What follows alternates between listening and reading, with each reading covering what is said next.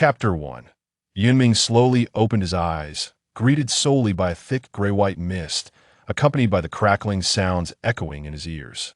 Gradually, Yun Ming became aware of his body, realizing he was lying flat on the ground. Just as he attempted to rise and survey his surroundings, a sudden, intense pain surged throughout his entire being, rendering him immobile. After several arduous attempts, he finally managed to struggle into a sitting position. What met his gaze was a multitude of scattered bones, among which were 2 slender leg bones. Lowering his head, he beheld several gray-white ribs. Am I a skeleton? Yun Ming found himself unable to articulate his thoughts. After a brief moment of astonishment, he resigned himself to reality and, enduring the excruciating pain, stood up. Only then did Yun Ming fully comprehend his surroundings. He was enveloped in a sea of bones, a gray-white ocean, with both the ground and the sky shrouded in thick mist. Numerous skeletal figures were assembling into human or beast forms. Some skeletons had collapsed to the ground, never to rise again, seemingly lifeless. The thought of death sent a chill down Yun Ming's spine. As he pondered his next course of action, a voice emerged in his mind, urging him to move forward. After a moment's contemplation, he suppressed his fear and took a tentative step with his slender leg bones. Yun Ming walked slowly, for each step was accompanied by sharp pain. Glancing back, he noticed other skeletons seemed to be guided in their movements, albeit in different directions. The relentless agony compelled Yun Ming to pause frequently to rest, and during these moments, the voice in his mind incessantly urged him to continue. Yet, the severity of his pain hindered his compliance. While resting, Yun Ming observed his fellow companions. Though they, too, progressed slowly, they remained resolute in moving forward, never pausing or conversing with one another. Only he took breaks. Suddenly, 2 skeletons began to disintegrate mid-stride, their bones scattering across the ground, becoming part of the bone sea.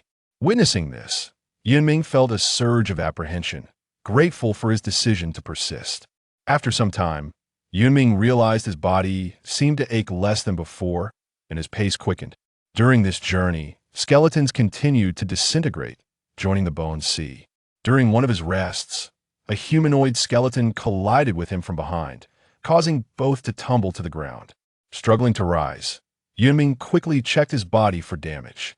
Fortunately, he found no harm, but the humanoid skeleton was not so fortunate. Its body shattered upon impact, never to rise again.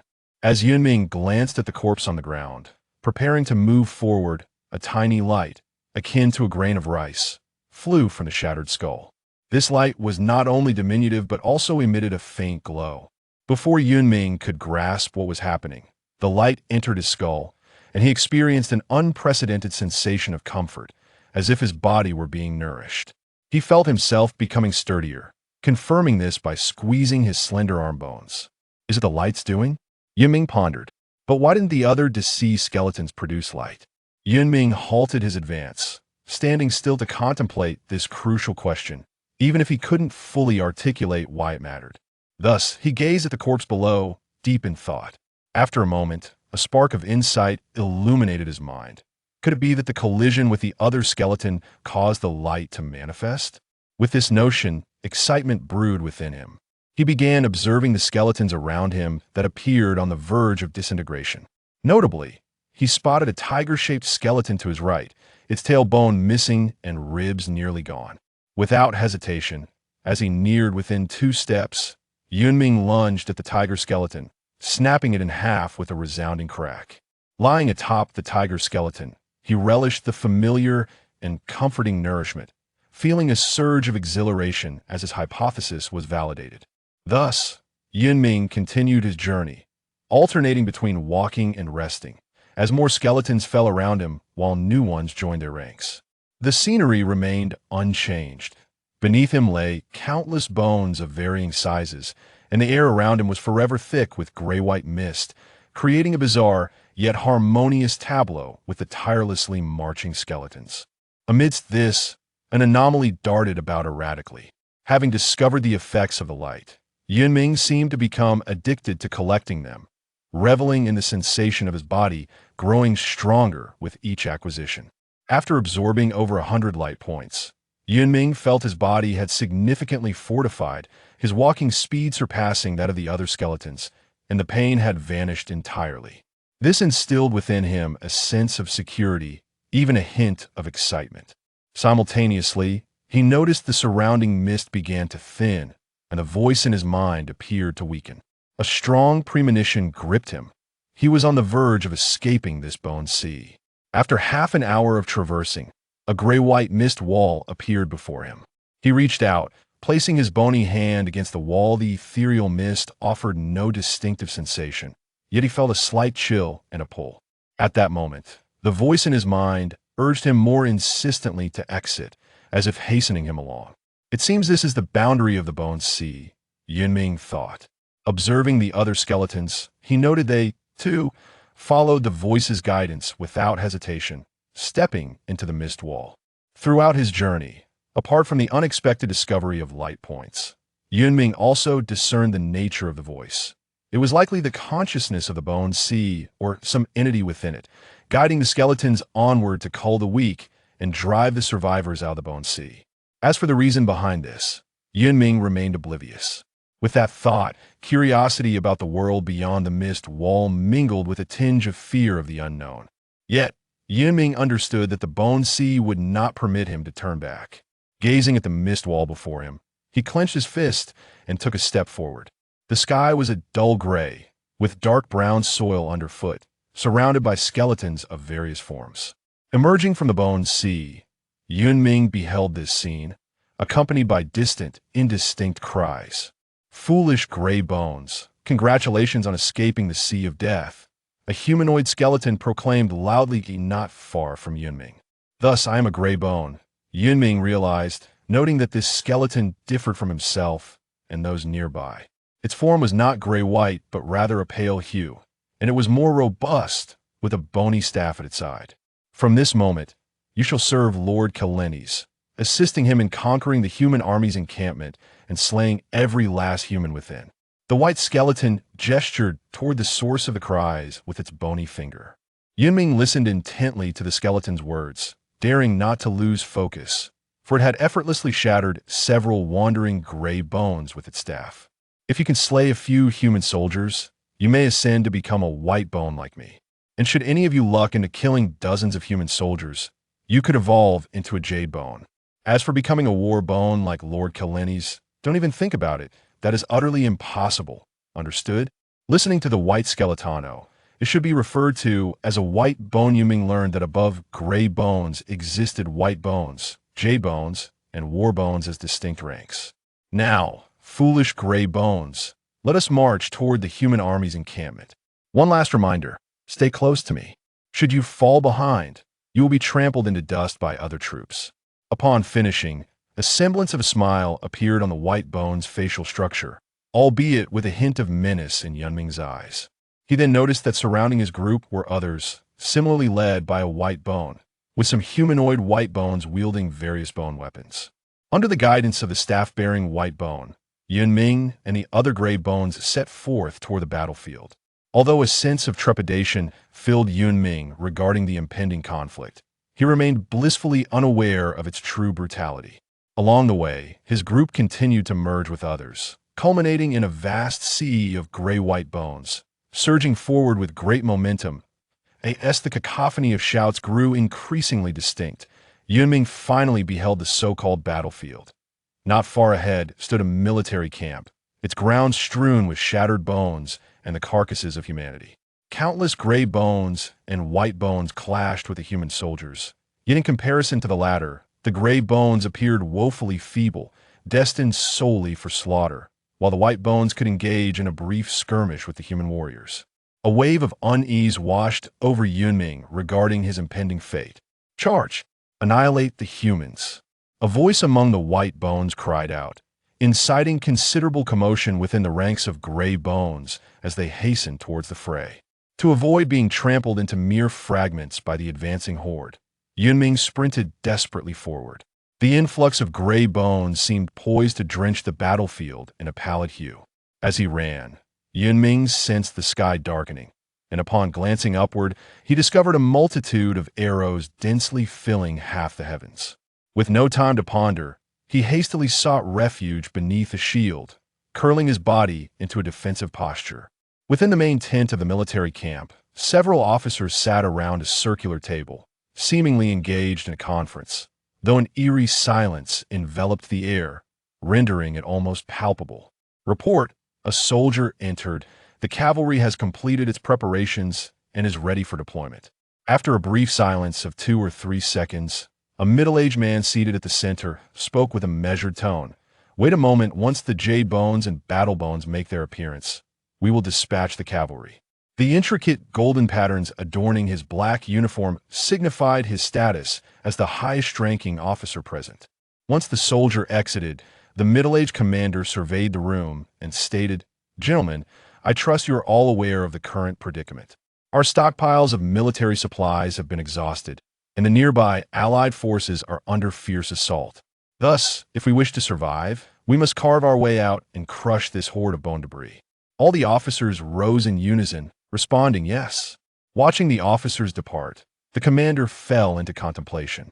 Following the orders he had received, he had also been privy to a secret directive to collect samples of the nearby mysterious mist and send them back to the Alliance. When the enigmatic mist first manifested, the Alliance had dispatched individuals to investigate, but without exception, none returned, prompting the decision to gather samples from a fog. Upon reaching the outpost, the middle-aged commander discreetly dispatched trusted aides, and it was only 7 days prior that they succeeded in collecting a sufficient quantity of samples and sending them back. "I wonder what those old geezers in the Research Institute will uncover," he mused, chiding himself for overthinking, and then steeled himself, awaiting the final battle. Cautiously, Yun Ming peeked out, observing a vast expanse of gray bones, many of which were pierced by arrows.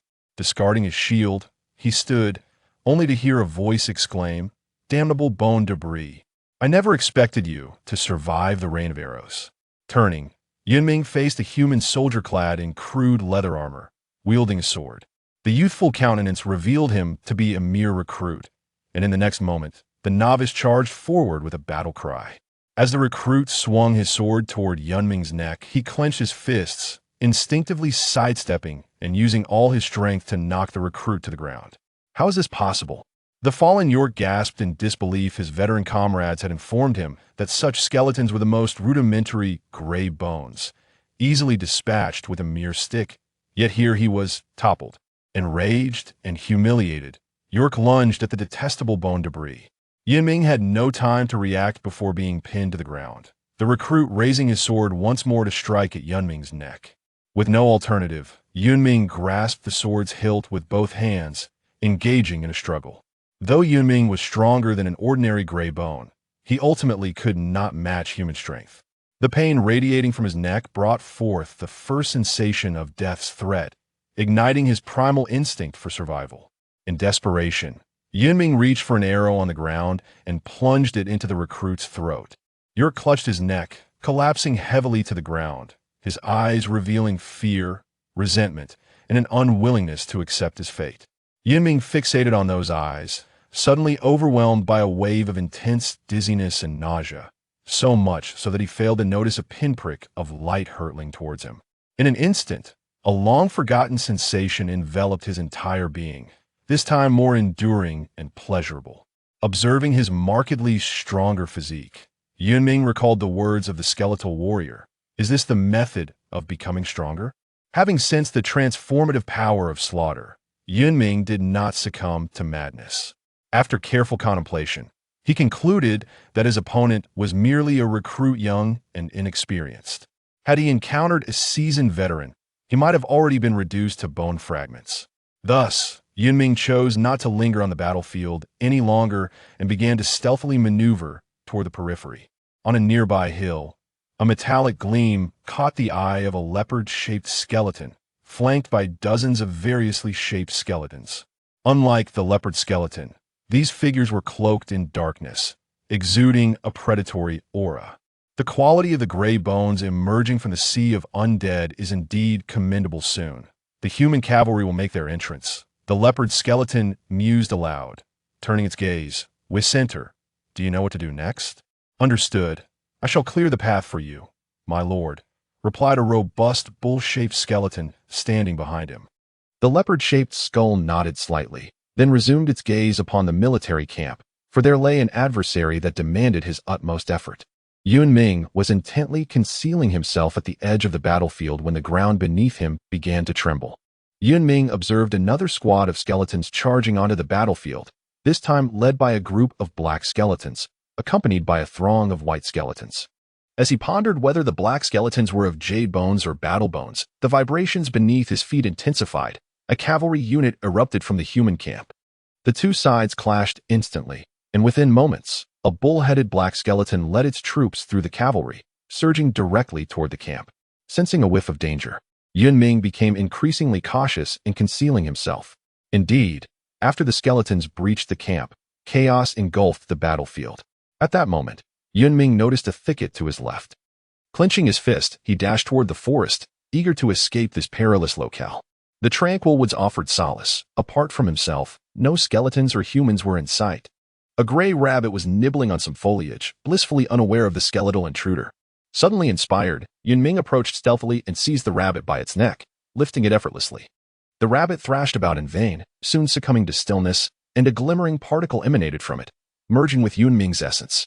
His suspicions confirmed. He excitedly realized that, in addition to slaying skeletons and humans, hunting animals could also enhance his strength. Within the camp, human soldiers and skeletons were embroiled in a life-and-death struggle. Unlike outside, the skeletons here seemed to have the upper hand, no longer merely slaughtering the humans. The black skeletons, in particular, could effortlessly dispatch ordinary soldiers. Only the martial human officers could hope to subdue them. However, there were exceptions.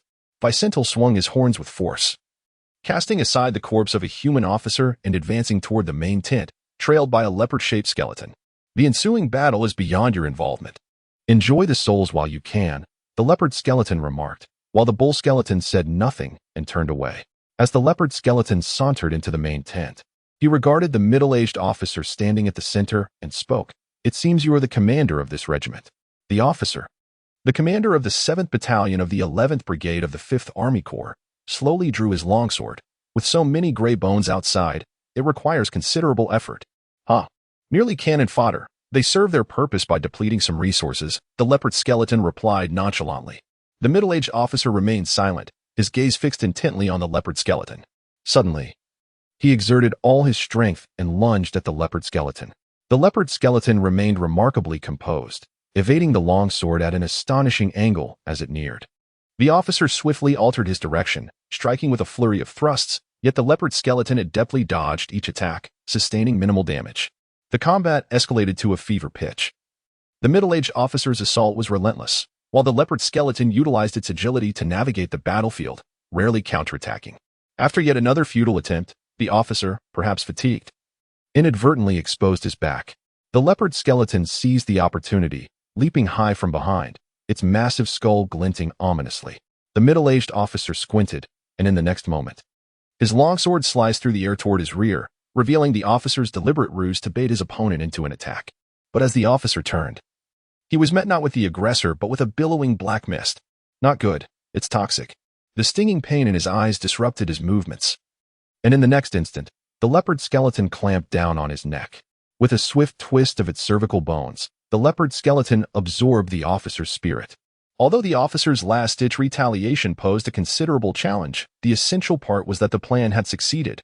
First, to confuse the opponent with close combat, and then to execute the deadly bone technique, black sand, ensuring a decisive kill. As the leopard skeleton dragged the middle-aged officer's corpse from the tent, both humans and skeletons ceased their fighting. "The battalion commander is dead. Run!" someone shouted. In an instant, all soldiers lost their will to fight and began to flee in panic. The leopard skeleton, however, merely observed this scene without intervening.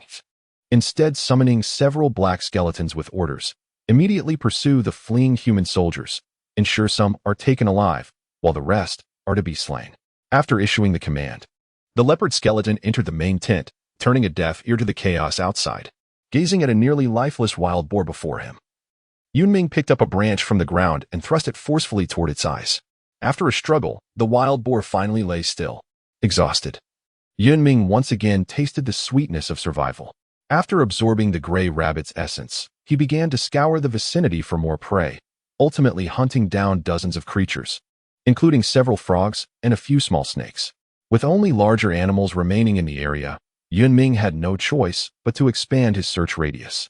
By misfortune, he inadvertently trespassed into the territory of a wild boar, forcing him to flee desperately. The boar pursued relentlessly, just as it seemed he would be caught. A massive rock loomed ahead.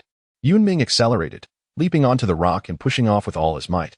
The wild boar, unable to halt its charge, crashed violently into the rock, leading to the earlier scene.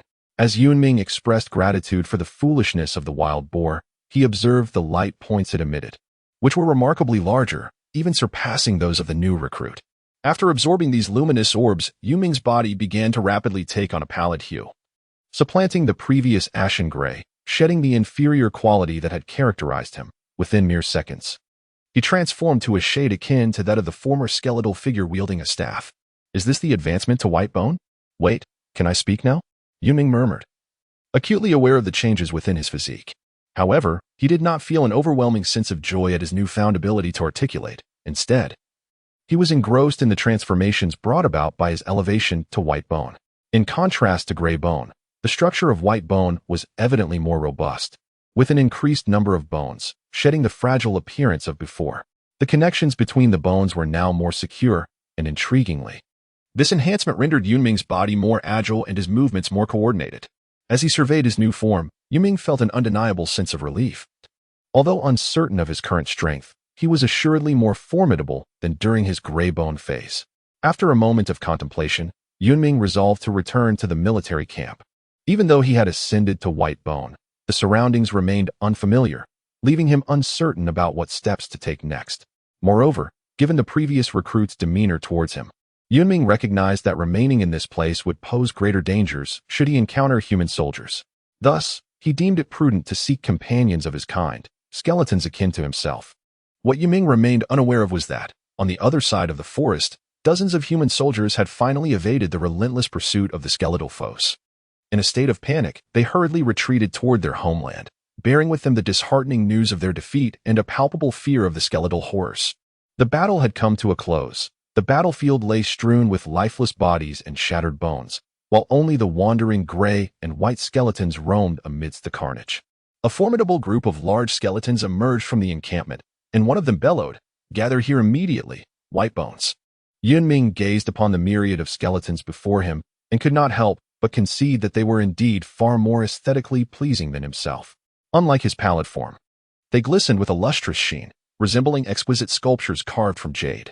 As Yun Ming marveled at the skeletons' appearances, a group of strikingly handsome skeletons approached the assembly of bones, seemingly engaging them in conversation. The skeletal figures nodded in response and began to follow the captivating skeletons, evidently in the process of selecting their subordinates.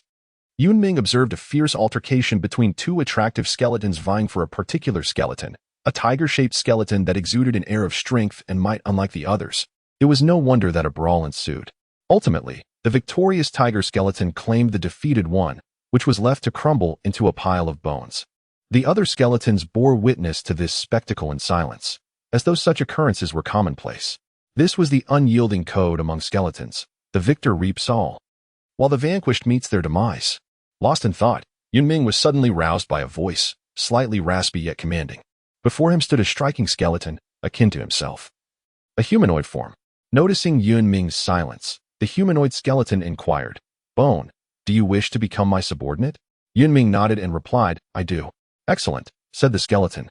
"I am Tang Ming, and from this moment forth, I shall be your superior, your esteemed Jade Bone. You shall address me as master." As soon as the words left Tang Ming's mouth, Yun Ming felt an inexplicable bond form between them. Observing Yun Ming's puzzled demeanor, Tang Ming elucidated, "This is the sole bond among skeletons. It will only be severed if one of us perishes or upon your ascension to Jade Bone. By the way, do you have a name?" Hesitating momentarily, Yun Ming instinctively uttered the name that sprang to mind, Yun Ming. Tang Ming nodded, increasingly convinced that he had acquired a clever subordinate. For the majority of skeletons were named by their superior Jade Bones, and few possessed the ability to choose their own name. Following Tang Ming, Yun Ming was accompanied by several beast-shaped skeletons, also subordinates of Tang Ming. They traversed to the eastern side of the military camp, where Tang Ming turned to address the skeletons behind him, instructing, "You shall remain here. Do not enter any tents." With that, he entered the dark canopy. Due to the majority of lower-tier skeletons being unable to withstand the sun's harsh rays, they were accustomed to commanding their subordinates to burrow into the ground, creating what was known as a dark canopy. However, the likes of Yun Ming, being one of the most rudimentary skeletons, lacked the privilege of having a dark canopy of his own. He refrained from conversing with the other skeletons and instead settled down to rest in solitude. Shortly after Tang Ming entered the dark canopy, a tiger-shaped skeleton approached him. Yun Ming recognized this skeleton as the one fought over by 2 jade bones, which ultimately resulted in its becoming a subordinate of a wolf-shaped jade bone. "Hey, you blind fool of a skeleton, move aside." The tiger-shaped skeleton growled menacingly. Yun Ming glanced to his left and right, realizing that the tiger skeleton had deliberately sought him out to instigate trouble, leaving him feeling exasperated at being targeted. The surrounding skeletons remained indifferent, and Yun Ming understood that he could only rely on himself. "Are you deaf? Do you want me to make you regret this?" The tiger-shaped skeleton, upon seeing Yun Ming's inaction, bared its fangs and lunged toward his neck. Anticipating the assault, Yun Ming swiftly sidestepped to the right and leapt onto the tiger skeleton's back, wrapping his skeletal arms tightly around its stout neck. "You insolent wretch! How dare you ride upon me? I shall smash you into pieces." The tiger skeleton roared, thrashing violently in an attempt to dislodge the audacious intruder. Yun Ming felt as though his body was on the verge of disintegration, yet he recalled the rules concerning skeletons as conveyed by Lord Tang Ming. With a surge of strength, he endeavored to twist the neck of the white skeleton beneath him. The tiger-shaped skeleton, sensing Yun Ming's intent, began to thrash even more violently. While Yun Ming's leg bones clamped tightly around its form, his arm bones exerting relentless force. With a sharp crack, the skull tumbled to the ground, and Yun Ming released a sigh of relief. After absorbing the luminous essence of the tiger-shaped skeleton, a familiar voice echoed in his mind, "Come to me at once." It was the voice of Lord Tang Ming. Without a moment's hesitation, Yun Ming stepped into the shadowy canopy. "You have performed admirably. It appears you are not only intelligent, but possess a modicum of capability," remarked Tang Ming as he sat cross-legged on the ground. "Thank you for your praise, my lord." Yun Ming replied respectfully. For a skeleton, humility is hardly a virtue. Tang Ming waved his hand dismissively and continued, "By the way, during the recent battle, you did not employ your bone techniques. What are your bone techniques?" Upon hearing Tang Ming's question, Yun Ming scratched his head. "My lord, I am not entirely certain myself. Every gray bone awakens bone techniques upon advancing to white bone. Take a moment to attune to your abilities." Yun Ming was at a loss as to how to sense the situation. Instinctively, he clenched his fist, and in the next moment, 3 sharp, elongated bone blades extended from the interstices of his 4-finger bones. Observing the skeletal formations of both hands, a total of 6 bone blades emerged, evoking an inexplicable sense of familiarity within him. Yun Ming realized that this must be his own bone technique, reminiscent of Wolverine's claws. The bone claw manifestation was particularly suited for close combat. Tang Ming commented, "By the way, be cautious of that tiger-shaped upper-tier jade bone. He is rather vindictive." Upon hearing this, Yun Ming comprehended that he had offended a jade bone. He retracted his bone claws and hastily implored, "Please, esteemed sir, assist me." "I cannot protect you indefinitely," Tang Ming replied, shaking his head. "Remember, there is no sentiment among skeletons. Though you are my subordinate jade bone, I will not hesitate to discard you when you cease to hold value." Yun Ming pondered for a moment and respectfully declared, "I shall strive to survive and become a skeleton of worth to the adults." Upon uttering these words, he felt a profound connection with the jade skeleton before him intensify. "Indeed, you are astute," Tang Ming replied with a smile. "I am in good spirits today and can impart some knowledge regarding skeletons." Half an hour later, Yun Ming emerged from the dark canopy and found a vacant plot of land to sit upon. Having learned from the cautionary tale of the tiger-shaped skeleton, the surrounding skeletons regarded Yun Ming with trepidation, refraining from provoking him further. He mused that strength was indeed the most valuable asset. The earlier tiger-shaped skeleton had clearly sought to assert dominance over him, only to be ultimately vanquished, reduced to a mere pile of bones scattered about. Although he had not desired such an outcome, Yun Ming could not deny that this sense of awe was quite exhilarating. Reflecting on his conversation with Tang Ming, Yun Ming acquired considerable insight. The reason Tang Ming's voice had manifested in his mind was due to the soul language, a skill attainable only at the jade skeleton stage. Beyond the battle skeletons, there existed those entirely cloaked in darkness, known as strong bones, with the strongest among them being the strong bones. On the battlefield, the luminous points generated from the human soldiers he had slain and the animals he had hunted in the forest were referred to as life souls, while the points produced from vanquishing skeletons were called essence souls, visible only to oneself. Once a subordinate relationship was established, the lower skeletons would absorb half of the luminous points through their connection with the higher skeletons, a process known as soul tribute. Contemplating this, and correlating it with the earlier changes in their connection and Tang Ming's reactions, Yun Ming surmised that a stronger bond would likely yield greater soul tributes. There were no emotions among skeletons. With his bony claws extended and gazing at their sharpness, a singular thought consumed Yun Ming's mind: survive and grow stronger. A cart trundled by, emitting the sound of its wheels, but instead of the usual mules or oxen, it was drawn by two skeletons, with another skeleton resting atop the cart. This was the skeleton army to which Yun Ming belonged. Shortly after concluding his conversation with the higher jade skeleton, he received a soul message that night: assemble immediately, we are returning to the Three-Territory City. On the journey, through inquiries with Tang Ming, Yun Ming learned that the Three-Territory City was the only skeleton city in the vicinity, perpetually guarded by three commanding bones. Among the skeleton ranks known to Yun Ming, the strongest were the battle bones, with the only battle bone he recognized being Karenster, Tang Ming's superior battle bone. Following the battle bones were the strong bones and riding bones, with the commanding bones above them. When Yun Ming attempted to inquire about what lay beyond the commanding bones, Tang Ming did not respond, seemingly impatient, prompting Yun Ming to tactfully withdraw. Surrounding the cart were nearly 20 battle bones, followed by several hundred jade bones, with over 1,000 white bones forming the outer perimeter, trailed by scattered gray bones. From a distance, the entire procession resembled a radiating formation. As night descended, the leopard-shaped strong bone raised its head and paused before announcing, halt the advance, we shall rest for the night and resume at dawn. Before long, the command was relayed through the ranks, echoing throughout the entire army. The leopard-shaped strong bone summoned 10 battle bones, stating, a few pests have been tailing us for a day, likely a small group of hunting bones. Vicental, you and your jade bones will search in different directions and eliminate these pests before dawn. Yes, my lord, the battle bones acknowledged in unison. After a day and night of travel, the vast skeleton army finally came to a halt, with numerous lagging white bones still in pursuit. They passed by Yun Ming's birthplace, which appeared from afar as an irregular mist of gray-white, yet it did not spread, resembling a colossal beast devoid of a head and limbs, quietly resting upon the black earth. Upon closer inspection, gray bones continually emerged from the body of the massive creature. Unlike Yun Ming, there were no white bones to summon them into battle. The gray bones, lacking independent thought, could only wander aimlessly, leaving them uncertain whether this existence was a blessing or a curse. Yun Ming discovered that the vision of the skeletons remained largely unaffected during the night, even surpassing their daytime clarity by a slight margin. Several battle-hardened skeletons led the jade bones away from the group, advancing in various directions.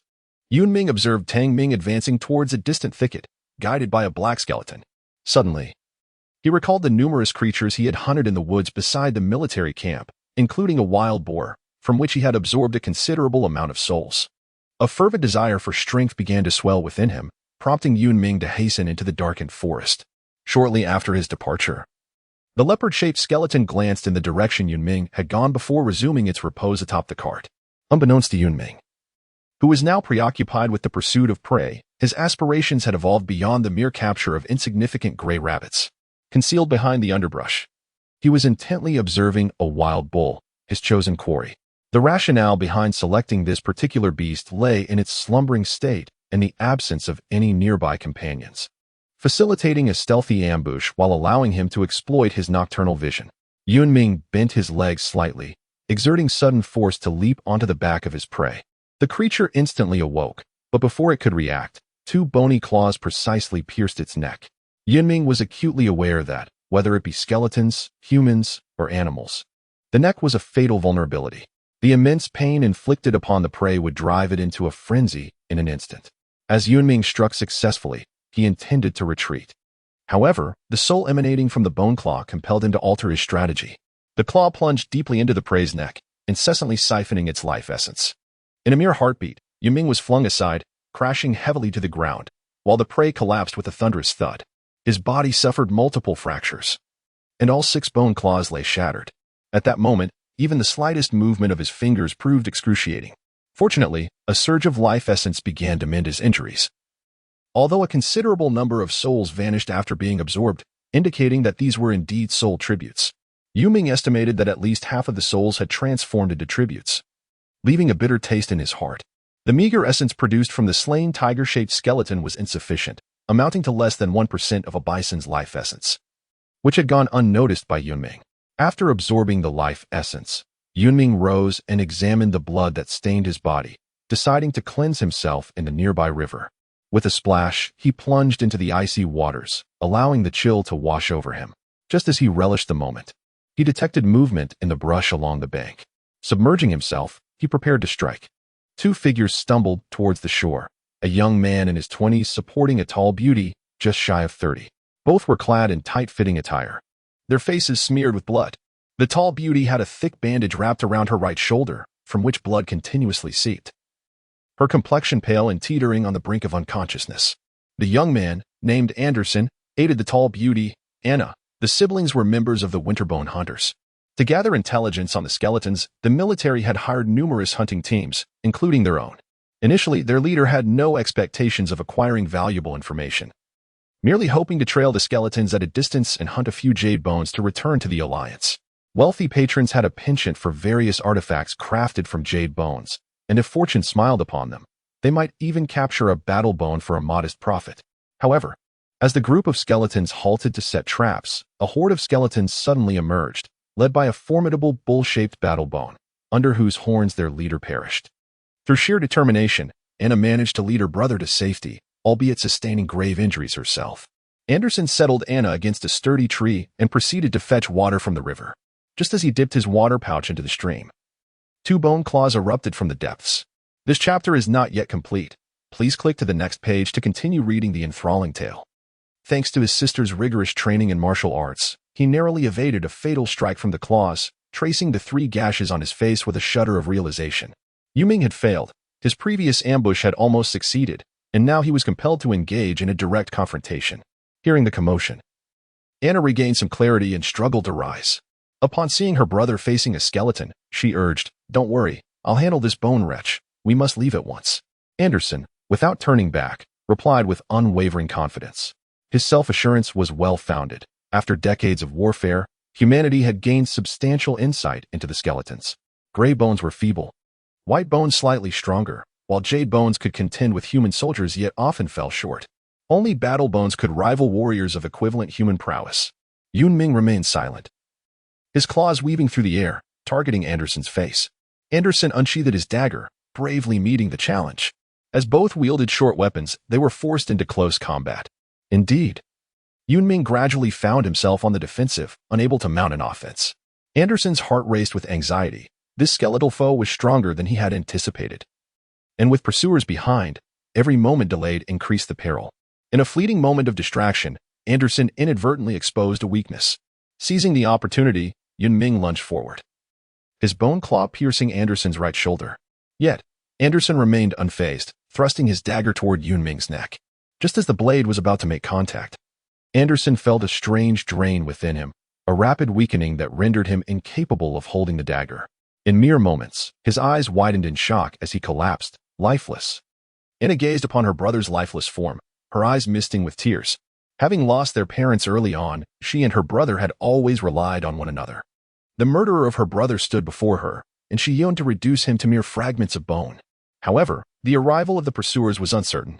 As the vice-captain of the Winterbone hunting squad, her strength was akin to that of a warrior. Yet she was gravely injured and unable to swiftly deal with this skeletal adversary. Just as Yun Ming pondered testing the strength of the human woman before him, Anna leaped into the river, swimming swiftly ahead. Yun Ming stood on the shore, momentarily dazed, when he suddenly sensed his soul's whispers growing clearer. After Tang Ming's departure, those whispers had weakened, but their resurgence indicated that Tang Ming was drawing near. Yun Ming instinctively sought to evade Tang Ming's notice, casting the lifeless body into the river before hastily departing from the riverbank. In the vast expanse, surrounded by layers of skeletal remains, upon the arrival of a jade bone, the onlookers parted to create a path. Tang Ming, accompanied by his subordinates, advanced deeper into the area when a chilling voice echoed from behind. Tang Ming. Surrender that skeletal remains to me. A wolf-shaped jade bone approached, followed closely by a dozen beast-shaped skeletons. Yun Ming recalled the tiger-shaped skeleton he had previously slain. It seemed this was indeed the wolf-shaped jade bone Tang Ming had mentioned. Gazing into the narrow, dark eye sockets of the wolf-shaped jade bone, Yun Ming felt an intangible pressure. Mo-Li-Ji, when did you start to care for your subordinates? Tang Ming inquired with apparent interest. He killed my subordinate skeleton, which I had painstakingly procured. He must pay with his life, the jade bone Mo-Ji replied fiercely. That cannot be. He is to participate in the duel. You may freely send your subordinate skeletons to the arena at that time, but I will not intervene. Tang Ming waved dismissively. Hearing this, Yun Ming felt no surprise. Tang Ming would indeed not offend a jade bone for his own sake. Very well, skeleton. I assure you that you shall become nothing but a pile of shattered bones. With that, the wolf-shaped jade bone departed without a backward glance. Tang Ming then brought Yun Ming before a humanoid bone. A flicker of light appeared, revealing a palm-sized, grayish orb. It appeared to be the so-called soul orb. Yun Ming mused silently. The humanoid bone similarly produced a soul orb, which then vanished in an instant, leaving Yun Ming momentarily astonished by the exchange. Subsequently, a bone token was tossed to Yun Ming by the humanoid bone, adorned with a claw-like imprint. It spoke. This is your proof of participation in the duel. You may proceed to any open area and crush your opponent. After slaying 3 skeletons, you may rest for half an hour. If you endure until the end, you shall receive 1 soul orb. The humanoid bone spoke rapidly, devoid of emotion, clearly having repeated this numerous times. In the dimly lit corners, towering heaps of bones, as tall as half a city wall, indicated that such duels had occurred here before. Not far away, a throng of skeletons gathered. Beside them, a rudimentary bone platform supported 5 beast-shaped warrior bones seated upon colossal bone chairs, 1 fox-shaped warrior bone, 2 wolf-shaped warrior bones, and 2 tiger-shaped warrior bones. 1 wolf-shaped warrior bone remarked. This time, there are relatively few skeletons participating in the duel, not even 200. What's so strange about that? The number of jade bones surviving on the battlefield is inherently low, and those willing to part with their precious soul orbs to enroll their subordinate skeletons are even fewer, another wolf-shaped warrior bone added. A tiger-shaped warrior bone spoke in a deep voice. I sense something amiss. In previous duels, the nobles of the inner city would come to observe, yet this time, none have appeared. Moreover, the other 2 regions are not holding duels. Leinster, do you know anything? The massive tiger head turned toward the diminutive fox-shaped warrior bone. How would I know about the matters of the inner city? The fox-shaped warrior bone replied, spreading its slender forepaws. The wolf-shaped warrior bone that had initially spoken added with a hint of mockery. Do you not claim to be the most trusted and clever subordinate of the nobles? The fox-shaped warrior bone refrained from arguing and instead remarked, why the urgency? We shall see the nobles when the soul orbs are distributed. Upon hearing this, the other warrior bones fell silent, choosing to remain mute. The warrior bones understood well, relying solely on their numbers, without the support of higher-ranking bones or even riding bones. The duel would not proceed smoothly. The soul orbs acquired from this duel would yield them at most a quarter. The remainder would be surrendered to their superior warrior bones. Before Yun Ming took the stage, Tang Ming offered his final counsel. After winning 3 matches, be sure to rest. This duel has fewer than 200 skeletons participating, across a dozen arenas, averaging about 10 skeletons per arena. As long as you endure 5 or 6 matches, you will reach the finals. As Yun Ming stepped into the open arena, the observing skeletons began to murmur amongst themselves. How can it be a humanoid skeleton? One questioned. Indeed. Has it grown bone spurs in its brain? Another chimed in. This is foolish. A humanoid skeleton dares to participate in a gamble? A particularly bold skeleton shouted, Fool! You shall soon be reduced to mere bone fragments, haha.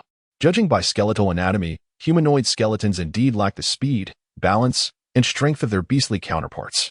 Coupled with the skeleton's aversion to humans, it is clear that humanoid skeletons are far from esteemed. Yun Ming paid no heed to the skeletons outside the arena. His focus solely on the tiger-shaped skeleton before him. To his surprise, he encountered a humanoid skeleton. His fortune seemed extraordinary. The tiger-shaped skeleton displayed unabashed delight, then leapt toward Yun Ming, envisioning a scene where it would rend him into a pile of shattered bones amidst the cheers of the surrounding skeletons. In a swift motion, Yun Ming bent his legs and slid beneath the tiger skeleton, thrusting his hands through its ivory ribs. His bony claws pierced its spine, and with a powerful twist, He split the tiger skeleton cleanly in two. The surrounding skeletons were rendered speechless, astonished at the battle's abrupt conclusion, including Yun Ming himself, who had not anticipated that his clawed appendages could sever a spine. It appeared that Tang Ming's guidance was indeed quite effective, Yun Ming mused. The second contender was a wolf-shaped skeleton, which, upon entering the fray, did not rush into attack but instead circled cautiously at the periphery. After some contemplation, Yun Ming resolved to take the initiative and provoke the wolf skeleton's bone technique. In contrast, his own soul-absorbing technique remained elusive. With determination, Yun Ming launched an offensive. But the wolf skeleton countered with its bone technique, firing a barrage of sharp bone spikes from its maw. The fierce and densely packed spikes thwarted Yun Ming's assault. After several attempts proved futile, Yun Ming realized that a war of attrition would be unwise. Just as Yun Ming's brow furrowed in frustration, he suddenly spotted two segments of bone on the ground. Seizing them, he raised them as shields and charged at the wolf skeleton, the bone spikes clattering against his makeshift armor. Though he sustained some injuries and inadvertently harmed a few nearby skeletons, he pressed on. As he closed the distance to the wolf skeleton, he hurled the bones forward to obscure its vision, then leapt at it. The two skeletons colliding as Yun Ming's claws sunk into the nape of its neck, allowing the essence within him to flow and mend the damage inflicted by the spikes. Once again, Yun Ming emerged victorious. Outside the arena, Tang Ming nodded slightly, recognizing that his subordinate skeleton not only possessed commendable strength, but also displayed greater intelligence than others. With a few days of training under his belt, winning 3 consecutive matches seemed entirely feasible. Thus, the soul orbs garnered would suffice to enhance his power modestly. The outcome of subsequent battles would rest solely on the skeleton's luck.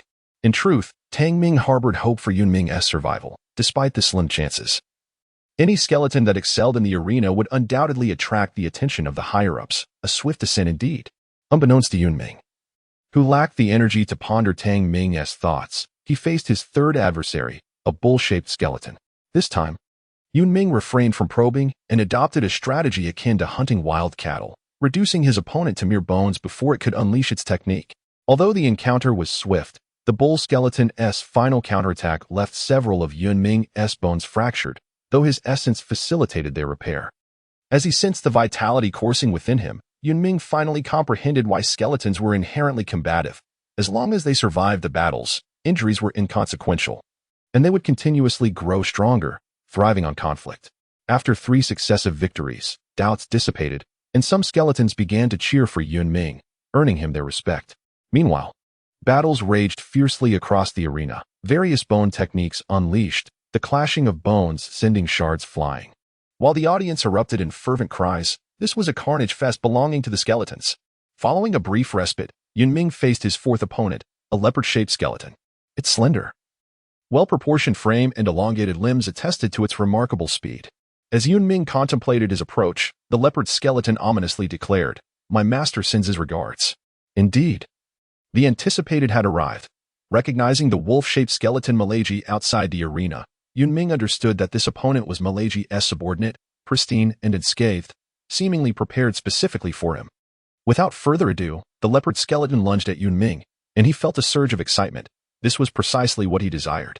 A harsh, grating sound erupted as Yun Ming's claws met resistance, while the leopard skeleton sustained no damage whatsoever.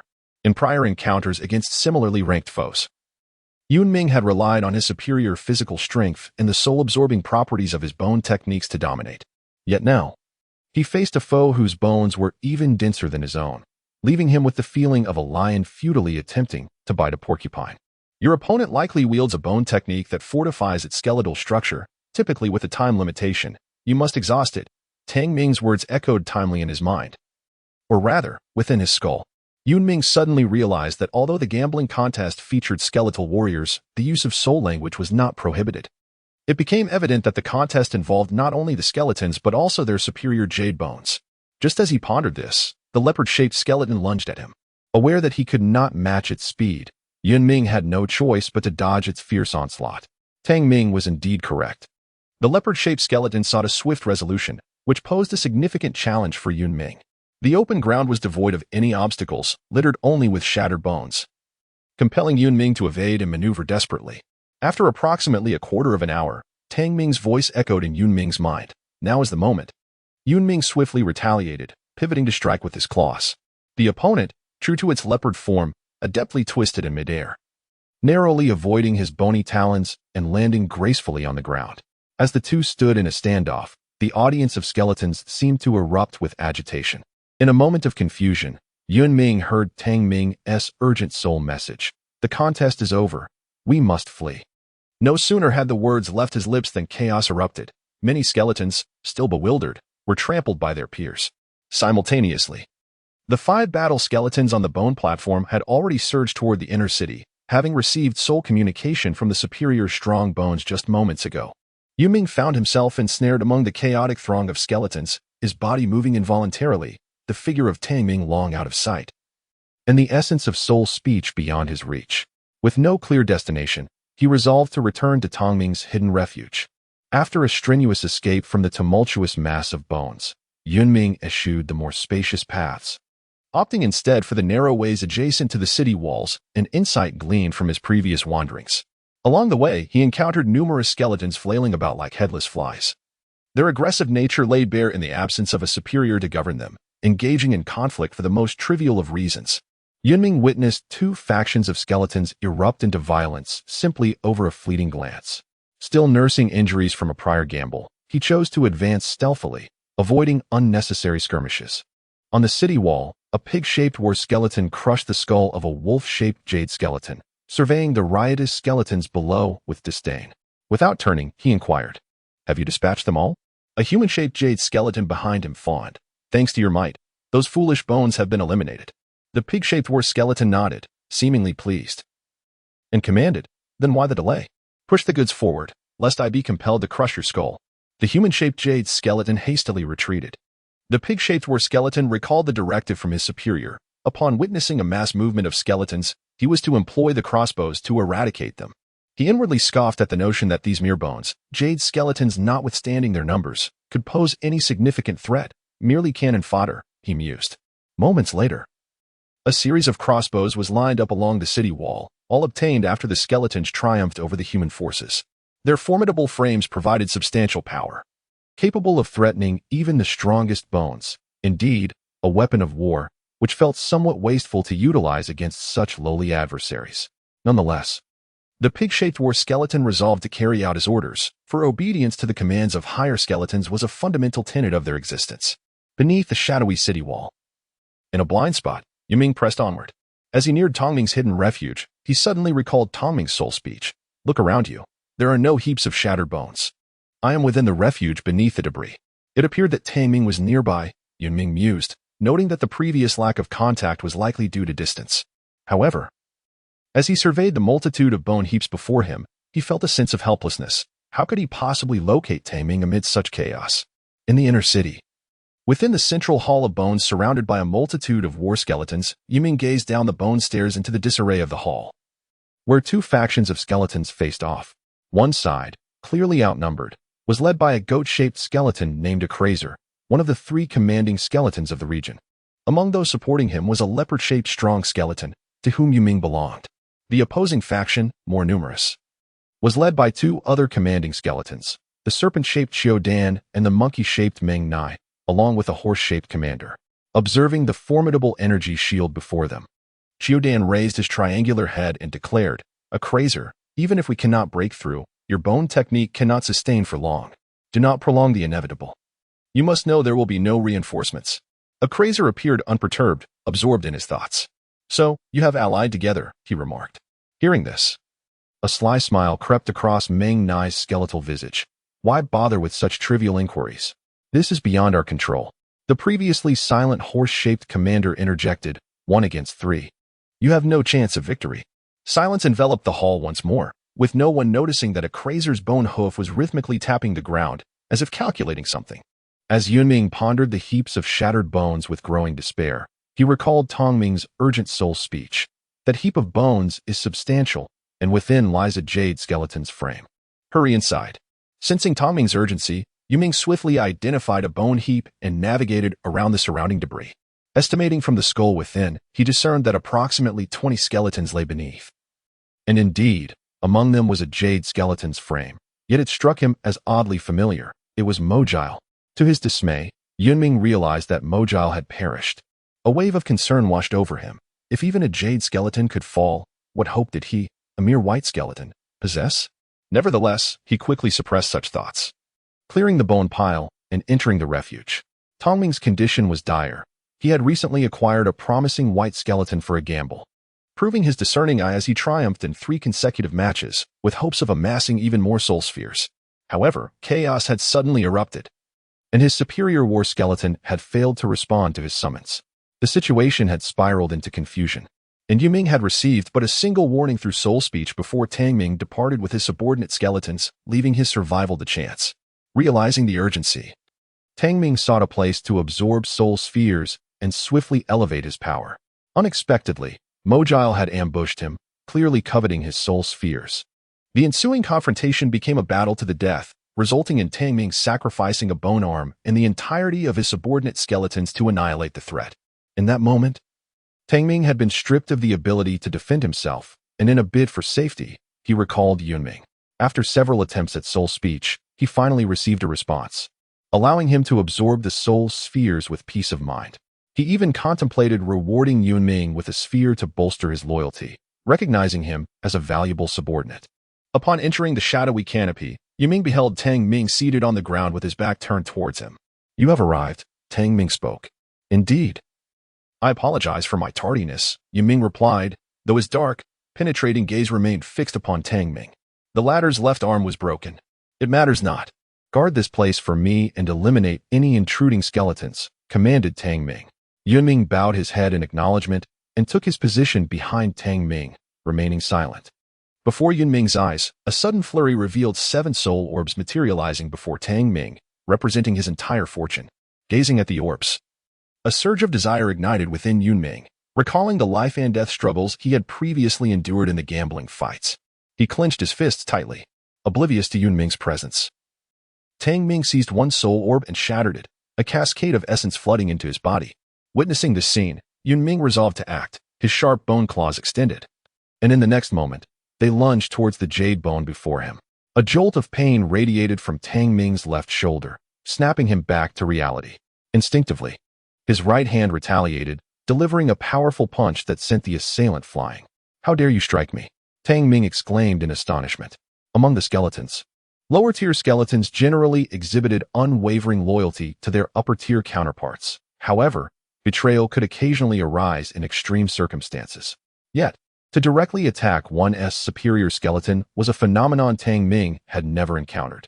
"Do you truly believe that I can be slain just because I am injured?"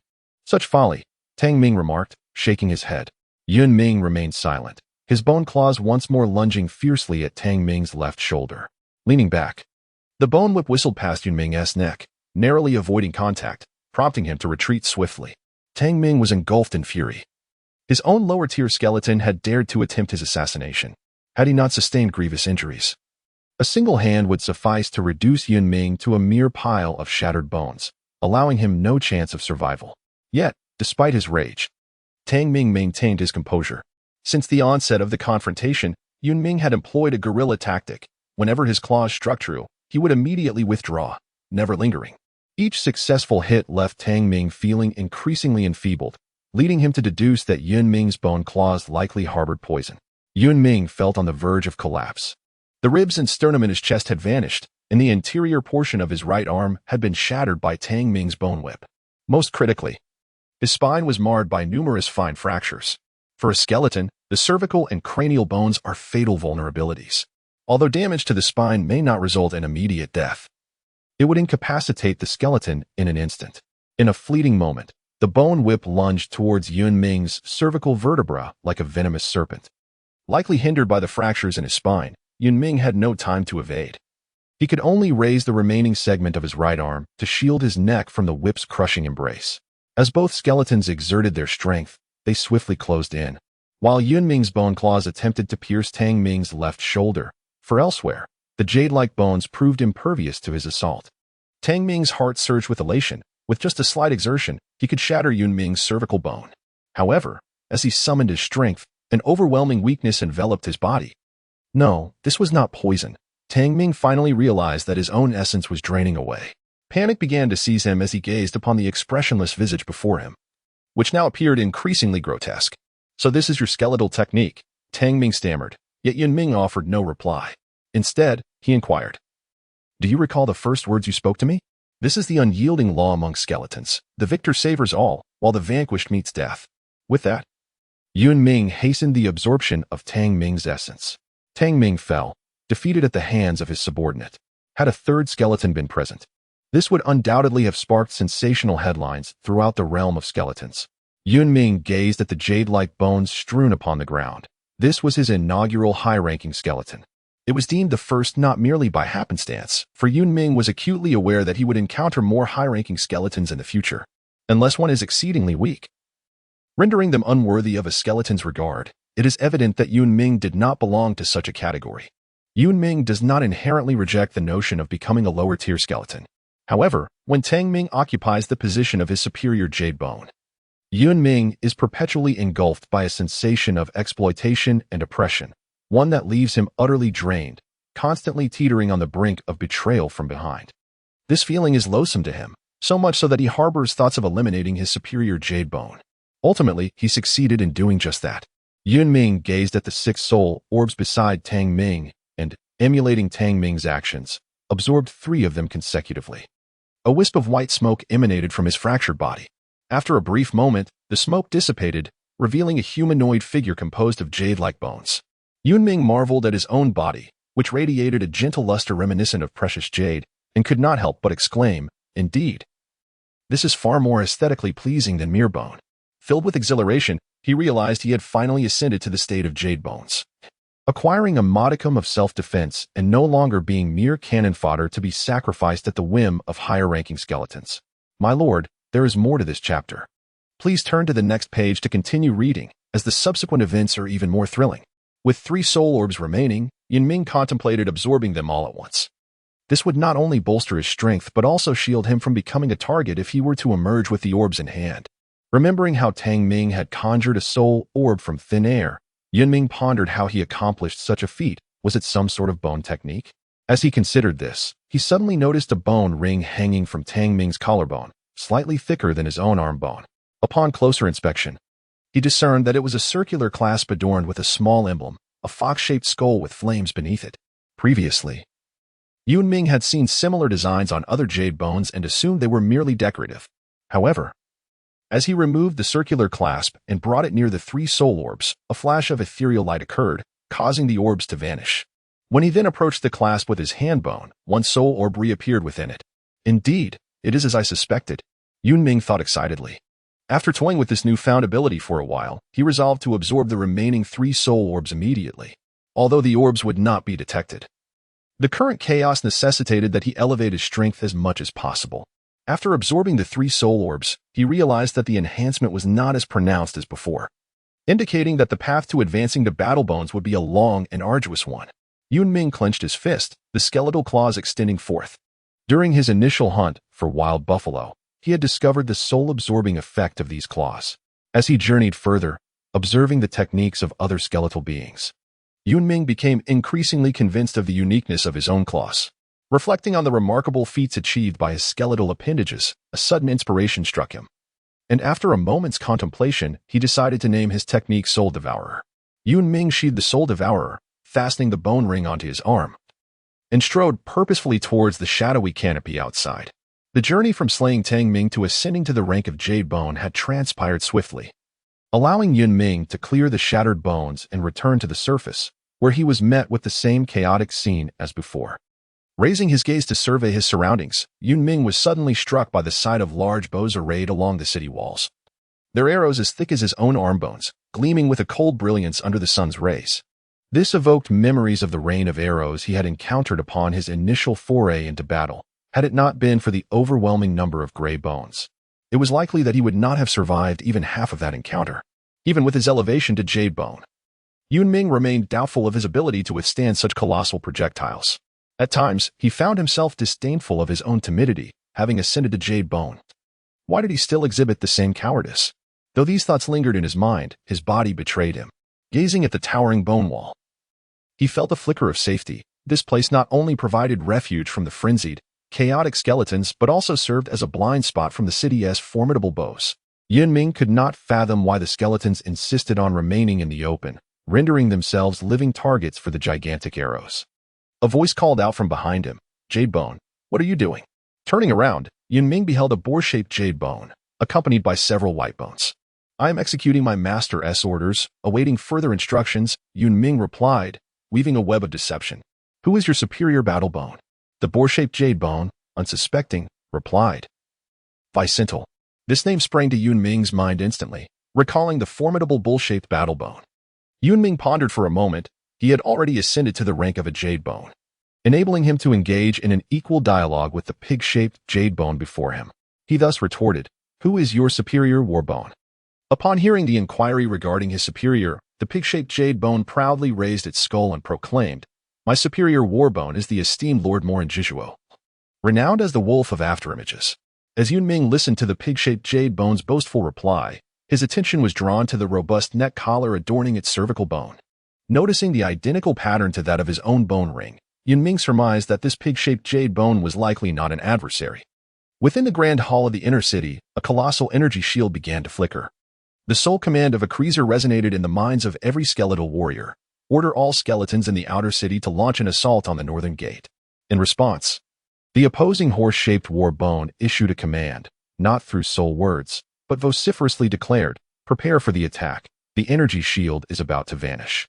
Chudan and Mingnair tacitly accepted this directive, subtly acknowledging the horse-shaped war bone as their leader. Barely had the words left its mouth when the energy shield flickered once and then dissipated, seemingly drained of energy. Concurrently, a thick cloud of black mist emerged from a cruiser's form, rapidly enveloping the entire hall. A cacophony of indistinct sounds filled the air, and within mere breaths, the black mist had saturated the inner city, swiftly spreading towards the outer city. Noticing Yun Ming's silence, the pig-shaped jade bone continued unabated. "As a loyal jade bone to my lord, in such circumstances, one must consolidate one's subordinates and remain prepared, yes?"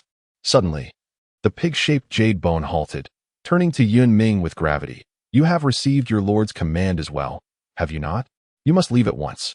As a newly elevated jade bone, Yun Ming was at a loss as to where to seek his superior war bone.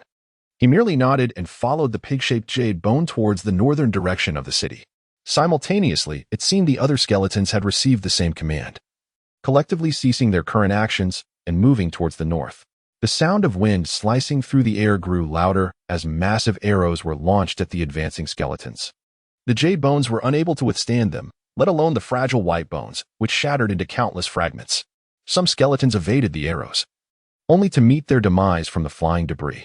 Yun Ming felt a sudden darkness envelop him, and upon lifting his gaze towards the heavens, he was bewildered to find that an ominous black fog had obscured the sun.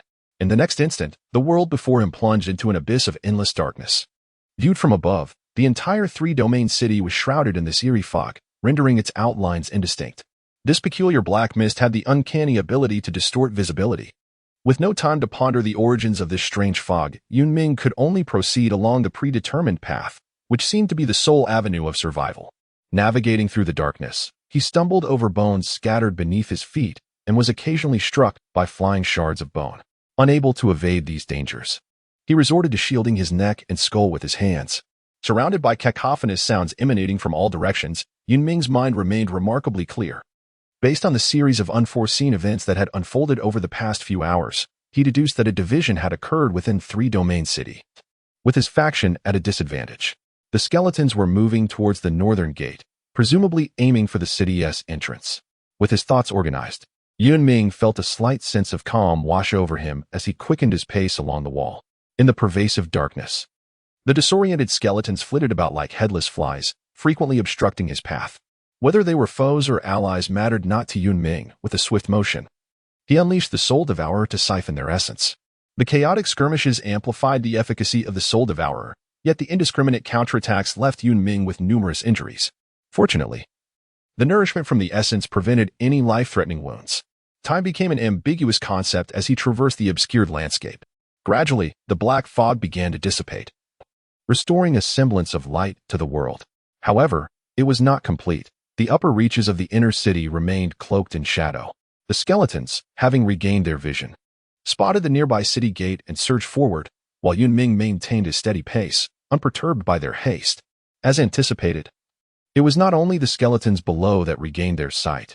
Arrows from the city walls resumed their deadly rain, mercilessly claiming the lives of the skeletons. Gradually, the more astute among them began to mimic Yun Ming, seeking refuge beneath the city walls to evade the dreadful projectiles. Since 40 years ago, when a dark continent drifted in from the eastern lands of Feng Yuan, skeletons had become synonymous with evil and brutality. As the commander of the northern front of the alliance and a powerful warrior of the martial king rank, Ale held significant influence within the alliance. A quarter of an hour prior, his aide reported that a skeletal city at the northernmost point of the front had been abruptly engulfed in black mist. Just days earlier, multiple defensive lines in the northern front had been fiercely assaulted by skeletons, yet those skeletons did not seize control. Instead, they plundered and left behind desolate cities. Ale had found this suspicious, but lacked any actionable intelligence.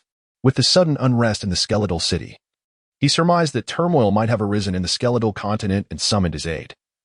Issuing a command, dispatch bone hunters into the skeletal lands to ascertain the situation and uncover the truth. The aide understood that the bone hunters referred to by his lord were not mere hunting squads, but rather true warriors who made their living by hunting skeletons, experts in dealing with such foes. As the black mist in the inner city began to wane, Yun Ming quickened his pace. The northern city gate had been breached, and skeletons rushed towards it, yet the rain of arrows became increasingly dense, leaving only a handful of skeletons with a chance of escape. With the black fog now vanished, Yun Ming narrowly dodged a massive arrow, disregarding the pain of his fractured bones as he leapt over the white remains before him and burst through the city gate. On the walls, 3 skeletal commanders stood side by side, observing the scattered skeletons fleeing eastward. Munir sighed, lamenting, "Alas, we could not capture a creaser. Who would have thought he possessed dual bone techniques? I fear the lords will be displeased." The horse-like commander replied, "I shall explain to the lords in due course. For now, we must cleanse the city." The wails from behind urged Yun Ming to maintain his speed, for he was acutely aware of the fate awaiting those skeletons who had failed to escape. Yet what awaited him in the days to come? The desolate land was strewn with scattered stones and fragmented bones, with a few nameless weeds struggling valiantly for survival. The sky had taken on an ominous shade, as if it were poised to descend at any moment. Yun Ming ran aimlessly forward, while the skeletons who had escaped with him scattered in different directions, likely in search of their respective higher-ranking skeletons. As a free skeleton, Yun Ming was not bound to obey the commands of higher-ranking skeletons like the others. However, his unfamiliarity with the environment revealed its drawbacks. Ironically, despite having become a jade bone, this world remained profoundly alien to Yun Ming. He came to a halt, resolved to contemplate his future plans. After a lengthy period of reflection, Yun Ming decided to proceed eastward, for although the other skeletons diverged in their paths, their general direction was towards the east. With so many skeletons heading that way, surely they could not all be marching toward their demise, Yun Ming reassured himself. As Yun Ming had just taken a few steps, a deep voice resonated behind him. "Yuger, where is your upper-rank battle bone?" Yun Ming turned to behold a robust skeletal figure resembling a bull, its immense cranium intruding upon his sight. The obsidian bones revealed its identity as a war skeleton, though one of its horns lay shattered, and numerous bones were missing, presenting an air of disarray. "I do not possess a superior war skeleton," Yun Ming replied. "Has your superior war skeleton perished?" "I am a newly ascended jade skeleton." "I see. Would you be willing to serve as my subordinate jade skeleton, Wissenter?" Upon hearing the name Wissenter, Yun Ming recalled that Tang Ming, whom he had slain, was indeed Wiesenter's subordinate jade skeleton. However, Yun Ming deemed it inappropriate to broach the subject. Yun Ming expressed his willingness to become the subordinate jade skeleton of his superior. In an unseen thread of fate, a connection was forged between Yun Ming and Wissenter. "Let us proceed," Wissenter said nonchalantly, yet his mind involuntarily wandered back to the events within the city. At that time, Wissenter had been resting when he suddenly heard the sole command of a superior skeleton, instructing him to hasten to the inner city. Without hesitation, Wissenter galloped towards it. Along the way, he encountered numerous war skeletons who had received the same summons, only to be ambushed at the gates of the inner city. In the ensuing chaos, one of Wiesenter's horns was bitten off by a tiger-shaped war skeleton, and in retaliation, he pierced its cranium with his remaining horn. The reason the superior skeletons refrained from eliminating them was that the skeletons present understood that once a creaser fell, most of his subordinate skeletons would either become captives or shift allegiances, joining their ranks. After a prolonged skirmish, a dense black mist surged forth from the inner city, rapidly enveloping the outer city. Deprived of vision, Wissenter chose to cease his assault to conserve energy, while continually attempting to contact the superior skeletons through soul commands, yet received no response. It was not until a resounding explosion reverberated through the air, followed by the dispersal of the black mist, that Wisinter realized the city gates had been breached. It dawned on him that the skeletons had seized the opportunity to flee the three-domain city amidst the chaos. Momentarily taken aback, Wisinter surged forth among the throng of war skeletons. Upon exiting the Bone City, Wisinter found no subordinate jade skeletons to contact, nor did he receive any soul commands from the superior skeletons. Consequently, the war skeletons began to disperse, highlighting a significant flaw in the skeleton soul command system. When a superior skeleton was present, the efficiency of orders could be swiftly communicated to every skeleton, ensuring cohesive action. However, in the absence of such leadership, the subordinates often found themselves at odds, leading to disarray. Walking cautiously beside Wisinter, Yun Ming inquired, "My lord, where exactly are we headed?" "To the skeleton continent, of course," Wisinter replied without glancing back. Suddenly, as if struck by a thought, he turned to Yun Ming and remarked, "You must have emerged from the Bone Sea. It is understandable that you are unaware of the skeleton continent." Wisinter elucidated that the skeleton continent was the realm where skeletons resided, populated by numerous cities inhabited not only by skeletons but also by humans. The mightiest skeletons were termed royal bones, signifying the emperors among the bones, followed by the ruling bones, who governed several cities based on their strength. The three-domain city they had escaped from was jointly constructed and managed by three ruling bones, while the ruling bone Kayi, to whom Yun Ming belonged, appeared to have been betrayed by the other two, resulting in the chaos that erupted in what should more accurately be termed the dual-domain city. After absorbing Wisinter's insights, Yun Ming gained a clearer understanding of the skeleton continent. "My lord, upon our arrival at the skeleton continent, shall we proceed directly to the cities under the jurisdiction of ruling bone Kayi?" Yun Ming continued to inquire. Wisinter pondered for a moment before responding with a resonant voice. "There is no rush. We shall find a place to recuperate while discreetly assessing the current situation." Observing the thoughtful demeanor of his newly acquired subordinate jade skeleton, Wisinter felt an inexplicable familiarity, unlike any he had encountered before. In his past, Wisinter had numerous subordinate jade skeletons. Given his status as the strongest war skeleton under the strong bones, yet he had never been concerned for their well-being, as it had been unnecessary. However, since acquiring this humanoid jade skeleton, Wisinter found himself responding to Yun Ming's inquiries with an instinctual patience that was wholly unprecedented. Yun Ming also felt that Wisinter did not quite resemble a skeleton, although he had been under Wisinter's command for less than a day. The difference in attitude between Wisinter and Tang Ming, along with other skeletons towards their subordinates, was evident. At the very least, Yun Ming had never encountered an upper skeleton who would so meticulously address the inquiries of a lower skeleton, whose role was to execute commands without question. Perhaps he had indeed stumbled upon a commendable superior, Yun Ming thought to himself. As they walked, raindrops began to fall from the sky, gradually intensifying. Wisinter decided to take a brief respite, a choice Yun Ming deemed unnecessary, for skeletons were unaffected by rain unless faced with extreme weather conditions. Nevertheless, Wisinter explained that apart from ash skeletons, even white skeletons were not deterred by rain. However, it could impede their pace and significantly drain their stamina. During a march, unless there was an urgent military situation, skeletons typically opted to rest in the event of rain. Even so, Yun Ming pondered, couldn't they simply rest on the spot rather than seeking a cave? He kept this thought to himself, observing that Wisinter paid him no mind. As the rain ceased, the sky remained overcast and gloomy. The pair of tattered skeletons continued their journey, slowly approaching the direction of the skeleton continent. This marked a boundary. A colossal transparent curtain seemingly descending from the heavens to the earth, evoking an overwhelming sense of insignificance in Yun Ming. On one side of the curtain lay an endless wasteland, while the other was strewn with bones, not far from which stood a sizable grove of bones. Yun Ming was not mistaken. The upright structures were not trees, but rather bone poles. As he passed through the transparent curtain, a wave of dizziness washed over him. Once it subsided, Wisinter instructed Yun Ming to remove the bone ring from his arm bone and conceal it, hinting that it was related to the patterns and likely served to obscure their identities.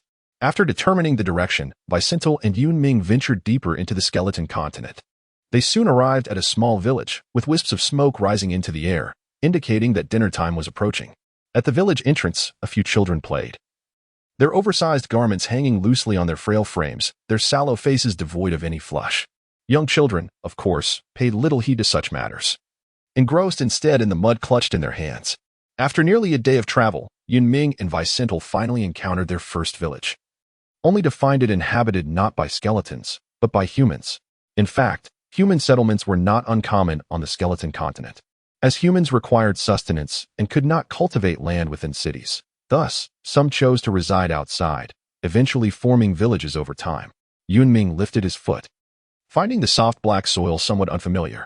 From Vicente, he learned that this loose black earth was known as humus, a prominent feature of the skeleton continent. Much like the bone forest, children at play spotted the approaching skeleton and hurriedly ran towards the village, crying out in panic, "Run! Skeletons are coming!" In the next moment, the entire village surged forth. The young men stood at the forefront, wielding various bone clubs to shield the elders and children behind them. They all bore expressions of grave concern, yet their faces betrayed them, revealing their profound fear. Yun Ming instinctively bent his legs, preparing to reveal his soul devourer. When Vicente interjected, "We are not here to hunt for living souls. Bring forth someone who can speak." A frail old man emerged from the crowd. His emaciated frame slightly hunched, and his weathered face was etched with deep wrinkles. His attire, however, was notably cleaner than that of the others. The old man hurriedly approached Vicente, bowing respectfully as he said, "I am the village chief. What services does the esteemed lord of the Battle Bones require from our Gu-Man village?" Having grown up in the land of skeletons, the village chief was acutely aware that the skeleton before him was a battle bone, capable of effortlessly annihilating all inhabitants of the village. "Take me to your village's soul well." Upon hearing Vicente's words, a flicker of panic crossed the village chief's eyes. He opened his mouth to respond, but Vicente, growing impatient, gestured with his bony hoof towards a nearby location. Yun Ming followed the direction of the bony hooves and beheld several gray skeletons wandering around the village. The village chief also witnessed this scene and thought to himself that today was the day for someone to be responsible for clearing the soul gaps. They must be severely punished for nearly endangering the lives of the entire village. Realizing he could not conceal the truth from the imposing bovine-shaped bone warrior before him, he gritted his teeth and said, "Please, esteemed sir, follow me." He turned and waved to disperse the villagers, leading Vicente and Yun Ming into the heart of the village. Upon entering, Yun Ming observed that every structure, from rooftops to walls, and even doors and windows, was crafted from bone. Indeed, in the skeleton continent, trees were nearly non-existent. And while there were plenty of bone fragments, humans naturally utilized local materials to construct their dwellings. Yun Ming pondered as he followed the village chief to an inconspicuous bone house. The dwelling was modest, just large enough for Vicente to squeeze through the entrance. Gazing at the well opening, which was roughly the size of a hand bone, Yun Ming couldn't help but wonder if this was indeed the soul well. It appeared rather shallow, seemingly not even reaching halfway up his calf. Upon closer inspection, he discerned a finger-sized hole at the bottom of the well. Vicente remarked that the soul water emanated from that very orifice, yet its destination remained a mystery. It was said that a skeleton once endeavored to dig deeper in search of the soul water's origin, but as they excavated, the hole mysteriously vanished, along with any trace of the soul water. Consequently, the skeletons lost interest in exploring the soul well further, just as Vicente was about to raise his bony hoof. The village chief, seemingly prepared, cautiously retrieved a bone box from the rafters. He presented it to Vicente, stating, "My lord, all the soul orbs from our village these past few years are contained within this." As he spoke, he opened the box, revealing nearly 20 soul orbs. However, Yun Ming noted that the orbs appeared significantly smaller than those he had absorbed in Sanling City, lacking their previous luster. Vicente glanced at the box and nodded. "You may leave now." Once the village chief exited, Yun Ming, unable to contain his curiosity, inquired, "My lord, what exactly is the soul well?" Vicente explained to Yun Ming that the soul well was one of the most enigmatic entities in the skeleton continent. No skeleton knew its origin, only that it periodically released soul water from the hollow at its base. Given that skeletons are free from the burdens of aging and illness, their lifespans are theoretically boundless. However, a substance known as bone energy continuously dissipates from their skeletal structure. Once a skeleton loses all bone energy, it meets its end. The soul water serves to replenish this energy and mend injuries. When the soul water within the well overflows, it eventually settles and produces soul orbs, which contain essence capable of aiding skeletons in their ascension. Furthermore, due to the scarcity of metallic resources on the skeleton continent, where gold and silver cannot circulate, soul water remains the universal currency among the skeletons. Vicente instructed Yun Ming to place the soul orbs on the ground, after which he crushed them one by one with his bony hoof. It was only when 5 soul orbs remained that Vicente's injuries had fully healed, restoring him to his former grandeur. He then advised Yun Ming to stay and recuperate while he ventured to the nearest skeleton city to inquire about the situation regarding the night card S-bone.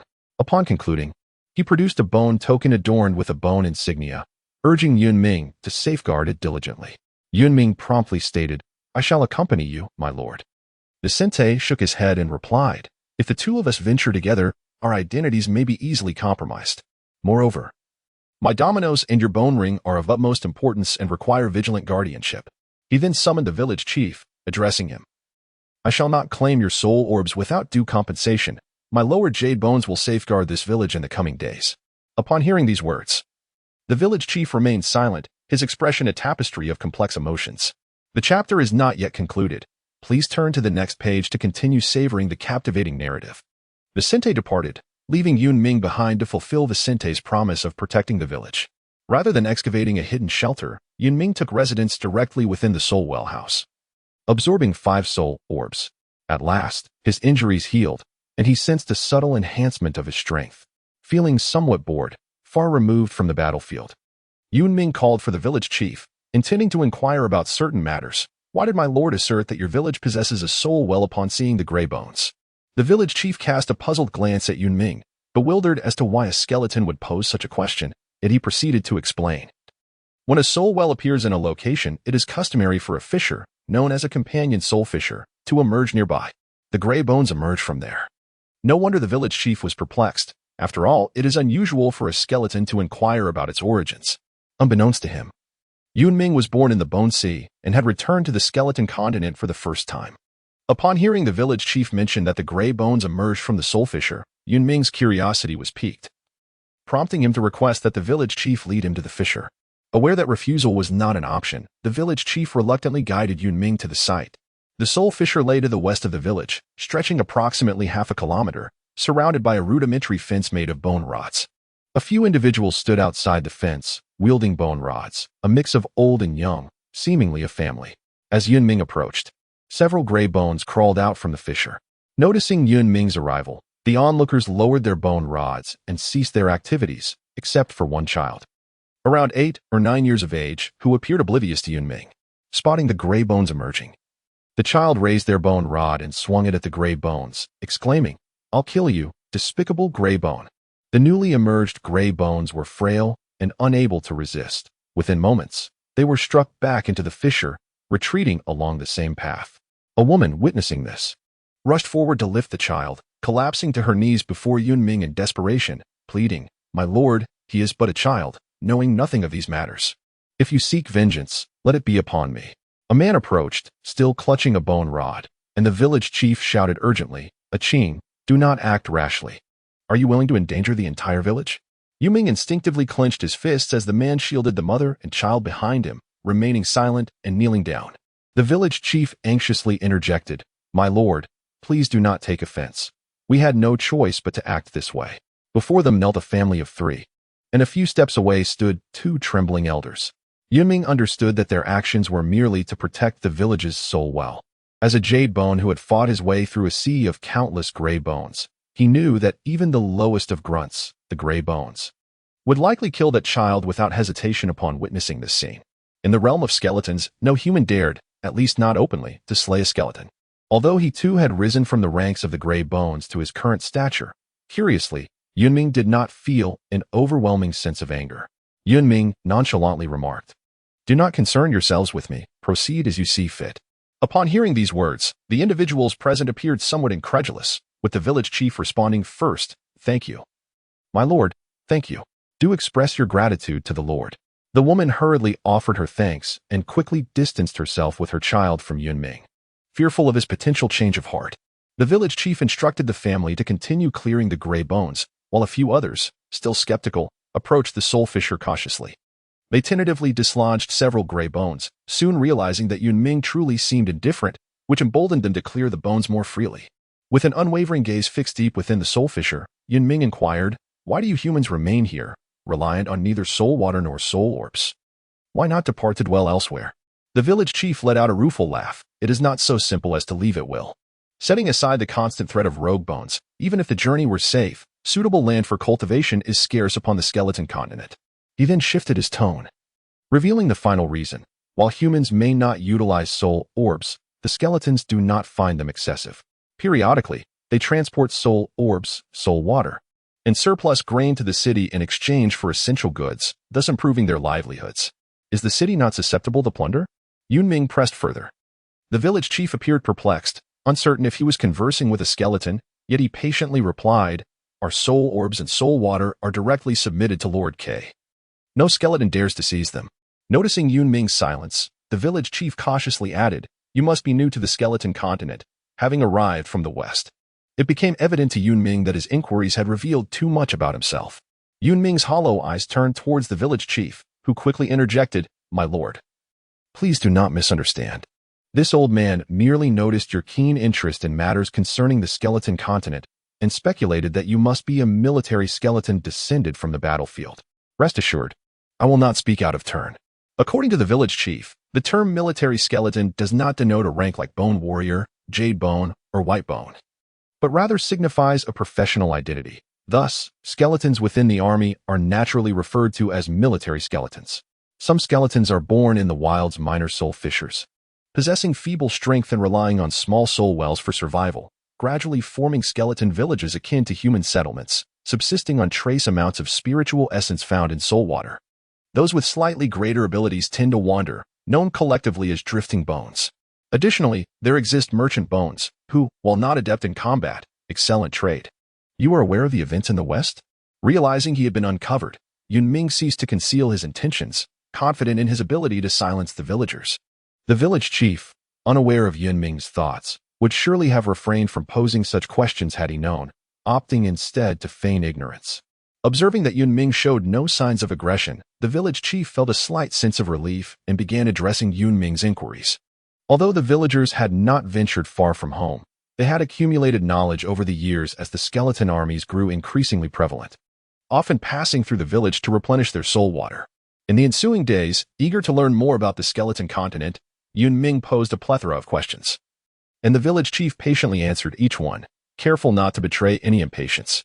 Since his arrival in this village, Yun Ming sensed that he had instilled a considerable amount of fear among the villagers. Whenever he remained hidden within the soul well, no one dared to approach. But the moment he emerged, even with the village chief by his side, the village would fall into a profound silence. The chief could only force a smile, relieved that Yun Ming seemed indifferent to this reaction. The humans residing on the skeleton continent indeed harbored a deep-seated hatred for the skeletons, yet their predominant sentiment was fear. Despite the numerous humans inhabiting the skeleton continent, the skeletons remained its sole masters, relegating humans to a lowly status, frequently subjecting them to abuse and violence, acts that had long since become a grim norm.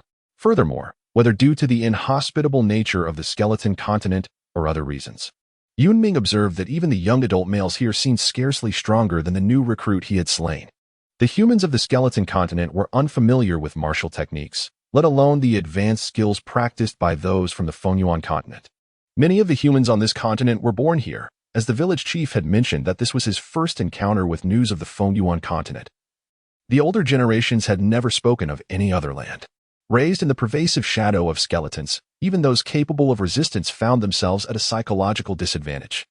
Life was fraught with oppression from the skeletons, making rebellion nearly impossible. Even without such oppression, survival on this harsh land was an arduous task. The environment was unforgiving, and the soil unsuitable for cultivation. Fortunately, through the relentless efforts of previous generations, a few crops and vegetables suitable for growth on the skeleton continent had been discovered, albeit with unpalatable flavors. Nevertheless, their high survival rates and yields ensured that starvation was not a constant threat. The greatest fear, however, was not hunger but illness. In the absence of herbal remedies, any ailment could only be endured, with the grim reality that failure to withstand it meant death. As for meat, it was a genuine luxury for the humans on the skeleton continent. Presently, with the western border adjacent to the Fengyuan continent, occasional merchant caravans brought grains and livestock, but an immense quantity of food was required in exchange. Without vegetation, there were no animals, and the livestock that remained were treasured heirlooms passed down through generations.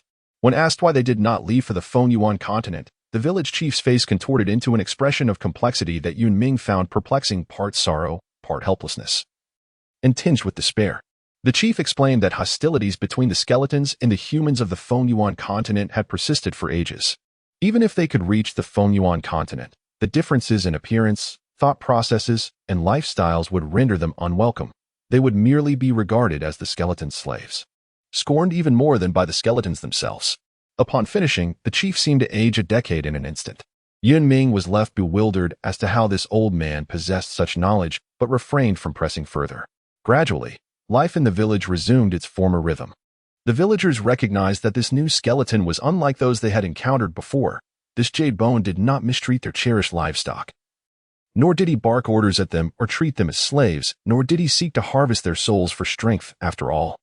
Nearly every household had lost someone to the skeletons. Though the villagers could not fully accept the jade bone, they were grateful for the peace that had settled over them. As for Yun Ming, he remained unconcerned, awaiting the return of Lord Sinweidel with news, at which point he would depart from the village. Days passed, and the villagers became accustomed to the presence of the jade bone. After the village chief had exhaustively shared his scant knowledge of the skeleton continent, Yun Ming lost all interest in conversing with him, retreating to the confines of the soul well where he remained in solitude. Yun Ming reclined within the confines of the bone coffin, an expression of unexpected enjoyment gracing the contours of his facial bones. The skull, a remarkable entity, possesses a unique characteristic. Unlike other skeletal components, the facial bones exhibit a certain degree of elasticity and pliability. In the eyes of the inhabitants of the Fengyuan continent, skeletons are perceived as emotionless monstrosities. However, this is a misconception. Although the facial bones of a skeleton lack the agility of human facial muscles, they can still convey a rudimentary semblance of the skeleton's emotions. Yun Ming's enjoyment stemmed not from a simple hot bath.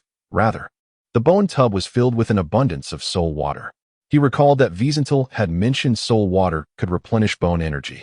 Although Yun Ming was uncertain of what bone energy entailed, he was aware that soul water was beneficial for him. Thus, he instructed the village chief to procure a bone tub and fill it with soul water, preparing to experiment with it. The sensation proved delightful. Unlike the intense stimulation derived from absorbing essence or living souls, the soul water enveloped Yun Ming in a gentle and comforting embrace, akin to a refreshing spring breeze. As the effects of the soul water gradually faded, Yun Ming glanced at the now translucent liquid just as a man burst in. Recognizing him as a Qing, the man who had once knelt before Yun Ming to protect his wife and child, Yun Ming listened as a Qing, breathless, exclaimed, "There are flowing bones coming to our village. The village chief has sent me to seek your assistance." Yun Ming did not refuse. Previously, he had utilized the soul orbs of others, and before Wiesenthal departed, he had commanded Yun Ming to safeguard the village. In the past few days, they had consumed several barrels of soul water. Yun Ming stretched his bones and walked towards the village entrance alongside a Qing. Just as when Yun Ming first arrived, a young man stood at the front with a bone club, shielding the elderly and children behind him. However, this time, they faced not merely a skeletal warrior and a jade bone, but a wolf-shaped skeletal warrior accompanied by hundreds of subordinates. "Brothers, annihilate these humans and revel in the baptism of their souls." The wolf-shaped skeletal warrior roared, with several jade bones leading the charge, and hundreds of flowing bones encircling the village. This scene terrified the villagers, who nearly discarded their weapons and fled in panic. A skeletal figure emerged from the village, followed closely by a human. The skeletal warrior wielded a massive bone club, appearing rather frail in comparison. This slender skeleton was none other than Yun Ming. Along the way, a Qing had informed him that among the flowing bones was a skeletal warrior and hundreds of subordinates. Yun Ming decided to forsake soul devouring and casually picked up a large bone club, which proved effective, momentarily stunning the flowing bones upon his appearance. The wolf-shaped skeletal warrior scrutinized this jade bone and deduced that it was merely a flowing bone. As most flowing bones lacked substantial bone techniques, many of them resorted to using common bone clubs as weapons. However, noticing that this jade bone appeared relatively clean, he surmised it might be slightly superior to his own jade bone.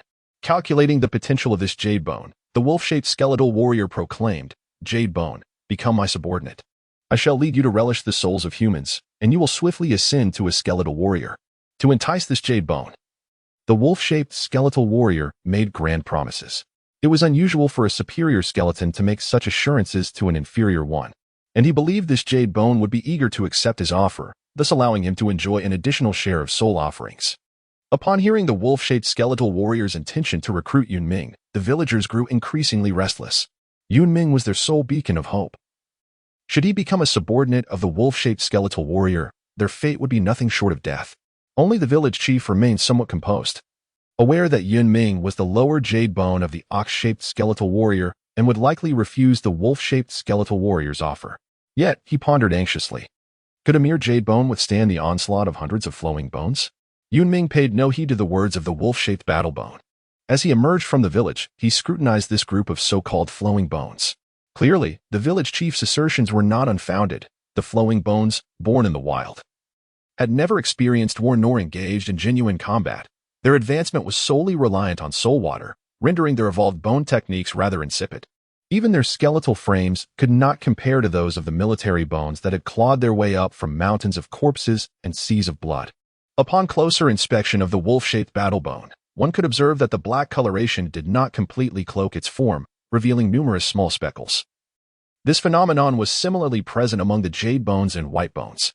Furthermore, with a formidable upper-tier battle bone like Wysynthal, how could Yun Ming content himself with being a subordinate jade bone among the flowing bones? Unbeknownst to him, a sense of disdain for the flowing bones surfaced within Yun Ming.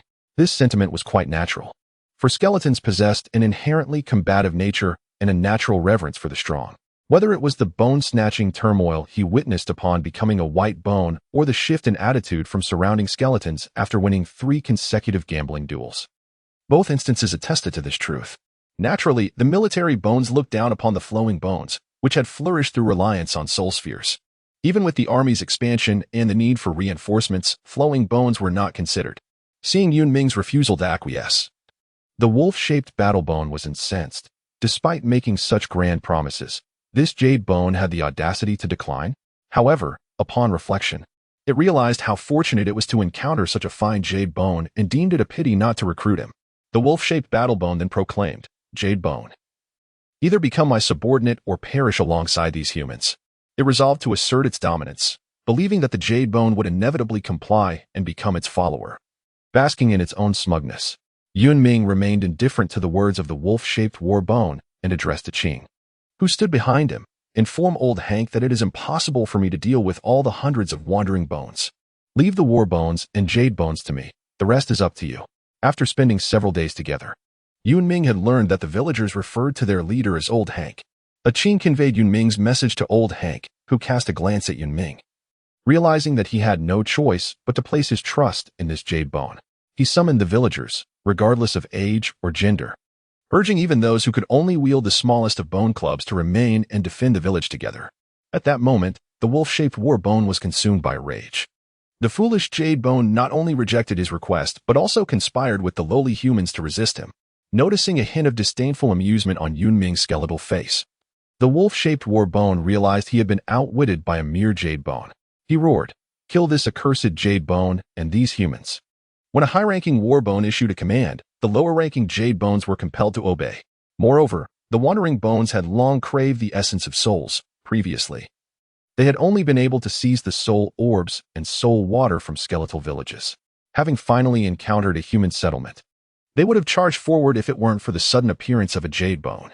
The wandering bones were already buzzing with excitement, vowing to slay as many humans as possible to hasten their ascension. Hundreds of gray bones surged toward Yun Ming. Having experienced the battlefield and witnessed the sight of millions of skeletons charging, Yun Ming was hardly intimidated by this ragtag assembly.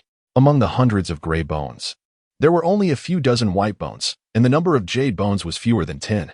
According to the limitations of the soul language, a single war bone could command up to 100 jade bones, while a jade bone could lead 100 white bones. This was not a fault of the wolf-shaped war bone. Rather, he simply had no subordinates to command. On the skeleton continent, even slightly larger soul gaps had been claimed, and the formation of gray bones in smaller gaps was naturally slow. This resulted in a scarcity of jade bones and war bones among the wandering bones. As for strong bones, the wolf-shaped war bone had yet to hear of any emerging from the wandering bones. A massive bone club swung down towards several jade bones. One jade bone hurriedly raised its bone club to defend, but the tremendous force struck it down to the ground. Yun Ming weighed the bone staff in his hands. Finding it excessively light and unwieldy for the current battle, casually he cast it aside into the distance. The soul devourer emerged, and before the opposing jade skeleton could react, Yun Ming lunged into its embrace. The soul devourer effortlessly pierced through its ribcage, and before it could fully absorb the essence of the soul, Yun Ming swung the lifeless jade skeleton towards another one. With brutal force, he slammed the two jade skeletons to the ground, reducing them to mere shattered remains. The surrounding skeletons and humans seemed momentarily frozen in disbelief. The swift defeat of the two jade skeletons was astonishing. They were far too feeble, barely stronger than his own skeletal form from the white bone stage. This was Yun Ming's assessment of the fallen jade skeletons, as they paled in comparison to the military skeletons of the same rank in terms of strength, speed, and reflexes. After a brief moment of shock, the remaining jade skeletons began to coordinate their efforts. One brandished a bone hammer, attempting to ensnare Yun Ming, while another, serpent-like in form, launched ranged attacks by shooting bone darts from its mouth. The other jade skeletons surrounded Yun Ming, wielding their bone staffs menacingly. Yun Ming swiftly discerned that the bone hammer and the serpent bone were the two most formidable entities among the bone spirits and resolved to neutralize them first. Two soul eaters intersected to obstruct the descending bone hammer. However, their strength was not as formidable as Yun Ming had anticipated. He forcefully pushed the bone hammer aside, effortlessly evading the encirclement, while the soul eater lunged directly towards the serpent bone. The supple bone serpent quivered slightly in midair as the soul eater plunged deep into its triangular skull. As Yun Ming charged towards the serpent bone, he noticed its instinctive desire to flee. Yet, in the next moment, its body contracted and shot towards him. Should the serpent bone wish to escape, it would require considerable effort on Yun Ming's part, thus simplifying his task.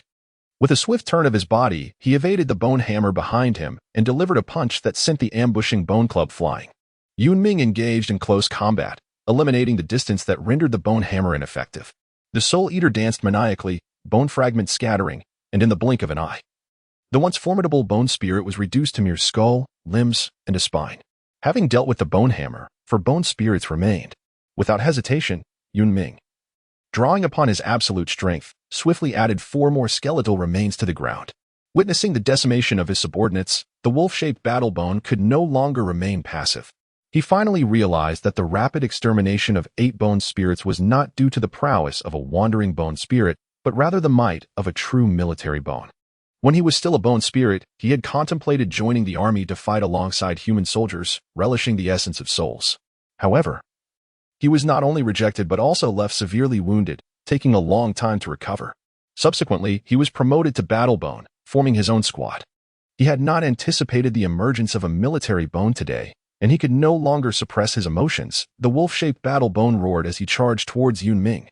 Naturally, Yun Ming welcomed the confrontation, and the 2 skeletons immediately engaged in combat. Despite being outmatched by an opponent of the same rank, Yun Ming, fueled by his loss of reason, surprisingly held his ground in the battle, even managing to observe the villagers. The gray bones were feeble. Even a teenager could dispatch them with a bone club, while the white bones, though somewhat stronger, lacked combat knowledge, making it easy for an adult to handle them. The villagers' oppression, in Yun Ming's view, stemmed not from their numbers but rather from the fear that plagued their hearts. The louder the gray bones howled, the more the villagers hesitated. If it weren't for Old Hank's efforts to stabilize their spirits amidst the fear of death, the villagers would likely have scattered long ago. As the wolf-shaped battle bone lunged once more, Yun Ming refrained from confronting its claws head-on, even against a wandering bone spirit. The soul eater targeted the wolf-shaped battle bone's armpit, while Yun Ming braced himself with his ribcage against a claw strike, significantly diminishing the wolf-shaped battle bone's speed. Confirming that his earlier attack had borne fruit, Yun Ming paid no heed to the fracture upon his chest. His wolf-shaped battle bones were now less agile than before, compounded by the effects of Soul Devour. This time, Yun Ming chose to take the initiative. With his right hand, he parried, while his left plunged the Soul Devourer into the nape of the bone. Before the wolf-shaped battle bones could make a desperate struggle, Yun Ming casually tossed them aside. "Your jade bones and battle bones are already defeated," Yun Ming shouted, observing the wolf-shaped jade bones on the ground. Many of the flowing bones fled, while some were so dazed by the soul that they paid no mind. Yun Ming picked up 2 bone clubs and swung them mercilessly, dispatching a significant number of foes.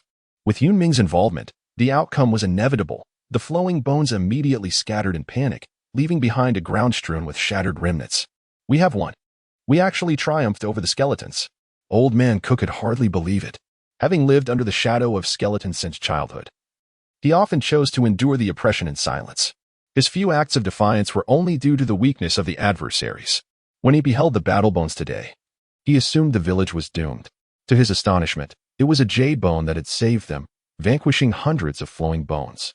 After driving away the remaining flowing bones, Yun Ming returned to the soul well chamber, immersing his entire body in the soul water, leaving only his skull exposed. He had sustained some injuries in the final battle.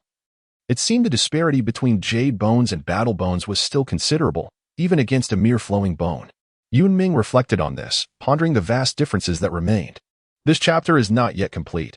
Please turn to the next page to continue enjoying the captivating narrative. After Yun Ming had fully recovered from his injuries, the old man Hank, who had been waiting outside, pushed the door open and expressed his gratitude, saying, "Thank you, Lord Yun Ming.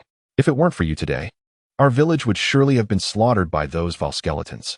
I am deeply grateful, my lord." Upon hearing this, Hank, overwhelmed with emotion, attempted to kneel.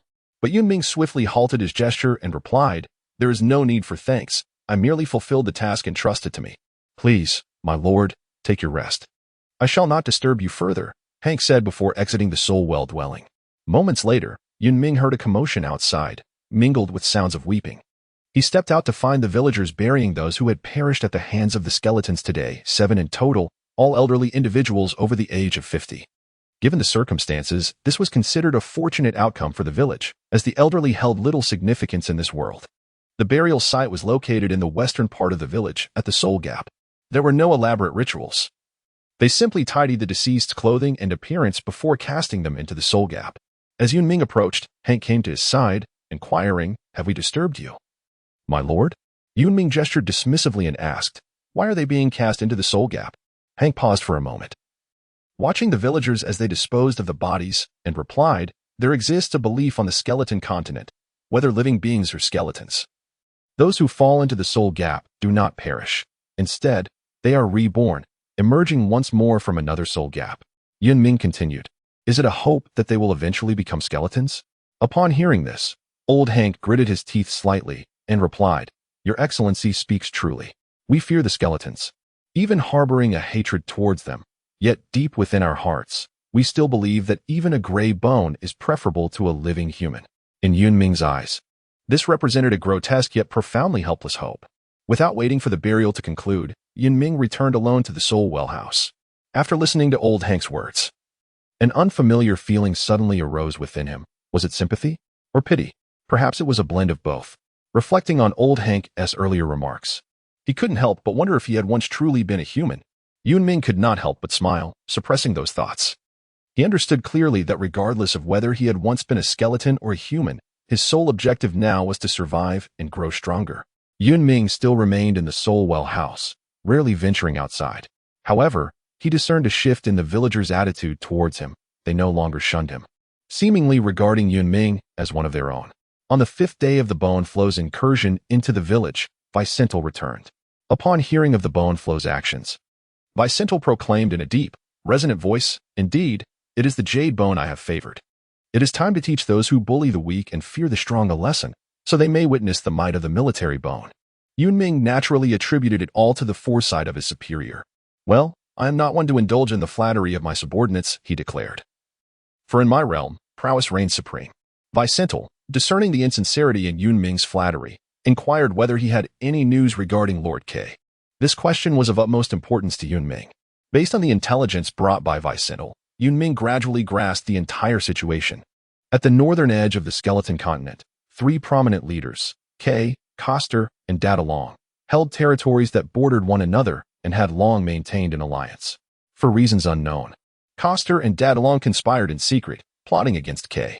This was reminiscent of the earlier scene in the 3-territory city, where it appeared that whispers of their scheme had leaked, prompting K to become aware of their intentions. Astutely, K refrained from immediate retaliation. Instead, he chose to employ a strategy of feigned weakness, biding his strength and luring Coster and Dadalong to personally lead their armies into the trap K had meticulously set. The battlefield was situated in a treacherous valley, carefully selected by K, wherein once the enemy entered, the valley's mouth would be sealed, trapping them effectively. Vicental had not participated in that battle, but he had heard from other skeletons that the conflict was exceedingly brutal. Dadalong fell in battle, his forces decimated, while Coster narrowly escaped, suffering significant losses among his ranks. Even K, the victor, incurred substantial casualties among his subordinates. Following this fierce encounter, Dadalong's territory descended into chaos. Devoid of leadership, and Coster returned to his domain, never to be heard from again. As for the skeletons that fled from the three-territory city, Vicentil was unaware of their fate and suggested they visit K City for answers. He informed Yun Ming that K, being the most powerful of the three leaders, commanded the greatest number of cities and territories. Otherwise, Coster and Dadalong would not have conspired against him. Lord K presided over a total of 15 cities, encompassing an area of 40,000 square kilometers, with his main city, K City, boasting a soul rift that stretched 16 kilometers in length. Moreover, following the recent conflict, K had seized a considerable quantity of soul orbs, positioning himself for potential territorial expansion. Yun Ming found himself perplexed by the relationship between soul orbs and territorial enlargement, questioning whether cities could even absorb soul orbs. Vicentil, somewhat impatient at this inquiry, nonetheless elucidated the matter for Yun Ming. In the skeleton continent, the size of a city is often correlated with its resources and quantity. The soul wells, containing soul water and soul orbs, signify resources, while the soul rift, the birthplace of skeletons, denotes quantity. By casting soul orbs into the soul rift, it would elongate, and this extension would in turn facilitate the growth of the soul wells, enabling the faster and more abundant gathering of refined soul orbs. Yun Ming finally comprehended why the skeletons were inherently combative. Engaging in internal conflicts allowed them to expand their territories and seize resources, while waging battles against humans enabled them to hunt souls and enhance their strength. Before Yun Ming could ponder further, Wiesenthal decided to proceed to K City, rejoining the army. Upon the darkened earth, a bull-shaped skeleton galloped furiously, bearing upon its back a humanoid skeleton. Yun Ming and Wiesenthal, having assessed the current situation, they journeyed northward, directly towards K City. Before their departure, the elderly Hank had taken the time to fill the bone rings and bone tokens with soul water, a token of goodwill from the entire village. Not far from the village, Yun Ming turned back to see all the villagers gathered to bid him farewell. I have never witnessed such affection for that skeleton from humans. It seems you have left a favorable impression, Wiesenthal remarked, his tone tinged with nostalgia. Yun Ming remained silent, merely continuing on his path. As they walked, Vicente grew impatient with Yun Ming's sluggish pace and suggested that Yun Ming ride on his back, allowing him to hasten their journey. Yun Ming, of course, dared not do so. As a lower-ranked Jade Bone, how could he mount the back of a higher-ranked Battle Bone? Such an act would be tantamount to courting death. Vicentil urged Yun Ming to hasten, for at his current pace, he could not fathom when he would reach K City. Reluctantly, Yun Ming complied and climbed onto Vicentil's back, securing his hands and feet between the ribs to prevent himself from falling during the tumultuous ride. The howling wind rushed past him, and the jarring motion beneath him left Yun Ming's body aching, especially his constrained wrists and ankles, which felt as though they might snap. Gradually, the surroundings began to brighten, signaling the dawn. Previously, he had learned from the village chief that the skeleton continent lacked a sun, only possessing a moon and a sky filled with stars. When the moon was absent, it was night. When it appeared, it was day. Each day comprised 12 hours, and a year contained 13 months, with each month having 30 days. There were no distinct seasons, only a wind and snow season and a dark season. The skeleton continent endured over 10 months of darkness, with the wind and snow season lasting less than 3 months, yet it was deemed the pinnacle of skeletal demise. Gray and white bones could scarcely withstand the cutting chill of the wind, and even jade bones could not guarantee survival during this harsh season. As K City gradually came into view, Yun Ming had already dismounted from Vicentil's back and was stretching his aching body. 2 skeletons approached the city, and along the way, numerous skeletons from all directions converged upon K City. A long queue had formed at the city gates when Yun Ming observed a jade bone attempting to cut in line, only to be swiftly apprehended by 2 jade bone guards, who promptly snapped its neck. Bah! Where did this impertinent bone come from to cause a ruckus at the gates of K City? One jade bone exclaimed, kicking a nearby skeleton with malice.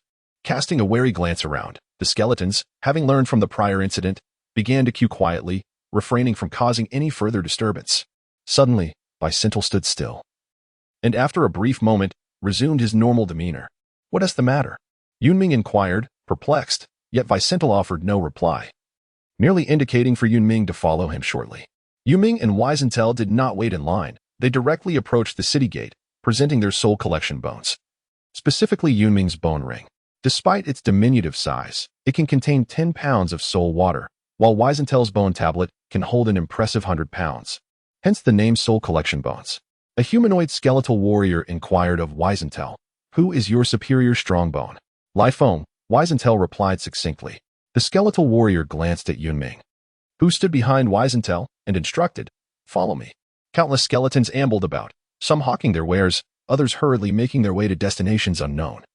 While a few animatedly bargained with vendors, and still others wandered aimlessly. Occasionally, patrol squads passed by, and the streets were lined with bustling shops, creating a lively atmosphere. It was evident that the city under the jurisdiction of the Bone Lord K was quite remarkable, Yun Ming mused inwardly.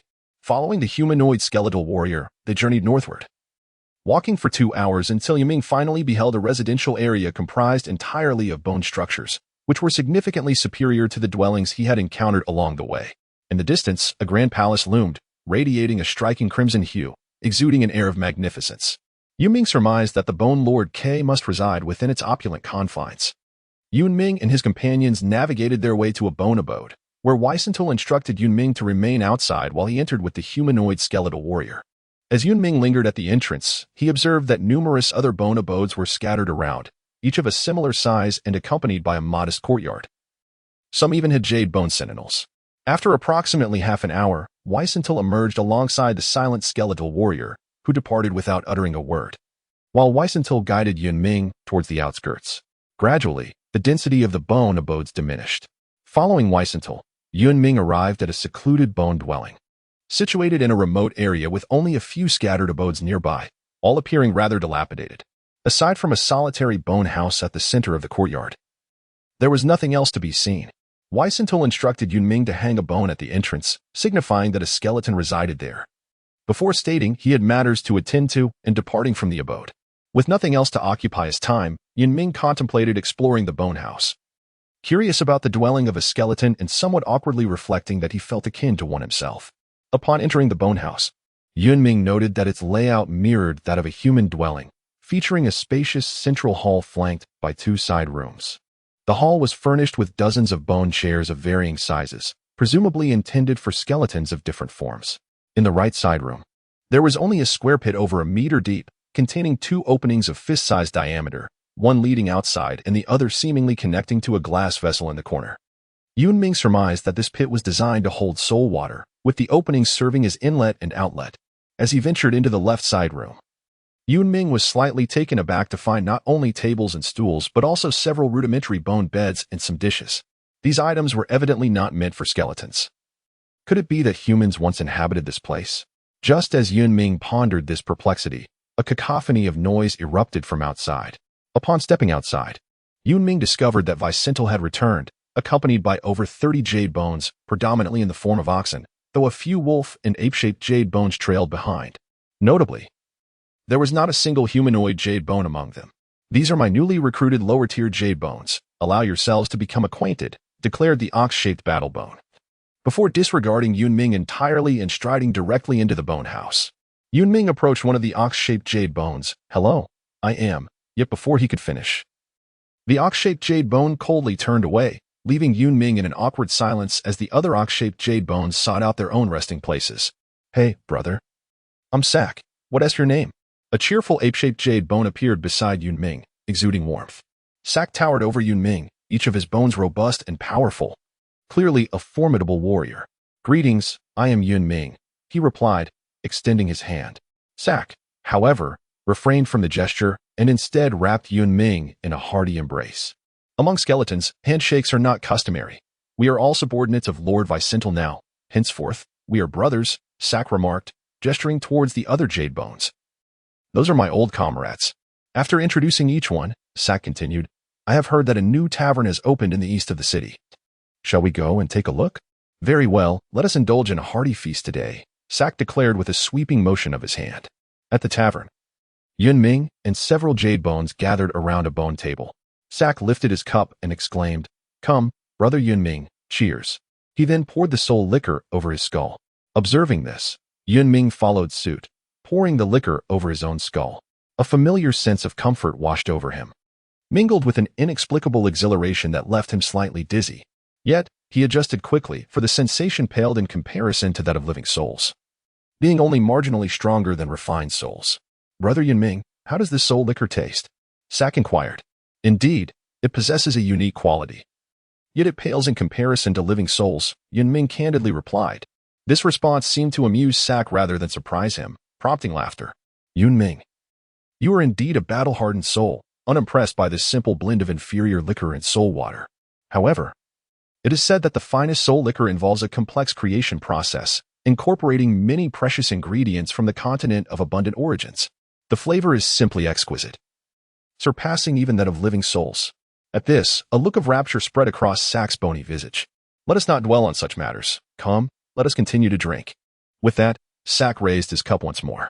After several rounds of soul liquor, the Jade Bones gradually warmed to one another, opening up their hearts in camaraderie. Yun Ming discovered that Sake and his companions were, in fact, subordinates of the same war skeleton.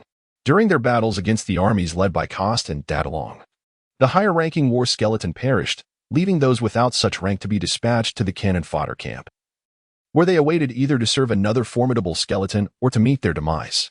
Upon revealing that he had escaped from the Third Dominion City, several Jade Bones immediately expressed keen interest, eager to learn how Yun Ming had managed to flee from Xingtian.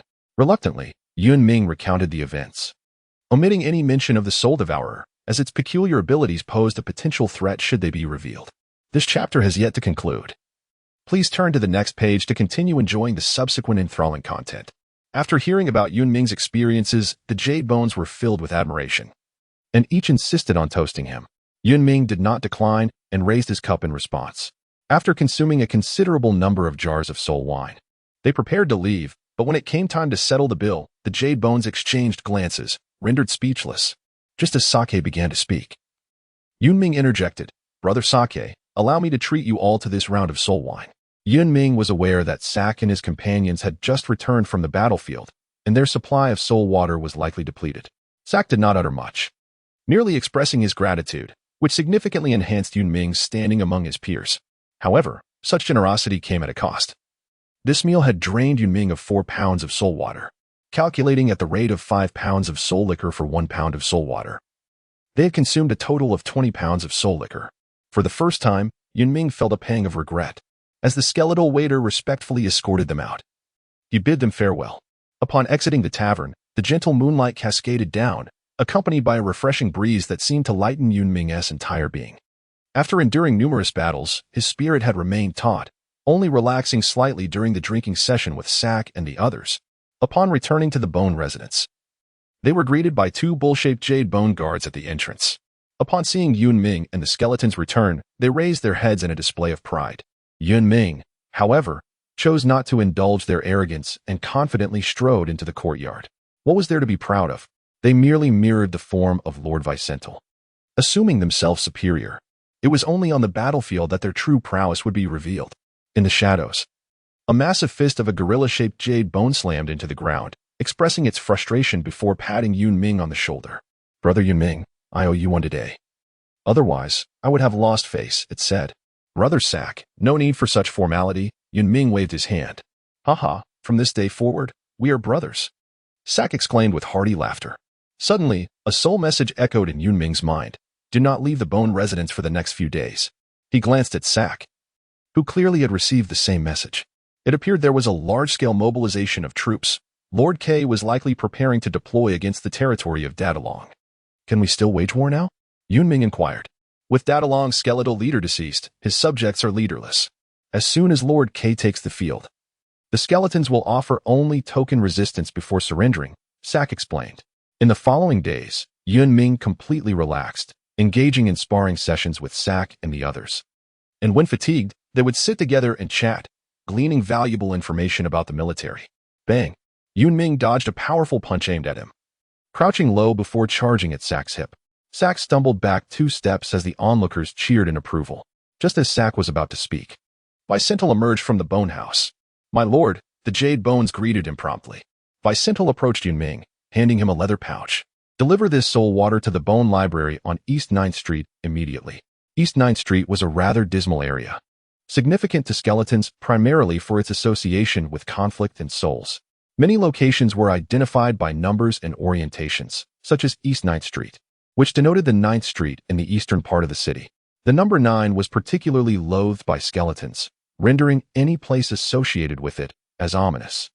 East 9th Street was the most dilapidated street in the Eastern District, scarcely populated by skeletons. Its sole advantage lay in its remarkably low rent, allowing one to acquire land for nearly 10 times less than in other districts. Observing the tattered signposts, Yun Ming mused that he had not gone astray.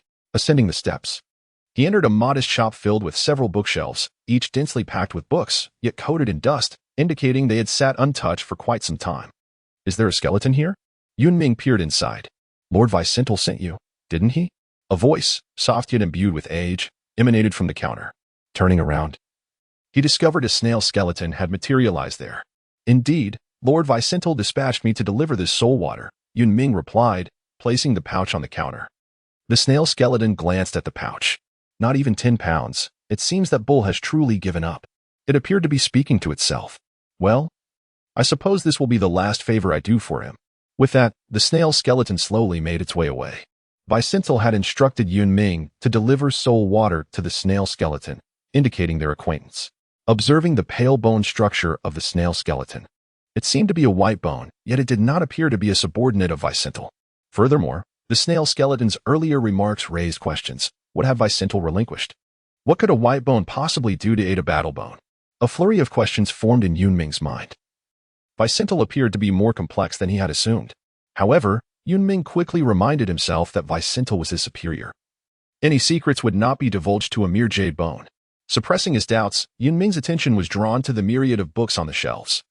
The skeletons exhibited no interest in literature, and many of these tomes were not composed of typical bone material, but rather paper. Yun Ming speculated that these books had likely been transported from the continent of Fengyuan.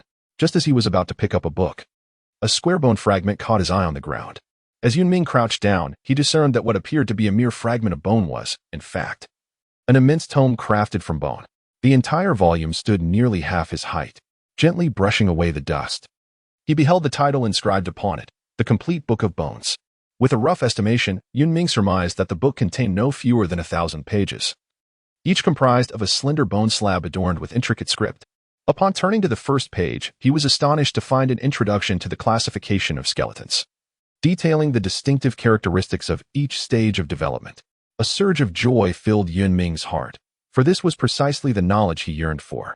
Resolutely, he settled onto the ground and immersed himself in the text with utmost seriousness. Yun Ming focused intently on the section regarding the jade bone stage. The bone compendium stated that once a skeleton ascends from white bone to jade bone, it gains not only the ability to communicate using soul language, but also a remarkable skill known as universal language.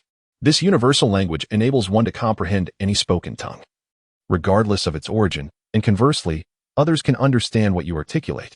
Additionally, one automatically learns the script of the skeletons, known as bone script. Upon reading this, Yun Ming couldn't help but marvel at the extraordinary nature of skeletons. It was no wonder he could recognize the inscriptions on the plaques and within the bone compendium without having realized it. In truth, it wasn't merely Yun Ming who overlooked these details. Nearly 99% of skeletons in the skeleton continent paid them no mind. With such fascinating aspects present at just the jade bone stage, Yun Ming's curiosity was piqued, and he soon became engrossed in the bone compendium, completely losing track of time. Are you quite interested in this book? The snail skeleton inquired, observing Yun Ming with keen interest while holding a rolled piece of parchment. Yun Ming was momentarily interrupted. Lifting his gaze to find the moon had long since vanished, and night had fallen. He glanced at the bone compendium, realizing he had barely read 1/10 of it. Indeed, this book is quite intriguing, Yun Ming replied. Intriguing? This is the first time in many years I've heard such a description, the snail skeleton remarked, somewhat amused. This skeleton possesses a certain charm. Pass this to Vicenter. With that, the snail skeleton tossed the parchment to Yun Ming, who caught it and carefully tucked it away, preparing to depart when a voice called out from outside. Old snail, I've procured what you wanted. A humanoid jade bone appeared at the door, carrying a bag on its back and muttering, this journey nearly exhausted me. I nearly lost my life for your items. Upon seeing Yun Ming, the creature's tone shifted to one of surprise. Ah, old snail, your shabby bookstore has opened today. Humph. My bookstore is thriving. No need for your concern. The snail skeleton retorted coldly. Nonsense. Since I moved here, there has been no business to speak of. Aside from that bull-shaped battle bone, have any other skeletons visited? The humanoid jade bone shot back, without reservation. It then turned its attention to Yun Ming, its skeletal face brimming with curiosity. Are you here to purchase books? A skeleton buying books? Have you grown bone spikes? You appear to be a military bone, are you not? Which esteemed battle bone subordinate are you? Perhaps I know of them. Are you aware that significant events are about to unfold? The barrage of questions from the humanoid jade bone was relentless, overwhelming Yun Ming. He vowed he had never encountered such a loquacious skeleton. Even sake, when inebriated, could not compete. Disinterested in engaging with this garrulous jade bone, Yun Ming resolved to leave. Noticing his intent to depart, the talkative jade bone quickly set down its bag and followed. Wait. Military bone brother, do you need bone ornaments? I have a complete assortment. Seeing Yun Ming's indifference, it continued, if you don't want bone ornaments, I have other treasures, all imported from the Fengyuan continent. Suddenly, the chattering skeleton's voice fell silent. As if it had encountered something dreadfully frightening, and it swiftly hid behind Yun Ming. Yun Ming was truly vexed by the skeleton, who acted as if they were already acquainted. Almost immediately, it began to peddle goods to him. Now, it was cowering behind him, evidently perturbed by the scene before them. A dozen skeletons stood in opposition to Yun Ming, led by a boar-shaped jade skeleton, whose prominent nasal bone bore two formidable tusks, exuding an air of authority. However, upon noticing several white spots on the boar-shaped jade skeleton, Yun Ming discerned that this group was not military skeletons, like the loquacious skeleton. They were likely denizens of K City. Typically, a city of K's magnitude possesses not only a primary soul fissure, but also numerous smaller ones. The skeletons emerging from these fissures, if not conscripted by the army, would become residents of K City. The boar-shaped jade skeleton, addressing the jade skeleton hiding behind Yun Ming, demanded, Jin Shan, hand over that bag of strong bone materials promptly. Why should I? Jin Shan retorted from behind Yun Ming, though his tone lacked the firmness he had displayed earlier when confronting the old worm. Strong bone materials? It dawned on Yun Ming that this individual was a bone collector. Following large-scale wars among skeletons, vast quantities of corpses would be left behind. These fragmented bones, when subjected to high temperatures, could be transformed into a type of bone glue.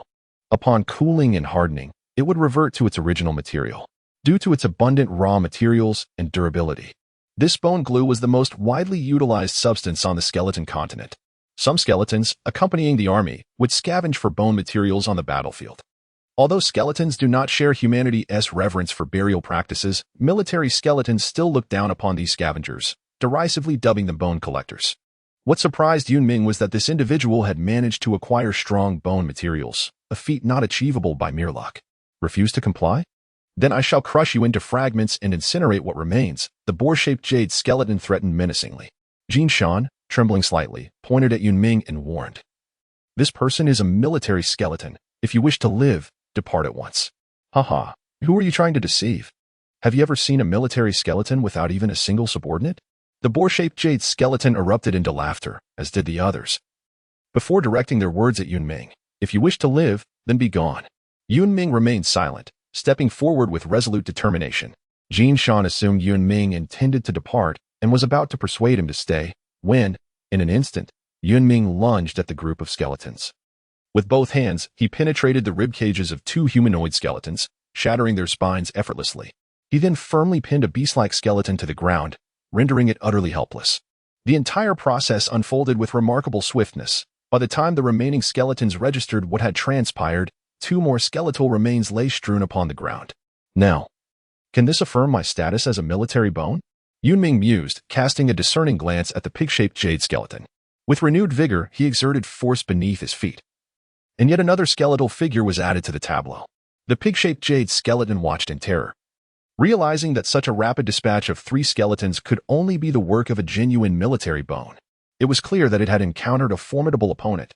In a flustered tone, it exclaimed, Esteemed military bone, I was blind to your prowess. Please, do not take offense. I shall take my leave at once. And hastily scurried away, dragging the remaining skeletons with it in a frantic retreat from 9th Street. In truth, Yun Ming had no initial intention to intervene. The mission bestowed upon him by Wyzant was merely to deliver an item, not to provide protection. Were it not for the peculiar connection between the snail skeleton, affectionately known as Old Snail, and his superior, as well as his own curiosity regarding the tome of skeleton lore, Yun Ming would have undoubtedly refrained from involving himself in this matter. However, he had an outstanding score to settle.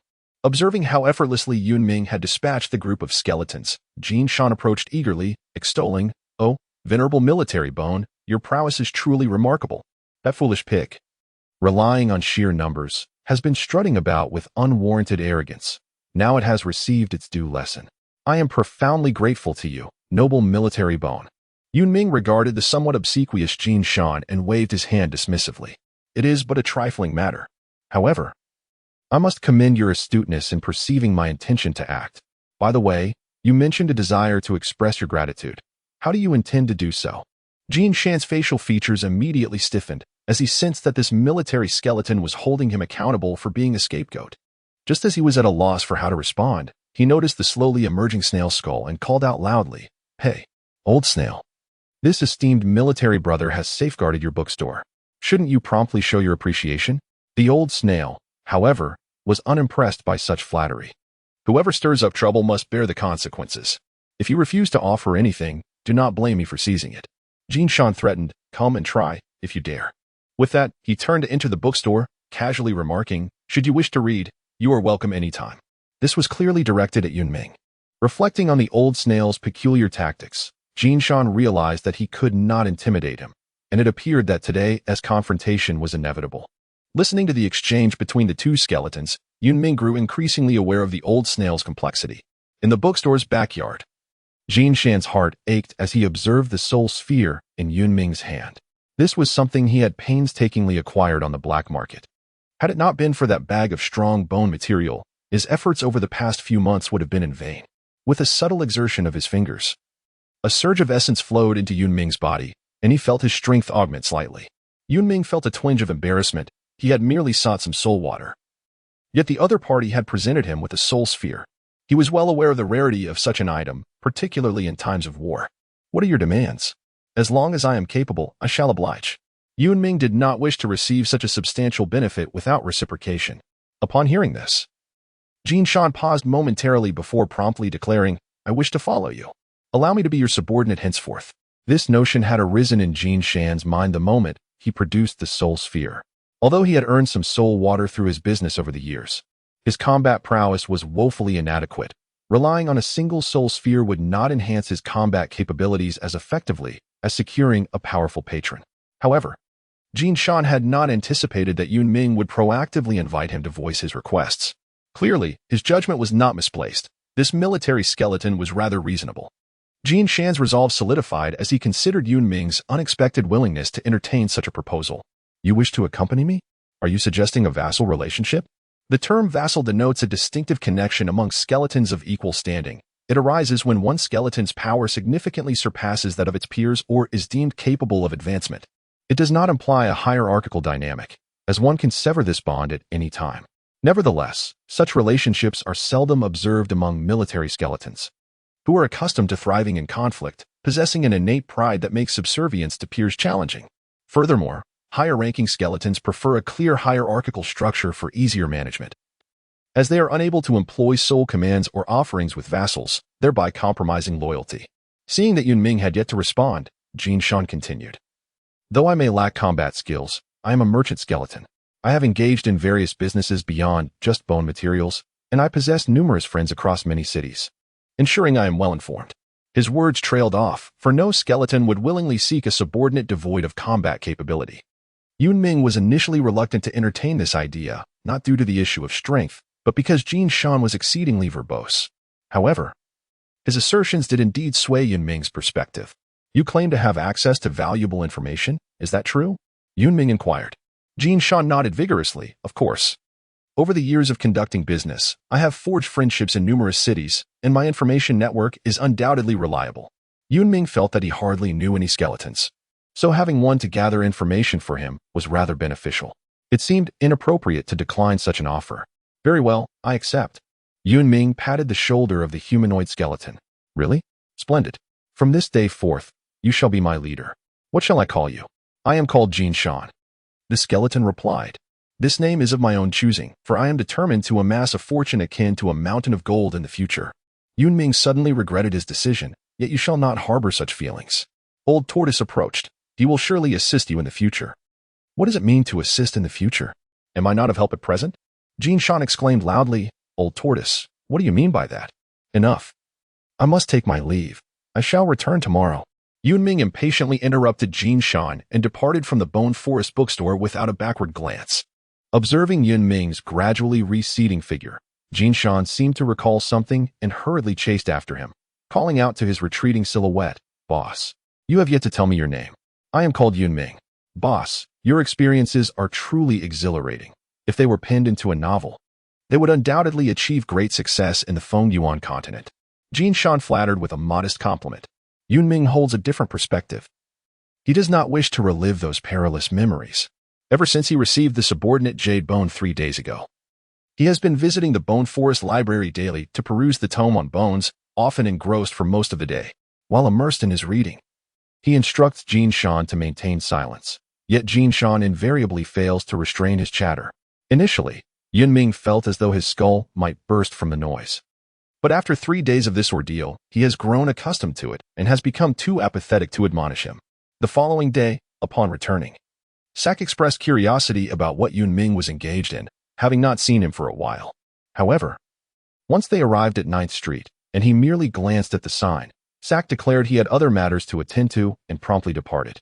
Yun Ming then proceeded to the bone selection office to choose a new white bone, as a new task awaited him.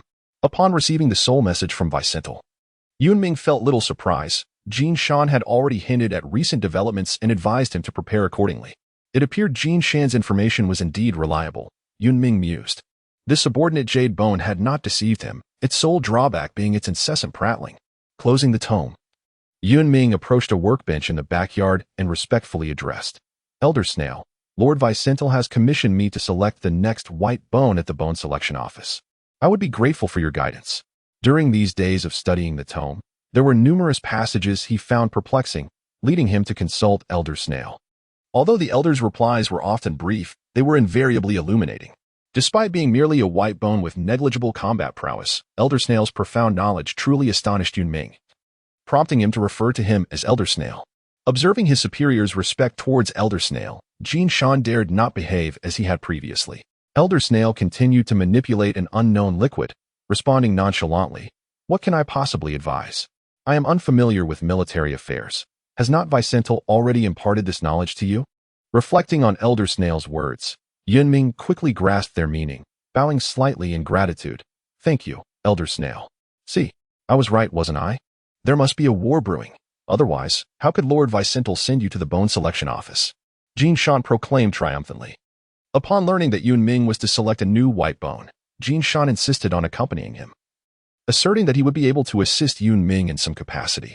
Yun Ming's destination, the Bone Nurturing Division, is one of the 6 divisions established atop the Soul Gap, tasked with cultivating gray bones. Once these gray bones ascend to white bones, they are made available for selection by the Jade Bones. Besides the Bone Nurturing Division, there are the Construction Division, Armament Division, Judgment Division, Slave Management Division, and Patrol Division. The Construction Division primarily oversees the construction and expansion of cities, as well as land management. Anyone wishing to open a shop in Case City must acquire land through this division. The Slave Management Division is responsible for overseeing humans, while the Patrol Division serves as the city's defense force, maintaining public order. Criminals apprehended by the Patrol Division, whether human or skeletal, are sent to the Judgment Division for incarceration. The Armament Division is responsible for the production and storage of various military supplies. Together, these 6 departments form the governance structure of Case City, a system universally adopted by skeletal cities. Upon arriving at the Bone Nurturing Division, Yun Ming was greeted by a vast single-story building, its size remarkable as it spanned the entirety of the Soul Gap, featuring hundreds of entrances. The entrance nearest to Yun Ming frequently saw skeletal figures entering and exiting. Typically, the Jade Bones entered alone, only to emerge followed by a throng of white bones. Jin Shan turned to Yun Ming and said, "Boss, once we go in, just follow me. I know a Jade Bone working here who can surely secure the finest white bones." Yun Ming pondered to himself how Jin Shan had gone through such effort for his aid. Entering the Bone Nurturing Division, they navigated through numerous corridors until they reached a chamber dominated by a massive soul gap from which gray bones continuously emerged, each followed at intervals by a Jade Bone. When a sufficient number of gray bones had crawled out, the Jade Bones would compel them to engage in a brutal competition until only one gray bone remained. The victor would receive soul water to mend their wounds and a soul sphere, instantly promoting them to white bone. This straightforward yet effective methodology exemplifies the Bone Nurturing Division's approach to cultivating white bones. Jin Shan approached a wolf-shaped Jade Bone, exclaiming, "Brother Lauren, it's been a while." The wolf-shaped Jade Bone, upon recognizing Jin Shan, inquired with curiosity Jin Shan. What brings you here? Have you attained a higher-ranking warbone? Which esteemed warbone would favor me? Jin Shan pointed to Yun Ming, saying, This is my boss. The wolf-shaped jade bone's expression soured slightly, as he deemed Jin Shan a mere worthless jade bone, questioning how formidable Yun Ming could be. However, Jin Shan discerned the wolf-shaped jade bone's disdain and confidently declared, My boss has just returned from the Three-Territory City. This single statement shifted the wolf-shaped jade bone's demeanor. Ah, so your brother hails from the Three-Territory City. I was blind to your worth. With a newfound respect evident in his tone, he continued, Brother Lauren, you must assist my boss in finding some quality white bones. Jin Shan pressed further, Brother Lauren, given our connection, I implore you to help.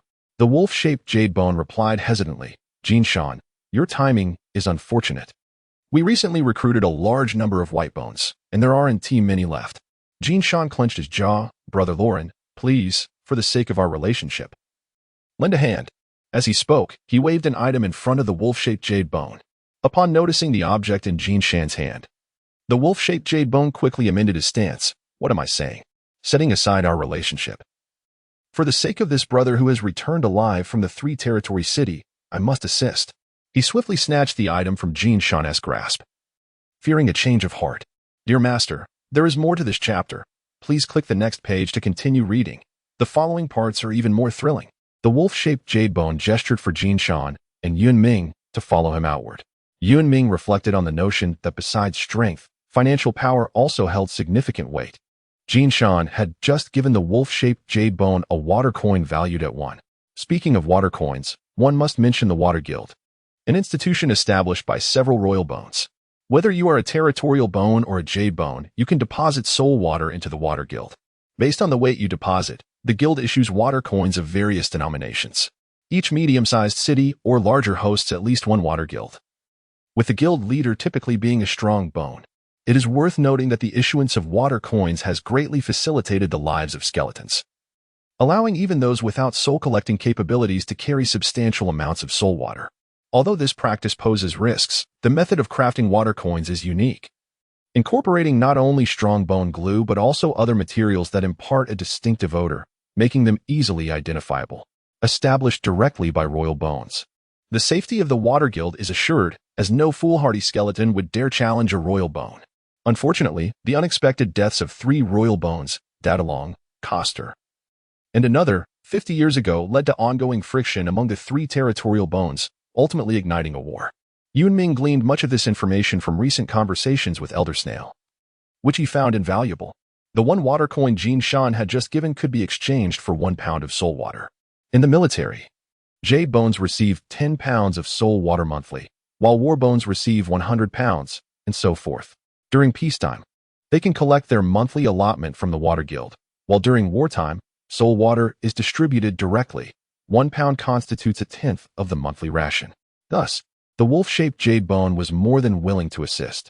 The wolf-shaped jade bone led Yun Ming and Jin Shan to a small room, stating, This is all the white bones I could find for you. They are all here for your selection.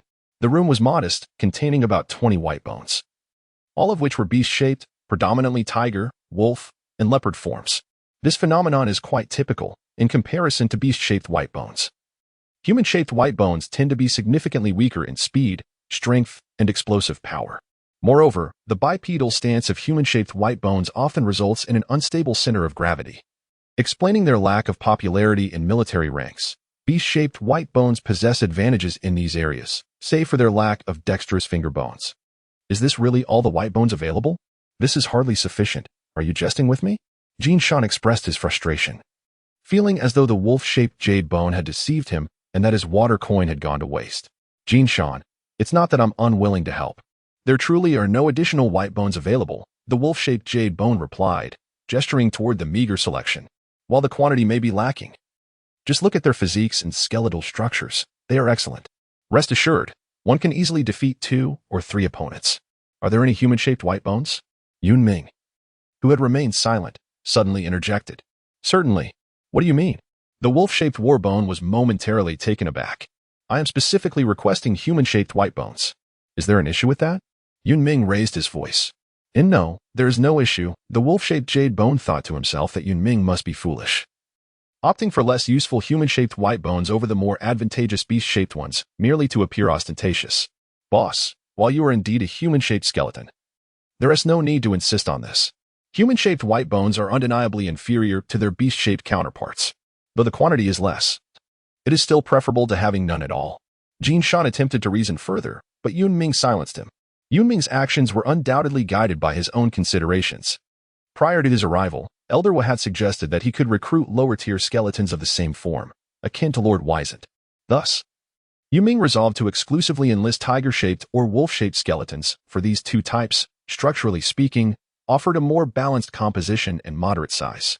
Upon reaching the bone cultivation department, Yun Ming observed an intriguing phenomenon during the tumultuous clashes of the gray skeletons. Initially, hundreds of gray skeletons would engage in fierce combat, but as the skirmishes progressed, numerous small factions composed of humanoid gray skeletons began to emerge, with almost no solitary humanoid gray skeletons in sight. In stark contrast, beast-shaped gray skeletons predominantly chose to fight alone. Consequently, by the end of the fray, the majority of the remaining gray skeletons were humanoid, leading to the revelation that at least half of those who ascended were humanoid gray skeletons. Yun Ming was even astonished to witness two humanoid gray skeletons collaborating until the very end, only to find themselves in possession of a single soul orb. To his surprise, these two humanoid skeletons did not turn upon one another. Instead, they launched a direct attack against a victorious tiger-shaped gray skeleton, ultimately achieving mutual ascension. This compelling observation prompted Yun Ming to reconsider his strategy. Beyond the agile finger bones, humanoid skeletons exhibited a collaborative spirit that was unparalleled by any other skeletal form. Perhaps a necessity born from their relative weakness. Before ascending to become formidable skeletons, they had always found themselves at a disadvantage against equally ranked human warriors. Thus, in selecting skeletons, Yun Ming deemed humanoid skeletons with a sense of teamwork to be a superior choice. Recognizing Yun Ming's steadfastness, Jin Shan understood that persuasion was futile and thus consented to allow the wolf-shaped jade skeleton to guide them in search of noteworthy humanoid skeletons, clinging to the hope of discovering a few excellent candidates. Upon encountering the jade skeletons, the hundreds of humanoid skeletons became instantly agitated. After their ascension, they believed they would transform into genuine military skeletons. However, the reality was that almost no jade skeletons were willing to accept them as lower-tier companions.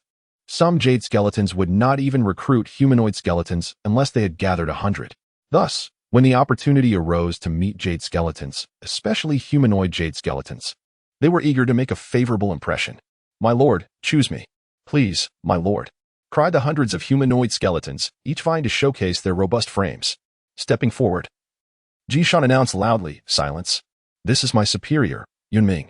He gestured towards Yun Ming, who stood beside him. "My superior is a formidable humanoid jade skeleton. Now, let us listen to his words." After finishing, he discreetly retreated behind Yun Ming, whispering, "So, what do you think, boss? Is it satisfactory?" Yun Ming gently patted Jin Shan on the shoulder, conveying his satisfaction. He then cast his gaze upon the hundreds of skeletal figures, pondering briefly before declaring, "If you wish to become my subordinate, you must first pass my test." A murmur of whispers arose among the bones. The previously mentioned jade skeleton had claimed to be their leader, and they believed him to be formidable. The notion of a test only reinforced their perception of his exceptional prowess. Yet, some skeletons harbored different thoughts, quietly retreating. Observing the approximately 500 bones remaining in the center of the room, Yun Ming nodded, resolute in his rejection of those who would falter in the face of adversity. "Now, sit down, remain silent, and do not move." With that, Yun Ming seated himself and ceased to speak.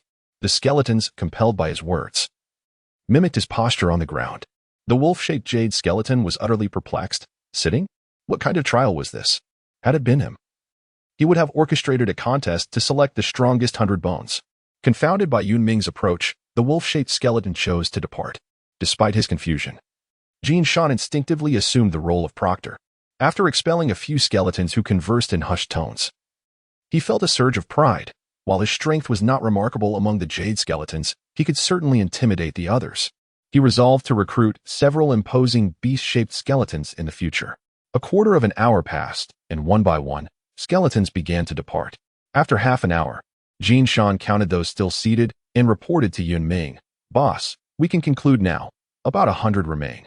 There's no rush. I said to endure until the end. Not that it had to be the last 100, Yun Ming replied candidly, not shying away from the mention of that 100. Noting Yun Ming's lack of intention to rise, Jinshan wisely fell silent. Another half-hour elapsed, and over 20 more skeletons left. At last, Yun Ming stood up. Now, do you wish to become my subordinates? The remaining 72 skeletons responded in unison, we do. In that instant, Yun Ming felt an unseen connection manifest, as if 72 threads intertwined, each linked to a skeleton. With a grand gesture, Yun Ming led Jinshan and 72 humanoid skeletons out of the bone-nurturing department. Along the way, many jade skeletons observed the scene, pondering whether this humanoid jade skeleton was afflicted with a bone spur in his brain, for why else would he gather such a multitude of humanoid skeletons as his subordinates? Upon exiting the bone-nurturing department, an even greater number of skeletons witnessed the spectacle, their discussions growing louder. After all, Yun Ming and his entourage were exceedingly conspicuous. A uniform assembly of humanoid skeletons. Many skeletons had never encountered such a sight in their lifetimes. Yun Ming paid no heed to the murmurs, leading his 70 skeletons and a jade skeleton directly to the Bone Forest Library. The decision to forego a return to Vicental's bone residence stemmed from Yun Ming's consideration that the 9th Street, where the Bone Forest Library was situated, had fewer skeletons passing through. Ensuring a serene atmosphere suitable for his needs, as well as convenient access for consultations with Elder Snail. En route, Yun Ming reported to Vicental regarding his recruitment of subordinate skeletons.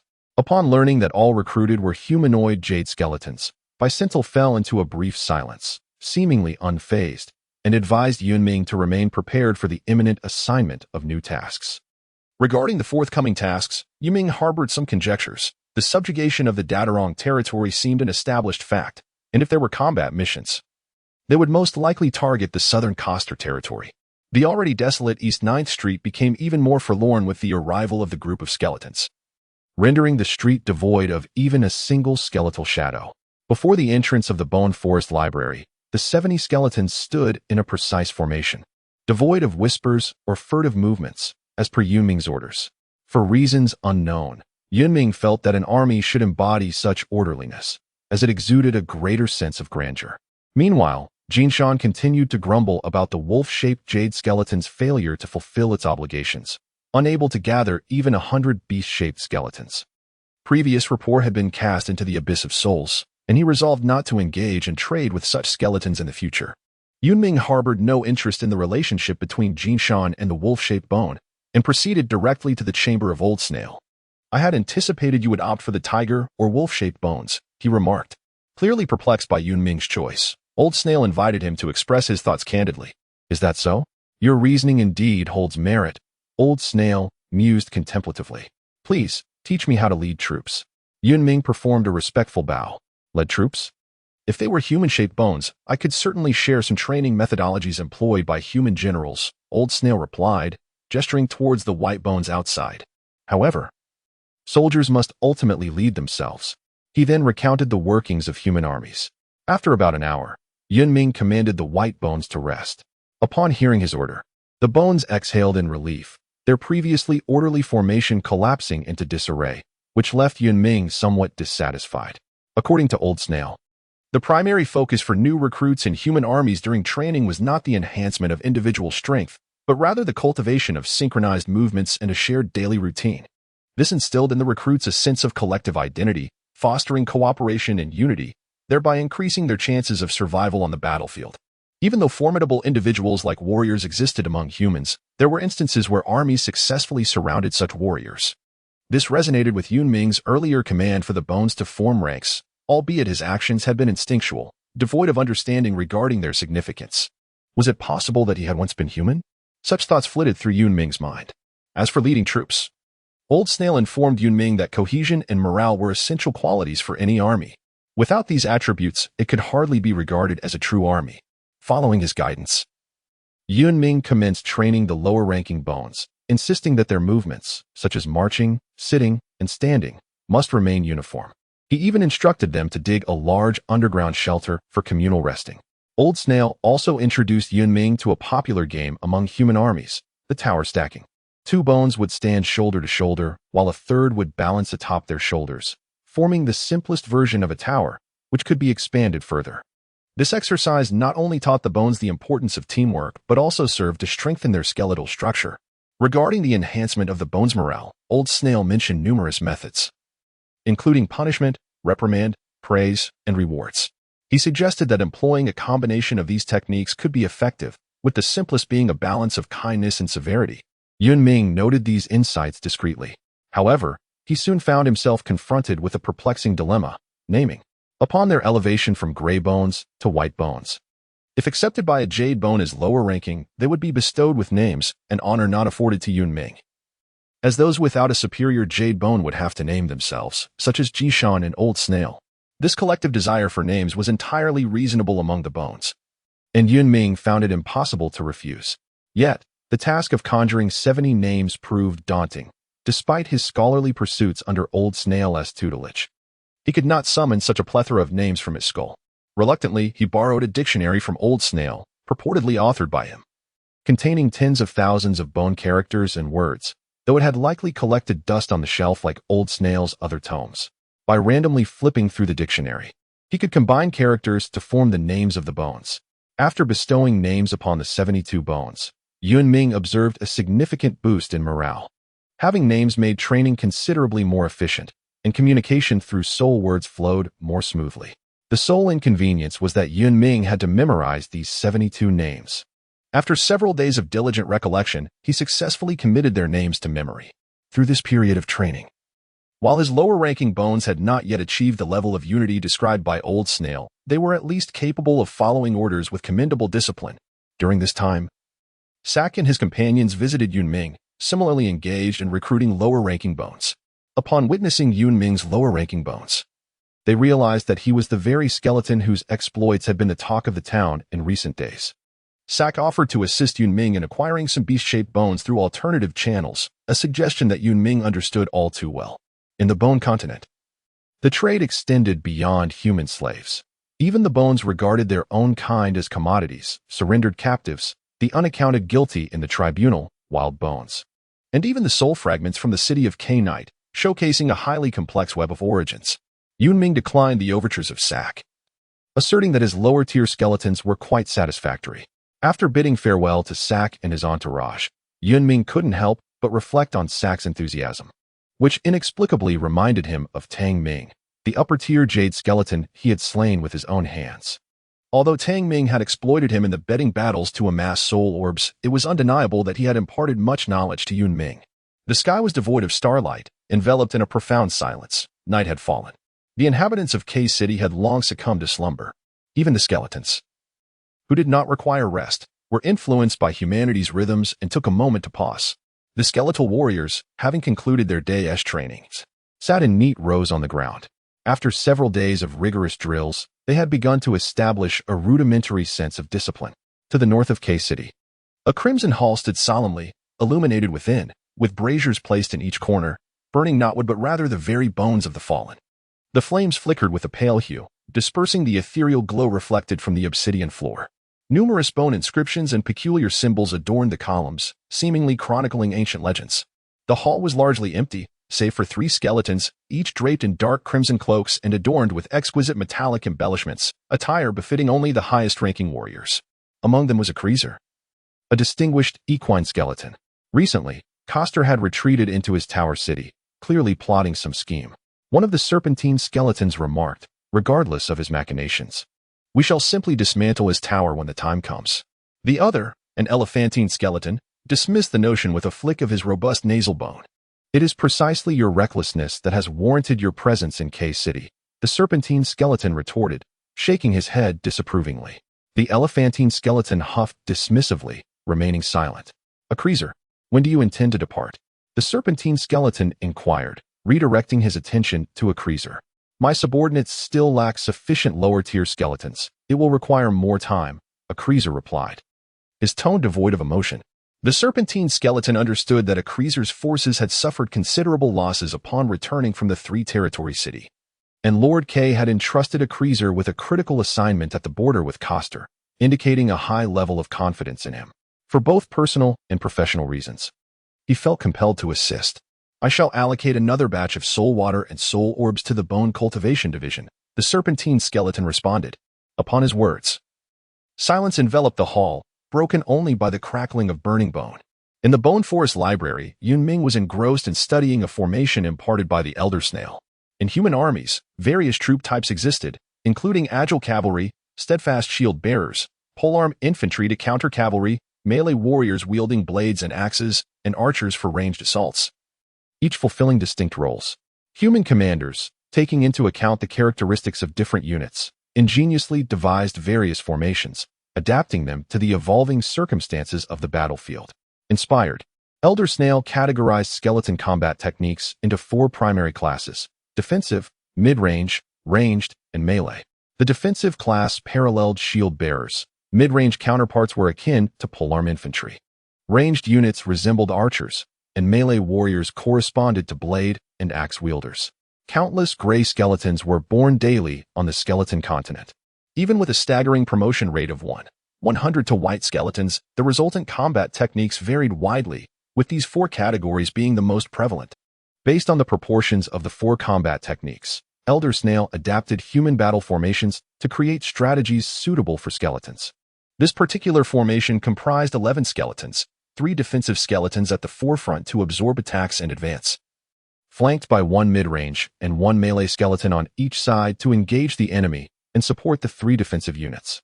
Meanwhile, 2 ranged skeletons provided firepower from the rear, ensuring the entire formation was bolstered with sustained support, while the final 2 melee skeletons safeguarded the ranged units, ready to assist at a moment's notice. What Yun Ming remained oblivious to was that the Elder Snail had initially aspired to enhance the combat prowess of the skeletons through this battle formation. Envisioning his name becoming widely recognized across the skeleton continent, revered by countless skeletal beings. However, reality proved to be harsh. This formation had languished since its inception, with not a single skeleton willing to employ it. The skeletons primarily favored direct charges in battle, seldom utilizing strategic formations, a tendency exacerbated by the sheer multitude of gray and white bones, where higher-ranking skeletons displayed indifference toward the lives of the expendables. Furthermore, the skeletons lacked any inclination to coordinate with one another, predominantly engaging in solitary combat. The fervent aspirations of the Elder Snail were met with derision and contempt, as all the skeletons deemed him a worthless bone who squandered time commanding the study of such futile concepts, claiming even a gray bone could vanquish him.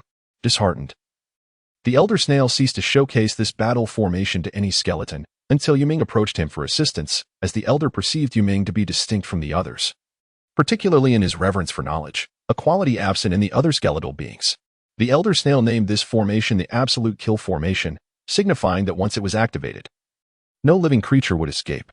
66 white bones formed 6 Absolute Kill Formations, with the remaining white bones designated as substitutes ready to reinforce the formations should any damage occur. Subsequently, under the Elder Snail's guidance, Yun Ming initiated a new round of training for the white bones, primarily aimed at honing the cooperation among the 11 skeletons within a single formation. Yun Ming intended to implement a rotation system, wherein while one formation was in training, the other skeletons would launch attacks against it, as such practice would render the training more authentic. After a round of training, Yun Ming discovered that the Absolute Kill Formation was indeed formidable. A single formation comprising 11 skeletons could withstand the assault of 30. This was merely the beginning, and Yun Ming was confident that, with time, the cooperation among the skeletons would become even more seamless, significantly amplifying the formation's efficacy. Yet, every advantage begets a flaw. The fragility of the skeleton's bones rendered them susceptible to injury during training, even with the ability to self-repair. Losing a weapon in a fleeting moment on the battlefield posed a grave danger, let alone sustaining injuries during combat. Yun Ming attempted to inquire of Old Snail whether it would be possible to equip his subordinates, the skeletal beings, with iron weapons crafted by human artisans, or even to forge specialized weapons designed to counter the skeletons, as several types were enumerated in the Bone Compendium, each possessing considerable lethality against the undead. Additionally, he contemplated the creation of armor. However, Old Snail shook his head, remarking, "Your thoughts are overly simplistic, setting aside the rarity of iron in the land of skeletons. Even if you could afford it, such provisions may not necessarily benefit your skeletal followers." This left Yun Ming perplexed. His intentions were solely to enhance the combat prowess of the skeletons and ensure their survival. Why, then, did Old Snail express such reservations? Old Snail gestured towards the Bone Compendium, stating, "During this time, you have been perusing this tome. Even if you have not read it cover to cover, you should have gleaned an understanding of the distinctive characteristics inherent to each phase of the skeleton's existence. Yun Ming nodded. Each ascent of a skeleton is accompanied by an enhancement of both its bone structure and bone techniques, with each stage emphasizing different aspects. Beyond the bone techniques that evolved during the white bone stage, the jade bone stage heralds the awakening of soul words and common words. Upon advancing to the battle bone, the skeleton becomes enveloped in a layer of black film, undergoing a unique evolution of its bone techniques that may either enhance existing abilities, develop new techniques, or even diminish them. Each skeleton is distinct, and from that point forward, the bone techniques become more attuned to the skeleton's essence. When the battle bone ascends to the strong bone stage, the black film sheds, significantly augmenting the skeleton's bone quality, rendering it harder than the finest iron crafted by human artisans. It is at this juncture that the skeleton matches the prowess of its human counterparts. Upon reaching the rider bone stage, the skeleton is able to tame mounts, gaining a plethora of extraordinary abilities that yield a synergistic effect on its combat power.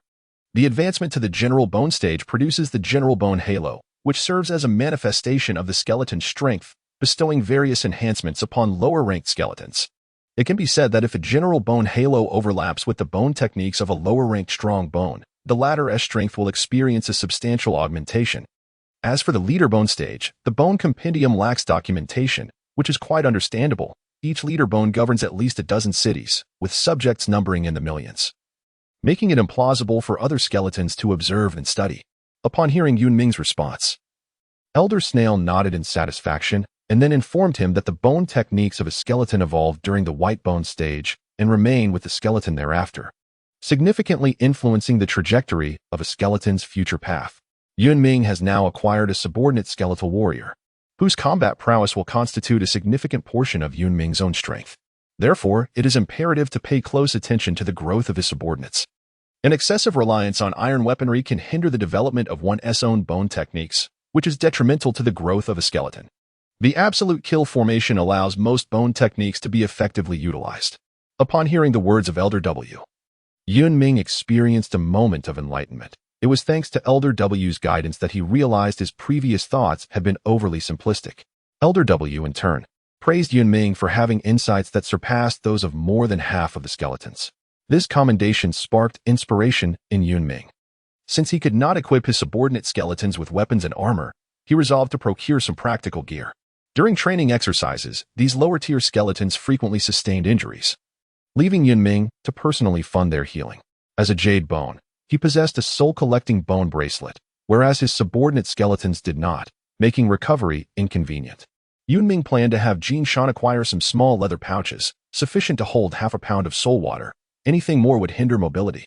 Consequently, this would enable timely treatment for injuries sustained on the battlefield, thereby enhancing their survival rates. After receiving Yun Ming's instructions, Jin Shan affirmed that there would be no issues, stating that he was familiar with a leather shop owned by a jade bone, with whom he had collaborated frequently. This would ensure both quality and slightly lower prices. "Leave it to me, boss. You can rest easy," Jin Shan declared before hastily departing from the Bone Forest Library. Since returning from the Bone Cultivation Office, Jin Shan had been busy, remarking that war is the swiftest means of accumulating wealth.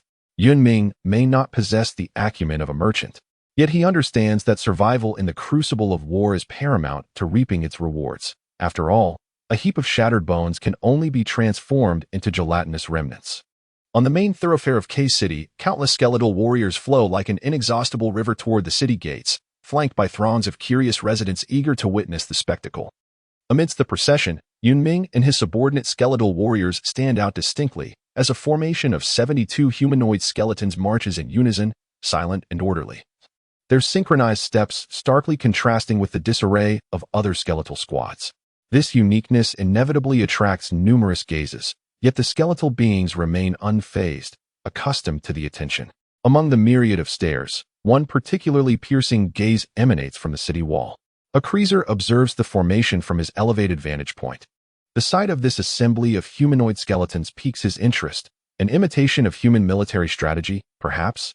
He muses to himself before shifting his focus elsewhere, noting a different skeletal formation, where a mere lower-tier skeleton draws little attention from a general of his stature. Behind the formation, two skeletal carts trudge forward, laden with goods obscured beneath thick blankets. Gold Mountain leisurely drives the first cart, pulled by a bovine skeleton. Upon closer inspection, One can discern a bone nail protruding from the bovine skeleton's skull, a mark of the skeletal beasts, beings not regarded as kin by the other skeletons. These skeletal beasts are selected during the gray bone phase and need not be exclusively bovine. Most animal-shaped skeletons suffice. A bone nail is driven into their skulls, and with the aid of a soul orb, these beasts ascend to become skeletal warriors. Though their intelligence is diminished, they acquire the robust structure of bones. Akin to domesticated livestock, such a skeletal beast commands a hefty price. Acquiring one would deplete Yun Ming's soul water reserves equivalent to 2 months' worth. However, the investment proves worthwhile. These creatures possess remarkable strength and require significantly less soul water than standard skeletons. As long as soul water is abundant, a skeletal beast represents the epitome of ideal labor. Each of the 2 skeletal carts carries 100 pounds of soul water, one of which is the task capital allocated by the military department. Not only Yun Ming, but every team of lower-tier skeletons is equipped with a cart bearing the same amount of soul water, while the task capital for the battle-hardened skeletons is even more substantial. Yun Ming's assigned task was a garrison duty. As the name suggests, the essence of this task is to remain stationed in a designated area. In reality, garrison duties are primarily assigned to the skeletal warriors. Given the vastness of the territories involved, these territories are categorized into various sizes, allocated to lower-ranked skeletal warriors, who in turn delegate to even lower-ranked skeletal beings. Down to the Jade Bones. According to convention, individuals like Yun Ming, classified as Jade Bones, receive the most basic tasks, and naturally, their garrison locations are the smallest, typically involving the safeguarding of a skeletal village. Vicental, being a battle bone, is tasked with the defense of a larger settlement, while the stronger bones oversee more prosperous small cities. Following this hierarchical structure, within the military's task framework, garrison duties hold a unique status. They are characterized by an extended duration compared to other assignments. Unless one or their superior skeletal warriors perishes in battle, a change in duty is rare. The autonomy granted during garrison assignments is considerable. For the duration of the duty, one becomes the de facto ruler of the garrison area, making decisions on all matters and controlling various resources. The only obligation is to periodically remit a specified amount of soul water and soul spheres to superior skeletal warriors. In some instances, higher-ranking skeletal beings may disregard these responsibilities entirely, allowing the lower rank to fend for themselves. Upon learning that Yun Ming's task was a garrison duty, Jin Shan trembled with excitement, exclaiming, "Really? Boss, it's a garrison task. How wonderful. This is a great opportunity to earn some substantial rewards." Yun Ming, however, doused Jin Shan's enthusiasm with a dose of reality, cautioning him not to harbor overly optimistic expectations, for he was merely a jade bone, and his garrison location would likely be no more than a skeletal village, yielding little in terms of profit. Yet, Jin Shan responded with a mysterious smile, saying, "Boss, this is your first task, isn't it? Garrison duties are not as straightforward as they seem." Yun Ming refrained from interrupting Jin Shan. He recalled Vicental mentioning the garrison task in their soul communication, and there was a hint of longing in their tone.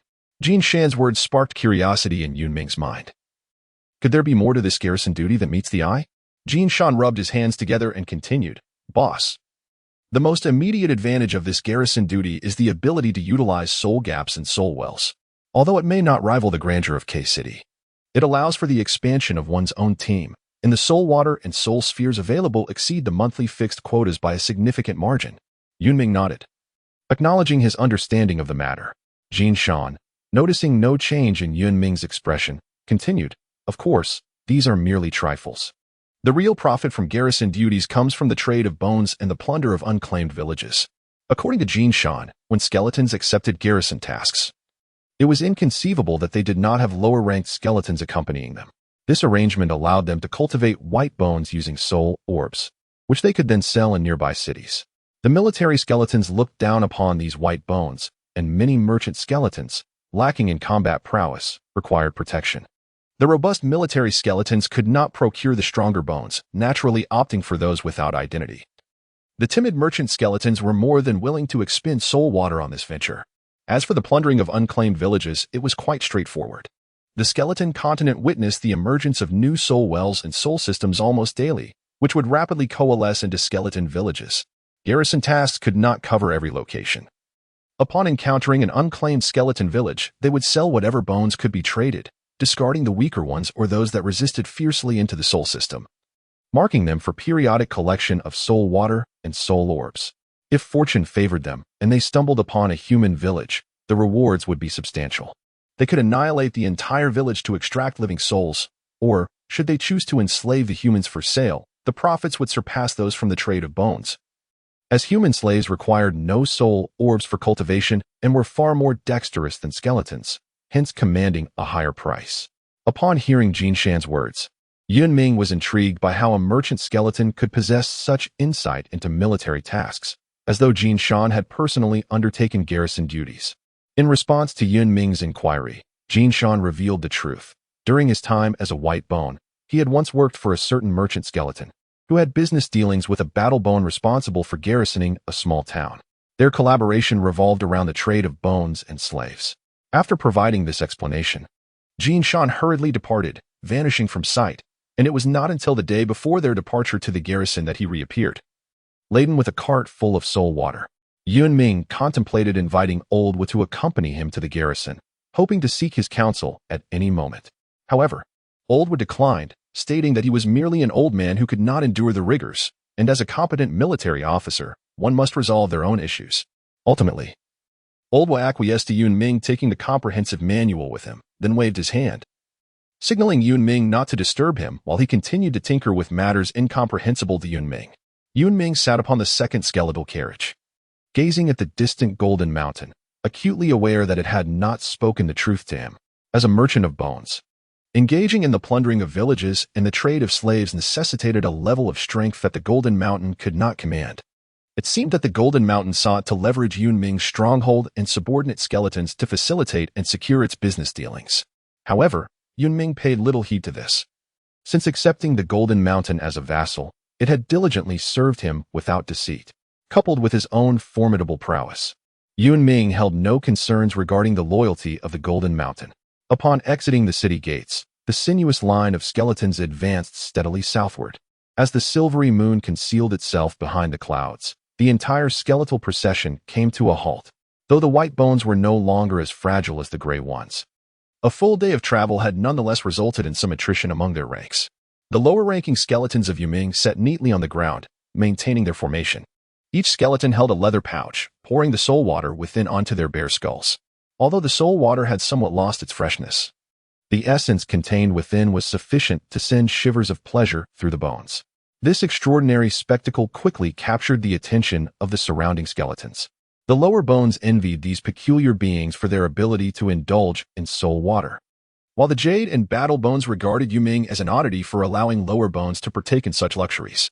After all, the Bone Cultivation Bureau produced countless lower bones daily, and in the wild, lower bones were the backbone of the skeletal ranks, considerably outnumbering the fragile gray bones and the scarce jade bones. Along the way, if casualties occurred, some jade bones would recruit lower bones on the spot to bolster their ranks. Despite their disdain for the lower bones, the jade bones understood that in their station tasks, a strong bone could establish a miniature bone cultivation bureau using the soul rifts and soul wells within the city, ensuring a steady supply of lower skeletons. However, the likes of Wissental, a battle bone, could not achieve such a scale, let alone jade bones like Yun Ming. Fortunately, the abundance of lower bones in the wild was a boon, albeit with the drawback of inferior bone quality. After resting for an hour, the skeletal entourage resumed their journey. As they moved, the skeletons began to diverge towards their respective posts. Viewed from above, they resembled a flowing white river across the dark earth, suddenly encountering an obstruction and beginning to branch out. As the tributaries multiplied, they grew increasingly slender, gradually forming an expansive white net over the land. Compared to other skeletal towns, Beishui Town was indeed somewhat smaller, yet this did not diminish its vibrancy. A river of considerable size flowed through the northern part of the town, lending its name to Beishui Town.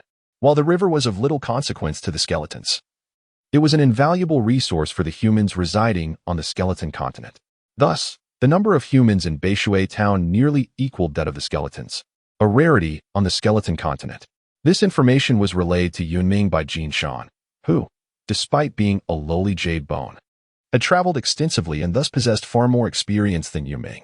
Upon entering Beishui Town under Wissental's leadership, Yun Ming and the other skeletons noticed the town was nearly devoid of humans, with only a multitude of bones wandering about. During Jin Shan's moment of self-doubt, A group of over a dozen jade bones timidly emerged from the town's center, each adorned with mottled bloodstains. Observing closely, Yun Ming noted that these jade bones bore white spots, suggesting they were newcomers who had seized this place in the absence of battle bones. The previous garrison of battle bones would have undoubtedly taken all the lower jade bones and soul orbs with them upon their departure. And it was evident that these jade bones were not genuine military grade. Indeed, upon spotting Wissental and his cohort of skeletons, the first instinct of these jade bones was to flee. Even without military experience, they possessed enough awareness to recognize that the bull-shaped battle bone among them was a formidable presence. Otherwise, how could there be so many robust lower jade bones? However, realizing their opponent's strength and overwhelming numbers rendered escape futile, they reluctantly stepped forward to face interrogation.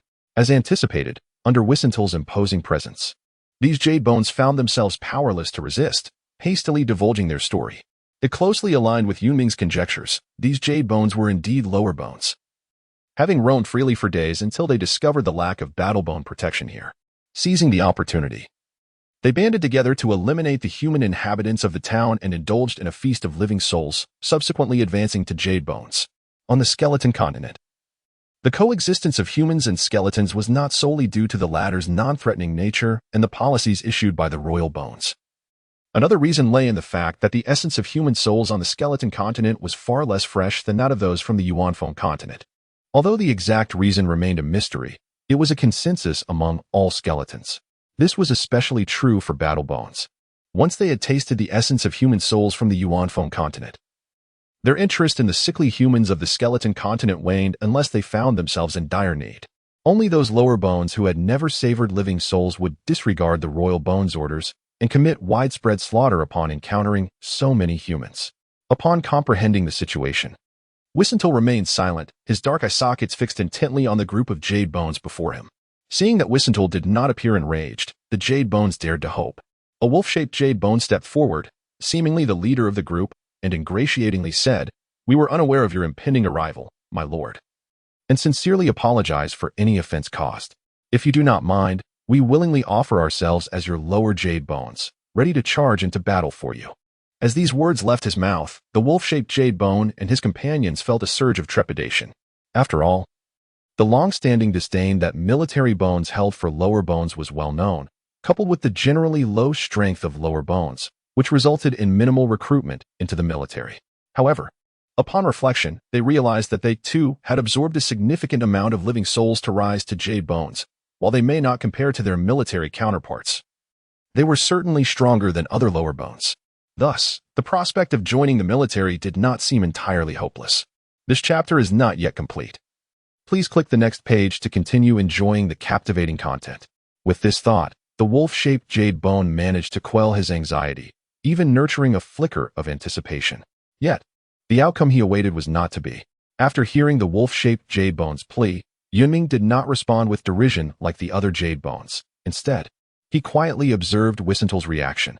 After a few moments of silence, Wissental forcefully stomped his bone hoof. In the next instant, dozens of bull-shaped jade bones surged forth like a torrent of steel, and with a single charge, the group of jade bones met their demise beneath the crushing hooves. The unfortunate wolf-shaped jade bone, still lost in delightful fantasies of military inclusion and liberation from his status as a lower bone, now found himself shattered, just like his companions. Yun Ming was perplexed as to why Vicental sought to eliminate the group of jade bones. Despite their chaotic disruption of North Watertown, their substantial absorption of soul energy suggested they were formidable. Furthermore, cultivating a new jade bone was undoubtedly a challenging endeavor. By conventional reasoning of higher skeletons, acquiescing to their requests seemed entirely reasonable. Was the Master's prejudice against flow bones so profound, or was it due to their massacre of the townspeople? Yun Ming swiftly dismissed the latter, as this notion scarcely held merit in the realm of skeletons. "What are you dawdling for? Move quickly," came Vicental's sole communication, prompting Yun Ming to abandon his musings and hasten to follow. Vicental led his subordinate jade bones with grandiosity into the heart of the town, where the once roaming white bones had vanished without a trace. As they passed a heap of bones, Vicental did not spare it a glance, treating it as a mere triviality. The council hall of North Watertown, much like other skeleton cities, was centrally located. However, it was constructed from massive stones, standing in stark contrast to the bone architecture that characterized the town. Vicentil reclined upon a specially crafted bone chair. Before him lay a large, crude representation akin to a sand table, which, compared to a true sand table, appeared rather rudimentary. It merely indicated the terrain surrounding North Watertown within a radius of several dozen miles.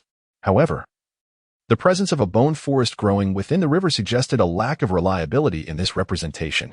In addition to Vicentil, the hall was crowded with dozens of jade bones, all awaiting his directives. Traditionally, to better control the territory, Vicentil would assign some subordinate jade bones to various posts. Compared to remaining in North Watertown, Yun Ming yearned to be dispatched to guard a skeleton village.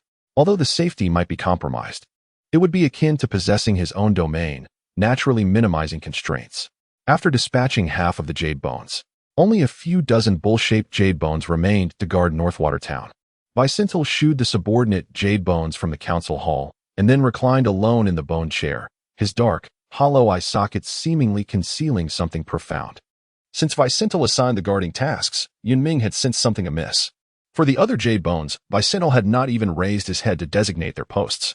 Yet he lingered his gaze on Yun Ming for several seconds before shifting to the assigned area, which seemed oddly familiar to Yun Ming. After bidding farewell to a few acquainted jade bones, Yun Ming set off alongside Sak, whose assigned area was adjacent to his own.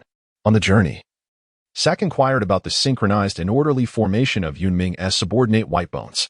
Yun Ming, it appears your subordinate white bones are emulating those human armies. Aren't they? Yun Ming nodded, acknowledging the clarity of the human military's division of labor and their cooperation. He contemplated learning from humanity to see if he could enhance the combat prowess of his skeletal subordinates. Upon hearing Yun Ming's explanation, Sak shook his head. Compared to our skeletons, the human army indeed exhibits a stricter discipline and a deeper understanding of cooperation. However, dear brother Yun Ming, have you ever pondered why those so-called elite human forces, hailed as the fierce tigers and wolves of the continent, have never once breached the skeleton continent, confining their battles to the Fengyuan continent? Yun Ming fell silent for a few seconds, pondering the term gray tide. This phrase had first come to his attention in the Tome of Skeletons, where it was described as one of the most frequently employed tactics by the Skeletal Legion. The Gray Tide is an essential lesson for higher-ranking skeletons. As its name suggests, it involves summoning a multitude of gray bones to charge forth. When amassed in sufficient numbers, they appear as a sweeping gray wave from a distance. From the moment of his birth, Yun Ming had been a part of the Gray Tide, and had he not managed to escape the battlefield in time, he would have undoubtedly become a mere skeleton himself. Indeed, a proud expression adorned Sak's bony visage as he proclaimed, though the Gray Tide tactic is simplistic, it is uniquely ours. Humans cannot replicate it. Any fortified city will crumble beneath the might of a powerful Gray Tide. As he spoke, Sak's tone grew increasingly fervent. Like many other skeletons, Sak harbored an almost blind faith in the Gray Tide tactic. However, Yun Ming found little enthusiasm for it. The tome not only chronicled the Gray Tide strategy, but also elucidated its shortcomings. Firstly, one Gray Tide can counter another. Secondly, the most common method for summoning gray bones through the Gray Tide tactic involves the use of soul water, a concoction of soul water and bone powder, which necessitates land for invocation. The first shortcoming was manageable, but Yun Ming dismissed the second as somewhat absurd, reasoning that any entity possessing such power would not be foolish enough to employ the Gray Tide against another. To conclude the discussion, Yun Ming remarked to Sak, "Brother Sak makes a valid point. I merely wish to experiment with new strategies, and if they prove ineffective, adjustments can be made." Seeing Yun Ming acknowledge his perspective, Sak nodded in satisfaction. Yet, he harbored unspoken thoughts, particularly regarding Yun Ming's apparent lack of understanding. Summoning a host of humanoid bones would yield little tactical advantage. Unlike his subordinates, who were meticulously chosen battle-hardened warriors, each robust and towering, Yun Ming's skeletal minions lacked comparable combat prowess. The two jade bones, each preoccupied with their own thoughts, led nearly 200 lower-ranking jade bones toward their designated post. After a brief respite, Yun Ming parted ways with Sak. Reflecting on their earlier debate, he dismissed any lingering concerns. Although the Gray Tide tactic had its merits, his decision to emulate human military formations and train lower-ranking bones in the soul-devouring formation stemmed from its current efficacy in enhancing their strength. As for the future, Yun Ming felt no inclination to dwell on it. His immediate priority was to grow stronger and survive, so that he might eventually have the luxury to contemplate what lay ahead. As he surveyed the landscape before him, Yun Ming finally comprehended why Vicentil had regarded him with a familiar gaze. The terrain on the sand table was indeed reminiscent of the vicinity near Valley Full Village, the first stop he had taken upon arriving in the land of skeletons alongside Vicenter. Yun Ming could not help but feel a twinge of gratitude towards Vicental. Although Guman Village is a human settlement, it possesses both a soul well and soul gaps. While its scale may not rival that of Beishui Town, it certainly surpasses most skeletal villages, offering tangible benefits that are crucial for enhancing his own strength as well as that of the lower-tier skeletons. Yun Ming did not delay. After discerning the direction, he led the lower-ranking skeletons directly to the village of Guman. The moon hung high in the sky, its luminous rays illuminating the earth, bringing light to the inhabitants of the skeleton continent and rousing those who had rested through the night into a flurry of activity.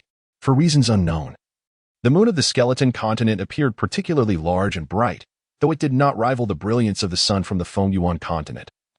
Newcomers might easily mistake it for the sun obscured by clouds. A Qing, stationed atop the watchtower, stifled a long yawn and glanced at the moon, contemplating that it was nearly time for the change of guard. After the shift, he intended to return home for a brief respite before joining his family and harvesting the crops from their fields. Reflecting on his presence at the watch, a Qing recalled the skeletal figure named Yun Ming. Ever since this humanoid skeleton aided them in vanquishing the Lu Gu, the village chief had convened a village-wide meeting to discuss their response to such threats in the future. The elders remained silent, and it was a Qing who first stepped forward to advocate for resistance, asserting that without action, the entire village would inevitably face doom. Contrary to his expectations of widespread dissent, the village chief was the first to express agreement, and the majority of the youth rallied behind him. A Qing understood that this shift was sparked by the courage ignited in them by Yun Ming's actions during the battle, awakening even the faintest flicker of fighting spirit within the villagers. Thus, the village chief gathered all the able-bodied youth to impart knowledge about the skeleton's weaknesses and to differentiate between the military skeletons and the Lu Gu. Soon after, another wave of Lu Gu approached the village, but this time, the strongest skeletons were merely a handful of white bones. Under the chief's leadership, the villagers, for the first time, defended their home relying solely on their own strength. In that battle, a Qing singularly vanquished a white bone, suddenly establishing himself as a leader among the youth. As these memories surfaced, a Qing felt a renewed clarity and was about to descend from the watchtower when he inadvertently caught sight of a group of skeletons advancing toward the village. Realizing the gravity of the situation, a Qing hastily rang the alarm bell in the watchtower. In the next moment, a wave of dread washed over him. The approaching skeletons were all stark white, clearly white bones. The village was doomed. A Qing's heart sank, and he slumped helplessly within the watchtower, devoid of any will to resist. Time passed, and a Qing vaguely heard someone calling his name. Straining against the fatigue, he peered out to see the villagers confronting the group of white bones. However, the atmosphere did not seem as tense as he had feared. Rubbing his eyes to clear his vision, he focused on the group of white bones and instinctively exclaimed, "Lord Yun Ming?" Yun Ming found it hard to believe the scene before him. He had only been gone for a brief period. Yet Guman village had undergone considerable transformation. A watchtower had been erected at the village entrance, and numerous fences had been installed. The villagers before him were all robust men, each wielding bone weapons that appeared to have been meticulously crafted. It seemed that the earlier conflict had left a profound impact on them. Yun Ming mused silently. Beside him, Jinshan whispered, "Boss, this group of humans is exceedingly arrogant. They must be taught a proper lesson." Old Hank approached Yun Ming cautiously, eager to gauge the situation. Before he could utter a word, Yun Ming preemptively explained, "I am here to carry out a garrison assignment. These skeletal beings are my subordinates. Now, please lead me to the Soul Rift." With that, he cast a glance at a Qing atop the watchtower. Upon hearing the term garrison assignment, Old Hank's small eyes immediately sparkled with excitement. He promptly began to guide Yun Ming, continuously expressing his warm welcome and beckoning a few villagers to assist with the cart. As they traversed the village, the presence of dozens of skeletons stirred a considerable commotion. However, upon seeing Yun Ming, the villagers seemed to be calmed as if under a tranquilizing spell, with even a few daring children trailing behind him. Although the lower-ranking skeletons of Yun Ming had never encountered such a spectacle, they diligently adhered to Yun Ming's command, refraining from whispered conversations and maintaining their formation. Jinshan appeared outwardly calm, yet his mind was embroiled in a fierce internal struggle, having traversed the expanse of the land. He considered himself a seasoned merchant, well acquainted with various grand occasions. Why then did these humans show no fear upon seeing their leader? That elderly man seemed rather exhilarated. "This is troubling," Is it possible that our leader has some compromising secret in the hands of these humans? Nearby, the old man who was energetically directing the villagers as they fervently excavated the hidden canopy. Yun Ming assigned tasks to the lower-ranking skeletons in units of battle formations, organizing them into 6 groups that took turns patrolling the village perimeter. While 4 groups conducted their patrols, the remaining 2 were tasked with guarding the soul gap. Among the 6 skeletons, one named Sonic possessed the rare ability of long-range vision, enabling him to clearly see any object within a kilometer radius. Yun Ming stationed him in the watchtower to continuously observe any unusual activity around the village, while the other 5 skeletons remained on standby as a reserve force. Inside the Soul Well house, the elderly man Hank was overwhelmed with emotion as he grasped Yun Ming's skeletal hand, nearly moved to tears. Initially, Hank harbored some concerns, but with Yun Ming commanding such a formidable number of lower-ranking skeletons, he could effortlessly annihilate the entire village's populace to bolster their strength. To Hank's astonishment, Yun Ming issued a decree forbidding any harm to the lives within the village and prohibiting the destruction of its structures. Remarkably, Yun Ming did not utilize soul speech for this command. Instead, he declared it aloud. The villagers, initially incredulous, soon felt a wave of gratitude wash over them, their actions quickening in response. The skeletons were already accustomed to obeying Yun Ming's commands without question. However, Jinshan, as a peer subordinate to Yun Ming, felt a sudden, shattering realization in his mind upon hearing Yun Ming's order. In later years, having ascended to become a renowned merchant skeleton, Jinshan would reflect on that moment, believing that the sound of his shattered perception was the collapse of his worldview as a skeleton. Observing the fervently excited Hank before him, Yun Ming felt somewhat at a loss. He refrained from using soul speech, having sensed the lingering fear in the villagers' eyes, wishing to alleviate their apprehensions, as he would need their cooperation in the future. After bidding farewell to Hank, only Yun Ming and Jinshan remained in the room. Once Jinshan had somewhat recovered from the impact of the command, he eagerly inquired, "Boss, if you were to eliminate all the humans in this village, you would have enough to elevate yourself to a battle skeleton and even acquire a considerable number of soul essences. Why then are you choosing to protect these humans?" As Yun Ming gazed at the soul well, he remarked, "In comparison to merely absorbing their souls, they serve a far greater purpose, one that the skeletons cannot replicate in numerous aspects." After uttering this, Yun Ming himself felt that the rationale was somewhat tenuous. Could it be that in a past life, he was indeed human? Shaking his head, he dismissed the thought. Whether he had once been human or a skeleton was too distant a consideration for his current self. "Very well, you are the leader. Your word is law," he conceded, resigning himself to fate. Estimating the depth and width of the soul well, Yun Ming had a clear understanding that a soul well of this magnitude could yield approximately 5 standard gray soul orbs within a month. At this rate, it could also produce about 50 pounds of soul water, though the soul water within the well would not deplete. A reduction to half its total volume would adversely affect the orb production. Should one desire to cultivate red soul orbs, which contain more refined essences, it may take a month to produce even one. As for the higher tier purple, blue, or even black soul orbs, it would be prudent to refrain, for the quality of the orbs is contingent upon the scale of the soul well. Noticing Yun Ming's unwavering gaze upon the well, Jinshan eagerly began to showcase his knowledge. Though this soul well may be somewhat diminutive, it surpasses the average skeletal village significantly. It could muster a meager 5 soul orbs a month. Then you shall be tasked with overseeing the soul well. Yun Ming assigned Jinshan his duties. Jinshan, still chattering excitedly, remarked, "These gray soul orbs are hardly impressive. Have you ever seen a red soul orb? Let me tell you, boss, what do you think?" His disbelief was evident. "I said you will manage the soul well, responsible for collecting soul orbs and soul water. Is there a problem?" Yun Ming feigned seriousness in his inquiry. No.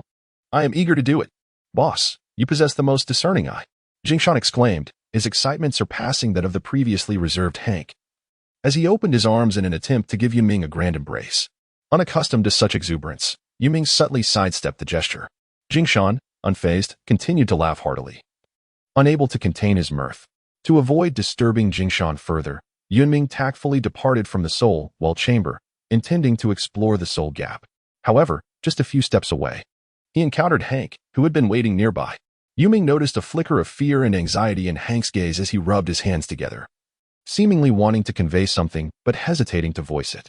Under Yun Ming's watchful eyes, Hank finally divulged his concerns. The village's able-bodied youth had been equipped with weapons, and they had erected fences and watchtowers. Hank sought Yun Ming's permission to maintain the current state of affairs, for considerable effort had been expended to achieve this progress. Yun Ming pondered for a moment and then directly informed old Hank, "Certainly, you may continue constructing the unfinished defenses, and you may also proceed with the refinement of your weaponry." Once again, old Hank was overwhelmed with emotion, tears welling in his eyes.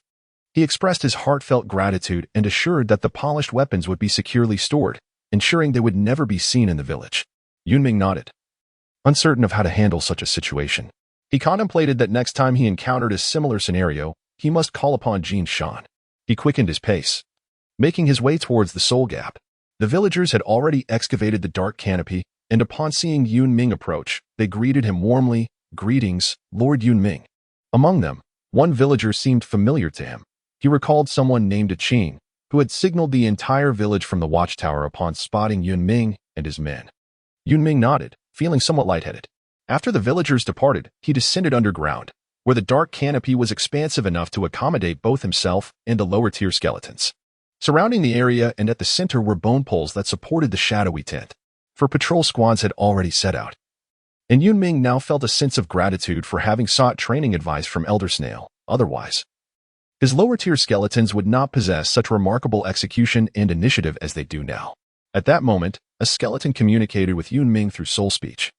Reporting a new development, gray skeletons occasionally crawled up from the soul rift, and it was uncertain how to handle the situation, whether to drive them back into the rift or to retain them as cannon fodder. Yun Ming approached the edge of the soul gap, where a group of white bones diligently polished their battle formations, while another group observed several gray bones. Satisfied, Yun Ming nodded. It appeared these diligent beings had adapted well to the previous training and learned to divide their tasks, which was commendable. Upon noticing Yun Ming's presence, the skeletal figures ceased their activities and awaited his instructions. "Well done. You understand the importance of division of labor and have not forgotten to practice the battle formations." "Excellent." Yun Ming recognized the significance of praising them at this moment, seizing the opportunity to boost their morale. Indeed, upon hearing the commendation from their superior, the white bones instinctively straightened their chests, a hint of joy evident upon their facial bones. One white bone stepped forward, proclaiming, "We aspire to perfect our battle formations to follow our master into battle and prove ourselves." The others echoed in unison, "Defeat the enemies. Defeat the enemies. Defeat the enemies." "Good. I trust your performance will not disappoint me," Yun Ming affirmed. He then turned his attention to the gray bones, believing that cannon fodder was still necessary. Without it, confronting other skeletal armies would be impossible. However, while ensuring an adequate supply of cannon fodder, Yun Ming also sought to guarantee its quality. Thus, he instructed the lower-ranked white bones using soul language. From now on, the rotating guard teams must also be responsible for collecting gray bones. Imitating the bone nurturing division, 10 gray bones per batch, with only one to be retained from each group. This strategy would ensure quantity while maximizing quality. Should any promising humanoid gray bones emerge, they could be elevated to white bones using soul orbs. As for the other beast-shaped bones, due to their differing skeletal structures and combat styles, considerable time would be required for acclimatization. So Yun Ming decided to postpone any considerations regarding them until his own strength had increased sufficiently to promote stronger bones. With some leisure time at hand, Yun Ming resolved to address several pressing matters. First, he would seek out Old Hank to organize the villagers to excavate additional large dark canopies for housing the gray bones. This would not only enhance the survival rate of the gray bones, but also facilitate management. Moreover, he needed to have Jin Shan produce some soul-calling water for unforeseen circumstances. Yun Ming also noted that the bone materials in the village were running low and must be replenished. Lastly, he intended to gather information about the surrounding situation from Old Hank. Yun Ming suddenly realized that the task of guarding was both arduous and far-reaching. Days swiftly passed, and the villagers gradually discerned that this group of skeletal sentinels was diligently executing Yun Ming's commands. Apart from patrolling the village periphery and safeguarding the soul gaps, they engaged in formations, never daring to enter the village without Yun Ming's orders, let alone inflict harm upon the inhabitants. The village began to regain its former appearance. Villagers resumed their daily labors, tending to fields or constructing fences. Occasionally, the elder Ku would organize the villagers to dig secret shelters and gather bones. Fully aware that it was Yun Ming's intention, and they cooperated willingly. Even when encountering the patrolling skeletons, they no longer exhibited the same fear as before. There were even audacious children who frequently ventured near the soul gaps, stealthily observing the skeletons practicing their formations and collecting gray bones, creating a scene of harmonious coexistence between humans and skeletons in this small village. Oh, and let us not forget our merchant skeleton, Jin Shan. Ever since Yun Ming entrusted him with the oversight of the soul well, he has become almost entranced, sequestering himself in the soul well chamber, emerging not even a step outside, and has even moved those 2 carts of soul water inside. Yun Ming deemed it necessary to inquire about this vassal. Upon entering, he found Jin Shan engaged in the meticulous task of registering soul water alongside 2 skeletal assistants, diligently recording even the daily yield from the soul well.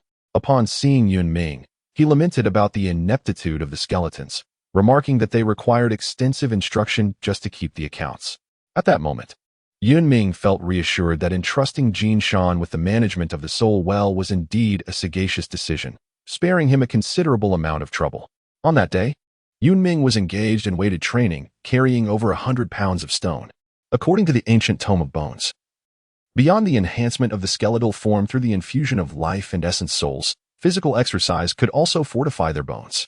Sonic, who was responsible for the watchtower, reported a new development through the language of souls. A band of skeletons had appeared in the northeast direction of the village, numbering approximately 60, led by a pig-shaped jade bone.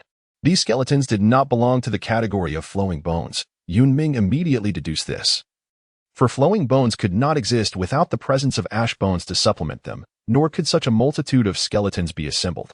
Furthermore, based on Sonic's subsequent descriptions, it was evident that this group of skeletons bore no spots upon their forms. Given that they approached from the northeast, Yun Ming could only surmise one possibility. They were military bones under the command of Dadalong, with his leading bone, Kai Yi, having taken over Dadalong's territory. Some military bones, unwilling to surrender, had fled. To validate his hypothesis, Yun Ming instructed Sonic to observe whether the jade bone bore any soul-collecting artifacts. Moments later, Sonic reported that no identifying items or insignias had been detected upon the jade bone. It appeared likely that such markers were concealed, Yun Ming speculated. Without wasting time, he commanded Sonic to maintain surveillance over this group of skeletons and to report any developments immediately. Subsequently, he utilized the language of souls to coordinate arrangements among 6 teams and informed Old Hank to prepare the villagers for potential developments. The region where Yun Ming resides is situated in the southern part of the Kenya territory, in close proximity to the Kos territory. This small contingent of skeletons, which seemingly emerged from nowhere, instilled in Yun Ming a sense of unease. There must be formidable forces behind them, including battle skeletons, strong bones, and even knightly bones. Otherwise, a mere jade bone and a handful of white bones could never have reached this place. Suddenly, Yun Ming caught a whiff of danger. The pig-like jade bone, Kulesk, gazed at his lethargic subordinate white bones and couldn't help but voice his frustration once more. Given that Lord Dadalong was already deceased, why not surrender to Lord Kenya? Why cling to an alliance with the southern Lord Kost, especially when rumors circulated within the army that Lord Kost was gravely wounded, on the brink of death? Despite his complaints, Kulesk understood that he was powerless to alter the decisions made by the higher-ups to evade the obstruction of Kenya's forces upon entering the Kenya territory.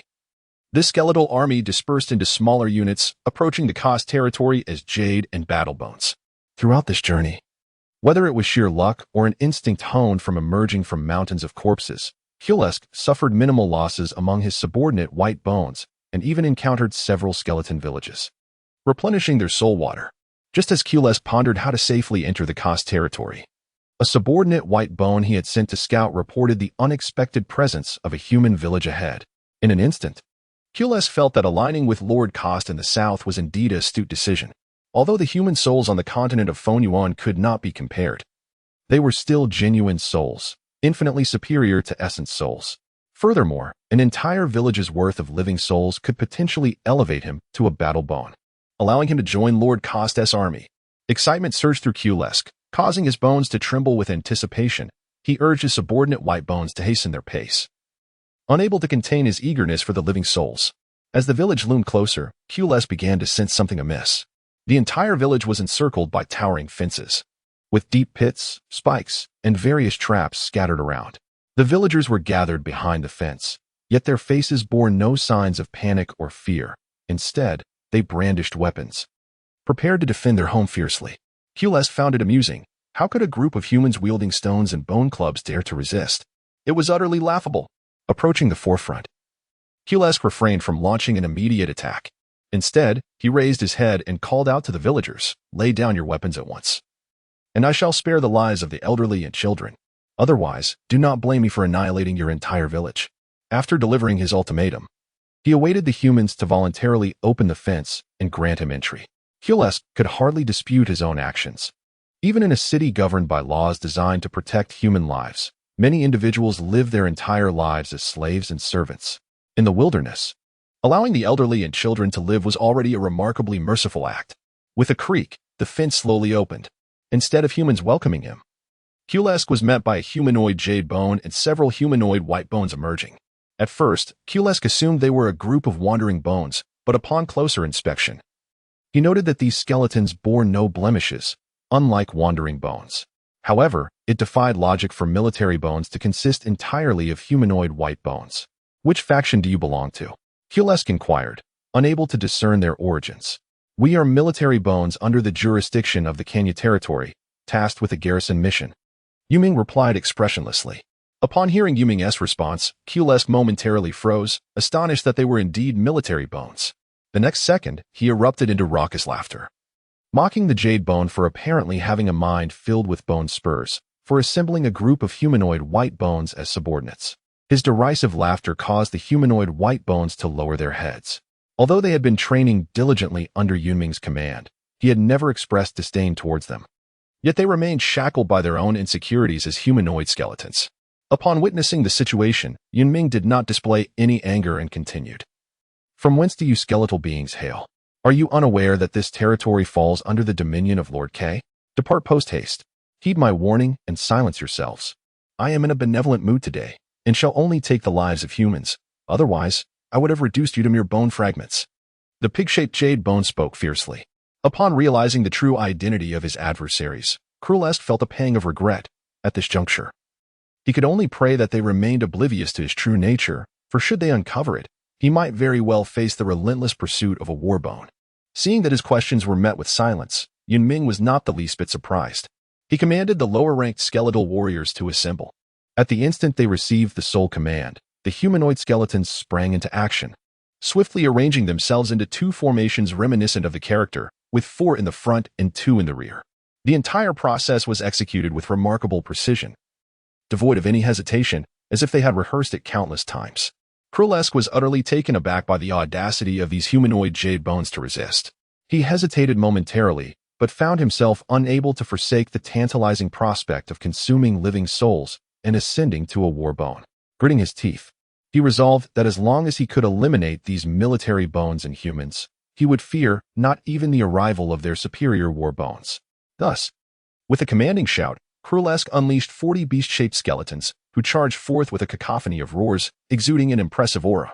Upon witnessing this, Yun Ming comprehended the intentions of his adversary, uttering not a single word but merely tightening his fist. What scheme is this jade-like skeleton concocting? Does it believe that by arranging these peculiar formations, its humanoid bones can overpower my beastly skeletal subordinates? Though he scoffed at the absurdity, Qles remained prudent and refrained from deploying his entire lower-tier skeletons. As dozens of beastly skeletons charged towards him, the humanoid skeletons, unaccustomed to the battlefield, could not help but display a hint of anxiety, their bodies trembling slightly. Then, Yun Ming's voice, tinged with authority, resonated, "Do not be anxious, simply adhere to your training." With Yun Ming's presence, this ensemble of humanoid skeletons immediately found their anchor. The 12 skeletons designated for ranged assault simultaneously unleashed their bone techniques. In an instant, bone arrows, flying daggers, bone projectiles, and various bone darts soared through the air, resembling a downpour of bones. Amidst this skeletal rain, one humanoid skeleton appeared oddly out of place. Although positioned for distant attacks, its hands were in constant motion, yet it failed to release its bone technique. As the beastly skeletons drew nearer, the rhythm of this skeleton's hand movements quickened. With a resonant hum, a crimson fireball erupted from its grasp, hurtling towards the advancing beastly skeletons. As soon as the fireball was launched, this skeleton collapsed, seemingly having lost consciousness. Yun Ming appeared to possess an innate understanding of the situation, directing the 2 skeletal warriors beside him to carefully lift the fallen skeleton and protect it. When the battle formation was first established, Yun Ming was astonished by the fireball technique, which even Elder Wu praised, stating that if it could develop further, this skeleton would undoubtedly become a standout among its peers. However, the fireball technique had evident drawbacks, an excessively long preparation time, and significant energy expenditure. When Yun Ming inquired with Elder Wu about potential solutions, the elder merely shrugged, admitting that the only remedy lay in the natural evolution of the skeletal technique. Despite these glaring weaknesses, the fireball's power was undeniably formidable. A single fireball obliterated 3 skeletal warriors, instilling hesitation in the advancing beast-shaped skeletons. Kulesk was clearly taken aback by the ferocity of the humanoid skeletons, which exceeded his expectations. He realized that it was a one-time use technique and noted the fallen skeleton being carried away, prompting him to order the beast-shaped skeletons to continue their assault.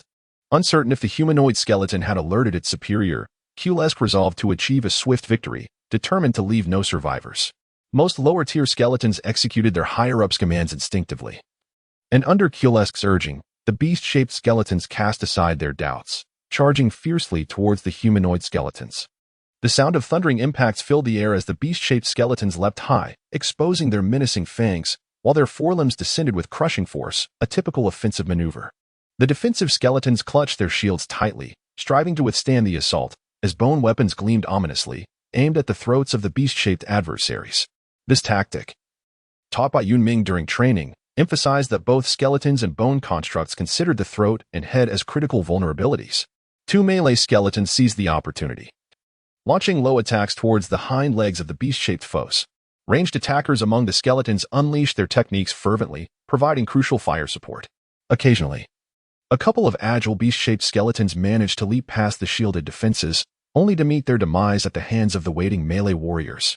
Witnessing his subordinates falter against the humanoid skeletons, Kulesk felt a mix of surprise and frustration, repeatedly urging his forces to tear apart the obstinate humanoid skeletons.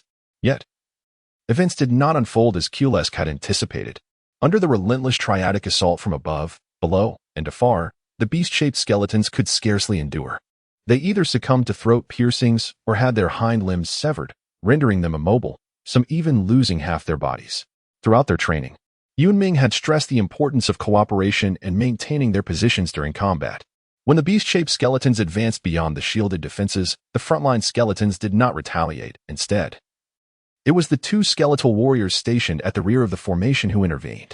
Had the frontline skeletons turned to attack, the shield-bearing skeletons would have likely faltered, resulting in a breach of their formation. Mutual support and steadfastly holding their positions maximized the formation's efficacy. Under Yun Ming's command, the 6 lethal formations swiftly exchanged positions whenever one began to falter, transforming the 11 humanoid skeletons into a relentless reaper of the beast-shaped foes, their essence accumulating in increasing heaps around them. Before long, the 40 beast-shaped skeletons dispatched by Kulesk lay defeated, succumbing to the strikes of what were deemed the weakest humanoid skeletons in the realm, more accurately, to their defenses. The entire encounter, from the initial charge to total annihilation, transpired in less than a quarter of an hour, leaving Kulesk filled with confusion and disbelief. How could this ragtag group of humanoid skeletons possibly triumph over his lower-tier warriors? Was it possible he had misjudged the situation? Could it be that he was facing a cadre of humanoid jade skeletons? Kulesk was not alone in his astonishment. The humanoid skeletons, surveying their victory, could scarcely believe they had vanquished the beast-shaped adversaries. Glancing at their companions, they would have shed tears had they been capable of such emotion, but alas, such a scene would forever remain an impossibility. The enemy had not yet been eradicated. They must remain vigilant and maintain their formation. Yun Ming's voice echoed in their minds, pulling them from their stupor. Unnoticed by the others, Yun Ming's clenched fist subtly relaxed. Old Hank exhaled deeply, wiping the cold sweat from his brow. When the pig-like jade skeleton had issued its challenge, he had wavered, subconsciously believing that even with Yun Ming and his handful of subordinates, victory was improbable. Perhaps it would be wiser to acquiesce to the pig-like skeleton's demands. The village might yet have a chance at survival. Just as Hank was about to dismantle the barriers, a hand bone, as translucent as jade, halted him. "Trust me, I will safeguard the village." Gazing at the somewhat fragile silhouette of the skeleton, old Hank, for the first time since becoming village chief, believed in his instincts, and thankfully, they proved correct. To his surprise, it was Jishan who had appeared by his side. The latter stretched lazily, feigning weariness, and casually remarked, Though I sometimes struggle to comprehend the chief's actions, his strength is undeniably formidable. These skeletons are no match for him, wouldn't you agree? He then patted old Hank's shoulder in a manner that suggested a close camaraderie. Yes, yes, Lord Jinshan speaks true, old Hank awkwardly acquiesced. Long before Hank had summoned the villagers, Jinshan had sensed the tension, stealthily observing from a shadowy corner. Only when Yun Ming's lethal formation showcased its prowess did Jinshan emerge confidently. Kulesk's astonishment gradually morphed into fury. How could so many lower-tier skeletons be vanquished by a mere group of humanoid skeletons? If he could not raise this village today, not only would he be deprived of the souls he sought, but he would also suffer the loss of 40 lower-tier skeletons. Even if he managed to join the Costelbone army, he would likely remain an outcast for a long time, as being an outsider often led to isolation and exclusion. And even the selection of lower-tier skeletons would leave him with only the leftovers from other Jade skeletons. Yun Ming understood that he must decisively eliminate his opponent today, otherwise, it could lead to unforeseen troubles. Noticing that the pig-shaped Jade bone remained inactive, he commanded the lower-ranking skeletons to absorb the souls on the battlefield and utilize the soul water at their disposal to swiftly restore their stamina. Witnessing this group of humanoid skeletons actually taking out soul water for recovery, Kulesk's mind was once again jolted. Could this truly be a group of mere bones? Amidst his soul's bewilderment, Kulesk was acutely aware that if he did not take action soon, his situation would only deteriorate further, especially since he had no surplus soul water to allocate to the lower-ranking skeletons. The pig-shaped Jade bone let out a long howl, leading the remaining 20 or so beast-shaped skeletons charging forth. Upon seeing this, the humanoid skeletons immediately entered a state of combat readiness. And Yun Ming clenched his fists once more. The dense rain of bones lightly struck his body, failing to capture Kulesk's attention.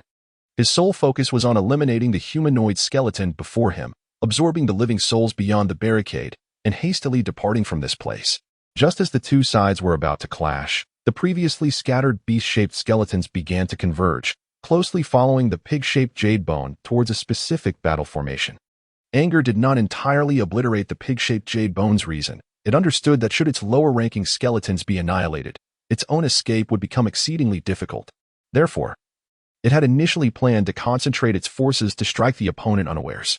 Unfortunately, fate did not favor the skeletal being, although Yun Ming could not foresee its strategy. His cautious nature allowed him to react the instant the beast-shaped skeletons gathered, relying on countless rehearsals and the tacit understanding forged with the lower-ranking skeletons. Yun Ming swiftly made adjustments. The formation targeted by the attack rapidly retreated, narrowly evading the tusks glistening with a jade-green sheen. Meanwhile, the remaining formations simultaneously maneuvered to encircle the Jade Bone Boar and its subordinate skeletal minions. Yun Ming leaped into the encirclement, the Soul Devourer darting towards the tusks of the pig-shaped Jade Bone like a ghostly shadow. With a single strike, it retreated. Yun Ming would never recklessly attack without a sufficient understanding of his adversary. Glancing down at the Soul Devourer, now tinged with a hint of dark green, he discerned the nature of his opponent's bone technique, deadly poison. It appeared a change in strategy was imperative. Close combat was no longer viable. Yun Ming began contemplating how to confront the pig-shaped Jade Bone and the 20-odd beast-shaped bones surrounding him. A human skeleton was still just a human skeleton. Even if it fortuitously ascended to Jade Bone status, it remained ineffectual. Observing Yun Ming's apparent indifference to its bone technique, Kulesk felt a surge of pride, mistakenly believing Yun Ming was intimidated. However, in the next moment, the human skeletons encircling them abruptly sprang into action, rotating around their foe as a cohesive unit. The skeletons designated for ranged attacks unleashed a barrage of bone darts, while various bone weapons emerged from the gaps between shields. This was Yun Ming's devised tactic, to transform the encirclement into an impenetrable iron barrel, one lined with blades, effectively trapping the enemy within. Sensing the shift in momentum, Kulesk urgently commanded his subordinate bones to attack relentlessly, striving to break through the encirclement.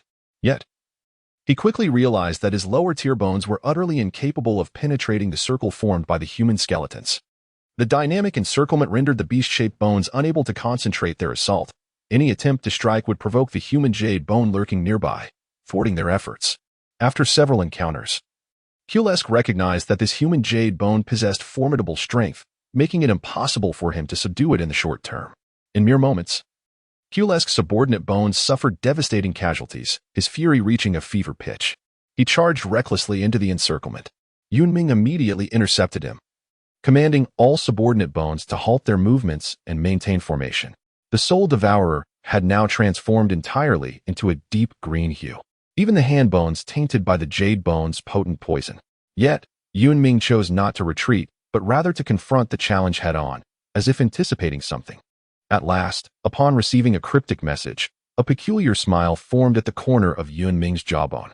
With a swift motion, he repelled the pig-shaped jade bone but opted against an offensive, instead rolling forward to create distance. Kulesk sensed something amiss but dismissed it, presuming it to be the work of a stray bone dart. In the next instant, he was struck by a searing heat, followed by a wave of dizziness. The rear half of the pig-shaped jade bone turned as dark as charcoal, exuding the acrid scent of burning bone. A surge of joy filled Yun Ming's heart. He had been eagerly awaiting the awakening of a particular skeleton. As Yun Ming pondered how to eliminate the pig-shaped jade bone, the fireball skeleton reached out through soul communication, indicating it could unleash its bone technique once more, provided Yun Ming could stall for a moment. Thus, the scene of the flaming pig-shaped jade bone unfolded. Adhering to the principle of taking advantage of an opponent's weakness, Yun Ming wasted no words. He advanced, the soul devourer laboriously penetrating the throat bone, voraciously consuming its essence. The pig-shaped jade bone collapsed. Kulesk could scarcely believe that his skeletal journey would end in a human village. Vanquished by a cadre of the very human skeletons he had so despised, he never anticipated the prowess of their bone techniques, nor that the human jade bone could absorb his essence. Such revelations were beyond his wildest expectations. Yun Ming withdrew the soul devourer, surveying his surroundings, silently proclaiming victory. To his surprise, it was the villagers, who had been merely spectators, who erupted in cheers first. "We have won. We have survived. How wonderful, my child's life is spared." Some even collapsed to the ground, weeping uncontrollably. Amidst the jubilant crowd, a Qing clenched her fists tightly. The old man remained relatively composed, continuously murmuring, "No more deaths. No more deaths." Glancing at the skeletons, some appeared agitated, while others were at a loss. Yun Ming, however, did not grant this group of skeletons the luxury of time to express their emotions. He commanded them to clean the battlefield, emphasizing the importance of delivering the final blows, lest they suffer a reversal of fortune. The art of feigning death was no small matter. Had it not been for his extraordinary talent in the past, he would have long fallen victim to the human cavalry. Feeling a twinge of embarrassment, Yun Ming scratched his head, preparing to have Jin Shan procure some soul water.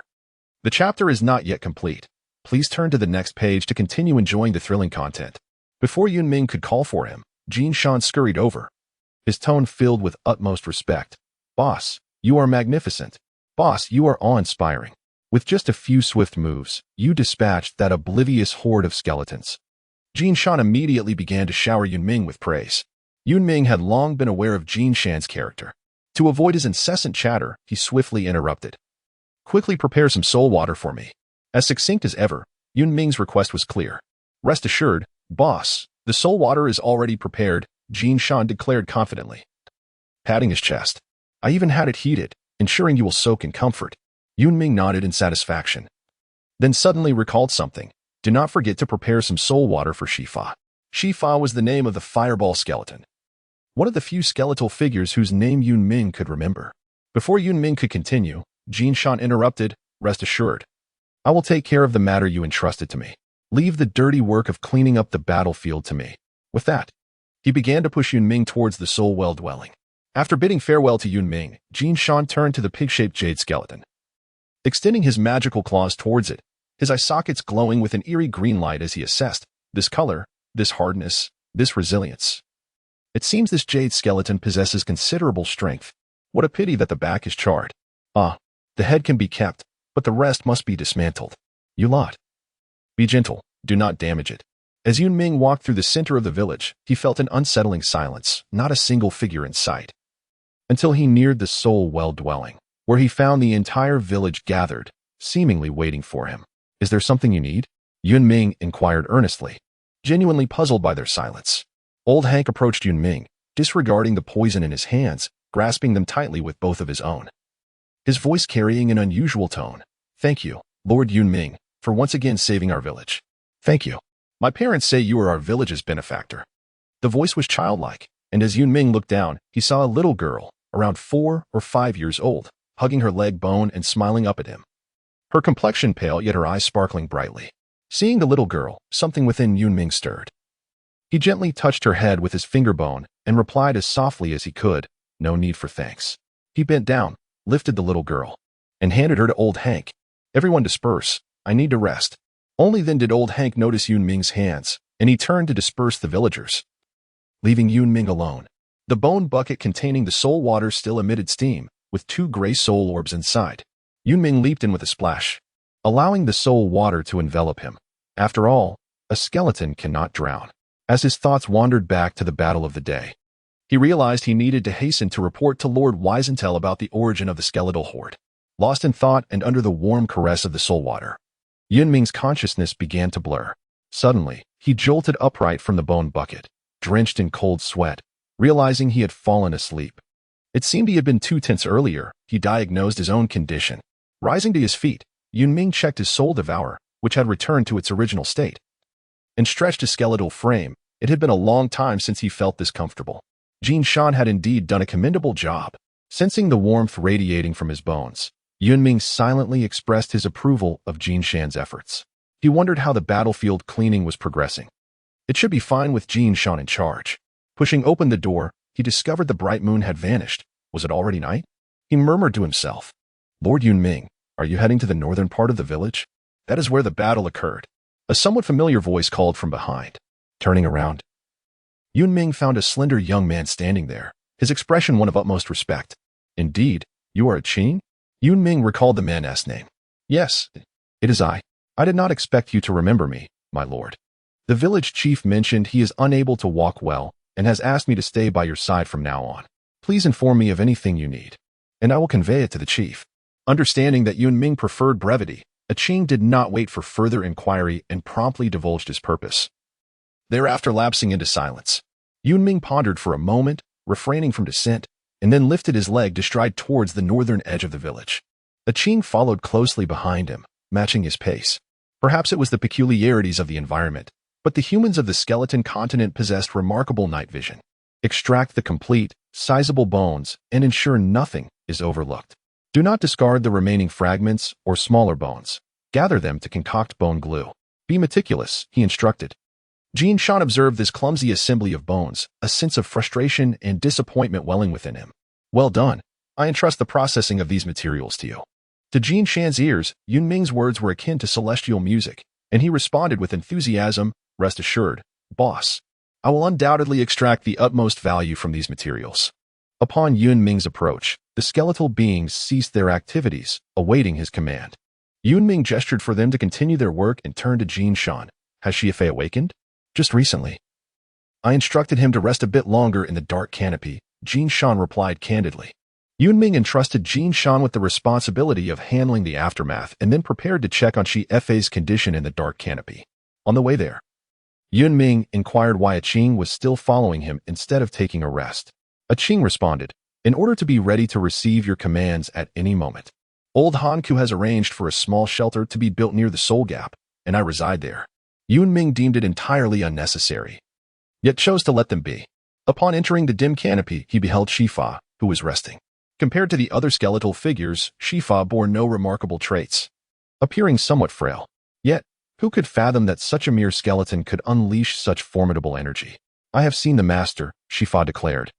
Placing both hands upon his head, a gesture of utmost reverence among skeletons, signifying a willingness to offer his very skull. His pallid visage was etched with veneration. From the inception of the bone cultivation department, Yun Ming had chosen them, and now, having led them to their inaugural victory, he had become a myth in the hearts of all lower-ranking skeletons. "You performed admirably this time, shortly. You shall seek out Jin Shan to claim your share of 3 pounds of soul water." Yun Ming wasted no time in bestowing rewards. The elder will once professed that an army must possess a clear system of rewards and penalties to enhance combat efficacy and uphold discipline. Thus, Yun Ming designated soul water as remuneration. As for soul orbs, the coffers were still lacking, and since the skeletons were devoid of soul harvesting capabilities, Yun Ming instructed Jin Shan to maintain a ledger to accurately record the allocations of soul water for the lower-ranking skeletons. Shifa, somewhat apprehensive, replied, "Fighting for the master is the duty of the lower-ranking skeletons. I dare not request a reward, especially as I have already consumed a considerable amount of soul water." Yun Ming waved his hand dismissively, stating, that is intended for your recovery. Do not concern yourself with it. The soul water is rightfully yours. Do you not desire it? Indeed, I wish for it. Thank you, my lord. Henceforth, I shall undoubtedly risk my life for you. West Fa responded hastily, fearing that Yun Ming might retract his words. No sooner had he spoken than Yun Ming felt a significant strengthening of the bond between himself and West Fa. The greater the loyalty of a lower skeleton to a higher one, the more robust their connection became, directly influencing the amount of soul tribute exchanged. At present, West Fa's tribute to Yun Ming could reach at least 80. This implies that whether West Fa absorbed essence souls or living souls, 80% would flow into Yun Ming's body through the soul tribute. Yun Ming nodded in satisfaction, advising him to rest well before departing the dark canopy alone. Under Jin Shan's supervision, after an entire day of diligent cleaning, the battlefield was finally rendered immaculate. It is no exaggeration to say that not a single fragment of bone could be found in the entire area, let alone a complete skeleton. The meticulousness of the endeavor left Yun Ming utterly astounded, and he couldn't help but feel a twinge of admiration for his subordinate. One should never judge the strength of a skeleton by its exterior. Henceforth, Yun Ming held unwavering faith in this ancient adage widely circulated across the skeleton continent. The 71 bones stood in perfect formation, and Sonic informed Yun Ming that they must always remain steadfast in their posts. Yun Ming felt a sense of relief and granted them special permission to abstain from participation. Yun Ming gazed upon his subordinate skeletons, each visage radiating excitement and pride. They had valiantly demonstrated their prowess in battle, proving that humanoid skeletons could indeed triumph over their beastly counterparts. You have all performed admirably, and I am grateful for my choice in you, Yun Ming praised, freely offering his commendation. He understood the skeleton's desire for continued recognition. However, he cautioned, do not presume that this victory rests solely upon your strength, nor should you believe that you can forever subdue the beastly skeletons.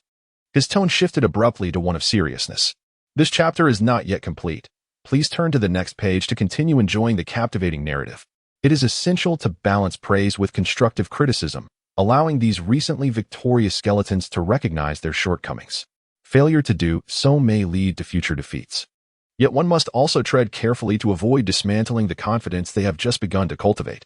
Yun Ming observed that after he had spoken, the expressions of the lower-ranking skeletons became tranquil. Their previous pride and excitement had vanished.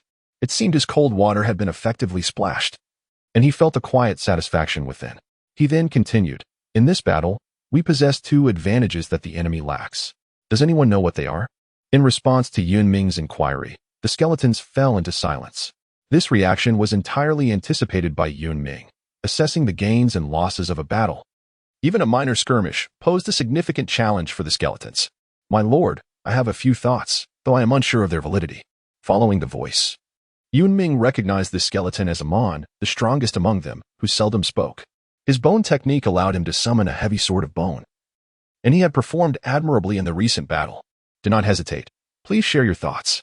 Yun Ming was somewhat surprised and eager to hear the skeleton's perspective. Amon pondered briefly before speaking. My lord, I believe we have two advantages that the enemy does not possess. Firstly, the enemy has evidently endured a long journey, resulting in fatigue. Secondly, they lack access to soul water for replenishment. These two factors diminish the enemy's strength. Indeed, you are correct, Yun Ming replied, intrigued by the skeleton's insights. Amon demonstrated not only considerable strength but also commendable analytical skills, making him a strong candidate for the first promotion to Jade Bone. Yun Ming surveyed the lower-tier skeletons and continued, the battlefield offers no time for preparation. The only outcome of defeat is death. However, we must reflect on our shortcomings and grow stronger to survive. Do you have the confidence to continue growing stronger with me, my skeletons? To the death.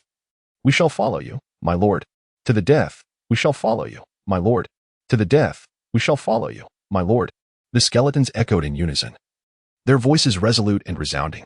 In that moment, Yun Ming felt a profound connection with all the lower-tier skeletons intensifying. Subsequently, Yun Ming allocated each skeleton a share of 1 pound of soul water. Seizing the fervor of the lower-tier skeletons, he announced the forthcoming training regimen. During his encounters with the beast-shaped skeletons, Yun Ming realized that, despite the battle formations enhancing their capabilities, his lower-tier skeletons still lagged behind in strength and speed compared to the beast-shaped skeletons. Yun Ming resolved to supplement the usual combat simulation training with strength, agility, and speed training, aiming to bridge the inherent gap with the beastly skeletal forms. To his surprise, this command was met with resounding enthusiasm from all the subordinate skeletons. It seemed that his exhortations had borne fruit. Yun Ming mused to himself. Unbeknownst to Yun Ming, the news of the reward of 3 pounds of soul water for Shifa had already spread among the remaining skeletons, who eagerly anticipated the next battle to showcase their prowess. After making all necessary arrangements, Yun Ming prepared to report the intelligence regarding the discovery of military bones under Dadalong's command to Vicental. The certainty of these being Dadalong's military bones stemmed not only from Yun Ming's initial conjecture, but also from Jinshan's discovery of a soul-collecting bone concealed within the pig-shaped jade bone during the battlefield cleanup. Having roamed far and wide even in his skeletal form, Jinshan recognized the insignia belonging to Dadalong's forces. As Yun Ming toyed with a bone bracelet in his hand, he contemplated whom to dispatch to North Watertown for the report. The distance between himself and Vicental rendered soul communication ineffective, although he wished to personally convey his findings.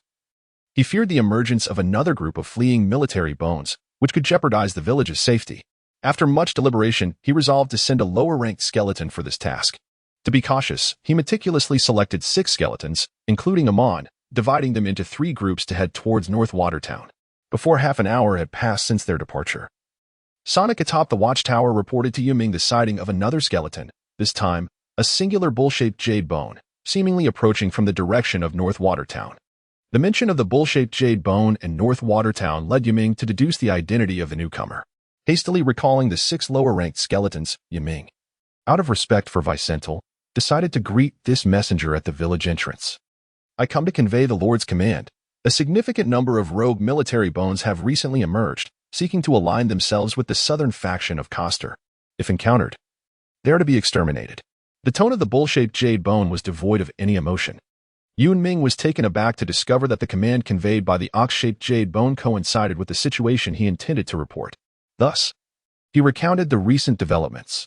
Not long ago, he had uncovered a band of wandering military bones, which he had led lower-ranking skeletal soldiers to vanquish. Vanquish? Just with a group of humanoid skeletons? The ox-shaped jade bone could hardly believe Yun Ming's assertion.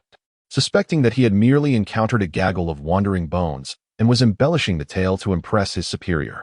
The ox-shaped jade bone had already formed a judgment about Yun Ming's words. When Yun Ming's humanoid skeletal phalanx had exited the city, it had elicited no small amount of discussion. Even those jade bones of higher rank, like the ox-shaped jade bone, had been subjected to mockery. Moreover, the ox-shaped jade bone held a certain disdain for humanoid skeletons. Just as he was about to deride Yun Ming, a bone-crafted bracelet caught his eye. Could it be that these humanoid skeletons truly annihilated a band of military bones? The ox-shaped jade bone found it hard to fathom. Yet the undeniable evidence before him compelled his belief, and he awkwardly conceded, "Very well, I shall inform the master of your circumstances." As he turned away, he noticed a few children peering from a distance, which filled him with a sudden delight. "You have human slaves here? If there are children, there must be adults too." Following the battle, the villagers' attitudes towards Yun Ming and his skeletal companions underwent a profound transformation. Upon encountering Yun Ming, they would respectfully address him as master. And the lower-ranking skeletal soldiers near the village would not shy away but rather greet him. If a tent were damaged, the villagers would willingly assist in repairs. As if Yun Ming and his kind were not skeletons but fellow humans like themselves.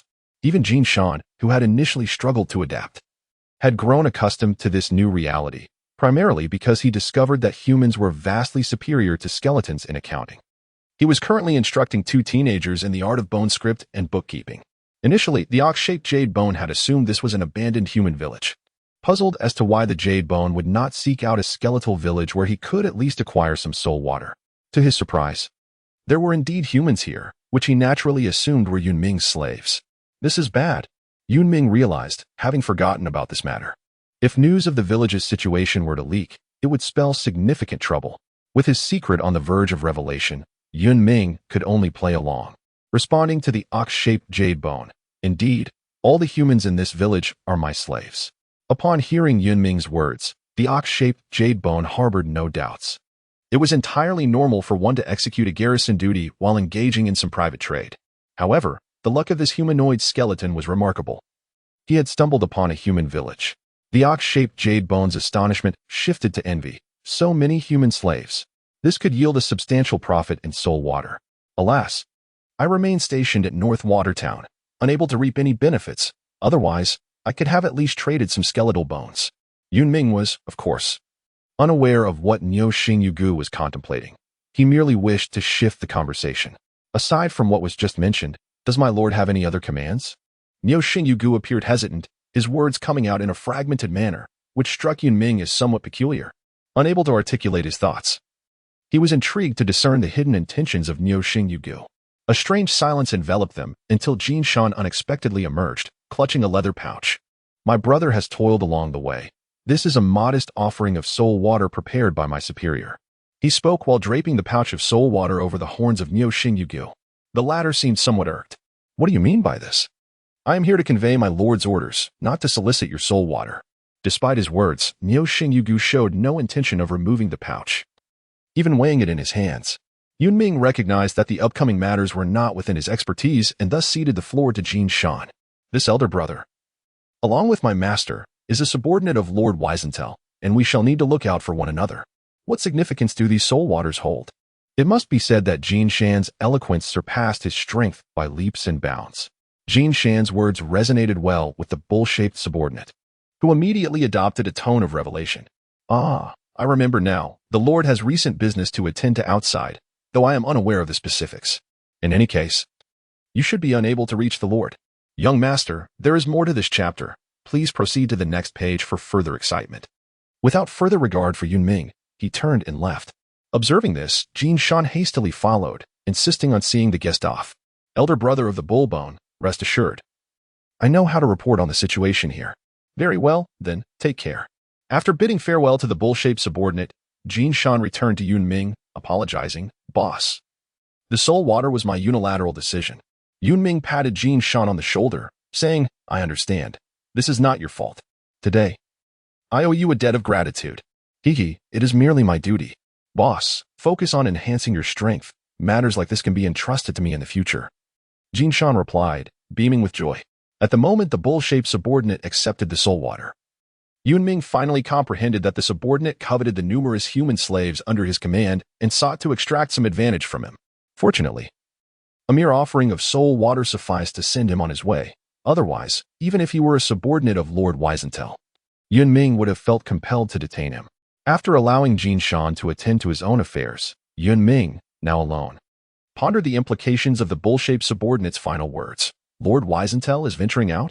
Such a departure at this time indicated the gravity of his business. As he contemplated, solitary reflection became a habitual practice for Yun Ming. Shaking his head, he conceded that the Lord's intentions were beyond the conjecture of a mere subordinate. Even if he returned to North Watertown to inquire, he would likely face reprimand. Thus, he resolved that enhancing his strength was of paramount importance, choosing once again to disregard matters that did not pertain to him. Upon returning to the village, Yun Ming sought out a Qing, who had been on standby, instructing him to convey to the elder Han Ku that the traps surrounding the village were insufficient and needed augmentation. The bull-shaped subordinate's demands illuminated the reality that such a multitude of humans could easily become targets for skeletons, regardless of whether they were friend or foe. Next, Yun Ming made his way towards the Soul Rift, preparing to inspect the training conditions of the skeletons. Days later, by the Soul Rift, the skeletons were engaged in rigorous training. Amon wielded a heavy sword, pushing back the attacking skeletons. Observing that the front line was on the verge of collapse, he swung his sword, creating a gust of wind that struck the skeleton about to breach their defensive formation. With a crack, several fine fissures appeared on the skeleton's form. With Amon's support, the pressure on the defensive skeleton significantly eased, allowing them to launch a counterattack swiftly. Time's up, take a break, and prepare the next group, Amon declared. Confident in their victory, the skeletons that completed their training immediately rested in place, while the injured sought refuge in the dark canopy to mend their wounds using soul water. Such injuries, not posing a threat to vital areas, were commonplace, and it seemed that Lord Yun Ming encouraged this practice. The skeletons remembered his words. Training to shed the weak is superior to losing heads on the battlefield. The next group commenced simulated training, donning heavy stones and running laps around the Soul Rift, a regimen devised by Yun Ming to enhance their endurance and speed.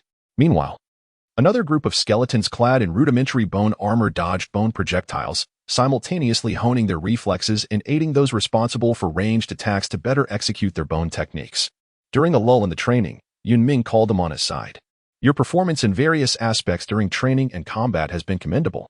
I cannot oversee your training perpetually, henceforth. You shall be responsible for the daily training, Yun Ming stated, gazing at Amon. I shall not betray your trust, my lord. I will ensure my comrades train diligently. Amon exclaimed, excitement evident in his voice. Indeed, I believe you will excel, Yun Ming affirmed, intending to provide Amon with an opportunity to develop and alleviate some of his burdens. After arranging the training agenda and rotation of responsibilities with Amon, Yun Ming suddenly recalled that since taking over Bone Full Village, he had yet to inquire about the status of the Soul Rift and was uncertain of the current number of gray bones present. At the Soul Rift's edge, a group of skeletons was on duty, 10 skeletons positioned around the rift, selecting gray bones. Following a skirmish, the surviving gray bones would receive soul water to heal their injuries before being escorted to the designated dark canopy for gray bones. One skeleton approached Yun Ming to report on the gray bones. My lord, since we took over the Soul Rift, adhering to your directive of a 1-in-10 ratio, we currently have over 700 gray bones, of which more than 400 are humanoid gray bones, while approximately 200 are beast-shaped skeletons. Curiously, it seemed that the proportion of humanoid gray bones was exceedingly high, possibly due to Yun Ming's subordinates predominantly being humanoid skeletons. As Yun Ming listened attentively to the report from the lower-ranking skeletal figure, he gazed with keen interest at the soul gap. A tiger-shaped gray skeleton was struggling to ascend the steep rock face. It appeared to be born with incomplete bones. Yun Ming noted the absence of several ribs and the apparent incompleteness of its hind leg bones. This physical deficiency rendered the tiger-shaped skeleton's climb exceedingly arduous, as it would slide back significantly after each upward movement. Nevertheless, the tiger-shaped gray skeleton remained undeterred, persistently striving to escape the confines of the soul gap. What is the boss so engrossed in? Just as Yun Ming became captivated by the indomitable spirit of the tiger-shaped skeleton, Jin Shan, the ever-busy individual, appeared around the soul gap to report on the handling of the spoils. Aside from the soul pig-shaped jade bone material, all remaining skeletal materials had been transformed into bone glue by Jin Shan in a large pot. The application of this bone glue would require Yun Ming's judgment. Yun Ming pondered for a moment before informing a Qing, who stood behind him, that the bone glue had prompted old Hank to decide to report back to him. The Qing did not linger and swiftly departed to convey this news to old Hank. Boss, what has piqued your sudden interest in the soul gap? Jin Shan inquired. Noticing Yun Ming's prolonged gaze upon it, his curiosity magnified infinitely.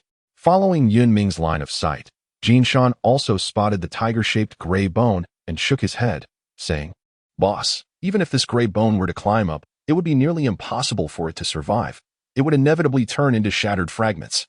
Yun Ming harbored a sense of disapproval towards Jin Shan's words, yet he found himself intrigued by the gray bone, curious to witness how far it could venture. Jin Shan, having grown accustomed to Yun Ming's indifference, continued, Since the boss seems so interested, I shall observe what sets this gray bone apart. After a protracted struggle, the tiger-shaped gray bone finally emerged from the soul gap, gazing around in a state of bewilderment, both unfamiliar and cautious. This foolish tiger has truly made it up here. I thought it would remain in the soul gap, Jin Shan remarked in surprise. The moniker of foolish tiger was one Jin Shan had bestowed upon the tiger-shaped gray bone, as he believed it to be absurd for a creature that had not fully formed to exert itself so desperately in its ascent.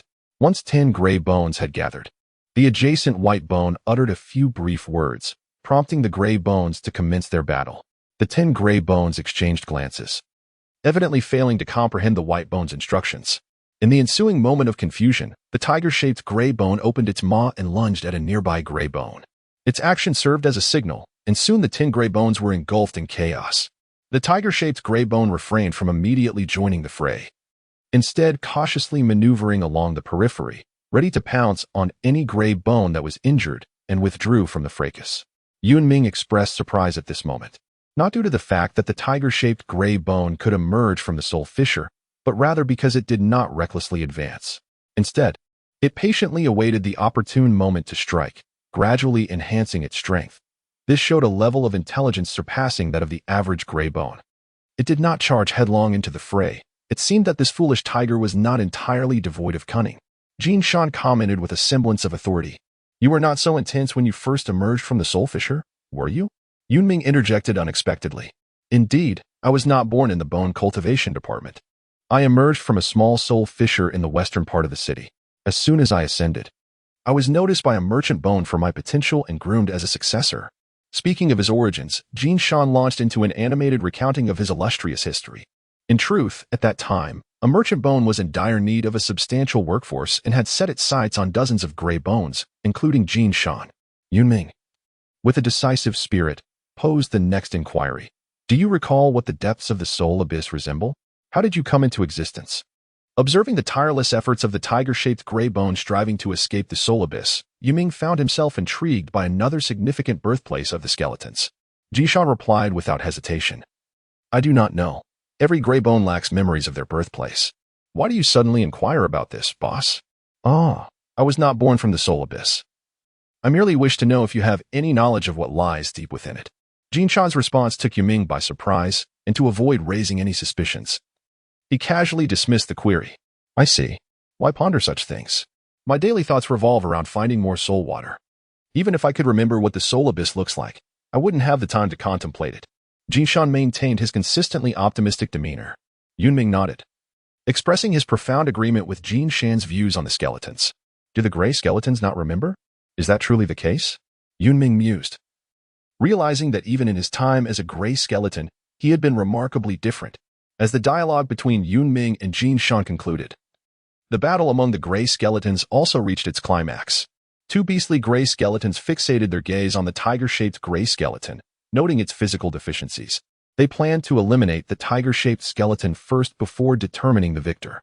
It's over. This time, the foolish tiger is truly finished, outnumbered 2-1, with no chance of survival. Jin Shan shook his head, feeling a tinge of regret. To be frank, this foolish tiger appeared rather pleasing to the eye. No sooner had he spoken than the two beastly gray skeletons charged towards the tiger-shaped skeleton from either side, intending to encircle and trap it. However, the tiger-shaped skeleton, upon witnessing this scenario, remained unperturbed. After a brief moment of hesitation, it suddenly lunged towards the gray skeleton on the left. How daring of the tiger-shaped skeleton to initiate an attack!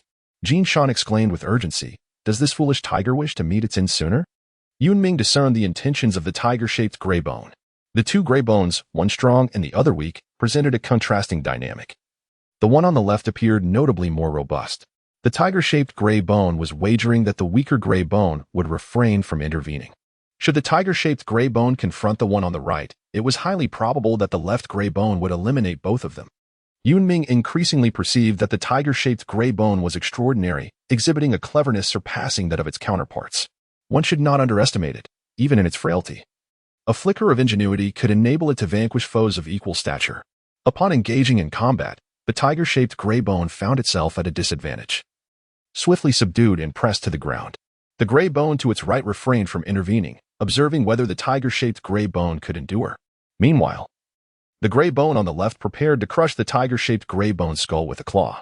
In an unexpected turn, the previously defenseless tiger-shaped gray bone sprang to life, evading the strike and sinking its teeth into the adversary's neck, refusing to relinquish its grip. Moments later, the tiger-shaped gray bone regained its footing. Although Yun Ming acknowledged its tactical prowess, he doubted its survival. Evidently, the tiger-shaped gray bone had once again surprised him. With the more formidable enemy dispatched, the remaining foe posed little threat, lacking the momentum and strength to overcome the tiger-shaped gray bone. In a brief interval, the tiger-shaped gray bone emerged as the victor among the 10 gray bones. Well done, you foolish tiger, exclaimed Jin Shan, his expression remarkably nonchalant, causing Yun Ming to question whether he had misheard earlier. The tiger-shaped gray bone sensed the formidable presence of the skeleton before it and instinctively retreated 2 steps. Yun Ming smiled, scooping a ladle of soul water from the nearby bucket and pouring it over the tiger-shaped gray bone. After a brief tremor, instead of retreating, the tiger-shaped gray bone advanced 2 steps forward. Upon witnessing this, Yun Ming comprehended the meaning of the tiger-shaped gray bones. He turned and grasped the soul water bucket, pouring the entire contents over the tiger-shaped gray bones. A thick mist materialized out of thin air, enveloping the form of the gray bones. Within mere seconds, the mist dissipated, revealing in its stead a formidable tiger-shaped skeleton. Yun Ming, a wealthy individual, incited the envy of Jin Shan. This foolish tiger is truly fortunate, having just emerged from the soul rift. He is presented with an entire barrel of soul water to elevate him to the status of a skeletal being. In my day, it took me several months to achieve such an advancement. Were you not groomed by the merchant bones as a successor? Why then did you have to gather soul water yourself? Yun Ming inquired with a serious expression, perhaps finding Jin Shan's remarks quite amusing, revealing a rare glimpse of his cunning nature. Jin Shan, true to his name, showcased his exceptional ability to alleviate awkwardness. Well, foolish tiger. Should you not hasten to pay your respects to the master? Without the master, would you even have the chance to ascend to skeletal form? The tiger-shaped skeletal being spoke with some difficulty, stammering, I pay my respects to the master. Yun Ming did not elaborate further and directly addressed the matter at hand. White Bone, are you willing to become my subordinate? I am willing, responded the tiger-shaped White Bone instinctively. After establishing a soul bond, Yun Ming said with a hint of a smile, very well, from now on. Your name shall be Yin Feng. Thank you, my lord. The tiger-shaped White Bone appeared noticeably excited upon receiving a name. Jin Shan seemed to have a thought. And with a mysterious expression, he said to Yun Ming, Boss, I think this foolish tiger is quite impressive. When you ascend to become a bone rider, this will serve as a ready-made steed. Yun Ming was suddenly beset by a headache. Indeed, it was quite prescient of him to have already considered the matter of promoting to a knight. However, choosing Lai Feng as a steed was undoubtedly a commendable decision. What say you, foolish tiger? Will you be willing to serve as my mount in the future? Jin Shan turned to inquire of Lai Feng. Lai Feng, donning a distinctly puzzled expression, responded with unwavering resolve. Lai Feng is willing to do anything for my lord. Jin Shan was quite pleased with this answer. Excellent. A bright future awaits. Yun Ming could no longer tolerate Jin Shan's antics. All right, enough of the nonsense. If you have something to say, just say it. Yun Ming was well aware that despite Jin Shan's loquacious nature, he never engaged in idle chatter with him. There must be something of significance that he wished to convey. The boss truly is the boss, with insight as sharp as a hawk's. Jin Shan exclaimed, giving a thumbs up and gesturing for Yun Ming to follow him to the Soul Well house. As they traversed the village, they encountered several children who, upon spotting Lai Feng, immediately rushed over, eager to touch him. Having never seen a human before, Lai Feng became restless. Fortunately, Jin Shan, with his keen observation, cautioned Lai Feng against harming any of the village's inhabitants, calming him down. The current Soul Well house had undergone renovations, appearing even more imposing than before. Its exterior a ghostly white, crafted from the essence of bones. Upon entering, Yun Ming was genuinely astonished. It had transformed significantly since his last visit. Neatly arranged were sealed bone barrels, and two youths were diligently recording information in a ledger.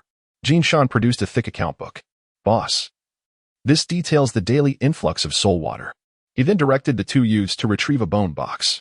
Additionally, this contains the number of soul orbs accumulated during this period. Every orb generated on that day has been meticulously documented. Please review it, boss. Yun Ming glanced briefly at the ledger, noting the final totals. There were currently 231 pounds of soul water and 3 gray soul orbs. Yun Ming has been in Guman village for nearly 2 months, during which he has collected 76 pounds of soul water from the soul well and 7 gray soul orbs.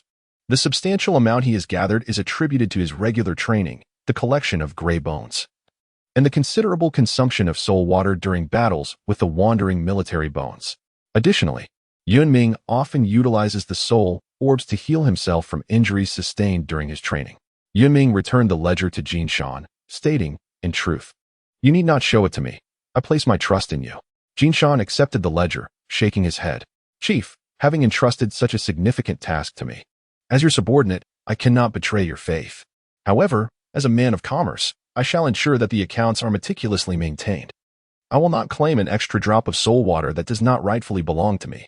Jin Shan spoke with a grave demeanor, a stark contrast to his previous demeanor, momentarily leaving Yun Ming at a loss for words.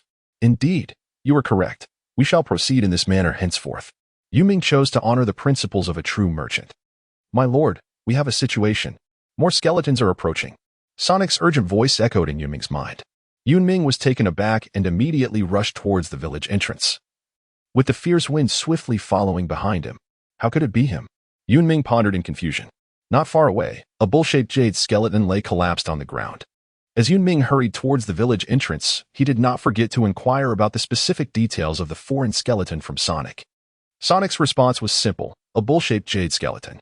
Upon reaching the village entrance, Yun Ming discovered that the bull-shaped jade skeleton mentioned by Sonic was indeed the messenger sent by Vicental 10 days ago. At this moment, it was reduced to a mere few fragments of bones, all marred by cracks, and more alarmingly, a long fissure, resembling a centipede, ran across the skull of the bull-shaped jade skeleton. The throat bone of the skeleton was constantly grinding against itself, prompting Yun Ming to crouch down to investigate. Arrive in Zakai City before the 10th of September was the last message he heard, and after uttering these words, the bull-shaped jade skeleton fell to the ground, motionless. Subsequently, a small bead of light, akin to a yellow beam, shot forth from the skull of the bull-shaped jade skeleton, soaring towards the heavens. Vicental must have encountered trouble. Yun Ming thought. Only Vicental would compel the bull-shaped jade skeleton to sacrifice itself to deliver a message. The 10th of September? Zakai City? Could it be that Vicental intended for him to go to Zakai City on the 10th of September to provide assistance? Exhausted, he muttered. What a hassle. Oh, isn't that the bull skeleton that came a few days ago? What has happened? Jin Shan plopped down onto the ground, panting heavily. After instructing the subordinate skeleton to properly dispose of the remains of the bull-shaped jade skeleton, Yun Ming returned to the Soul Well residence, collected the remaining 3 soul orbs into his bone ring, and retrieved some soul water. Jin Shan, on the side, cautiously took out the jade bone material. This fellow, upon hearing that Yun Ming was heading to Zakai City, decided to tag along, claiming that wherever the boss went, he would follow, all the while looking to conduct a bit of business. Yun Ming mentioned that this journey to Kaiser City was of paramount importance and must be completed within 20 days, with a high likelihood of encountering danger.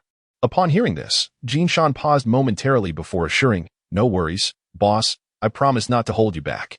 Besides, having our soul water here is simply a waste," since Jin Shan had previously visited Kaiser City and could serve as a guide.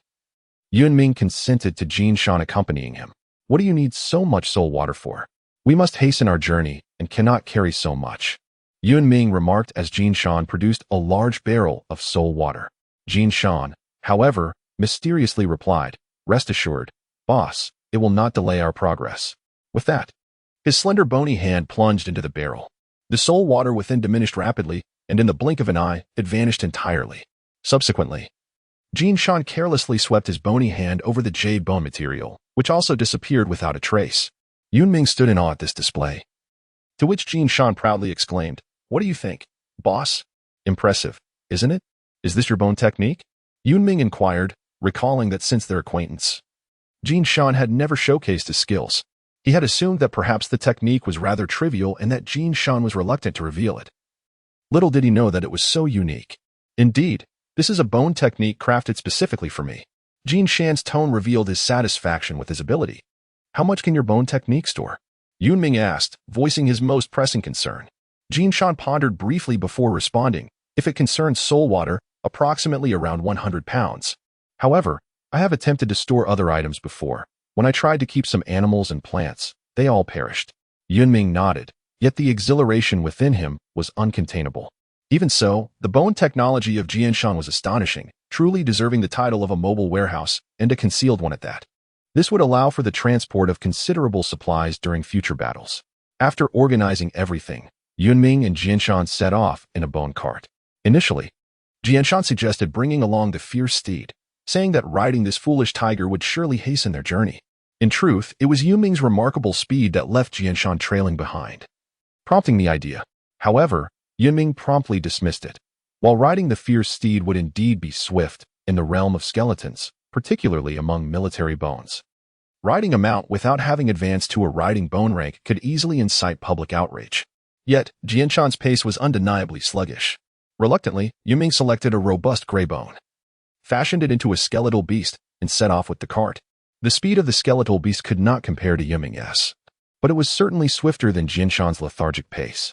Jin Shan reclined leisurely in the bone cart, legs crossed, humming an indistinct tune, surrounded by several bags of soul water. As Yun Ming drove the cart, he splashed soul water onto the skeletal beast.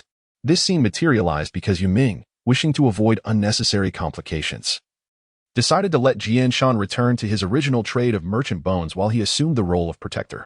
Before their departure, Yun Ming specifically instructed Eamon to ensure the village's stability and to continue with the training as planned. "Jin Shan, you mentioned you've been to Kaiser City. Enlighten me about the affairs of that city," Yun Ming remarked without turning his head, upon hearing Yun Ming invite him to speak. Jin Shan immediately perked up. "Kaiser City is a large metropolis, ruled by a serpentine bone lord. I visited several times during my dealings in bone materials. The region surrounding Kaiser City is abundant in a particular type of bone glue grass, which, when crushed and mixed into bone glue, enhances its quality. According to Jiashan, it is precisely this bone glue grass that has rendered Kaiser City's bone glue exceptionally renowned, attracting many merchant bones. And even the Kaiser City authorities engage in the bone material trade. Yun Ming interrupted Jiashan, inquiring, apart from that, are there any other circumstances regarding Kaiser City? Other circumstances? Jiashan scratched his head, recalling, indeed, Kaiser City is the largest urban settlement closest to the edge of the continent within the Kos territory. However, Kaiser City is not too far from here. At our current pace, we should arrive within 20 days without issue. That is all I know. From Jiashan's words, Yun Ming gleaned little useful information and continued to drive in silence. Jiashan, sensing the mood, wisely fell silent and began to hum an indiscernible tune. 2 days later, they gradually approached the outskirts of the K territory, and the scenery around them grew increasingly desolate. As far as the eye could see, there was nothing but boundless decay and scattered skeletal forests, with no sign of any skeletons in sight. Yun Ming tirelessly poured soul water onto the skeleton. After 2 days and nights of intense labor, the skeleton could no longer endure, prompting Yun Ming to pause for a moment of respite. Suddenly, the distant sound of wheels echoed through the air. Following the sound, Yun Ming beheld a caravan composed of dozens of bone carts slowly approaching. Before long, they were discovered, and faint greetings drifted from the convoy. Although Yun Ming wished to depart hastily to avoid any unforeseen circumstances, Jiashan halted him, saying, "Boss, while traveling with them may slow us down, it also provides an opportunity to conceal our identities. Otherwise, it would seem rather peculiar for a merchant skeleton to journey with only a single jade skeleton as a guard." Yun Ming found some merit in Jiashan's words and thus acquiesced to his perspective. With Jiashan's persuasive eloquence, they successfully integrated into the merchant caravan and swiftly gleaned information regarding its composition. The caravan comprised over a dozen merchants, all of high caliber, who were well acquainted and frequently traveled together, transporting goods among other activities. Fortuitously, they often conducted business in Kaiser City, rendering them quite familiar with the locale. Upon receiving this intelligence, Yun Ming cast a quick glance at Jiashan, who comprehended the cue and proceeded to engage in conversation with the merchants, clutching a pouch of soul water. Before long, Jiashan had seamlessly blended into their ranks, initiating a camaraderie. "Brother Jiashan, what business do you pursue in Kaiser City?"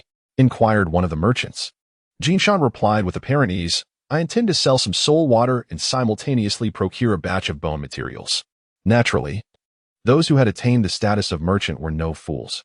One of them raised a pertinent question, "Brother Jiashan, why do you only bring a single guard? Although he is of fine quality, one is hardly sufficient."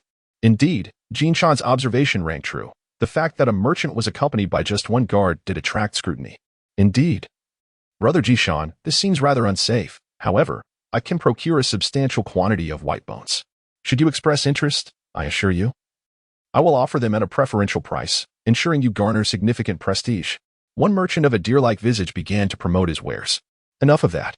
Your white bones, who knows from which minor soul crevice they crawled out of, are barely held together by soul water and collapse at the slightest touch.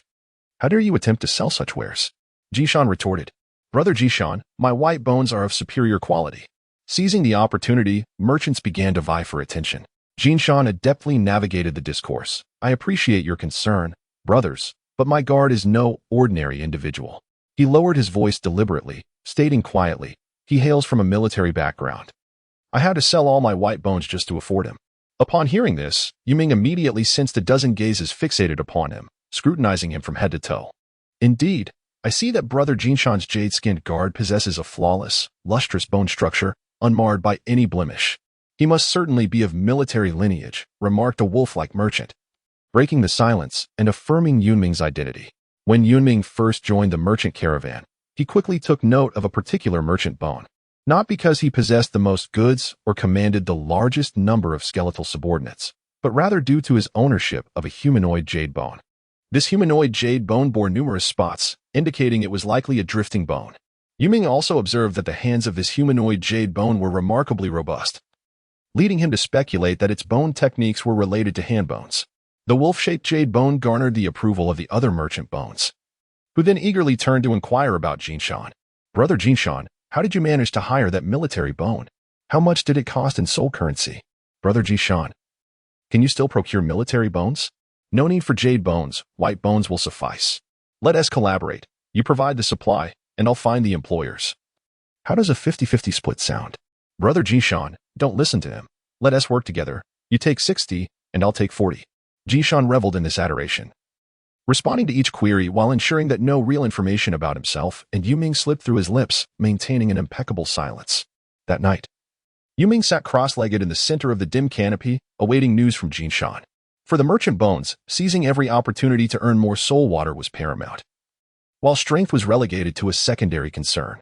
Consequently, even after Yun Ming's identity as a military bone was revealed, it did not become the focal point of discussion among the merchant bones. Rather, they treated him with a mix of respect and distance. Yun Ming found solace in the tranquility as it spared him from numerous unnecessary troubles. Jishan entered with a broad smile, exclaiming, "Boss, I have gathered a wealth of intelligence." Through conversations with the merchants, Jishan discovered that these traders were headed to Kaiser City to sell soul water. Sell soul water? Did you not mention that the raw materials in Kaiser City are particularly renowned? Yun Ming inquired, expressing his skepticism. Jishan elaborated, "Indeed, boss, it is as such. The defeat of the Cost territory by Lord K has led to a scarcity of soul water within the region. Even the soul water stored in the aquatic reserves has been entirely exchanged." At this point, Jishan became somewhat animated. Currently, the exchange rate for soul water and water currency in Kaiser City has reached 1 to 2.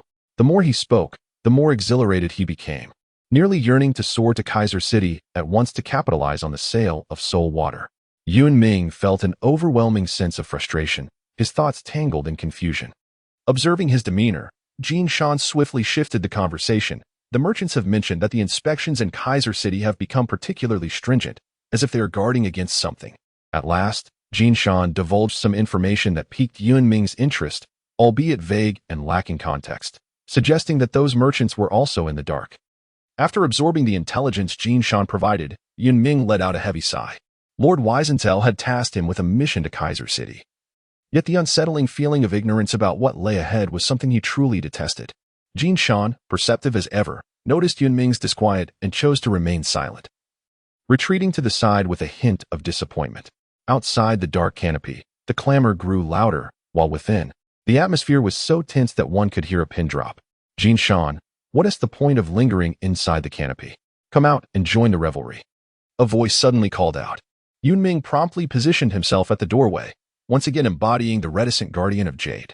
The sound of footsteps echoed, and entering was the wolf-shaped Jade guardian. "Brother Jishan, come quickly.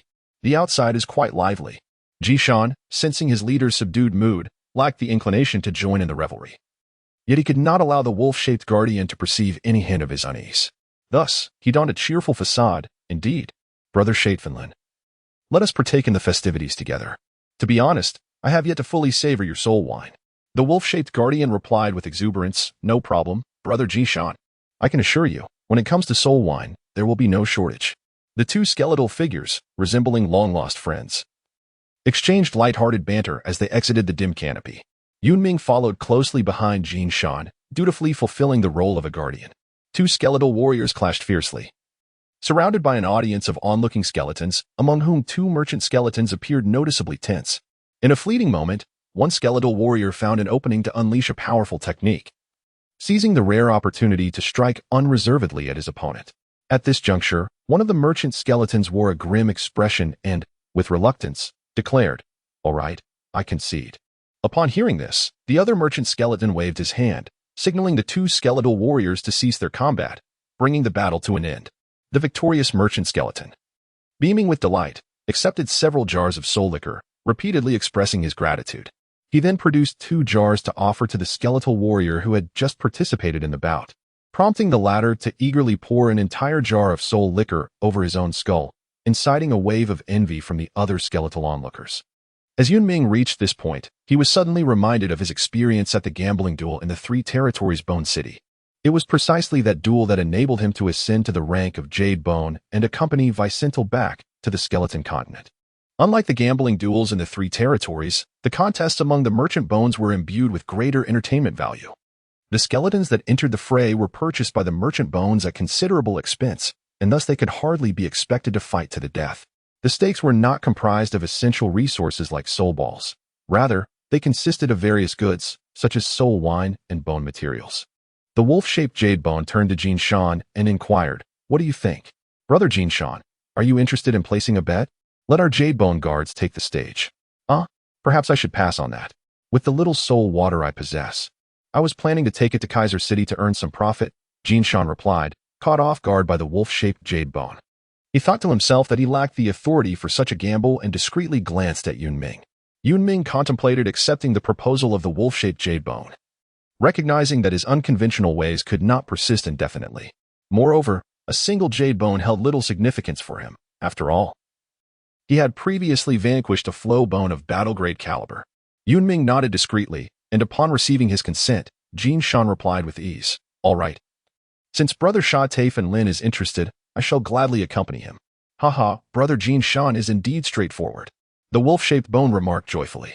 The combat among the skeletal figures was halted as Yun Ming and the human-shaped bone approached the center, standing face to face, separated by merely a few paces. "I am Yun Ming," he introduced himself. The human-shaped bone remained silent. Could it be a mute? Yun Ming pondered maliciously. A fleeting shadow emerged as Yun Ming launched the first assault, his left fist aimed at the human-shaped bone's face. To his astonishment, the human-shaped bone raised its left hand and grasped Yun Ming's fist directly. In retaliation, it swung its right fist towards Yun Ming's chest. Caught off guard, Yun Ming swiftly bent his arm to block. Bang! Yun Ming staggered back several steps, pain radiating through his arm, and he reluctantly acknowledged that he had underestimated the bone before him. Ha, how about that, Brother Jinshan? Although my guard appears to be a flowing bone, his strength is surely on par with any military-grade bone. It seems you shan't enjoy my spirit wine in the future, the wolf-shaped bone declared with unrestrained pride. Clearly confident in his bone guard, Jinshan could hardly believe his eyes. The leader had been pushed back by a mere flowing bone.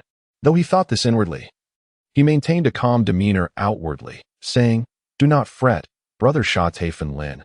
This is merely the beginning." That punch had not utilized Yun Ming's full strength. Yet he was confident that no flowing bone of equal rank could withstand it. Evidently, this bone possessed some merit. The fist, as large as a skull, rapidly expanded, leaving Yun Ming no respite. He sidestepped the incoming blow, his left leg slicing through the air aimed at the human-shaped bone's back. Sensing the gust behind it, the human-shaped bone pivoted forcefully, swinging its right fist in retaliation. Yun Ming's leg struck solidly against the bone, while he too received a punch from the human-shaped bone. The two skeletal figures quickly separated. Being a flowing bone, the human-shaped bone could not compensate for the inherent disparity in their skeletal structures. Yun Ming's kick had left numerous fine cracks on its back. After a brief exchange, both parties began to regard their opponent with increased seriousness, and the two skeletons resumed their close-quarters combat. Faced with the human-shaped bone's fierce punches, Yun Ming was compelled to evade its onslaught. The reason he refrained from employing his soul-devouring technique was his fear of revealing it. After all, its effects were extraordinarily formidable. Although the human-shaped bone wielded formidable iron fists, Yun Ming's skeletal resilience prevented any substantial harm. Instead, he seized the opportunity to inflict several fractures upon it. Recognizing the unfavorable turn of events, the human-shaped bone intensified its attacks, its punches becoming swifter and more ferocious. Left with no choice, Yun Ming unveiled his soul-devouring technique. Observing Yun Ming's intention to employ a bone technique, Jinshan finally relaxed completely, settling down on a relatively smooth stone with a thud. Yun Ming had long aspired to master the unique characteristics of the Soul Devourer, yet his endeavors had consistently ended in failure. To prevent the humanoid jade skeleton from noticing his intentions, he refrained from direct confrontations with its iron fists, opting instead to target other areas. Thus, even if the humanoid jade skeleton sensed something amiss, it would merely attribute it to the inferiority of its own bone structure. As the skull tilted backward, Yun Ming evaded a sweeping punch, only to be met with another fist swiftly following. In the face of the relentless barrage of punches, Yun Ming crossed his arms to shield his skull and throat. Immediately, he lifted his right leg high, preparing for a decisive strike to the head. Observing this, the humanoid jade skeleton raised its arm to block, and a flicker of joy surged within Yun Ming's heart. The creature was well-versed in both offense and defense, making it a formidable opponent. Thus, Yun Ming resolved to target its lower body. Yun Ming swiftly shifted his right leg, delivering a powerful sweep against the leg bone of the humanoid jade skeleton. The humanoid jade skeleton sensed its center of gravity falter and was promptly subdued by Yun Ming, who brought it crashing to the ground, pinning its throat with his patella. Young master, there's more to this chapter. Please turn to the next page to continue reading. The story becomes even more captivating. I have lost. This was the first utterance from the humanoid jade skeleton since Yun Ming joined the merchant caravan. Releasing his grip on the humanoid jade skeleton, Yun Ming extended a hand, and after a moment of hesitation, the humanoid jade skeleton accepted his gesture of goodwill. Jin Shan rose to his feet and approached the wolf-shaped skeleton, expressing his gratitude with a warm smile. Brother Shaitfinlin, I truly appreciate your soul wine. I shall graciously accept it. Ha! The wolf-shaped skeleton, however, was in a state of utter despair. Initially hoping to profit from the gambling match due to Jin Shan's substantial supply of soul water. To his surprise, the military skeleton's strength was formidable. His own guard had been defeated, a notable disgrace considering that his guard, though a skeletal being, had never lost to an opponent of equal rank. This thought deepened the wolf-shaped skeleton's ire as he cast a lingering glance at his guard before departing without a backward glance. Realizing he had truly lost more than he gained. Behind him, Jin Shan's mocking voice echoed, Come. I'll treat everyone to soul wine. All thanks to Brother Shaitfinlin. Jin Shan's words nearly pushed the wolf-shaped skeleton to the brink of fury, yet he managed to restrain himself. What is your name? Yun Ming inquired as he observed the humanoid jade skeleton turning away. I have no name. The other skeletons refer to me as Iron Fist. The humanoid jade skeleton replied before striding in the direction of the departing wolf-shaped skeleton. Iron Fist? Quite fitting indeed, Yun Ming mused internally. The gambling continued. But Yun Ming lost interest and returned to the shadowy canopy with Jin Shan. Pouring a bowl of soul wine for Yun Ming, Jin Shan exclaimed with delight, Boss, you must try this. It is truly remarkable. Yun Ming took the soul wine and poured it over his head. In addition to the familiar essence of souls, he also savored a rich and fragrant aroma. Indeed, it was rather delightful. Yun Ming found it considerably more enjoyable than the soul wine he had tasted in K-City.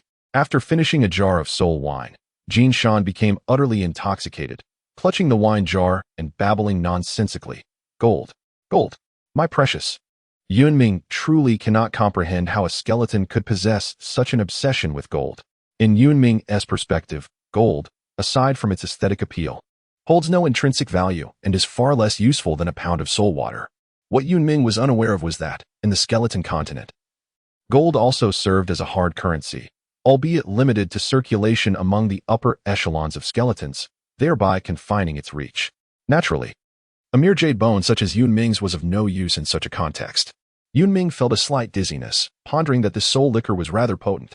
He subsequently exited the dim canopy, intending to regain his clarity.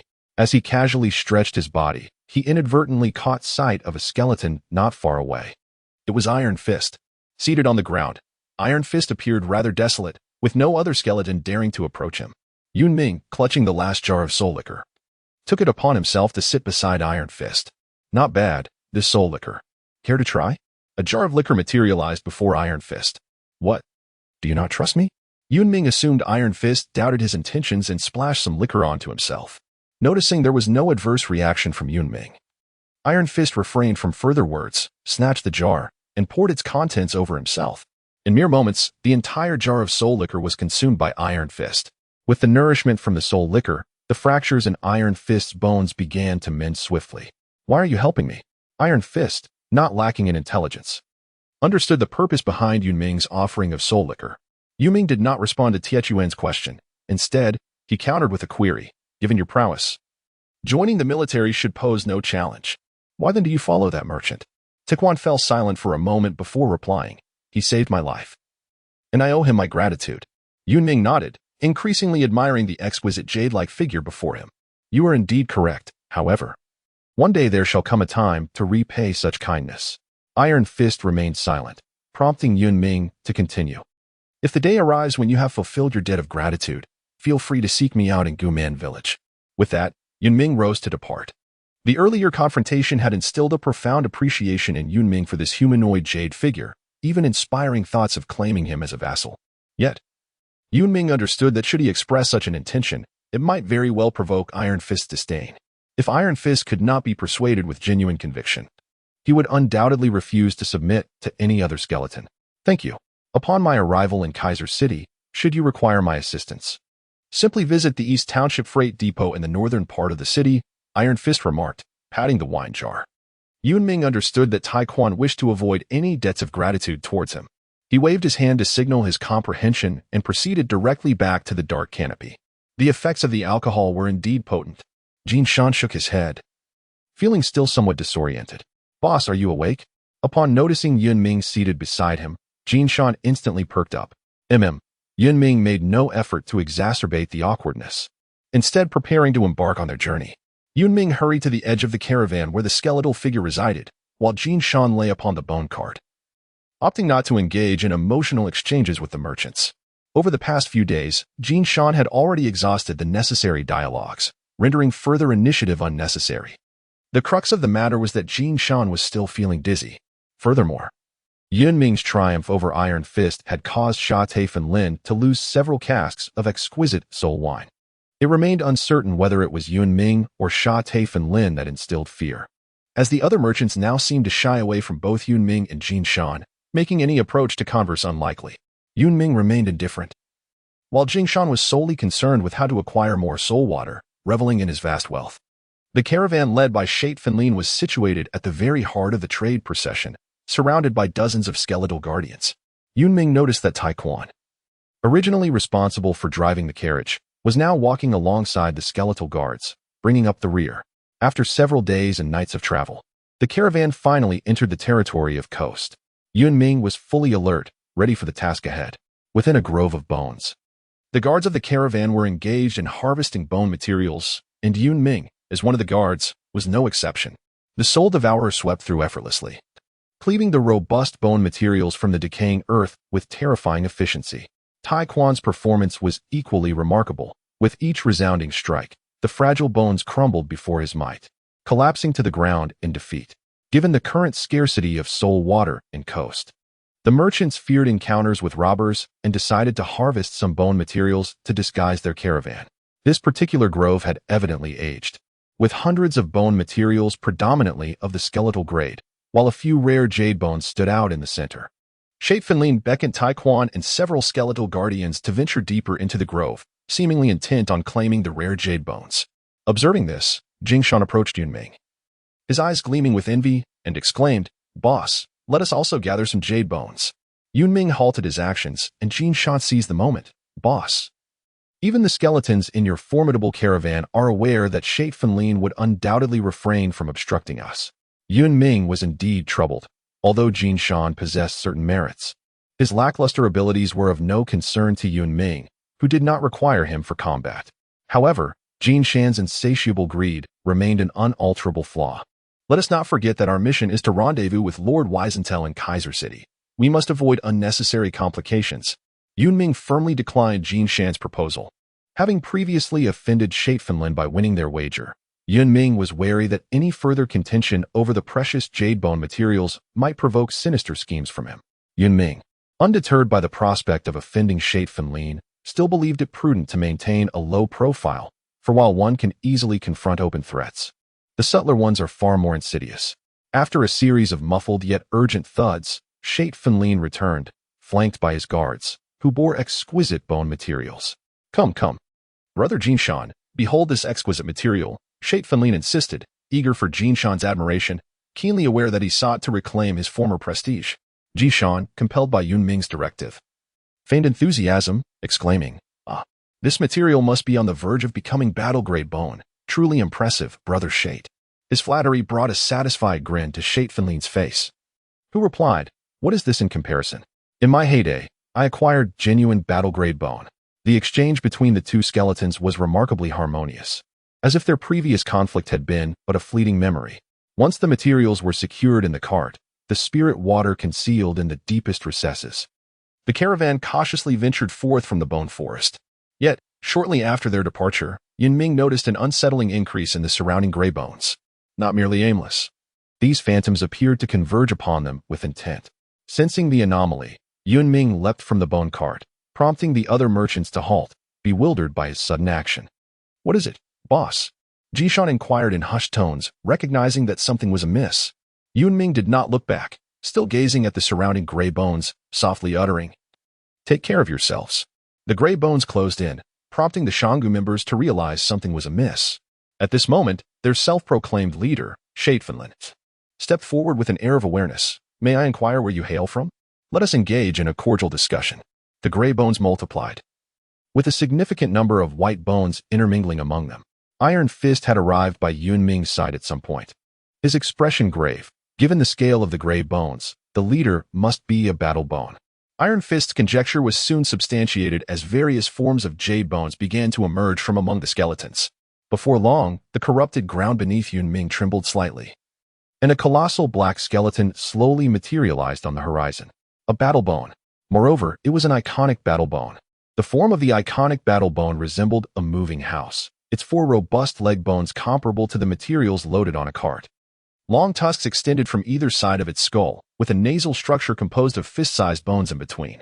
With each step the iconic battle bone took, numerous gray and white bones met their demise. Unable to evade in time, the iconic battle bone remained indifferent, sweeping aside any skeletons in its path with its nasal structure. Upon the emergence of the iconic battle bone, all skeletons ceased their advance and stood ready in place. Yun Ming's expression grew serious. If it were merely a battle-grade flowing bone, he would not be so concerned. However, the presence of an exceptionally formidable flowing bone like Iron Fist is indeed rare.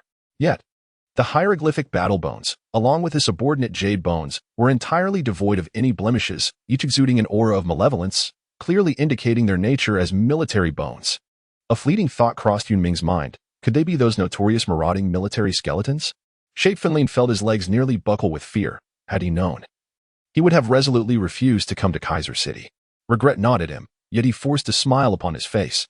If there is anything you require of us, esteemed sir, please do not hesitate to ask. We still possess some soul water, which we can offer as a reward for our brethren. We humbly request that you spare at least one of us. Shape-Finlin divulged the entirety of the merchant caravan's secrets, terrified that the skeletal warriors might end his life. The other merchants remained silent. Soul water could be earned anew, but life was singular and precious. The skeletal warrior flicked its nasal bone and remarked, "Do you presume I am one of those despicable marauders? As a military skeleton, I would never stoop to plundering fellow merchants." Upon hearing this, the merchants, who had been on edge just moments before, collectively exhaled in relief. They understood that military skeletons valued their honor and adhered to principles far more than the mere brigands who roamed the lands.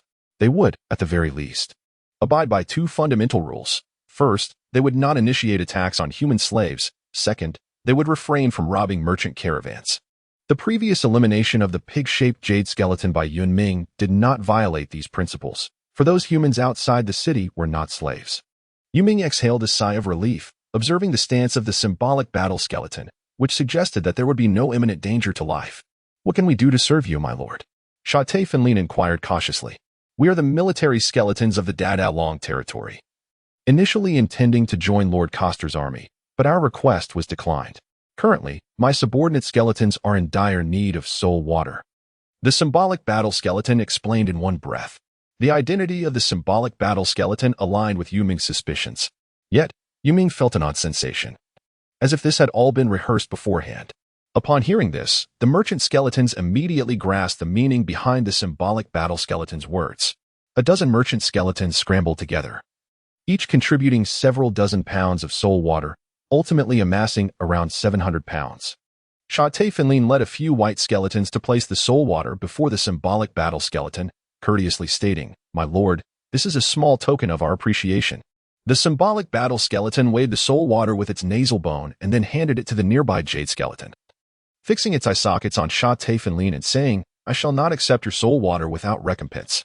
You intend to travel to Kaiser City, correct? Following the principles of military skeletons, I will escort you there in exchange for the soul water." Upon hearing this, Shape-Finlin shook his wolf head vehemently. "No, no. How could I trouble you, my lord? What? Do you wish for me to contravene the principles of military skeletons, akin to those wandering skeletons?" The symbolic battle skeleton appeared quite irate.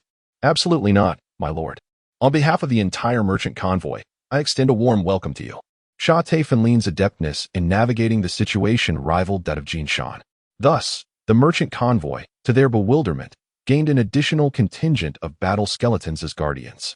Yun Ming silently urged the skeletal steed forward, and even the typically loquacious Jinshan lay quietly on the bone carriage. It was only after agreeing to the demands of the hieroglyphic war bones that Yun Ming realized there were not merely a single merchant convoy under their protection, but nearly 10, both large and small, all headed towards the direction of Kaiser City. The once garrulous merchant bones, now gathered together, became taciturn, their words as precious as gold. Yun Ming has come to understand that the symbolic battle bone is deliberately stationed here, coercing the merchant caravan to become their employer in exchange for soul water. Upon discerning the intentions of the symbolic battle bone, Yun Ming suddenly feels a twinge of pity. A dignified battle bone, once a military elite, has descended to the level of coercive trade merely to sustain its subordinate skeletons. It appears that the soul water in the Coster territory is indeed in short supply. Fortunately, the symbolic battle bone is only demanding a modest amount of soul water and has not overstepped its bounds. In Yun Ming's perspective, having a battle bone of such caliber to protect the caravan guarantees a profitable venture. It is worth noting that under normal circumstances, even if one were to offer a soul sphere, it would be unlikely to secure the services of a battle bone as a guardian. Yet now, merely presenting some soul water can procure the protection of a battle bone, along with a significant number of subordinate skeletons. With the esteemed symbolic battle bone at their side, one could traverse the wilderness with a sense of invincibility, as few skeletons would dare to provoke them. However, exceptions do exist. In the days following the symbolic battle bone's assumption of the caravan's protection, several waves of observing flowing bones were frightened off. Eventually, a group of flowing bones, unable to resist the allure of soul water, emerged, intent on preying upon this united merchant caravan. The flowing bones who survive by robbery typically possess a degree of strength. In this particular group, bold enough to challenge a battle bone is naturally stronger than the average flowing bone. Besides the leader, the crocodile battle bone, Yun Ming also notes nearly 20 other battle bones. It seems that this crocodile battle bone possesses formidable power, commanding such a number of subordinates of the same rank. Which leaves Yun Ming somewhat astonished. Boss, what shall we do? Why did we have to encounter this harbinger of doom? Jin Shan clutched Yun Ming's arm bone, fear evident in his voice. Yun Ming was somewhat taken aback. What, do you know him? Not just me, Jin Shan replied. Every merchant who traverses between the Coster and K domains is well acquainted with him. Jin Shan proceeded to enlighten Yun Ming about the notorious warbone known as Mold, famously dubbed the strangling crocodile. Look here, boss, he continued. He commands no fewer than a dozen vassals, making him the most formidable force in the vicinity. It is rumored that several military operations aimed at his capture have proven futile. Yun Ming initially sought to witness the prowess of the warbone capable of subjugating over 10 vassals, but upon reflection, he deemed it prudent to reconsider. Moreover, their own ranks boasted a warbone, a military-grade entity. Surrender all your soul water, and I shall allow you to depart. Otherwise, I shall rend you to shreds, declared the crocodile warbone, its elongated skull gaping wide. The merchant's bones, upon hearing this proclamation, were struck with alarm. Typically, when confronted by other flowing bones, yielding a portion of soul water would suffice for passage. The flowing bones resorted to robbery primarily to acquire soul water. Pushing matters to the brink could result in dire consequences. Yet, they found themselves facing the gory crocodile, and all present knew, some from first-hand experience, that leaving even a trace of soul water would lead to their dismemberment. Caught in a dilemma, the merchant's bones realized that refusing to surrender the soul water meant certain death. Yet relinquishing all of it was tantamount to a fate worse than death. Their gazes turned towards the hieroglyph warbone, whom they regarded as their last beacon of hope. Sensing the weight of their stares, the hieroglyph warbone felt a surge of pride. A military-grade being commands respect among skeletons, regardless of the setting. Are you the infamous gory crocodile among the flowing bones? Today, you shall encounter the might of a military-grade entity and come to understand the essence of true combat. Yun Ming was taken aback by the profound prejudice that the symbolic battle bones held against the flowing bones, as they immediately sought to annihilate their adversaries. So, you consider yourself a military bone? The crocodile battle bone laughed heartily. What of being a military bone? A bunch of fools, yet here I stand, alive to this day. The symbolic battle bone scoffed, arrogant wretch. Today marks the day of your return to the soul's void. Who shall return to the void is yet to be determined. Brothers, seize their soul water. The crocodile battle bone shouted to his subordinates. No sooner had he spoken than a dozen battle bones surged toward the merchant convoy. The merchant bones trembled in fear, paralyzed in place, while the symbolic battle bones remained remarkably composed. Brothers, do not worry, although they outnumber us. They are merely a group of flowing bones. Let us eradicate them. My lord, there is more to this chapter. Please turn to the next page to continue reading. For what follows is even more exhilarating. He then proceeded to organize the merchant convoy. My forces are insufficient, If you wish to preserve your soul water, you must dispatch your guardians. The symbolic battle bones swiftly targeted the vulnerabilities of the merchant bones. To speak frankly, the subordinates of the crocodile battle bone outnumbered those of the symbolic battle bone by nearly tenfold, with several dozen vassals and nearly 200 jade bones at his command. In contrast, the symbolic battle bone had only one battle bone, and counting Yun Ming and Iron Fist, there were scarcely over 20 jade bones. The relationship between the merchant bones and the symbolic battle bone could be likened to the bones of a skeleton, compelled to harden their resolve and send out their guardians, desperately hoping to vanquish the crocodile battle bone. Otherwise, they would face ruin both financially and in life. The two waves of skeletons merged seamlessly, as if two identical pigments had blended together. A skeletal arm, bound in tattered cloth, wielded a bone knife and struck towards Yun Ming. He sidestepped slightly, effortlessly tearing away the skeletal arm and subsequently shattering the skull of the foe. In the chaos of battle, the flowing bones often adorned themselves with distinguishing marks. The subordinates of the crocodile battle bone all bore strips of ragged cloth, much akin to how the military bones displayed their soul-collecting bones. Yun Ming did not recklessly enter the heart of the battlefield. Not far away, Iron Fist observed Yun Ming mingling amidst the bones. Yet he too refrained from approaching the center of the fray. How could the bones possibly penetrate Yun Ming's defenses? After effortlessly dispatching countless skeletal foes, a vacuum of space formed around him. A glance at Iron Fist revealed that he was equally formidable, if not more so. Yun Ming cast his gaze upon the heart of the battlefield, where the symbolic war bone's nasal bone swept through, effortlessly shattering dozens of skeletons. With a downward smash, a fissure emerged, engulfing a multitude of bones. Indeed, it was a military bone, exhibiting remarkable bone techniques, which elicited Yun Ming's silent admiration. The crocodile war bone, accompanied by a dozen subordinates, was certainly no pushover. It adeptly evaded the fissuring techniques of the symbolic war bone. Should a solitary skeleton fall prey to the crocodile war bone's grasp, it would inevitably meet a gruesome fate, as the bones would not withstand even a second of resistance. While the jade bones might struggle momentarily, the crocodile war bone would ferociously twist its body, reducing them to mere bone fragments in mere seconds.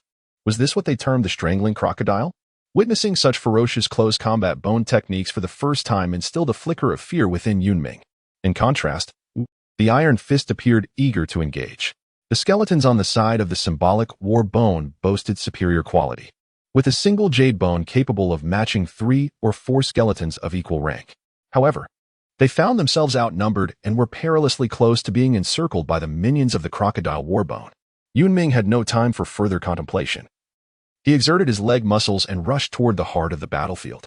While the prowess of the hieroglyphic battle bones was formidable, should his subordinates be completely annihilated, a solitary battle bone would undoubtedly falter against a dozen battle bones and hundreds of jade bones.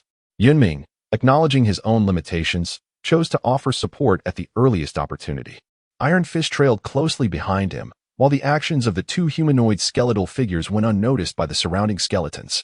The crocodile battle bone shook its skull, clearing the remnants of shattered bones from its mouth. If you wish to avoid the complete demise of your lower skeletons, you had best hurry along and mind your own business. However, the hieroglyph battle bone was unyielding. A qualified military bone would never flee. Spare me your words. If you possess the ability, then come and slay me. The crocodile battle bone understood that the scales of victory were beginning to tip in its favor. But even if it could devour the hieroglyph battle bone and its subordinate skeletal figures, such an act would severely diminish its own strength, making it difficult to maintain a foothold in this arena.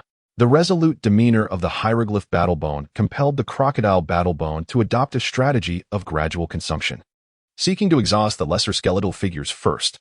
On the battlefield, Yun Ming and Iron Fist appeared inconspicuous amidst the throng of skeletal figures.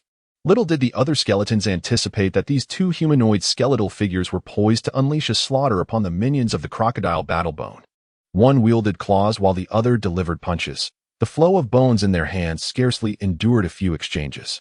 The soul devourer, akin to an abyss, drained the essence from the leopard-shaped skeletal figure, and Yun Ming swiftly wrenched off its skull to prevent any discovery of the soul devourer's traces. He then glanced to the left, where Iron Fist, after a few exchanges of skeletal techniques, shattered the opponent's skull with a single punch. The two skeletal figures exchanged a knowing glance. Instantly comprehending each other's intent, each sought to outpace the other in slaying foes, striving for speed and quantity. They promptly synchronized their movements, transforming into harbingers of death, igniting a tidal wave of skeletal carnage. Both the crocodile battlebone and the hieroglyph battlebone swiftly noticed the shift in the battlefield dynamics. The hieroglyph battlebone's spirits lifted considerably. Flow bones are but flow bones, forever the inconsequential trash, reduced to being beaten by two humanoid skeletal figures. The hieroglyph battlebone epitomized the military bone mentality, not only looking down on flow bones but also dismissing humanoid skeletons. The countenance of the crocodile battlebone darkened. Where had these formidable skeletons emerged from, rendering its subordinates as fragile as mere bones before them, to forestall any potential disruptions from the two humanoid skeletal figures? The crocodile battlebone commanded its subordinates to swiftly eliminate them. The crocodile battlebone reasoned that even if they could not be eradicated quickly, they could at least be pinned down. The hieroglyph battlebone felt a profound sense of loss. Its subordinates had pledged loyalty since their days as mere bones. They had followed it on a long journey southward from the Dada Long territory, and now, after arriving in the Coster territory, only about 20 remained. Half of them had been consumed by this band of flow bones. Had it not been for the emergence of these two formidable humanoid skeletal figures, it feared it would have long become a mere shell of its former self, unable to integrate into the army. Would it truly have to recruit flow bones as its subordinates? The hieroglyph battlebone resolutely rejected such a fate. Raising its nasal bone, it struck the ground with tremendous force, causing a massive fissure to erupt, swallowing dozens of lesser skeletal figures and one battlebone, who fell in with anguished cries. The crocodile battlebone remained unfazed, indifferent to the plight of its vassals, and continued its strategy of gradual consumption, seizing any isolated skeletal figures to unleash its strangling techniques. Yun Ming had just eliminated the 43rd jade bone when he suddenly sensed something amiss. Instinctively, he raised his hand to defend himself, and with a resonant clang, the sound echoed. Yun Ming slowly turned around and beheld his 44th opponent, a skeletal warrior of the battlebone category. However, this particular warrior bore the form of a chicken, with a skull the size of a fist adorned by a bony comb atop its head, and elongated bony feathers sprouting from its tail. Drawing upon his experiences in human villages, Yun Ming deduced that this chicken-like skeletal warrior had once been a rooster in its former life. Yun Ming was somewhat taken aback. It is essential to understand that, particularly among the flow bones, ascending in rank necessitates the elimination of all those competing for your soul water. Only then can one gradually accumulate the essence of the soul water to achieve the goal of promotion. Consequently, skeletal beasts with naturally aggressive attributes, such as those resembling tigers, leopards, wolves, and bulls, dominate among the flow bones. This trend persists even within military ranks. Although chicken-shaped skeletons also qualify as skeletal beasts, they are, in reality, less favored than their human-shaped counterparts. Despite his surprise, Yun Ming did not dwell on it. When he had just been promoted to Jade Bone, he had already slain a wolf-shaped battlebone. Now, he had long surpassed that initial stage. Confronting a chicken-shaped battlebone would pose little challenge. Observing Yun Ming standing still, the chicken-shaped battlebone mistakenly assumed it had frightened him. With a powerful flap of its bony wings, it lunged forward with its sharp beak aimed directly at Yun Ming's face. As the beak drew ever closer, the chicken-shaped battlebone felt a surge of pride. Believing that if it dispatched this jade bone, it would earn recognition before its master, alleviating the annoyance of other beast-shaped battlebones flaunting their prowess before it. Lost in this thought, the chicken-shaped battlebone began to cluck unconsciously. However, just as the beak was less than a fist length away, Yun Ming suddenly struck out, firmly grasping the beak, leaving the chicken-shaped battlebone suspended in midair. What is happening? How could a jade bone possibly achieve this? The chicken-shaped battlebone's mind grappled with the impossibility of the situation. Yet, things had already unfolded as they had, and the chicken-shaped battlebone swiftly adjusted, its pair of bony wings shimmering with a faint glow as they crossed to slash toward Yun Ming. Yun Ming leaned back slightly, effortlessly evading the skeletal wings. The avian-shaped warbone was once again taken aback. Could he truly be of jade bone? Even a military bone should not be able to dodge my slicing wings with such ease. Before the avian-shaped warbone could continue its astonishment, Yun Ming finally made his move. After evading the avian-shaped warbone's 2 attacks, Yun Ming found himself somewhat disillusioned with the quality of the flowing bone. He had initially hoped to find an opponent to gauge his own strength, but this avian-shaped warbone proved to be rather feeble. Yun Ming shook his head, exerting force in his hands, causing the avian-shaped bone warrior to emit a pained cry. With his other hand, he brandished the Soul Devourer, forcefully driving it into one of the bone wings. This chapter is not yet complete. Please turn to the next page to continue enjoying the captivating narrative. The essence within the avian warrior was swiftly depleting, as its beak and one wing were firmly restrained by its opponent. In a state of panic, the avian warrior desperately flapped its remaining wing, hoping for reinforcements to arrive, but was unable to utilize any of its bone techniques in that moment. However, disappointment was inevitable. For its superior, the crocodilian bone warrior, along with other bone warriors, were preoccupied with confronting the elephantine bone warrior. Observing that even these warriors were struggling, the surrounding spectral bones dared not approach to offer assistance. The avian warrior's body hung limply, reduced to nothing but a skull in Yun Ming's grasp. He twisted off the avian warrior's head and casually discarded the headless carcass onto the ground. The 44th, Yun Ming silently counted in his mind. Not far away, Iron Fist had also triumphed over his opponent, a fox-shaped bone warrior whose technique involved the common skill of launching bone needles. With a sweeping movement of its large tail, it unleashed a flurry of bone needles like a gentle rain. The entire process was brutally straightforward. Upon realizing that his opponent's technique was to fire bone needles, Iron Fist braved the dense barrage, reducing the distance between them and engaging in his preferred close combat. The fox-shaped warrior quickly discerned Iron Fist's intentions and began to maneuver to maintain distance. Yet, Iron Fist was overwhelmingly reckless, leaving no opportunity for his adversary to breathe. In his fervor, he even inflicted wounds upon himself, impaling half his body with bone needles to achieve his goal. Subsequently, Iron Fist delivered a series of punches, decisively concluding the battle. After two humanoid jade bones united, they proceeded towards the center of the battlefield at Yun Ming's suggestion, this time setting their sights on the crocodilian bone warrior. Yun Ming understood that only by vanquishing the crocodile battle bone could this conflict be deemed victorious. Iron Fist, however, was less contemplative, merely hoping that the adversary would not prove too feeble. Given the remarkable prowess displayed by Yun Ming and Iron Fist, the flowing bones, upon recognizing these two formidable entities, hastily retreated, instinctively granting them a clear passage. This unexpected turn of events disrupted Yun Ming's plans. He had intended to blend among the other skeletons to launch a surprise attack on the crocodile battle bone. Yet, the spectacle they created rendered Yun Ming and Iron Fist the most conspicuous figures on the battlefield. How splendid! Your subservience cannot even withstand two humanoid jade bones. It seems your strength is not as formidable as you claim, the symbolic battle bone taunted as it was besieged by the other skeletons. Bonnery and Kufintabuta, those two inept beings, had perished at the hands of two jade bones. The crocodile battle bone was taken aback that the two jade bones had managed to carve their way to this point. Nevertheless, it had no intention of dispatching more skeletons to intercept. Eliminating the symbolic battle bone was paramount. As long as it could seize several thousand pounds of soul water, it could find a refuge for an extended period, sparing itself the need to scavenge for soul water. At that juncture, four skeletons darted around the massive form of the symbolic battle bone, occasionally gnawing at its bones. The symbolic battle bone was in a furious state, beset by several skeletons gnawing at its body, while more skulked nearby, waiting for an opportunity to strike. One wolf-shaped skeleton dangled from its tail, rendering its bone techniques utterly ineffective.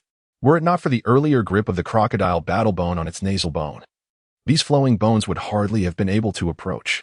The crocodile battle bone was equally distressed. When it had seized the nasal bone, it had been thrown off balance. And now it merely directed the subservient skeletons to attack, remaining at the periphery, vigilant but unwilling to engage directly. Finally, seizing an opportunity, the symbolic battle bone raised its nasal bone and charged at the crocodile battle bone, only to have the latter hurl a nearby skeleton as a shield, averting disaster. The remaining skeletons did not panic. They were evidently accustomed to the crocodile battle bone's behavior. The symbolic battle bone grew even more irate, using its subservient skeletons as shields, deeming this flowing bone to be truly despicable. Little did it know, such tactics were not uncommon in military ranks for higher-ranking skeletons. Sacrificing lower-ranking ones to ensure their own survival was a foolproof strategy. Despite its wrath, the symbolic battle bone maintained its focus on the battlefield. The recent emergence of two humanoid jade bones, which displayed remarkable prowess, slightly alleviated its mood. However, this improvement was minimal. It harbored no illusions that the two humanoid jade bones could eliminate that cunning crocodile battle bone. Yun Ming and Iron Fist traversed the battlefield unimpeded, as if the skeletal warriors were oblivious to their presence. Anticipating a fierce confrontation, they were pleasantly surprised to find themselves spared from considerable trouble. Exchanging a glance, they brandished their soul devourer, and both figures of jade bones surged forward. The crocodile battlebone cast a disdainful glance back, regarding them as overconfident fools. With a powerful flick of its robust tail, it sought to dismiss these bothersome intruders. Suddenly, the tail halted, and without any prior warning. A resounding crack echoed as Iron Fist gripped the tail tightly. Yun Ming leapt high, driving the soul devourer deep into the crocodile battlebone's flesh.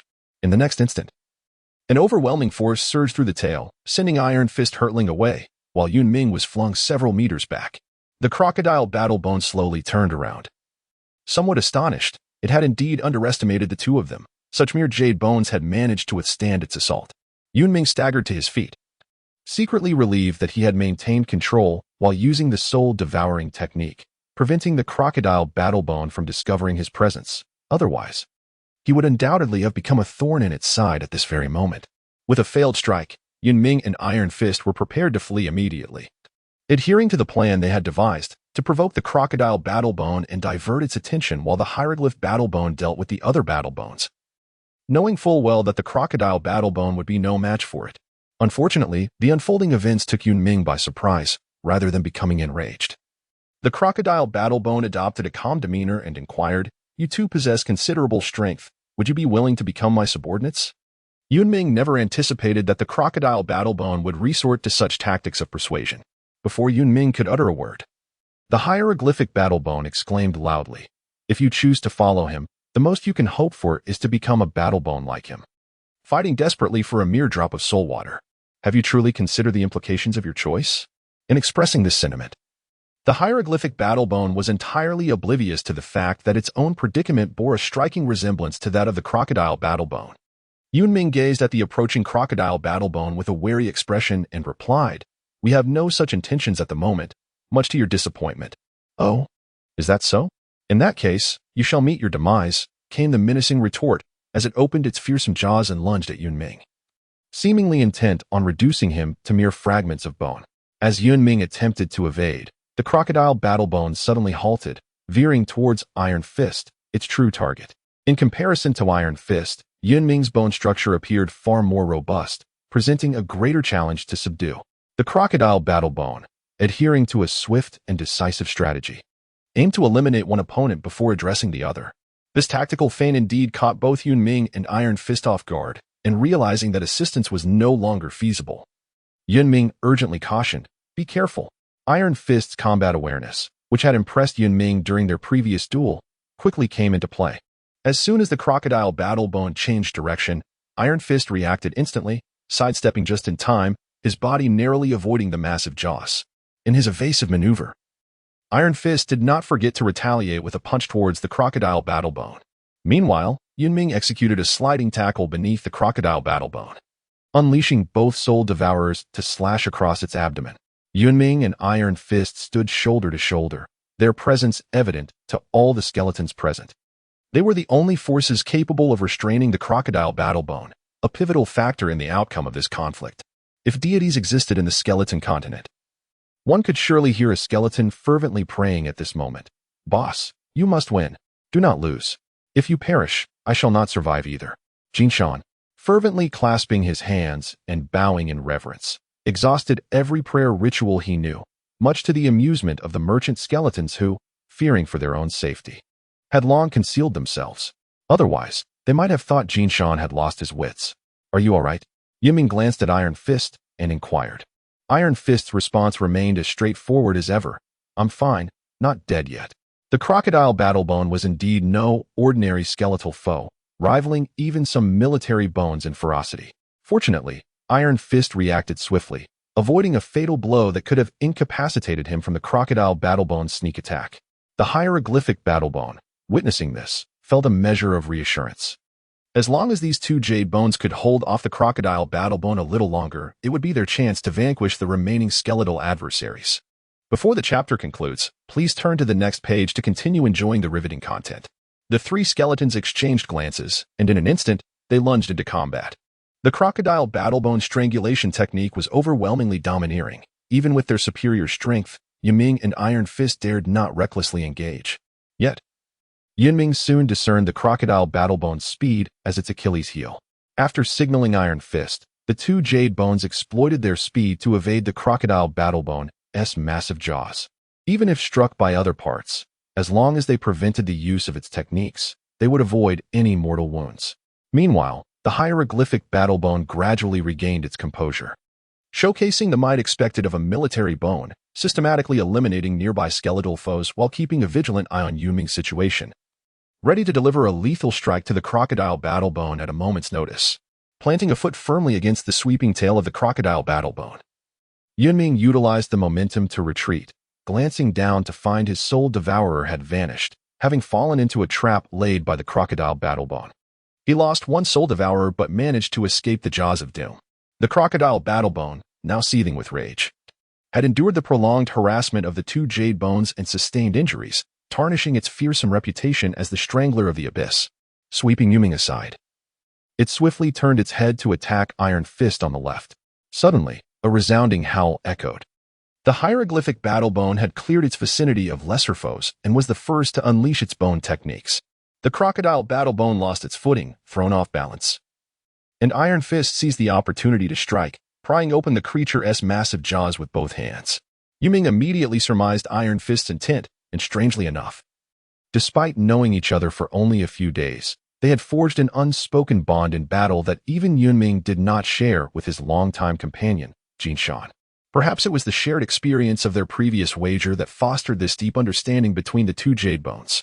Before the other skeletons could react, Yun Ming thrust his remaining left-hand soul devourer, along with a substantial part of his body, deep into the crocodile battlebone's gaping maw.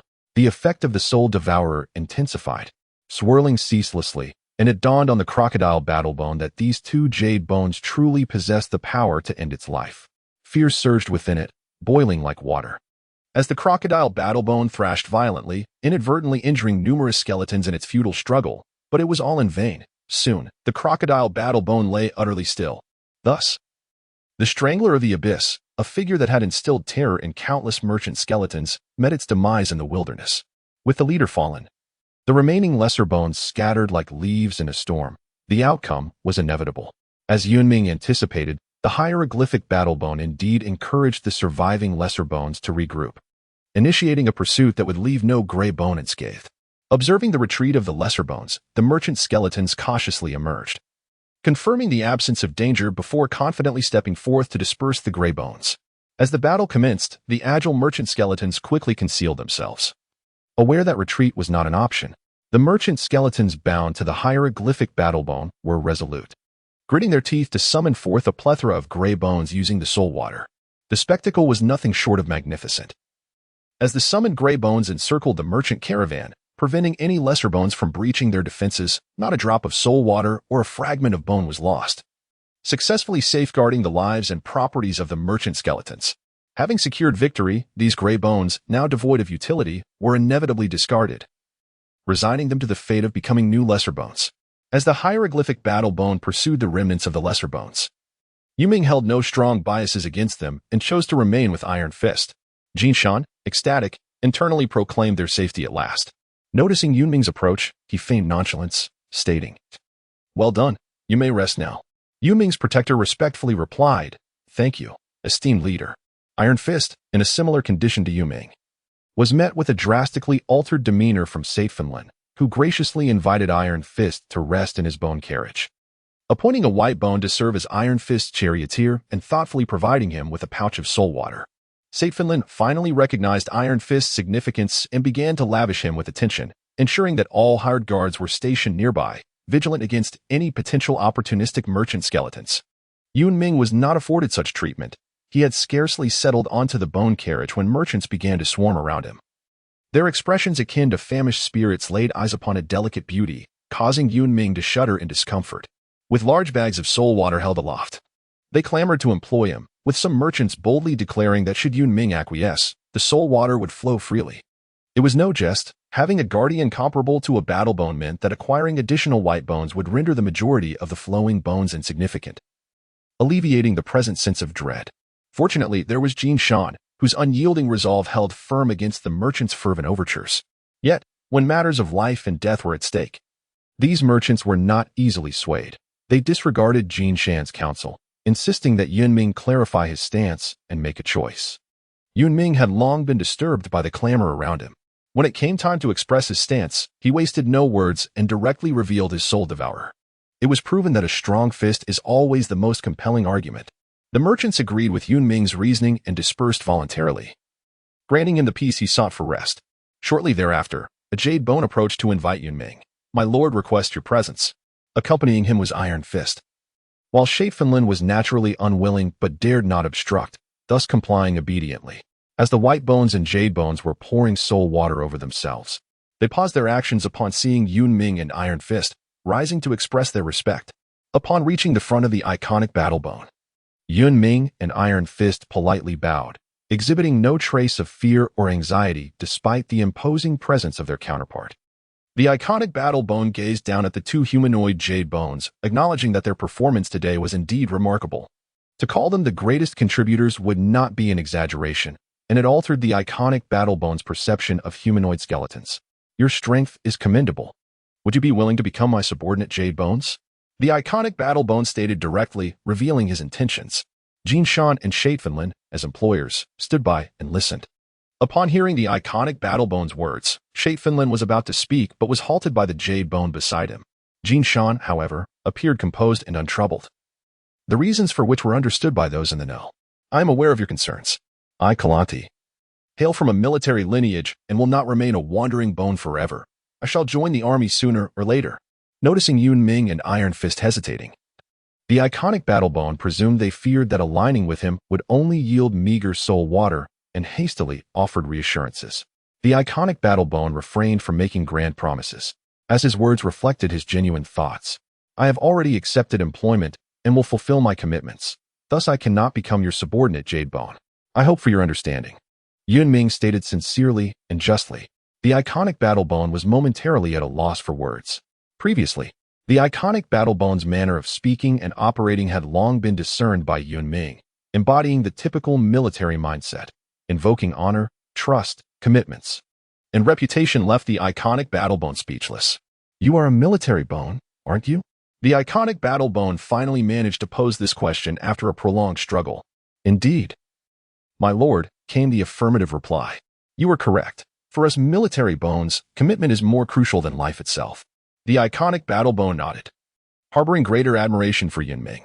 Turning to Iron Fist, the iconic battle bone had initially not intended to recruit him, as Iron Fist bore the marks of a wandering bone. However, given the heavy losses among his subordinate Jade Bones in the recent battle and Iron Fist's formidable strength, which was nearly on par with Yun Ming, the iconic battle bone reconsidered. Ultimately, he resolved to enlist Iron Fist, believing that with some training, he could become a valuable military bone. Yet, Iron Fist's response greatly surprised the iconic battle bone. He shook his head, declining the offer. Finland was overjoyed by this unexpected outcome, a scenario he would never have anticipated, nor would anyone else present, aside from Yun Ming. Logically, it was unheard of for military bones to reject wandering bones. Typically, wandering bones would eagerly flock to military bones. But this was the first instance of a wandering bone turning down a military bone. One of the iconic battle bone's subordinate Jade Bones could no longer restrain themselves, scoffing and declaring that Yun Ming and Iron Fist were ungrateful, oblivious to their own limitations. The iconic battle bone sternly silenced them, restoring calm. He was utterly perplexed. "Why? Is being my subordinate Jade Bone not superior to being a mere guard?" To repay kindness, Iron Fist retorted, showing no deference even to a battle bone, maintaining his usual demeanor. Those two words left the iconic battle bone speechless. "In that case, I shall not coerce you. Rest for the night. When the silver moon rises, we will continue our journey." With that, the iconic battle bone allowed Yun Ming and the others to leave, subsequently falling into deep contemplation. The iconic battle bone had always believed in the supremacy of strength. However, today's dual refusals from the two Jade Bones struck a blow to his confidence, prompting him to question his own principles. Was my strength insufficient? Or has my separation from the army rendered me less appealing? The iconic battle bone was left bewildered. "Come, let us drink," exclaimed two merchants, linking arms in camaraderie, who could hardly believe they had been strangers just half an hour prior. The situation was no better for the other merchants, who formed small groups, drinking soul wine and boasting of their valiant exploits in battle. slaying foes amidst the wandering bones with great valor. Listening to their tense and exhilarating battle tales, Yun Ming could not help but chuckle. Jin Shan, unable to bear it any longer, leaned closer to Yun Ming in defense of his honor. Huh. They're all a bunch of spineless cowards. They disappeared at the first sight of wandering bones, and yet they speak of battle. And what of you? Yun Ming found great amusement in teasing Jin Shan, seemingly enjoying the banter. Jin Shan, brimming with pride, recounted his own deeds to Yun Ming. I have been fervently praying for our leader, assisting him in vanquishing that chokehold crocodile. Yun Ming was thoroughly amused by Jin Shan. In that case, I must express my gratitude to you. It is my duty to alleviate the concerns of our leader. Let us not speak of thanks, Jin Shan replied, gesturing dismissively, embodying a profound sense of righteousness. After a brief exchange of pleasantries, a merchant skeleton approached Jin Shan, inviting him to partake in some wine. In business, the principle of amiability begets prosperity, and without hesitation, Jin Shan seized a wine jug and joined in the revelry. Within the temporary encampment, apart from the merchant skeletons, there were also the hieroglyphic battle skeletons and their subordinates. The merchant skeletons were heartily enjoying their soul wine, mimicking humans by lighting a bonfire to celebrate the defeat of the notorious strangler crocodile, engaging in lively conversation and laughter, creating a festive atmosphere. Conversely, the hieroglyphic battle skeletons maintained an air of solemnity. The injured skeletons focused on recuperating, while those unscathed refrained from wandering about aimlessly, even declining the soul wine offered by the merchant skeletons. Yun Ming also discovered that the bones were arranged in groups of 3, patrolling around the camp, forming a stark contrast with the merchant skeletons. It was truly commendable, a testament to their military background. Upon reflection, he realized that Guman village was also well managed under his governance, where humans and skeletons coexisted in harmony, a feat not easily achievable by just any skeleton. Yun Ming nodded slightly and poured himself some soul water. Today, he had absorbed the essence of the crocodile warbone, yet he felt it was insufficient. He needed to maintain his optimal state at all times. The merchant's capacity for alcohol seemed to fall short of the grand tales they recounted. Before long, they were swaying unsteadily, unable to discern directions, while Jin Shan, displaying newfound caution, refrained from excessive drinking, albeit reeking of alcohol and incessantly boasting about having outrunk a multitude. As the night passed uneventfully, the silver moon rose as usual. After the merchants organized their goods, the caravan once again set forth towards Kaiser City. This time, the journey was remarkably quiet, with not a single shadow of a wandering bone in sight. It was to be expected. At the onset of the battle, Yun Ming had noticed several groups of skeletons remaining stationary, seemingly eager to partake in the spoils. After Yun Ming and Iron Fist had successfully vanquished the strangler crocodile, those groups of skeletons had vanished without a trace. It appeared that the news of the strangler crocodile's defeat had spread among the nearby wandering bones. As long as no bone spurs had taken root in their minds, Yun Ming was confident that no wandering bone gang would dare to provoke them. Jin Shan sat up and remarked from behind Yun Ming, "Boss, we are almost at Kaiser City." Yun Ming lowered his gaze and observed several clusters of small grass suddenly appearing, their entire bodies a milky white, diminutive in stature, with only 3 or 4 slender leaves, forming a stark contrast with the decayed soil beneath. It seemed this was the bone glue grass that Jin Shan had mentioned, Yun Ming mused. Approximately a kilometer away from Kaiser City, the symbolic battle bone had completed its escort mission. Before departing, it instructed the lower-ranked Jade Bone to convey a message to Yun Ming and Iron Fist, should they ever change their minds. They could find it 30 miles east of Kaiser City. The symbolic battle bone remained undeterred. A formidable lower-ranked Jade Bone was a rare find. The merchant caravan continued its journey, Kaiser City gradually enlarging in their view, much like the Assembly Hall in Northwater Town. The walls of Kaiser City were constructed from massive stones, yet they were not particularly tall, and numerous stones had fallen from the walls, lending an air of dilapidation. The Jade Bone stationed at the gate appeared despondent, either sitting or lying down, exuding an aura of lethargy, devoid of any spirit. Since the demise of the strangling crocodile, the merchant bones had tacitly discarded the materials used to conceal the soul water along the route, as no wandering bones dared to target the caravan. Carrying such materials served little purpose. As the caravan gradually approached the city gates, an observant Jade Bone suddenly shouted, "A merchant caravan. The caravan has arrived." The previously listless guards instantly perked up, and upon seeing the bone carts laden with soul water bags, they hurriedly escorted the caravan toward the water market in Kaiser City without further ado. On the way to the water market, Yun Ming noted that the skeletal residents of Kaiser City were in worse condition than the guards at the gate. The streets, aside from human slaves, were nearly devoid of any moving skeletons. Shops were lacking in business, and those skeletons without housing simply lay on the ground. Even though there was a shortage of soul water, the military bones joining the army would see their monthly rations diminished, while the ordinary residents of the city, like the white bones, could only plunge into the soul crevice if they could not find work that provided soul water. The jade bones were not faring much better. As for the battle bones, Yun Ming pondered. Even the symbolic battle bones that survived in the wilderness could earn over 1,000 pounds of soul water for escorting a merchant caravan. The battle bones in Kaiser City surely would not be troubled by a lack of soul water. Upon witnessing a caravan selling soul water, skeletons emerging from unknown corners surrounded the merchant caravan, creating a blockade. Fortunately, the presence of guards kept the situation in check, allowing the caravan to enter the water market smoothly. "Give me 5 pounds. Serve me first. I want 10 pounds. I'm from the Great Fortune Tavern. I demand 100 pounds. Can you deliver? Hurry. Serve me first. I arrived first." Before the merchant bones could set up their stalls, the skeletons rushed forward eagerly, nearly resorting to theft.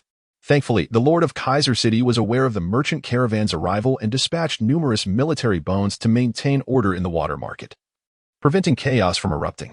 A significant portion of Kaiser City's skeletal populace flocked to the water market, forming long lines that stretched outside the market itself. The purpose of Yun Ming's journey was not to engage in commerce. He merely signaled to Jing Shan to set up a stall in a secluded corner. However, Yun Ming underestimated the extent of demand for soul water in Kaiser City. Even though there were less than 100 pounds of soul water on his skeletal cart, it was swiftly snatched up by the long-starved skeletons. Throughout this process, Yun Ming entrusted everything to Jing Shan. It remains uncertain whether Jing Shan acted intentionally, but all the soul water on the cart was neatly packaged in various sizes, with 5-pound and 10-pound options available. With the soul water sold out, the next order of business was to find accommodation. The bovine-shaped jade bone had previously instructed Yun Ming to reach Kaiser City by the 10th of September, indicating that Vicente would likely arrive around this time. Yun Ming calculated the time. Today was precisely the first day of September. He would need to reside here for another 10 days, and in order to facilitate future arrangements, he intended to find a sufficiently spacious and preferably secluded location.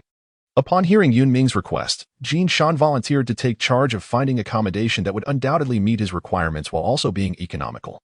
With that, they set off from the Water City in a skeletal carriage. Kaiser City was not large, and after about an hour's journey, Yun Ming and Jing Shan arrived at their destination, situated in the northern part of Kaiser City. It indeed matched Yun Ming's criteria, being quite remote. Throughout their walk, Yun Ming had not encountered a single skeleton, but he did spot a few humans. However, he observed that the humans here differed from those in other parts of Kaiser City. They appeared more spirited and robust, leading Yun Ming to conclude that the essence of their souls was considerably more vibrant. Moreover, the houses in this area were few, yet each occupied considerable space. Yun Ming inquired, why would human slaves reside in this gathering place of humans? Jing Shan explained that the majority of the city's inhabitants were indeed slaves, though there were exceptions. Those who could decipher skeletal script were permitted to join the slave management division, while others skilled in construction could enter the construction division. Or some managed to buy their freedom through their own efforts, albeit with a lamentably low success rate. If all else failed, there remained a final option, to directly eliminate their skeletal masters and flee beyond the city limits. However, to date, no successful cases had been recorded. Those who managed to shed their slave status through legitimate means could possess their own homes, yet coexistence between humans and skeletons proved to be quite challenging. Gradually, this area became a residence predominantly for human inhabitants. As Yun Ming listened to Jing Shan's explanation, they approached a modest earthen courtyard, which appeared vacant, marked only by a sign reading North 203 on its door.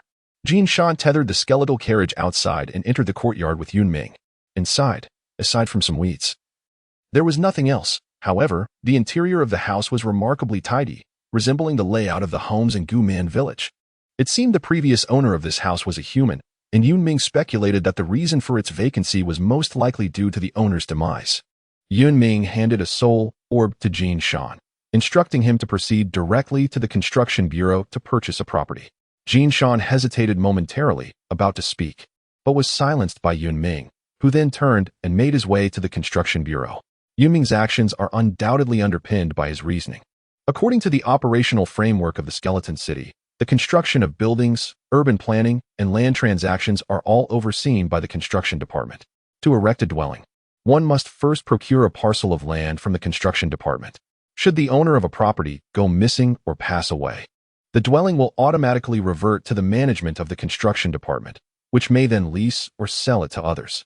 While renting is certainly more economical than purchasing, the construction department conducts regular inspections of rented properties to prevent overdue violations. Acquiring a property outright can alleviate numerous inconveniences, especially considering the affordability of real estate here. With a single soul or more than sufficient.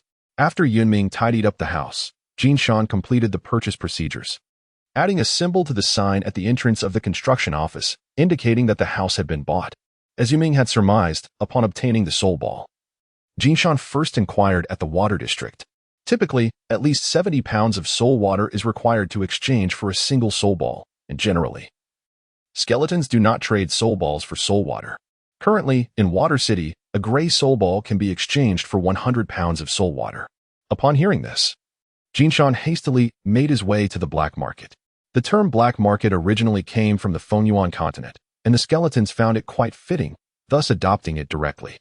This was not Jin Shan's first venture into such dealings. He skillfully sought out a reliable vendor and sold the soul ball, receiving a substantial 150 pounds of soul water in return. With this considerable sum, Jin Shan proceeded to the construction office, where, after a brief negotiation, he purchased the residence for a reasonable price of 50 pounds of soul water. With his living arrangements settled, Yun Ming found himself with ample leisure time. Following Vicental's instructions, Yun Ming arrived in Kaiser City by the 10th of September. Although he was unaware of Vicental's exact purpose, he was certain that Vicental would eventually contact him using soul language upon reaching Kaiser City.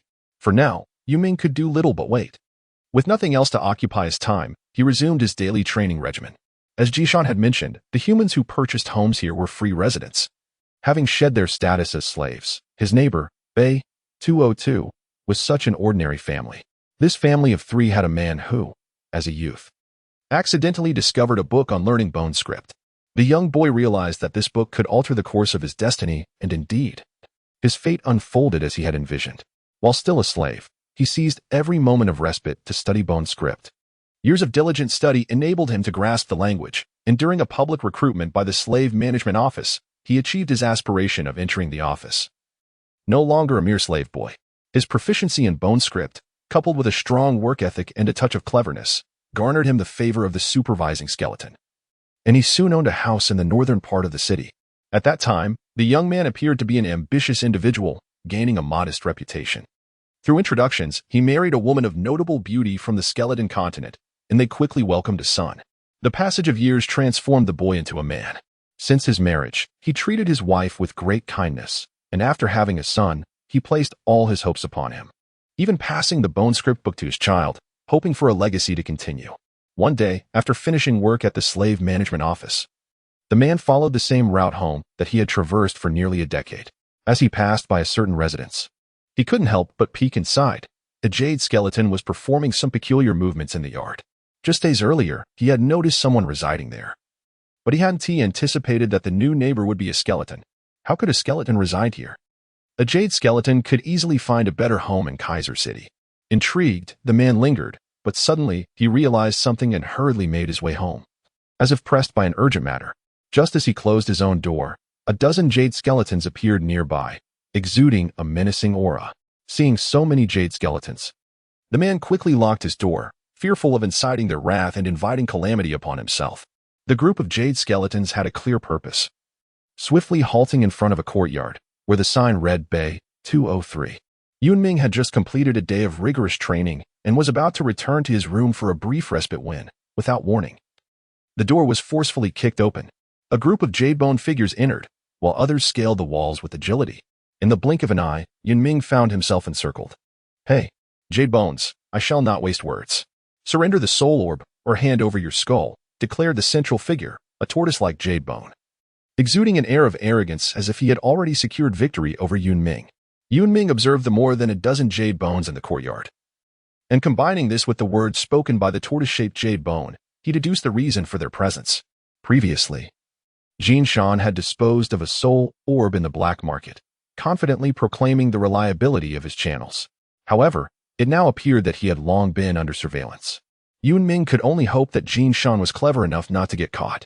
The tortoise-shaped jade bone, believing Yun Ming to be paralyzed with fear, was about to speak when Yun Ming suddenly lowered himself and swept his leg, causing a cloud of dust to fill the courtyard and obscuring vision.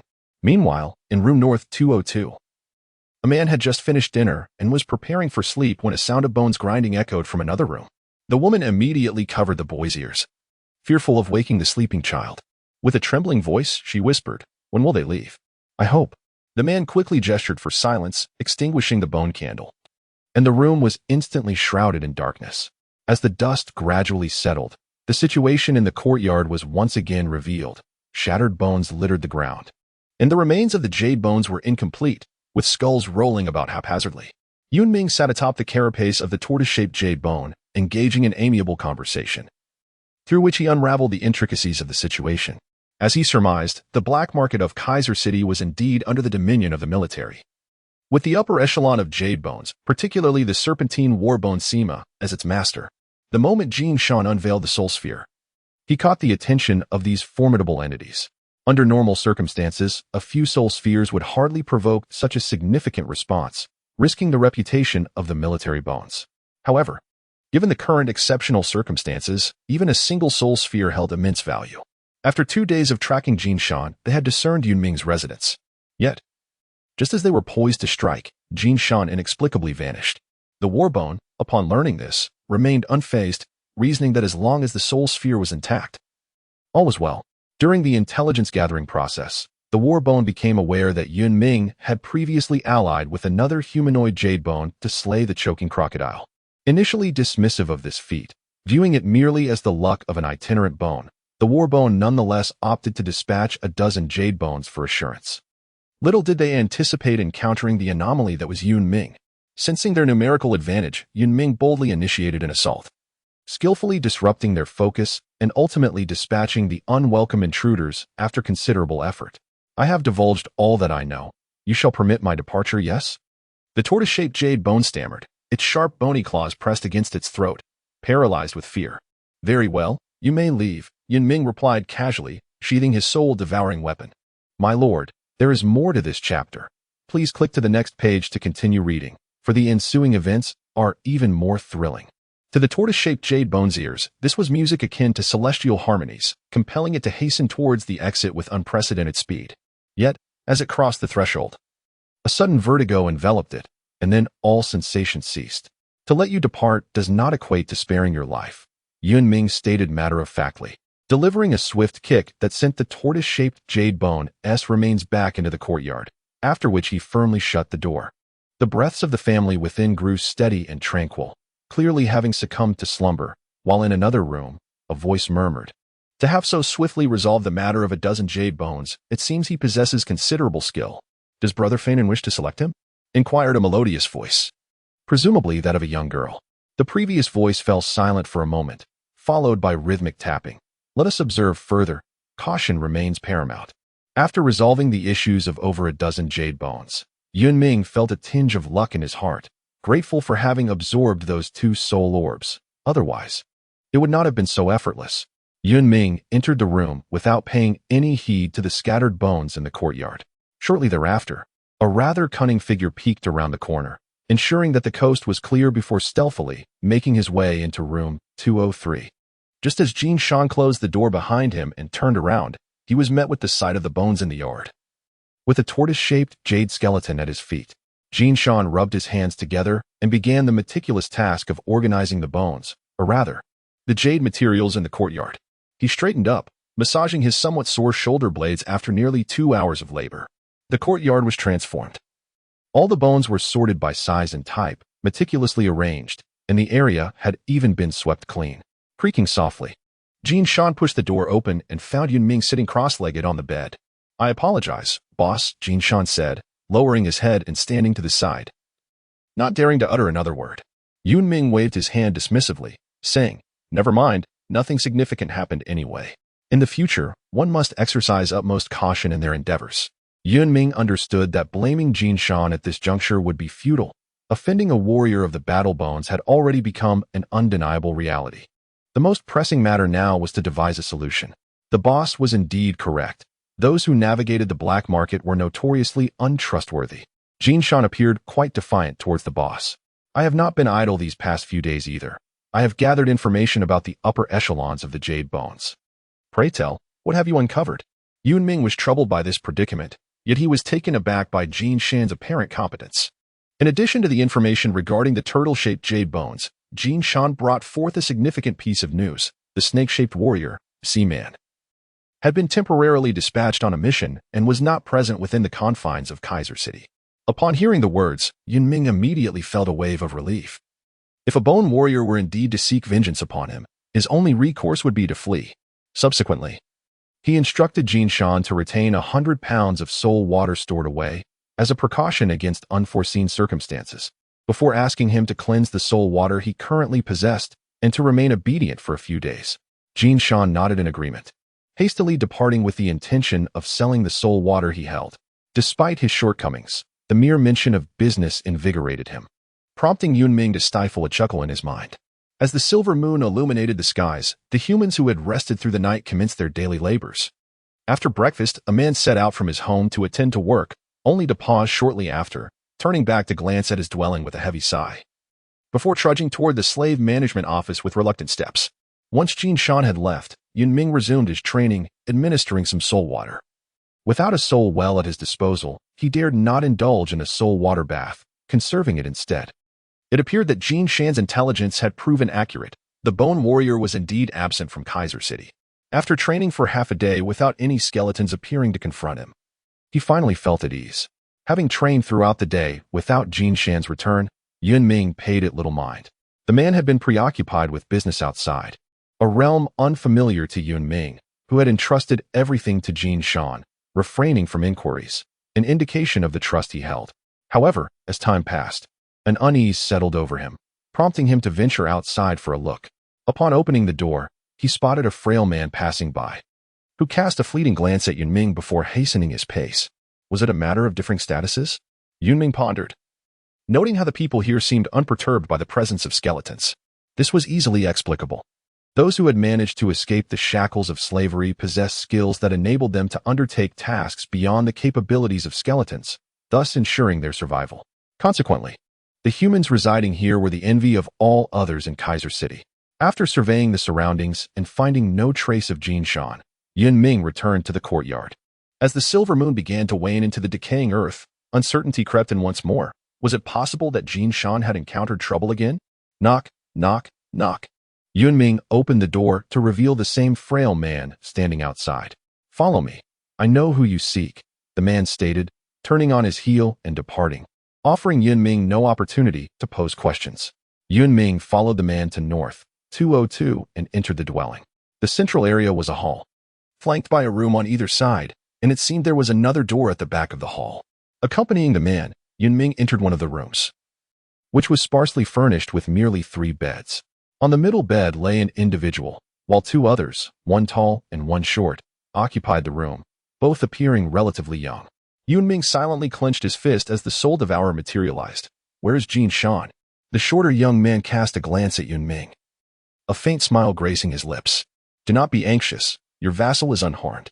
The taller young man opened a nearby cabinet, revealing a skeleton bound tightly with ropes, its throat constricted by cloth, rendering it utterly voiceless. Upon seeing Yun Ming, Jin Shan became exceedingly agitated, struggling with renewed intensity. Behave yourself, the taller young man admonished, delivering a kick to Jin Shan. The force of the blow shattered several of Jin Shan's bones. Yun Ming gazed at the diminutive young man and inquired, Who are you? What do you intend to do? From the very first glance at these individuals, Yun Ming discerned their extraordinary nature. Although their garments and speech bore resemblance to those of men, their eyes betrayed an undeniable depth. The inhabitants of the skeleton continent would not possess such a gaze. They exhibited neither fear nor even a hint of trepidation upon encountering a skeleton, but rather a trace of disdain. Moreover, the method by which Jin Shan was bound was far from ordinary, having also taken into account the throat bone, indicating that these humans possessed an exceptional understanding of skeletons. The short young man nodded repeatedly, a broader smile illuminating his face. You are quite astute, Yu. It appears I have made the right choice. He then shifted the conversation, stating, "As for our identities, he will enlighten you. You must assist us with a task." The short young man gestured towards the man outside. "On what grounds?" Yun Ming retorted, "You have captured him. Why should I heed your demands? Foolish skeleton. Do you dare to challenge me? I could easily reduce you to mere rubble this instant." The tall young man was poised to act, yet was halted by the short young man. "Hold on. If he truly did not care, he would not have followed us in." His words are deliberately provocative. Yun Ming never anticipated that his thoughts would be discerned by another for the first time. This individual before him was indeed extraordinary. However, to ensure absolute certainty, it would be prudent to examine your arm first, the short young man advised Yun Ming. Yun Ming lowered his gaze and noticed a palm-sized yellow-brown spot inexplicably appearing on his arm bone, resembling the remnants found in the wilderness. The soul-lost liquid? "You are the bone hunters of the Feng continent." A mixture of astonishment and fear surged within him, causing his voice to tremble slightly. "It seems you are no ordinary jade bone, for you possess knowledge of the soul-lost liquid. Thus, I shall not waste words. You are undoubtedly aware of the effects of the soul-lost liquid." The smile on the short youth's face vanished abruptly, his eyes narrowing with the ferocity of a venomous snake. Once, Yun Ming overheard Elder Wu mention that over 30 years ago, the collision between the skeleton continent and the Feng continent ignited an unending war between humanity and the skeletons. During this tumultuous period, a novel profession known as the bone hunter emerged on the Feng continent. Bone hunters do not belong to the military, yet they frequently traverse the battlefield, collaborating with the armed forces. Many of these bone hunters were once soldiers themselves, earning the title of the Reapers of Skeletons. Some audacious bone hunters even dared to venture alone into the skeleton continent, slaying high-ranking skeletons. These hunters proudly proclaimed themselves as the nemesis of skeletons, devising an array of specialized weapons to counteract skeletons and inflict torment upon them. Among these, the soul-draining liquid stands as one of the most fearsome weapons. Elder Wu remarked that even a single drop of soul-draining liquid could cause extensive withering spots to appear on a skeleton. These spots would render the skeletal structure brittle. To remedy this affliction, one would require either a specifically formulated antidote or a promotion to royal bone status, causing the withering spots to vanish automatically. At that time, Yun Ming felt a sense of curiosity towards the soul-draining liquid, intrigued by its ability to corrode the very bones of skeletons, even more insidious than his own soul-devouring technique. While the soul-devouring could drain the essence of a soul, it would not harm the skeletal structure. This chapter is not yet complete. Please turn to the next page to continue exploring the captivating narrative.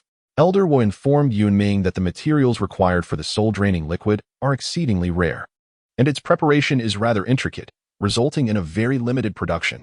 Elder Wu had only encountered it once. Yun Ming felt a profound sense of helplessness. Encountering such a precious soul liquid left him uncertain whether his fortune was remarkably fortunate or lamentably unfortunate. "What do you require of me?" he inquired, aware that there was no room for negotiation. "I need you to procure a skeleton from the tribunal in Kaiser City. In return, both the antidote and the skeleton will be yours," the diminutive youth replied succinctly, without any preamble. "I have never been to the tribunal in Kaiser City," Yun Ming stated calmly. The short young man gestured towards the man outside the door, saying, "He will assist you when the time comes." Upon Yun Ming's agreement to the transaction, the young man let out a slight sigh of relief. This jade-boned individual was quite formidable, possessing knowledge that often exceeded his expectations. Yun Ming glanced at the man and nodded. The short young man described the appearance of the skeleton. It was a monkey-shaped jade bone, missing a humerus, with a pattern on the skull. The man then sketched a structural diagram of the judgment office for Yun Ming, who took some time to memorize it. By the time he finished, dawn had arrived. To ensure a higher probability of success, Yun Ming decided to act at night, when the skeleton's vigilance would be significantly reduced.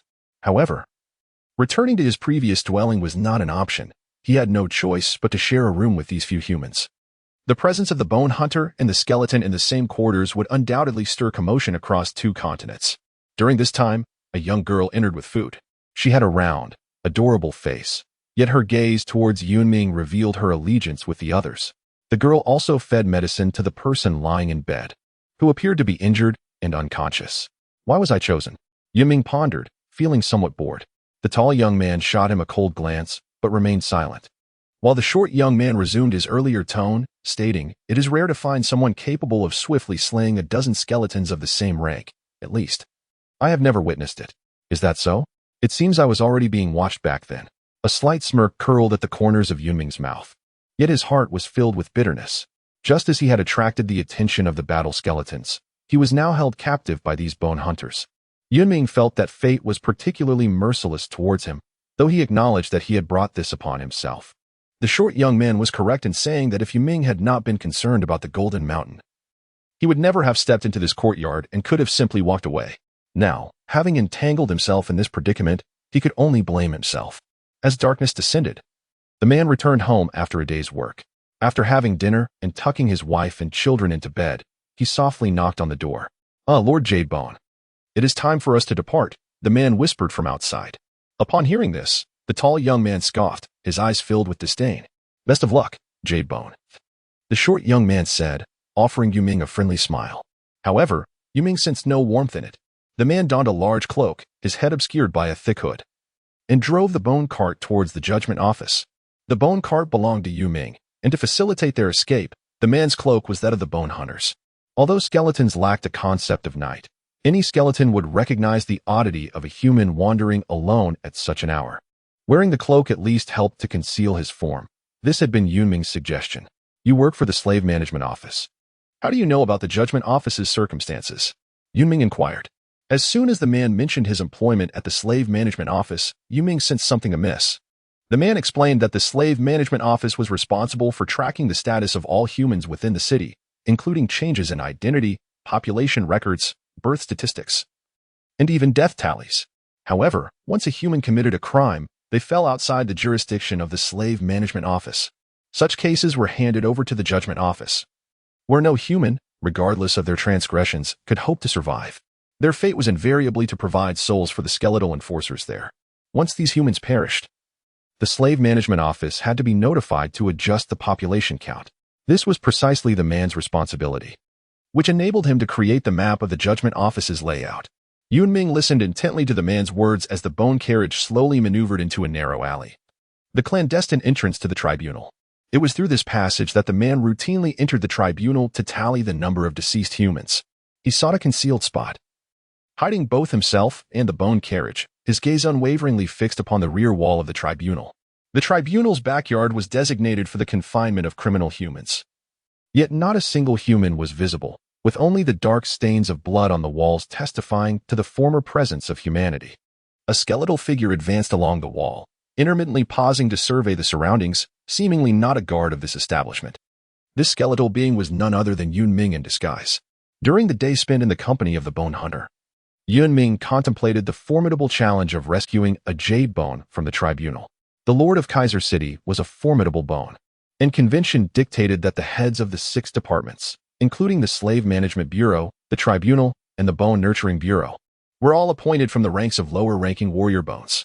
The jade bones within the tribunal were subordinates to the warrior bones, and despite lacking familiarity, they were acquainted with one another. Thus, the infiltration by an unfamiliar jade bone would easily attract suspicion. Yun Ming instructed the man to procure some white bone glue and, while it was still warm, to apply it to his body, carefully avoiding the articulating joints. In less than the time it takes to consume a meal, a humanoid figure of bone had come into existence. Yun Ming arrived at the courtyard of the tribunal, where a grand entrance loomed before him, leading down to the depths below. It was there that the true tribunal resided, constructed entirely underground across 3 tiers. As for the location of the monkey-shaped jade bone he sought, Yun Ming would have to embark on a quest to uncover its precise cell within the enigmatic depths. Steering clear of the patrols of skeletal sentinels, Yun Ming was suddenly interrupted by a voice calling from behind as he neared the subterranean entrance. "Skeletal 1. Who is your superior jade bone?"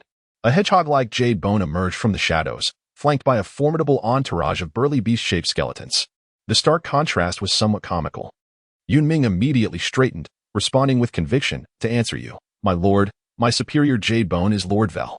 Previously, when inquiring about the tribunal, Val was the only jade bone name known to him, leaving Yun Ming with no choice but to hope that Val was on duty that day. The hedgehog jade bone scrutinized Yun Ming for a moment, muttering something under its breath before striding away.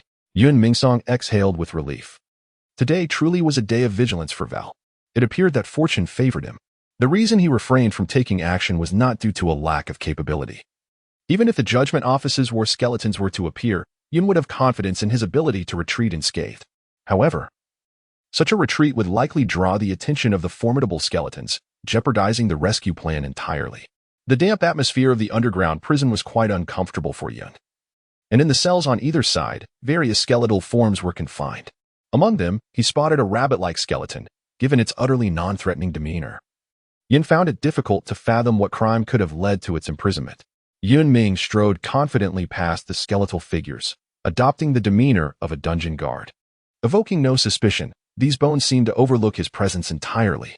At the entrance to the second underground level, 4 skeletons were gathered together, indulging in soul wine and gesturing animatedly. It had been quite some time since any humans had been delivered, and they lamented the absence of fresh souls. Alas, it has been too long since we last tasted a living soul. One skeleton sighed regretfully. Another echoed, indeed, humans have become rather docile of late. We can only quench our cravings with soul wine for now. Heh, you were fortunate, brother. You were lucky enough to have been served the last batch of fresh souls. The first skeleton glanced towards the third skeleton as he spoke. Just as the third skeleton was about to respond, he noticed a humanoid skeleton approaching and regarded him with suspicion. Whose subordinate are you? Before he could finish his sentence, a waft of enchanting fragrance enveloped him, rendering him dizzy, and he collapsed in an instant. The other 3 skeletons, unable to resist the allure of the scent, fell to the ground in a similar stupor. This drunken bone powder is remarkably effective, Yun Ming mused, observing the swirling dust in the air with admiration. In preparation for this endeavor, Yun Ming had extorted various items from those bone hunters, and this powdered concoction was among them, specifically designed to incapacitate skeletons. A mere touch of it could keep them in slumber for an entire day, even ensnaring the more resilient ones. The last statement had come from a young girl, and Yun Ming held a lingering skepticism towards it. Yun Ming arrived at the second level, where the chill was far more intense than that of the first. The imprisoned skeletons were all of jade-like bones, and it was highly likely that the monkey-shaped jade skeleton he sought was confined within one of the cells here. Yun Ming has long been perplexed by the origins of this monkey-shaped jade bone, wondering what makes it so significant that those bone hunters would go to such great lengths, even orchestrating a scheme to compel Yun Ming to rescue it. This chapter is not yet complete. Please turn to the next page to continue enjoying the captivating content. As Yun Ming searched through each cell, he failed to find the elusive monkey-shaped jade bone. At last, in a corner cell, he beheld a monkey-shaped jade bone, missing its left arm, seated with its back to him. Regrettably, he could not discern whether the skull bore the pattern described by the short young man. Yun Ming searched along the way and could only see this singular jade figurine resembling a monkey. It could hardly be mistaken. Yun Ming cast a glance at the cell, constructed from the formidable bones of fallen warriors. The door was secured by a gray padlock, presumably forged from resilient bone material. Yun Ming possessed the confidence to forcibly break open the prison cell. However, such an act would undoubtedly alarm the guards. After careful consideration, he resolved to meet the jade bone Val. Similarly, near the entrance to the third underground level, there existed a peculiar cell where the spider jade bone Val and his subordinate, the white boned, were both enraptured by the euphoria induced by soul wine. Ever since sustaining injuries in the campaign against the K-Bone, Val had been assigned to guard the dungeon, thereby severing any connection to other missions. In military assignments, aside from special duties such as garrison tasks, all other missions yielded soul orbs as rewards. Excelling in performance could lead to a generous bestowal of soul orbs, significantly increasing the likelihood of immediate promotion. However, since taking charge of the dungeon, Val had not encountered a single soul orb. Even the humans sent to the tribunal were beyond his soul consumption. Consequently, Val's strength stagnated. Previously, familiar jade bones, upon successful task completion, were rewarded with soul orbs and subsequently promoted to battle bones, earning Val the respectful title of Sir.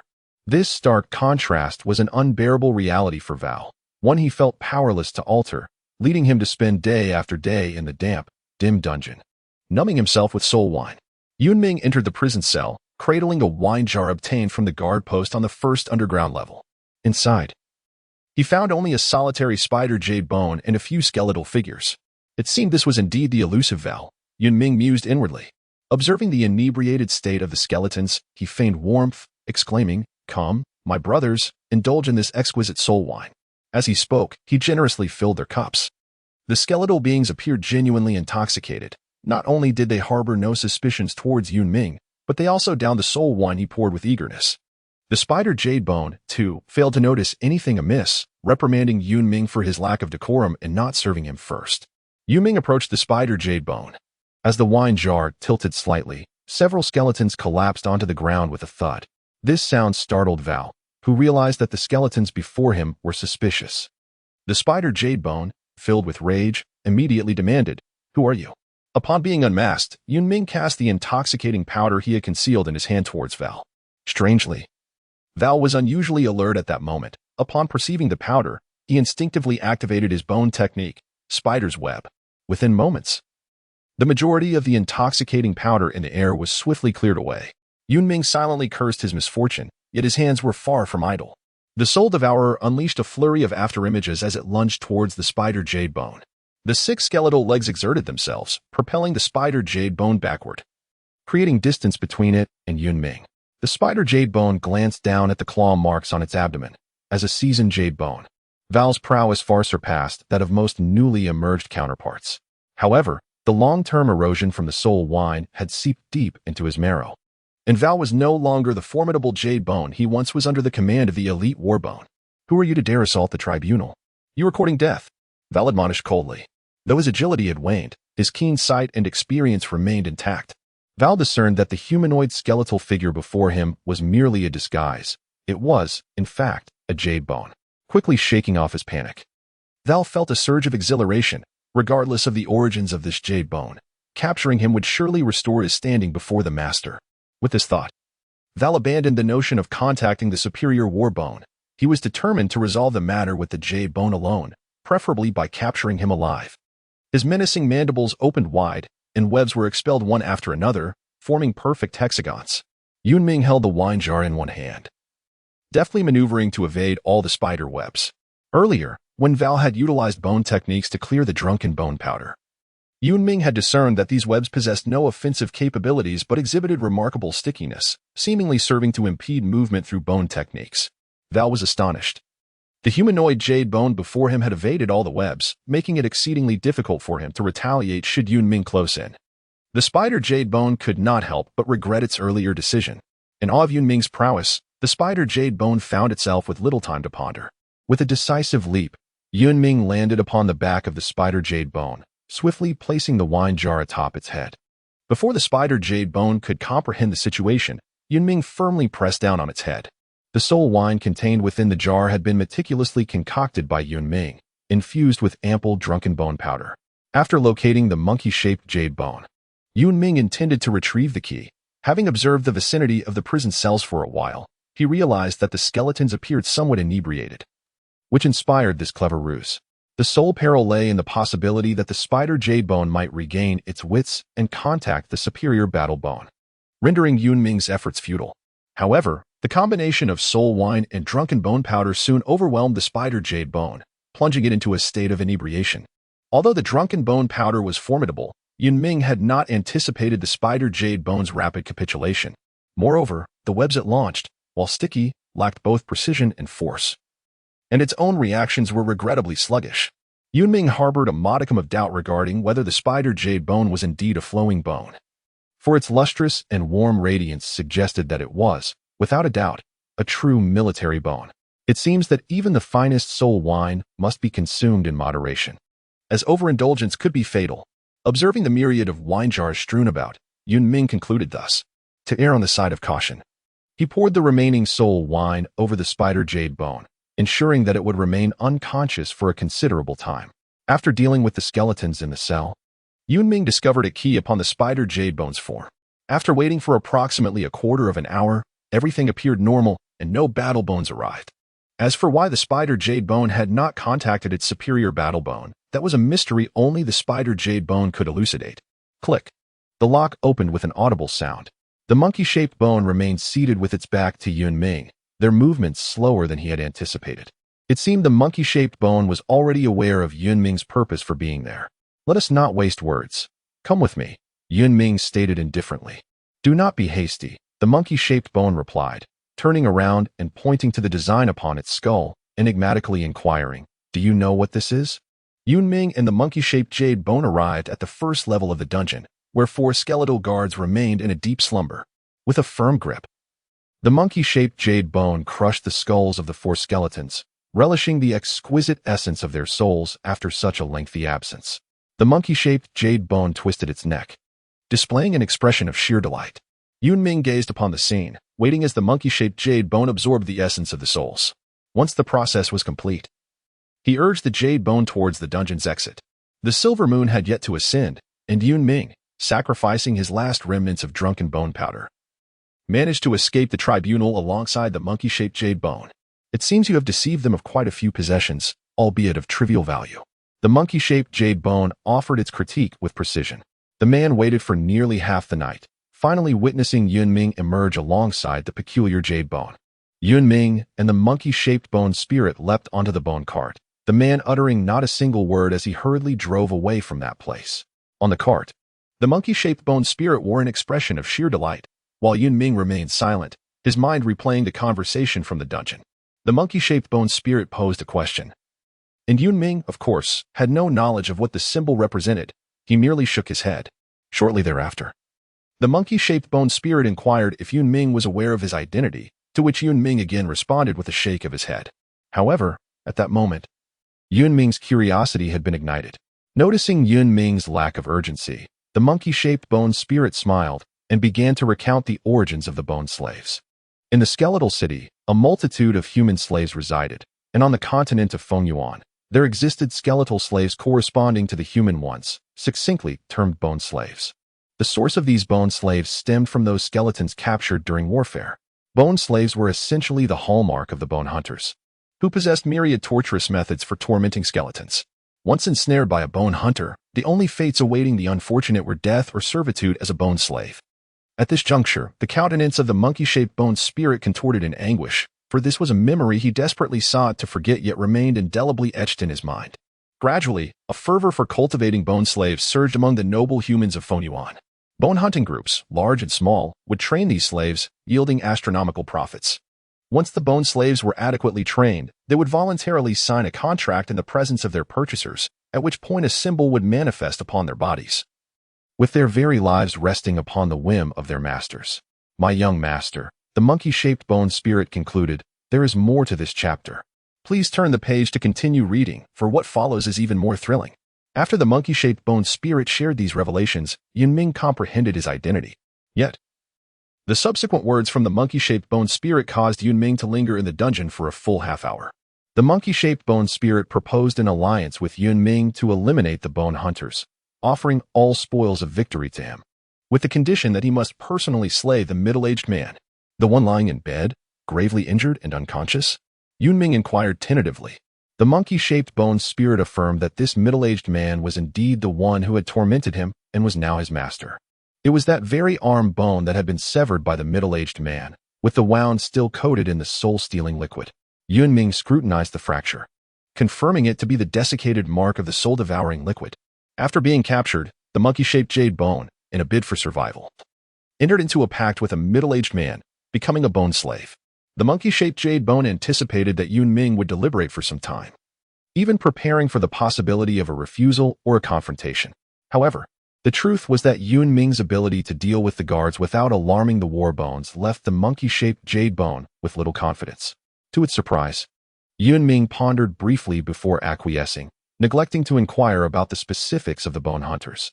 In reality, even if the monkey-shaped jade bone had not proposed an alliance, Yun Ming would have broached the subject, as he would have no escape once the bone hunters set their sights on him. It was evident that the bone hunters would never take the risk of exposing their identities by releasing Yun Ming post-transaction.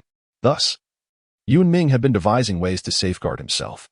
The monkey-shaped jade bone was elated and, in a display of sincerity towards the alliance, divulged all it knew. Since becoming a bone slave, the monkey-shaped jade bone had lived on the Fengyuan continent for nearly 2 years, during which it learned much about this realm. Humans on the Fengyuan continent could enhance their strength through cultivation, ranging from the lowest level of martial apprentices corresponding to jade bones to martial masters capable of contending with royal bones. Beyond the masters, there existed even more formidable beings, though their titles remained unknown. The 4 bone hunters were members of a group called the 7 Kills Bone Hunting Team, whose main forces were stationed elsewhere. During a mission, the middle-aged man sustained injuries that could not be treated with the medicine at hand, prompting him to send the other 3 members to escort him back to the Fengyuan continent. Upon arriving in Kaiser City, the monkey-shaped jade bone seized the opportunity to flee. inadvertently taking with it the medicine that the middle-aged man relied on to manage his injuries. Subsequently, it was imprisoned in the tribunal for having slain dozens of white bones in the streets until Yun Ming came to seek him out. Upon the emergence of Yun Ming, the monkey-shaped jade bone immediately recognized the handiwork of those few bone hunters. Confined within the dungeon, death was an inevitable fate. Escape seemed implausible. Thus it was better to stake everything on a final gamble. Among the 4 bone hunters, the middle-aged man possessed the greatest strength, being a seasoned warrior. The short and tall youths were slightly less formidable, standing at the threshold of warrior status, while the young girl, the weakest of the group, had only recently attained the rank of martial apprentice. Yun Ming interrupted the monkey-shaped jade bone, pointing out the flaw in the statement. With such strength, venturing into the skeleton continent would be tantamount to seeking death. The monkey-shaped jade bone clarified that this was the method employed by the bone hunting group to select new members. All prospective recruits would take a tour of the skeleton continent, and those who could return would be welcomed as new members of the bone hunting group. Is that so? Yun Ming recalled the practices of the bone cultivation division in nurturing the skeletal beings. The relationship between skeletons and bone hunters is inherently antagonistic. Yet their methods of assimilating fresh blood exhibit a remarkable similarity. Whether this is mere coincidence or an inevitable pattern remains uncertain. Subsequently, the monkey-shaped jade bone elaborated on the weapons, combat styles, and personality traits of 4 individuals, limited to what it had gathered. A man hurriedly approached in a bone cart, arriving at a dilapidated residence, causing Yun Ming to become instantly alert, fearing that the bone hunters intended to strike here. Suddenly, the man fell to his knees before Yun Ming, pleading, "Lord Jade Bone, I beseech you to slay those bone hunters and save my family." The monkey-shaped jade bone sat idly by, observing the scene with an air of detachment. Yun Ming remained silent as the man, filled with anxiety, implored, "My lord, I speak not a word of falsehood. Just days ago, they intruded upon my home under the cover of night and took residence there. They are aware of my employment at the Slave Management Bureau and have coerced me into aiding them in fabricating identities, threatening to annihilate my entire family should I refuse. Then why did you not seek assistance from your superiors? If the bone warriors were to intervene, they would surely not escape," Yun Ming pointed out, identifying a flaw in the man's narrative. The man, working within the Slave Management Bureau, had ample opportunities to seek help. Why turn to him instead? Faced with Yun Ming's inquiry, the man forced a wry smile, saying, "My lord, you do not grasp the plight of individuals like me." He continued, "A person of my standing appears to fare far better than those enslaved, free from oppression and exploitation, possessing a respectable position, a home, and the ability to establish a family. Yet, we remain unaccepted by the skeletal denizens of Kaiser City. In the eyes of the higher-ranking skeletons, we are merely rare commodities. Even while employed at the Slave Management Bureau, opportunities to encounter the supervising skeletons are exceedingly rare. Even if one were to speak up, it would not be taken to heart, not to mention the lives of my wife and children lie in their hands." The man added, "I possess a secret that could serve as a means to secure the safety of my family, a revelation that I am certain would pique your interest." Yun Ming inquired about the man's secret, and upon observing his hesitant demeanor, he understood that if he could not save the man's family, he would remain silent. "I hope the secret you speak of piques my interest," Yun Ming remarked as he turned his gaze towards the monkey-shaped jade bone. The man, filled with joy, quickly assured, "Rest assured, my lord, you will surely be satisfied." The monkey-shaped jade bone waved his hand dismissively, stating, "Do not concern yourself with me. I assure you I shall not intervene. However, after you eliminate that individual, it would be best if we never crossed paths again." With a smile, the monkey-shaped jade bone pointed at the man, adding, "You shall be responsible for the weakest woman." The smile on the man's face instantly froze, and he shook his head violently, pleading, "No, no, no. I cannot defeat her. Then there is no alternative. If you do not comply with my instructions, you may meet your demise at any moment." The monkey-shaped jade bone spoke cheerfully, yet his words sent a chilling sensation through the man. "You need not kill him. Simply delay her." Yun Ming seamlessly coordinated with the monkey-shaped jade bone, with one skeleton playing the role of the benevolent figure and the other as the menacing one. Yun Ming's prior silence had clearly indicated his tacit approval of the monkey-shaped jade bone's approach, making it difficult to believe the man would act otherwise. The man glanced at Yun Ming, gritted his teeth, and resolutely declared, "Very well, I shall handle that woman.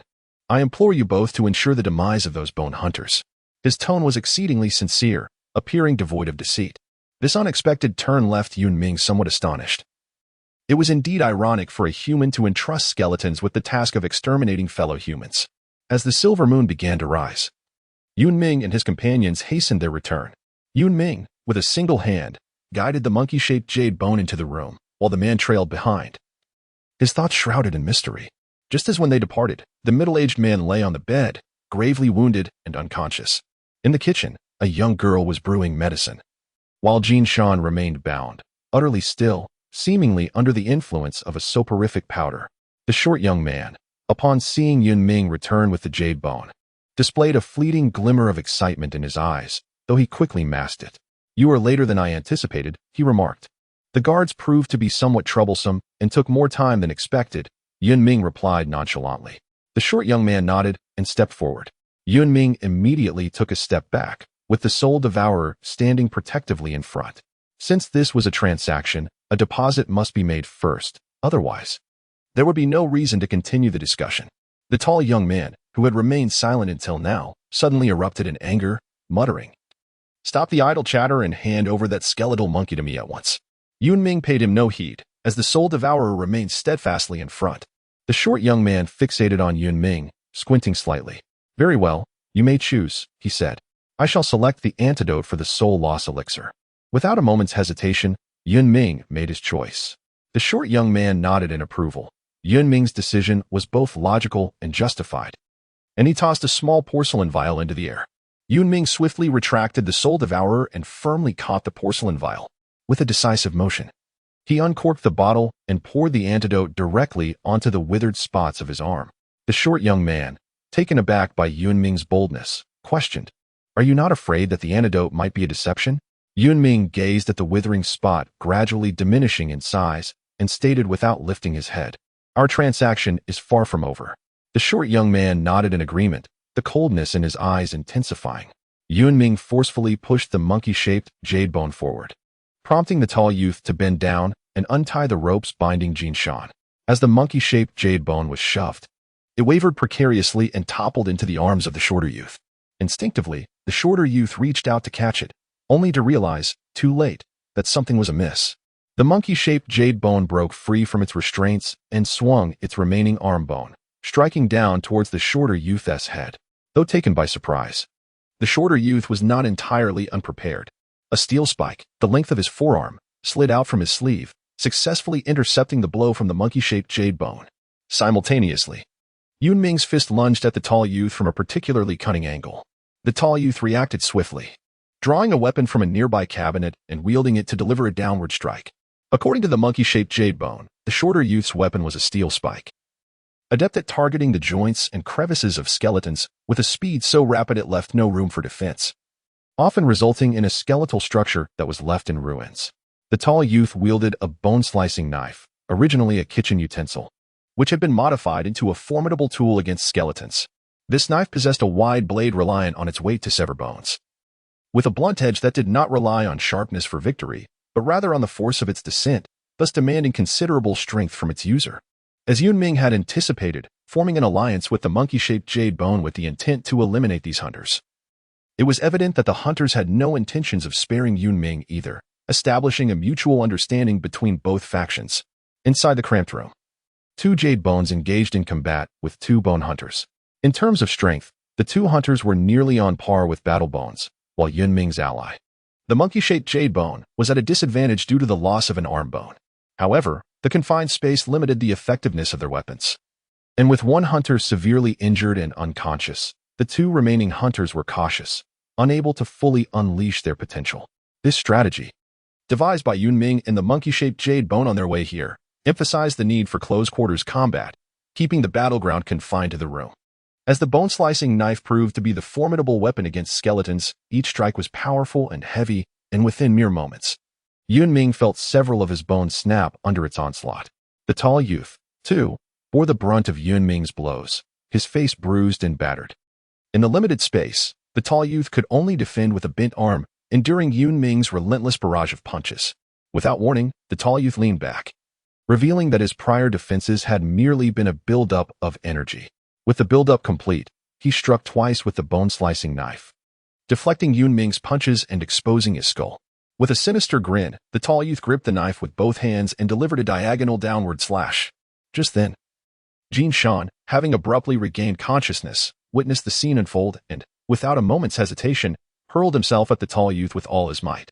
The impact caused the tall youth's strike to veer off course.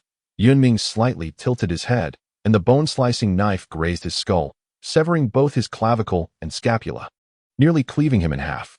Yun Ming was unable to attend to the excruciating pain that pierced through him. As the soul devourer plunged directly into the throat of the tall youth, voraciously absorbing his life essence, the life force drained rapidly, and the tall youth's eyes filled with terror, emitting raspy gasps. True to his nature as a bone hunter, despite the dire situation, he clung fiercely to his bone-slashing blade, intent on cleaving Yun Ming in two, embodying a mutual destruction. Yun Ming dared not relax for even a moment, exerting every ounce of his strength to control the soul-devouring technique, siphoning the immense life force from the tall youth. The two adversaries found themselves locked in a final stalemate. Crack, crack. The bone-cutting blade cleaved its way through, relentlessly approaching Yun Ming's spine. The life force flowed into Yun Ming's body through the soul-devouring, continuously mending his injuries. The bone-cutting blade halted just short of severing the last rib, hovering precariously. In the tall youth's eyes, all light had faded, and the bone-cutting blade clattered to the ground. Yun Ming, disregarding the awakening of Jin Shan and the partially severed state of his own body, resolutely chose to assist the monkey-shaped jade bone. The steel cone wielded by the short young man moved with such swiftness that it was almost imperceptible, while the monkey-shaped jade bone managed to contend with him using only a single arm bone, remaining undefeated. Yun Ming had somewhat underestimated the jade-like skeletal figure resembling a monkey. Its body emanated a misty gray aura, as the spirit within was rapidly repairing its fragmented form. It must be acknowledged that the tall young man possessed formidable strength, as he was, thus far, the most remarkable and vibrant human spirit Yun Ming had encountered. Astonishingly, that humanoid jade skeleton had slain Drew. A sense of heaviness settled in the heart of the shorter young man, yet the steel spike in his hand moved with increased swiftness, generating a flurry of afterimages. Yun Ming and the short youth exchanged a punch, seizing the opportunity to grasp the youth's arm. With a swift motion, he delivered a kick to the youth's hip and unexpectedly mounted him. This action took the short youth by surprise.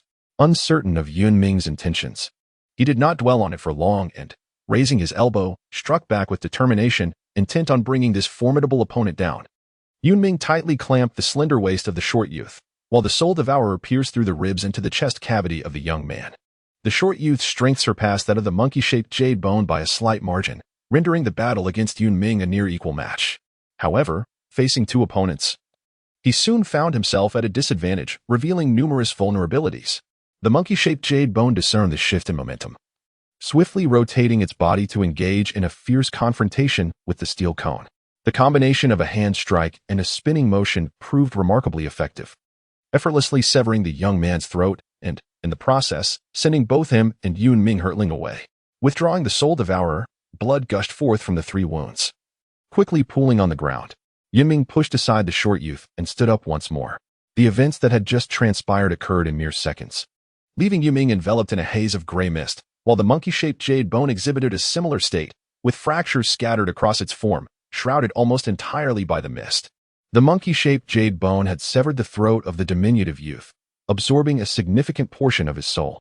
Yun Ming estimated that he had consumed only about 30% of the youth's total life essence. After severing the ropes binding Jin Shan, Yun Ming stretched his body, feeling a considerable increase in strength, yet he sensed there remained a gap to bridge before reaching the level of the battle bone. "Boss," Jin Shan exclaimed as he lunged at Yun Ming. "You have no idea how they tormented me. It hurts." Jin Shan's tone was laden with grievance, and Yun Ming could sense the tears welling up in his eyes. There, it's all right now," Yun Ming reassured him, his voice laced with a gentle warmth. Yun Ming instructed Jin Shan to venture outside. Although it was the dead of night, the ferocity of the recent battle could potentially attract the attention of the patrolling skeletal guards, which would pose a significant threat. Throughout the skirmish, the young woman had remained conspicuously absent, and Yun Ming was curious to discover how the man had managed to keep her at bay. Yun Ming turned around and closed the door, leaving behind the jade bone shaped like a monkey and the unconscious middle-aged man. As he traversed the narrow corridor, he entered the kitchen, where a young girl lay on the floor, her hands tightly bound, while the stove beside her simmered with the middle-aged man's medicinal concoction. "Now that you're here, I'll take my leave, the man hastily remarked upon seeing Yun Ming. He followed Yun Ming back to the house, heading straight for the kitchen, fully aware that the girl was responsible for preparing the man's medicine daily. Perhaps the girl was too naive. Or perhaps she simply did not regard the man with any caution, as she continued to brew the medicine without a care. The man understood the urgency of the situation. He retrieved a potent sleeping drug from his possession, one he had procured in advance from a pharmacy, indicating that he had long since resolved to act. After rendering the girl unconscious, sounds of a struggle erupted in the room, and the man bound her with a rope. Within moments, he saw Yun Ming emerge. Well done. Yun Ming rarely offered compliments. The man did not respond, merely smiling, a smile that resembled more of a grimace than a joyful expression. The girl gradually regained consciousness and, upon seeing Yun Ming and the man together, exclaimed in terror, "What are you doing here? Where are Brother Feinen and the others?" A muffled growl escaped her lips. The sound indistinct, likely due to her mouth being silenced, an evident act orchestrated by the jade monkey bone. "What do you think?" Yun Ming retorted, gazing at the girl.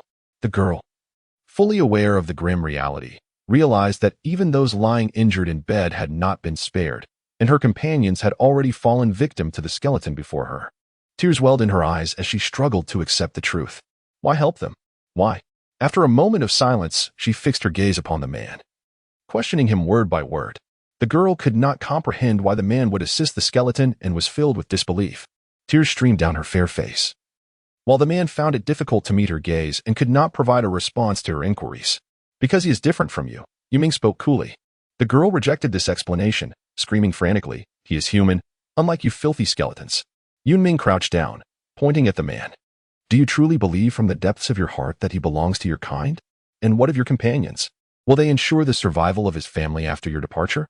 The young girl, caught off guard by Yun Ming's inquiries, could only stammer, "Of course, they are human. Even so, I would advise Brother Feinen against it. I wouldn't let them be harmed." Her voice grew increasingly faint as she understood the grim reality that this was unlikely. Brother Feinen would surely resort to murder to conceal their whereabouts. The chapter was not yet complete. Please turn to the next page to continue enjoying the captivating narrative. He merely wished to survive with his family, which is why he betrayed you. Now that he has endured, it is you who must face death. As soon as the words left his lips, Yun Ming suddenly advanced, the soul devourer plunging into the young girl's chest. A soft sound escaped her lips. Yun Ming gently caressed the back of the young girl's head and whispered in her ear, "In your heart, he is merely a skeleton clad in human skin, and indeed, he is. Just like men who have dwelled in the land of skeletons since their childhood, even from the time of their grandfathers. They may believe they are oppressed by their skeletal appearances, yet, in comparison to humans, they possess an even deeper faith and reliance on the skeletons. Much like how men seek Yun Ming's assistance, they have become incapable of integrating into the society of the human realm. And the inhabitants of the human realm will never truly accept them." Yun Ming was not fond of engaging in conversation, particularly with unfamiliar skeletons, let alone with a bone hunter. Yet, why had he conversed so extensively with this bone hunter? Perhaps it was the man's thoughts that stirred something within Yun Ming, as he risked death to collaborate with him, driven solely by a desire to protect his own life and that of his family, striving for survival. In a fleeting moment, Yun Ming felt an uncanny resemblance to men, as all her endeavors were directed towards the pursuit of a better existence, albeit a challenging one. The young girl's head gently rested upon Yun Ming's collarbone, appearing as if she had succumbed to slumber. Yun Ming retracted the soul devourer. The essence of the young girl was far less formidable than that of the tall young man, still failing to elevate Yun Ming to the rank of a battle bone. The girl softly collapsed to the ground, leaving the man trembling in fear, too terrified to open his eyes. At that moment, the low growl ceased, and the monkey-shaped bone emerged, drenched in blood. It exchanged a fleeting glance with Yun Ming before turning away to depart. "This is entrusted to you," Yun Ming declared, leaving the man alone. As he passed by the doorway, Yun Ming glanced over. The middle-aged man remained sprawled on the bed, his eyes wide open, his body riddled with wounds, not a patch of unblemished skin in sight, blood dripping steadily onto the floor. The middle-aged man had endured considerable torment before his demise. In the courtyard, Jin Shan diligently executed Yun Ming's orders, scanning for any suspicious humans or skeletons. "How is it? All well?" Upon seeing his leader, Jin Shan's expression shifted to one of grievance. "Boss, they knocked me out, and I remember nothing. Now my entire body aches."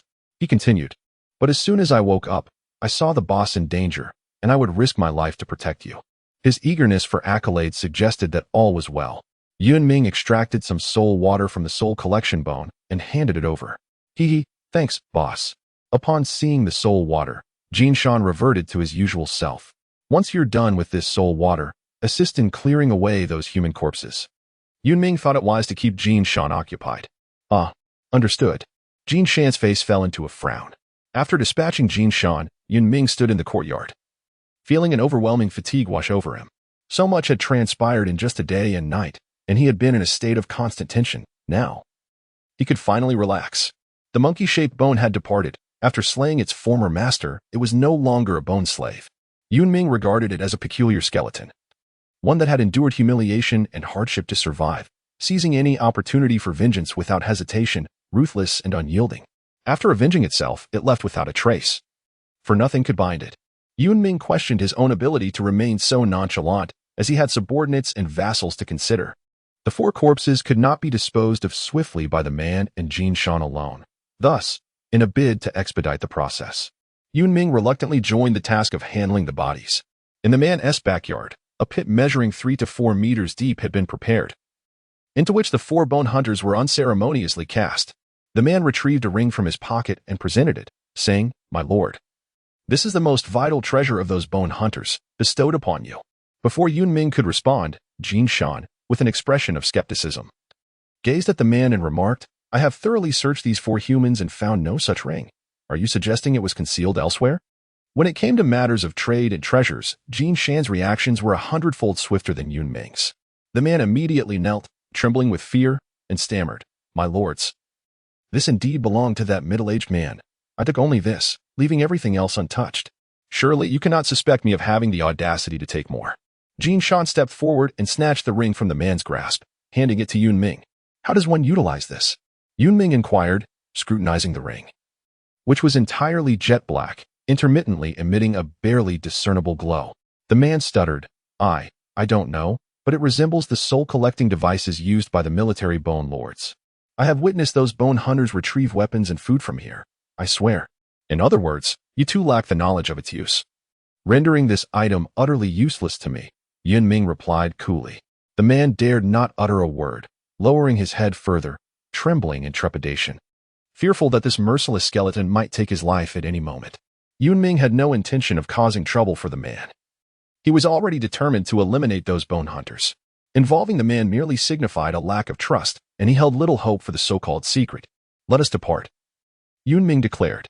"Wait for me, boss." The man, somewhat incredulous, observed as Yun Ming appeared to genuinely leave his home.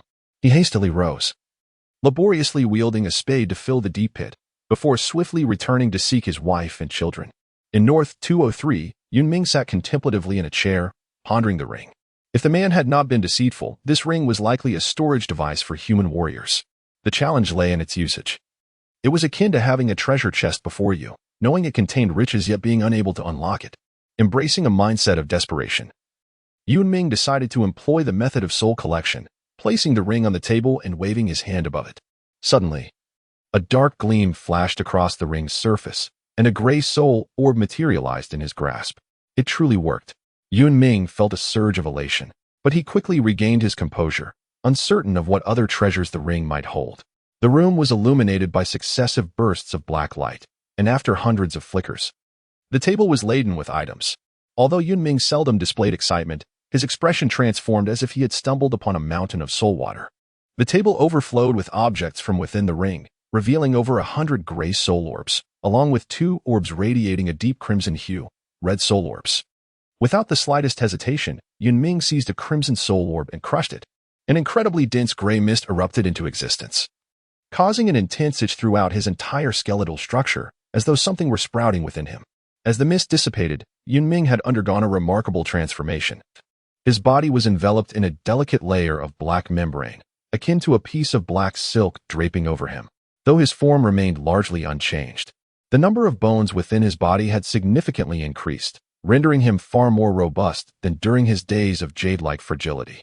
Complemented by his dark exterior, he exuded an aura of both majesty and elegance. You are the boss. Boss, you have ascended to Battlebone." Just as Yun Ming reveled in his own metamorphosis, Jin Shan had entered unnoticed. Upon witnessing Yun Ming's new appearance, he was left utterly astounded, nearly speechless. Wow, boss.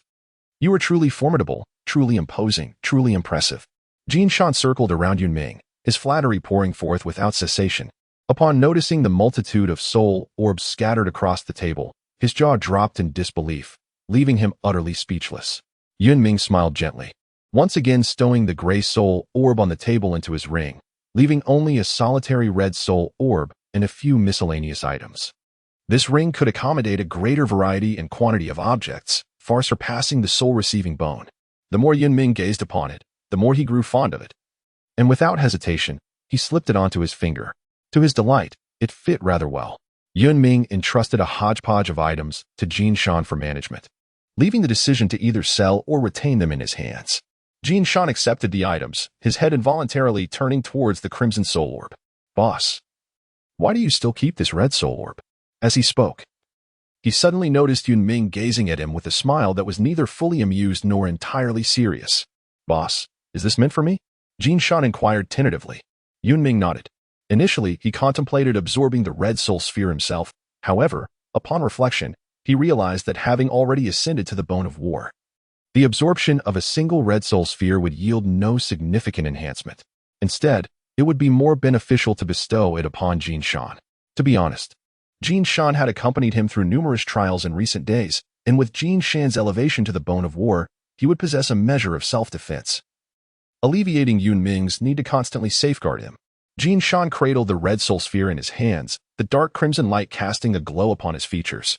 After a moment of serious contemplation, he gradually crushed the soul sphere with his hands. As the gray mist dissipated, Jin Shan, now a warrior of the bone of war, emerged, resembling Yun Ming closely, though his skeletal structure was less pronounced and the luster of his dark membrane was somewhat diminished. Touching his own body and observing it for a while, Jin Shan suddenly knelt on one knee, bowing his head in submission to Yun Ming. From this day forth, I, Jin Shan, shall faithfully follow my leader. Yun Ming, initially taken aback, patted Jin Shan and instructed him to step outside first. This journey to Kaiser City had proven invaluable. After enduring a harrowing experience, he had now ascended to the rank of Battle Bone. No longer did he need to tread with the utmost caution, fearing that a single misstep could cost him his life. Yet, amidst the overwhelming joy, a troubling thought began to weigh on his mind. Having attained the status of Battle Bone, and with Lord Vicental's presence in Kaiser City, how would he establish contact, given that the connection with soul words had vanished? Upon reflection, he realized that now, as a fellow Battle Bone, he was no longer bound to obey Lord Vicental's commands according to the hierarchy of the skeletons. He could simply depart from Kaiser City without reservations. However, the dilemma remained. Where could he find a superior Battle Bone? He did not know a single strong bone, and within the military, identifying the right superior was crucial. A powerful ally could often spare one from considerable trouble, provided that ally deemed one worthy. Yun Ming pondered for a considerable length of time before ultimately arriving at a resolute decision. In total, we have brought along 180 pounds of soul water, supplemented by an additional 150 pounds acquired through the exchange of soul orbs. After deducting the amount consumed from our departure until now, the actual quantity of soul water sold amounts to 220 pounds. Over the past few days, the total we exchanged at the water market yielded 817 water coins. And I managed to sell some human items for an additional 76 water coins. Such a substantial sum? This figure astonished Yun Ming, even with his limited knowledge of commerce. He understood that earning 817 water coins from 220 pounds of soul water represented a ratio nearing 4 times the usual profit. However, Jin Shan wore a disappointed expression, lamenting, "Alas, if only our supply of soul water were more abundant. In Kaiser City, the price of soul water fluctuates daily, and today it has risen once again." Yun Ming said to Jin Shan, "All right, go and gather more skeletons, scatter them all around. The moment you detect any trace of the bovine battle bones, inform me immediately. Try to keep a low profile to avoid drawing attention." In a small city like Kaiser City, the sudden appearance of an additional battle bone would undoubtedly raise suspicions. Having just dealt with the bone hunters, Yun Ming certainly did not wish to attract the attention of the formidable bones. Yun Ming presented a soul orb to Jin Shan, designating it as funds for their venture. This was Yun Ming's resolution to ally with Weisentor and, should circumstances dictate, initially serve as his vassal. On this day, the 6th of September, With merely 4 days remaining, Yun Ming pondered the whereabouts of Weisinter, convinced that he was not in a safe locale. It was that piece of sheepskin. Yun Ming recalled that Walao had instructed him to deliver a sheepskin to Weisinter, which he had secretly glimpsed and appeared to be a map. Weisinter was likely headed to the location marked on that sheepskin. After ascending to the rank of Battlebone, Yun Ming felt a marked clarity in his thoughts. A vast ocean of skeletons loomed to the east of K City, stretching endlessly before him. Among the myriad forms of skeletal creatures, not only the usual tiger, leopard, and wolf shapes were present, but also spider, scorpion, and centipede forms, alongside numerous diminutive ant-like skeletons. Rare forms such as giant, orc, and even dinosaur skeletons could be observed, culminating in the ubiquitous humanoid skeletons. It was a curious sight, how these countless skeletal beings coexisted without chaos. The predominant hue of this skeletal sea was white, interspersed with jade-like spots and occasional black flecks. This arrangement was highly unusual for a skeletal army, as, regardless of size, the number of white bones was typically minimal, generally being slightly superior to mere cannon fodder. At the forefront of this skeletal expanse stood a hieroglyphic skeleton, upon which rested a fox-shaped skeleton. My lord, the soul orb captured from the Dadarong territory has been thoroughly accounted for, including the total amount of soul water and the battle bones above jade rank from the Dadarong army. A voice suddenly interjected. The fox-shaped skeleton nodded in acknowledgement. The captured battle bones must have their hierarchical relationships disrupted. Those who disobey shall be silenced permanently. Understood, came the reply, and silence ensued. The identity of the fox-shaped skeleton became apparent. It was K, the lord of K City. Following the recent battle, with the Dadarong lord deceased and the Kost lord gravely injured, K emerged as the primary victor, effortlessly absorbing most of Dadarong's territory and army, suffering minimal losses in the process. Regrettably, a few commanding bones had sensed impending doom and fled early, taking their subordinate skeletons with them. Despite K's immediate orders to intercept them, reports indicated that a significant number had escaped, most retreating south into Kost territory. The spoils from this capture would sufficiently support the expansion of K City. Once that troublesome Kost was dealt with, they could advance westward and launch a counteroffensive against the Fengyuan continent. The 3 territories had, without doubt, become the front line for humanity, and securing them was essential before any counterattack could commence. K resolved the overarching strategic direction and prepared to return to K City for rest. A voice called out, and K glanced southward, summoning his subordinate commanders and instructing them to advance with their troops. Subsequently, K mounted the hieroglyphic skeleton and journeyed southward. In a small valley at the border between K and Kost territories, the ground was soft and decayed, littered with shattered bones and rubble, devoid of any sign of plant life, much like the rest of the skeletal continent. A solitary skeleton sat cross-legged in the valley's center, a crystalline stone plate before him, radiating twinkling star-like glimmers. Any knowledgeable inhabitant of the Fengyuan would be astounded, for this stone plate was a precious star crystal. A piece of such magnitude was a true extravagance. The skeleton's arms were long and robust, while its legs were relatively short, identifying it as an ape-shaped skeleton. Alongside the ape skeleton, 2 cups of tea, emitting wisps of steam, rested on the star crystal table. Strangely, an area near the ape skeleton was lush with vibrant green grass, resembling a verdant carpet laid upon the decayed earth. K approached the valley slowly and seated himself before the ape skeleton. Clearly, the ape skeleton was also a commanding bone. What brings you to seek me? K inquired, not bothering to glance at the tea presented by the ape-shaped bone. The ape skeleton paused momentarily before regaining composure. It's been a while, dear friend. I merely wish to catch up. The tea from Fengyuan has cost me a pretty penny in gold. Do try it. K brushed his hand across the star crystal table. You seem quite leisurely, finding time for tea amidst the chaos. The ape skeleton chuckled. Unlike you, who is always bustling about, I relish the company of old friends. K, however, remained skeptical of the ape skeleton's claim. You still have that habit of speaking in riddles. He then glanced at the last cup of tea and continued. Kost must have offered you quite the incentive to act as a mediator. The ape skeleton replied. Must we be so confrontational? We all clawed our way up from the ashes of the bone realm together. Even the higher jade bones were once of the same name. After our elevation to commanding bones, we shared the same lineage, and the upper lord held great hope for us. K scoffed. You're increasingly reminiscent of humanity. Reminiscing about the past. Unfazed by the sarcasm, the ape skeleton stated, half of Kost's territory belongs to you. Let us cease hostilities here. The voice of the ape skeleton, though not loud, carried an undeniable authority. Is this Cost's mandate? Let him show himself instead of lurking in the shadows. Kay retorted sharply. The ape skeleton fell silent. And from the other side of the valley, a wolf-shaped skeleton approached, the reputedly injured Cost, who appeared far from wounded. He halted behind the ape skeleton, his wolf head bowed, refusing to advance further. In that moment, Kay understood the implication. He turned to Cost. You willingly accept being his vassal. It seems the last lesson left a considerable impression on you. In response to Kay's provocation, the wolf skeleton, Cost, did not directly engage but remarked, thanks to you, my injuries have healed.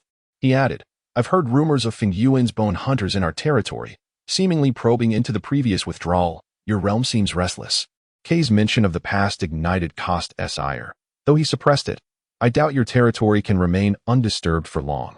Sensing the escalating tension, the ape skeleton cleared his throat and interjected, a handful of human warriors merely present an opportunity for harvesting souls. However, if left unattended, they could become a significant nuisance. Let us proceed with my proposal. Cost is now my vassal, and I assure you he will not provoke you. We shall each cleanse our domains. What say you? The ape skeleton lifted his teacup, taking a sip before shaking his head.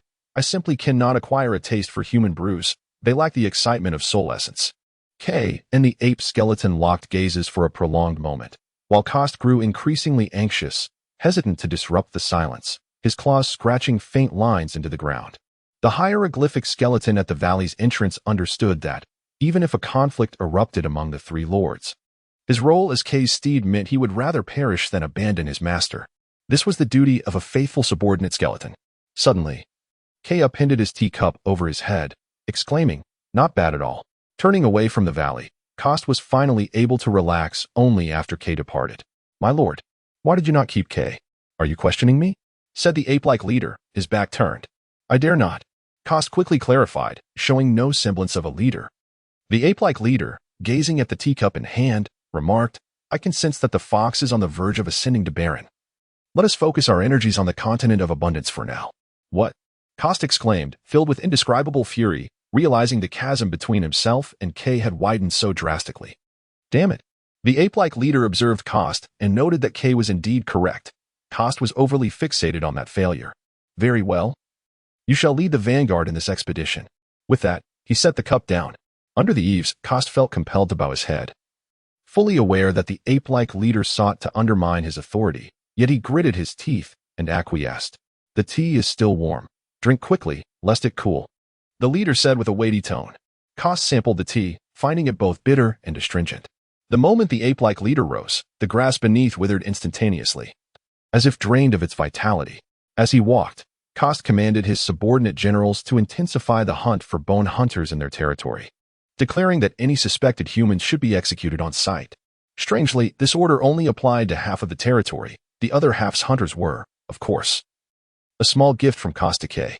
Kay had already set plans in motion, expecting to eradicate the bone hunters within a few days. Having received this intelligence days prior, Kay refrained from issuing a capture order, aiming to ensnare all the hunters in one fell swoop, hoping to extract valuable information from their lips. Now was the time to reel them in. Meanwhile, the details of the transaction among the three bone leaders spread swiftly throughout the territory. On the 9th of September, in Kaiser City, North, 203, Yun Ming, having been promoted to Battle Bone, soon emerged from his immense delight, returning to the monotonous grind of daily training, albeit at a difficulty level several times greater than that of his previous state as Jade Bone. Jin Shan stood beside Yun Ming, reporting the situation of the past few days. In 3 days, I have recruited numerous white bones, scattered throughout Kaiser City as per the boss's instructions, but have found no trace of Lord Vicental. Yun Ming supported himself with both hands on the ground, his feet lifted off the surface, his entire body taut. He rhythmically propelled himself up and down, with gray iron blocks affixed to various parts of his body, including his legs and arms. Do not underestimate these iron blocks. They are crafted from heavy shin iron, a material forged through multiple processes of refining. The numerous heavy iron plates adorning Yun Ming's body collectively weighed over 1,000 pounds.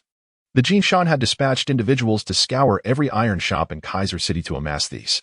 Gradually lowering his body, Yun Ming stood upright once more, harboring no intention of shedding the iron weights. He moved his limbs slightly and resumed his search, anticipating news to arrive within the next few days. Understood, boss, Jinshan replied. preparing to monitor the temporary rendezvous point. Just as he was about to push open the door, Yun Ming abruptly called out to him, signaling that yet another guest had arrived, making the atmosphere quite lively.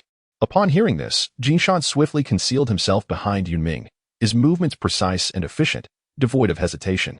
Yun Ming clenched his fist tightly, and the soul devourer materialized silently. In the next moment, the door, along with a section of the earthen wall, shattered into countless pieces without warning, sending dust swirling into the air, until vision gradually returned to clarity. Yun Ming cast a glance, and his heart sank to the depths of despair.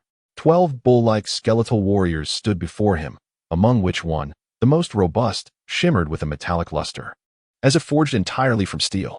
This is dire. It is a formidable skeleton. Wait, why does the skeletal figure seem so familiar? Boss, perhaps we should surrender. Jinshan was utterly daunted by the sight before him, his thoughts of escape extinguished, as fear rendered him utterly weak. Yun Ming discerned the identity of the imposing bull-like figure and promptly knelt on one knee, saying, "Your subordinate, Yun Ming, pays his respects to you. Congratulations on your ascension to the rank of strong bone." It was at this moment that Jinshan recognized the true identity of these skeletal beings, Y-Center and his subordinate Bull Bones. Now, it would be more accurate to refer to him as strong bone Y-Center and his lower-ranked battle bones. Jinshan, in a state of panic, followed suit and knelt beside Yun Ming, overwhelmed by the formidable aura of the strong bone, not daring to utter a sound or even lift his gaze. Y-Center approached with measured steps and spoke in a deep voice. You are also commendable. You ascended to battle bone 3 days ago. How could you possibly know? My lord, Yun Ming inquired, perplexed. How could Y-Center be aware from such a distance? Was he perhaps under surveillance? Yun Ming grew increasingly fearful, having failed to realize that the other party was a battle bone. It was Hong Kong who interrupted Yun Ming's chaotic thoughts. Finally, it was Hong Kong. And Yun Ming managed to regain his composure. It is well known that soul communication has distance limitations, which is why Yun Ming was unable to contact Vicente before ascending to battle bone. Yun Ming surprisingly overlooked the soul offering compared to soul words. The soul offering between skeletons is far more reliable. Once the hierarchical relationship is established, it becomes unbreakable, even transcending distance. It must have been during that time when Vicente frequently received Yun Ming's soul offerings that he became aware of Yun Ming's ascension to a battle bone. It appears that Vicente has also recently ascended to a strong bone. Due to the ferocity of the battles at that time, Yun Ming inadvertently forgot about this matter. Rise now, Kaiser City. Given your current circumstances, you are still able to ascend to a battle bone. I am quite curious. Do share your thoughts with me. Yun Ming rose and recounted the recent events to Vicente. He had been coerced by the Bone Hunter, infiltrated the tribunal, and, in collaboration with the monkey-shaped Jade Bone, had successfully turned the tables on the Bone Hunter, ultimately achieving the rank of battle bone. Naturally, he refrained from mentioning anything regarding the ring. Truly commendable of my subordinate battle bone, Vicente remarked with evident approval. Thank you for your praise, my lord. Yun Ming responded, but before he could finish his sentence, he realized he had fallen into Vicente's trap. Vicente nodded, having accomplished his objective. Yun Ming found himself in a perplexing situation after his promotion to a battle bone. He had now become a subordinate battle bone under Y-Center. However, Y-Center was also a formidable upper-tier warrior, which did not seem entirely unfavorable. Yun Ming inquired, "What shall we do next? Please, esteemed one, give your instructions." The host emerged to extend a warm welcome. Vicente's response left Yun Ming somewhat perplexed. He. It appears that friends from afar have arrived in my Kaiser City without prior notice to me. Thus I have taken the liberty to pay a visit. A cascade of delicate laughter echoed, sending chills down Yun Ming's spine. The footsteps grew increasingly closer, as dozens of skeletal warriors encircled the courtyard. A serpentine strong bone slithered gracefully into the yard, its posture difficult to describe, embodying elegance laced with a hint of allure. I have had the pleasure of meeting Brother Nyobone. The voice of the serpentine strong bone was enchantingly beguiling. Yun Ming believed that if he were on the Fengyuan continent, the serpentine strong-boned creature could captivate a multitude of male humans merely through its voice, provided its true form remained unseen. Unfortunately, this was the skeleton continent, where no skeleton would be lured by a serpentine strong-boned entity. Boss, could it be a female serpent? Jinshan whispered behind Yun Ming. Yun Ming hurriedly covered Jinshan's throat with his hand, realizing that discussing a powerful skeleton in such proximity was tantamount to courting death. Unlike other races, skeletons do not possess a distinction between male and female. However, the voice of the serpent-shaped strong bone was unmistakably feminine. And Jin Shan's remarks were not without merit, Yun Ming mused inwardly. Perhaps Jin Shan's words had been overheard, for the serpent-shaped strong bone turned its gaze toward Yun Ming.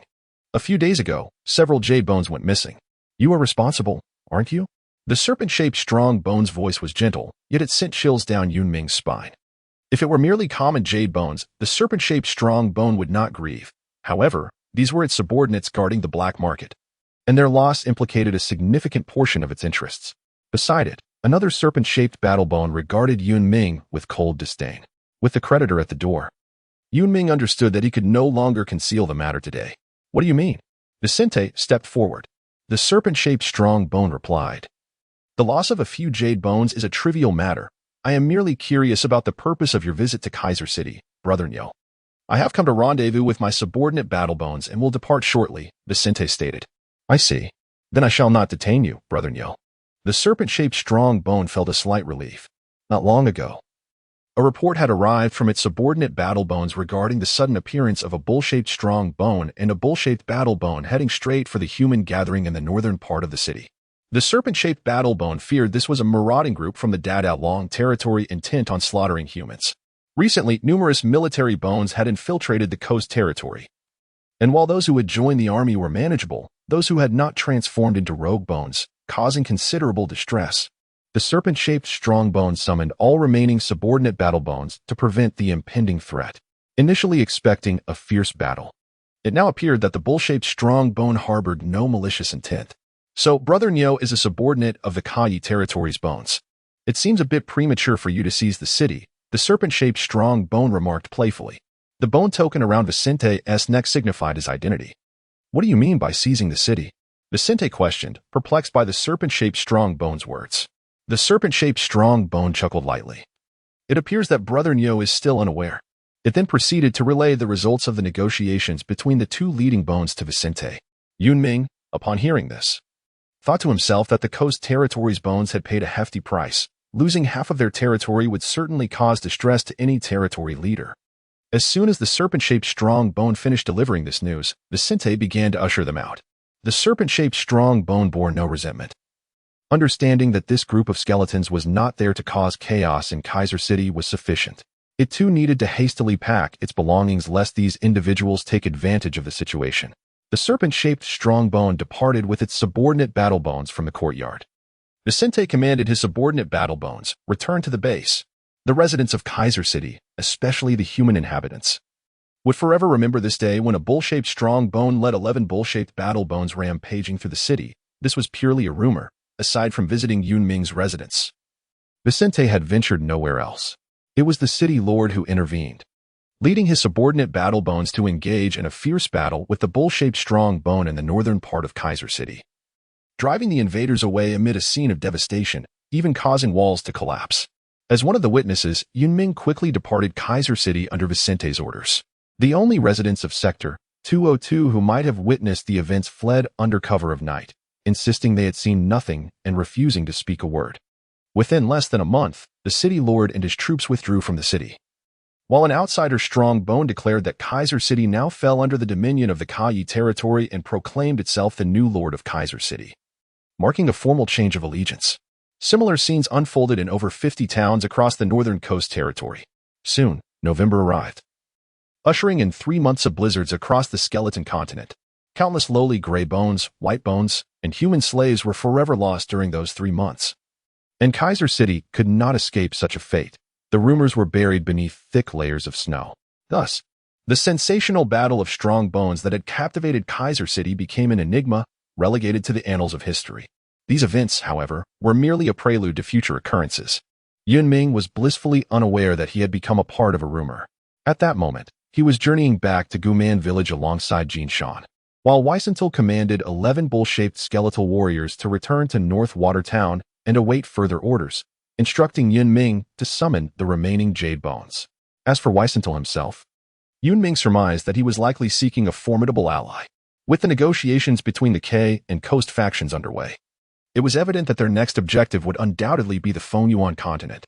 Yun Ming contemplated the need for meticulous preparations upon his return. Jin Shan drove the bone cart, frequently glancing back at the laden cargo, manifesting a sense of immense satisfaction.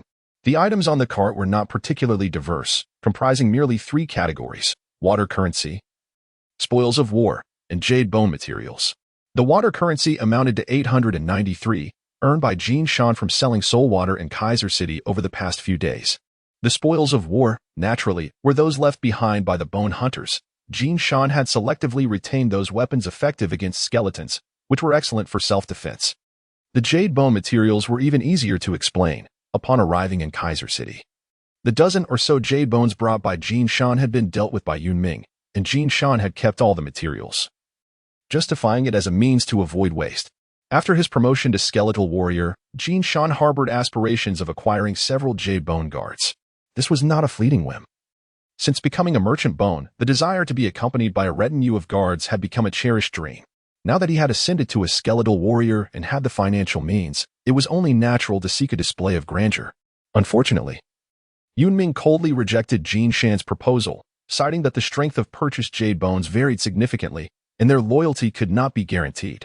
Yun Ming casually picked up a small porcelain vial from the spoils of battle. The peculiar inventions of the bone hunters were strange and enigmatic. After extensive examination, he found himself none the wiser. To put it plainly, the most straightforward and effective approach would be to seek out a skeleton for experimentation. After a moment of contemplation, Yun Ming decided against it. It was not worth expending such great effort on these matters. No external force, no matter how formidable, could rival the reliability of one's own strength. He resolved to entrust these items to Old Snail, who would undoubtedly find them intriguing. Yun Ming urged Jin Shan to hasten, for there remained many matters to attend to upon their return to Guman village. Very well, you may rest for a while. The next group of brothers should prepare to take the field. Ming directed the simulated confrontation before glancing over at the strength training. As he observed, he contemplated the fortification of the village's defenses and resolved to consult the village chief. Suddenly, a skeletal figure rushed over, breathless and panicked, exclaiming, "Not good, Brother Ming. Sonic reports that 2 war skeletons are approaching us." "What?" Ming gasped in shock. The war skeletons were no longer mere adversaries. The entire village could scarcely withstand them. After much deliberation, Ming concluded that surrender was out of the question. He would rather perish than betray his master. "Summon the village chief," he commanded. "Gather all the villagers and inform them of the external threat we must resist together, and release all the gray skeletons." With these arrangements in place, Ming clearly prepared for a fight to the death. Jin Shan, driving the bone cart, inquired, "Boss, do you think the white skeletons will recognize us? Or could they be frightened?" This was precisely what Yun Ming desired, the promotion of war skeletons. Both Yun Ming and Jin Shan had undergone significant transformations in appearance, and Yun Ming was eager to observe how the lower-ranking white skeletons would react in the event of an incursion. He had considered the worst outcomes, which would likely involve fleeing or surrendering. As they drew closer to the village, Yun Ming felt a flicker of anxiety. Goodness, what a grand display. These fellows are truly prepared for a fight, Jin Shan remarked, gazing at the unfolding scene with astonishment. Yun Ming's lips curved into a subtle smile, realizing that he had perhaps overthought the situation. Thousands of gray skeletons surged forward, showing no sign of hesitation towards Yun Ming and the identity of Jin Shan's battle skeletons. Behind the gray skeletons were 6 formidable battle formations, with the white skeletons standing resolutely, armed with various makeshift weapons wielded by the villagers at the rear. Despite facing the battle skeletons, despite the nearly non-existent hope for victory, and despite the trembling hands clutching weapons, not a single human or white skeleton fled the battlefield. Jin Shan bellowed, "What are you all doing? Hurry and welcome our master." "Sonic, can you not even recognize your own leader?" A stir arose among the white skeletons and villagers. Sonic atop the watchtower squinted down and exclaimed, "It truly is our master." The throng of gray skeletons parted, allowing Amon and Old Hank to weave through and stand before Yun Ming. "It really is our master," Amon exclaimed with excitement, while Old Hank let out a long sigh of relief. "Congratulations on your promotion to battle skeleton." Old Hank offered his congratulations. The news of their master's ascension to battle skeleton filled the white skeletons with pride, and the villagers began to relax, transforming the atmosphere into one of ease and joy. Yun Ming nodded and said to Amon, "You have performed admirably." He then turned to the Old Hank, expressing his gratitude. "Thank you for your hard work." Both Amon and Old Hank humbly responded that it was merely their duty. After dispersing the skeletal horde, Old Hank turned to instruct the villagers to disperse, while Jin Shan brought the bone cart to a halt at the entrance of the Soul Well cottage. Yun Ming summoned all the lower-ranking skeletons and inquired of Amon about the events that transpired during his absence. Amon reported that during this period, only a few groups of wandering bones had attacked the villages, mostly led by jade bones. Fortunately, their strength was rather average, and they were defeated by the lethal battle formations of the skeletons in conjunction with the villagers, resulting in no casualties. Yun Ming felt immense satisfaction, believing that his promotion of Amon was indeed a wise decision. This skeletal being was truly worthy of cultivation. Before him stood 72 lower-tier skeletons, their facial structures radiating an indescribable joy. With their superior jade skeleton now elevated to a battle skeleton, the lower skeletons basked in an overwhelming sense of pride. Yun Ming remained silent as he approached a lower-ranked skeleton. With a flicker of black light, he handed 2 gray soul orbs to the bewildered skeleton before moving on to the next. The chapter is not yet complete. Please turn to the next page to continue enjoying the captivating content. There are 72 lower-ranked skeletons, each possessing 2 soul orbs, totaling 144 soul orbs. Yun Ming addressed the once subservient skeletal beings. I have ascended to the rank of Warbone. Are you willing to become my subordinate Jade Bones? In response to Yun Ming's inquiry, not a single skeletal figure uttered a word. In the next moment, the sound of cracking echoed through the air as the skeletal beings unhesitatingly shattered the soul orbs in their grasp, pledging their undying allegiance to Yun Ming. A dense gray mist suddenly enveloped the entire village, prompting Old Hank and the villagers to rush out to investigate. To their astonishment, they beheld 72 jade bones standing in perfect formation, awaiting their commands. Old Hank recognized them as the former skeletal beings. Yet he was taken aback by Yun Ming's ability to elevate all of them simultaneously. How many soul orbs must this have required? Old Hank murmured in disbelief. At that moment, Jin Shan appeared beside him, exclaiming, "These soul orbs are the spoils of our battles against the bone hunters." Upon hearing the term bone hunters, a wave of memories flooded Old Hank's mind. Jin Shan, oblivious to the change in Old Hank's demeanor, gathered the villagers to recount tales of their recent battles alongside Yun Ming. Once the skeletal beings had ascended to Jade Bones, they immediately established a connection of soul communication with Yun Ming. He surveyed their collective status, relieved that they had all achieved the rank of Jade Bone. Otherwise, his supply of soul orbs would have fallen short. When discussing the ascension of skeletons, it is noteworthy that the quantity of ethereal and corporeal souls required for different skeletons to reach the same rank varies only slightly, with a few exceptions that may necessitate significantly more or fewer.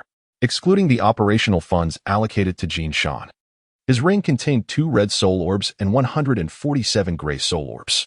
Yun Ming once again presented 2 soul orbs as rewards to the 2 individuals recognized for their outstanding performance during this period, Amon and Shifa. As both lower-tier Jade Bones shattered their respective soul orbs, Yun Ming received a surge of essence, approximately 80 units. It is noteworthy that the minimum contribution ratio for souls is 40, and achieving 80 is quite rare. Consequently, only 1 gray soul orb remains in Yun Ming's possession, leaving him feeling as though he has returned to square one, despite his indulgence in the thrill of wealth. Nevertheless, he deemed the exchange of over 100 soul orbs for a group of loyal lower-tier Jade Bones to be well worth the investment.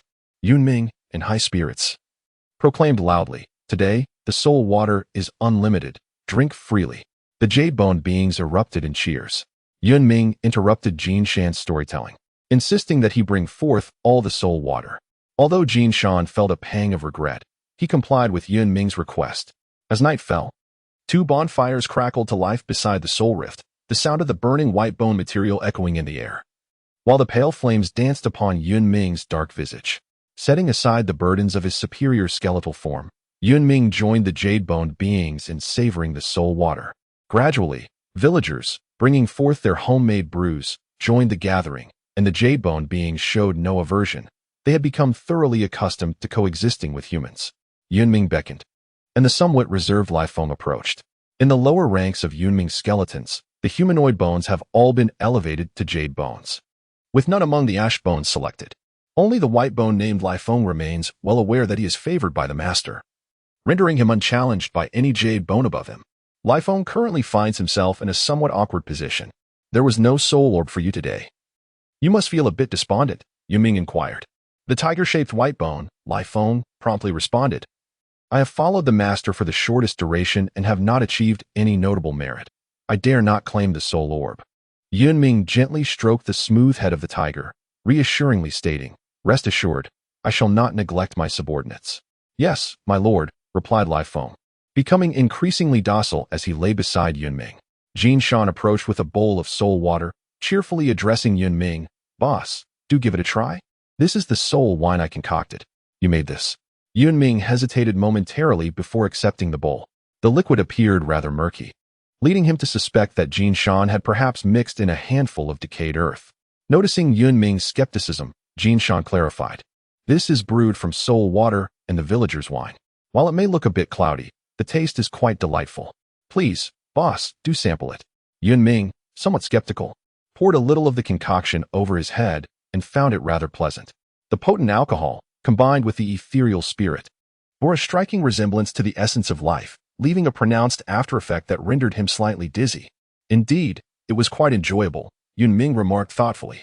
"Huh, I told you, my mix could never taste bad," Jin Shan replied with satisfaction. With Yun Ming's endorsement, Jin Shan confidently began to concoct his signature drink. As the elixir took effect, the din of revelry grew increasingly boisterous, with both humans and skeletons swaying unsteadily, ultimately collapsing in disarray on the ground. Throughout the evening, Yun Ming refrained from intervening. The rigorous training sessions had been taxing, and after his ascension to the Jade Bone, he believed that a measure of relaxation was essential to maintain balance and avoid perpetual tension. The night swiftly passed. Compared to the villagers, the Jade Bone wielded greater strength and awoke much earlier. Not spotting Yun Ming, Yaman dutifully organized patrols, training, and the guardianship of the Soul Gap, among other daily responsibilities. Soon after, one by one, the villagers stirred from their slumber. After tidying up the remnants of the previous night's revelry, they departed quietly. Neither side uttered a word. Everything unfolded naturally. Yun Ming surveyed the periphery of the village, and upon his return, he observed that the lower-ranking Jade Bones had commenced their daily training. Upon receiving Yun Ming's soul message, the lower-ranking Jade Bones swiftly assembled. Yun Ming selected 10 adept in speed among them and instructed them to convey the message of gathering at Guman Village to the other Jade Bones stationed in various locations. At that moment, Weisenthal had taken all the bovine-shaped lower-ranking Jade Bones away, and with the successful promotion of the Strong Bones, only 11 lower-ranking Battle Bones remained, signifying a significant loss.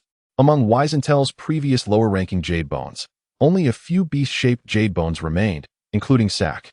Yun Ming recalled a phrase spoken by Jin Shan.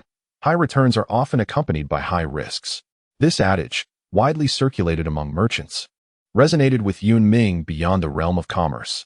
After a prolonged wait, the messengers from the Jade Bone returned, but 3 of them came back alone, as the others stationed at their posts had vanished, leaving little doubt of their demise. Upon the 10th Jade Bone's report, Yun Ming chose the village entrance as the meeting point, refraining from allowing them to enter the village. He succinctly recounted the promotion of Weisenthal to a formidable bone, while merely glossing over his own elevation to a battle bone. Yun Ming's words ultimately dispelled the doubts harbored by the beast-shaped Jade Bones, including Sak. The revelation that higher-ranking battle bones could ascend to become formidable bones, coupled with the transformation of former companions into battle bones, was profoundly shocking. The beast-shaped Jade Bones exchanged bewildered glances, rendered utterly speechless. Yun Ming found himself in a quandary, uncertain as to how to proceed.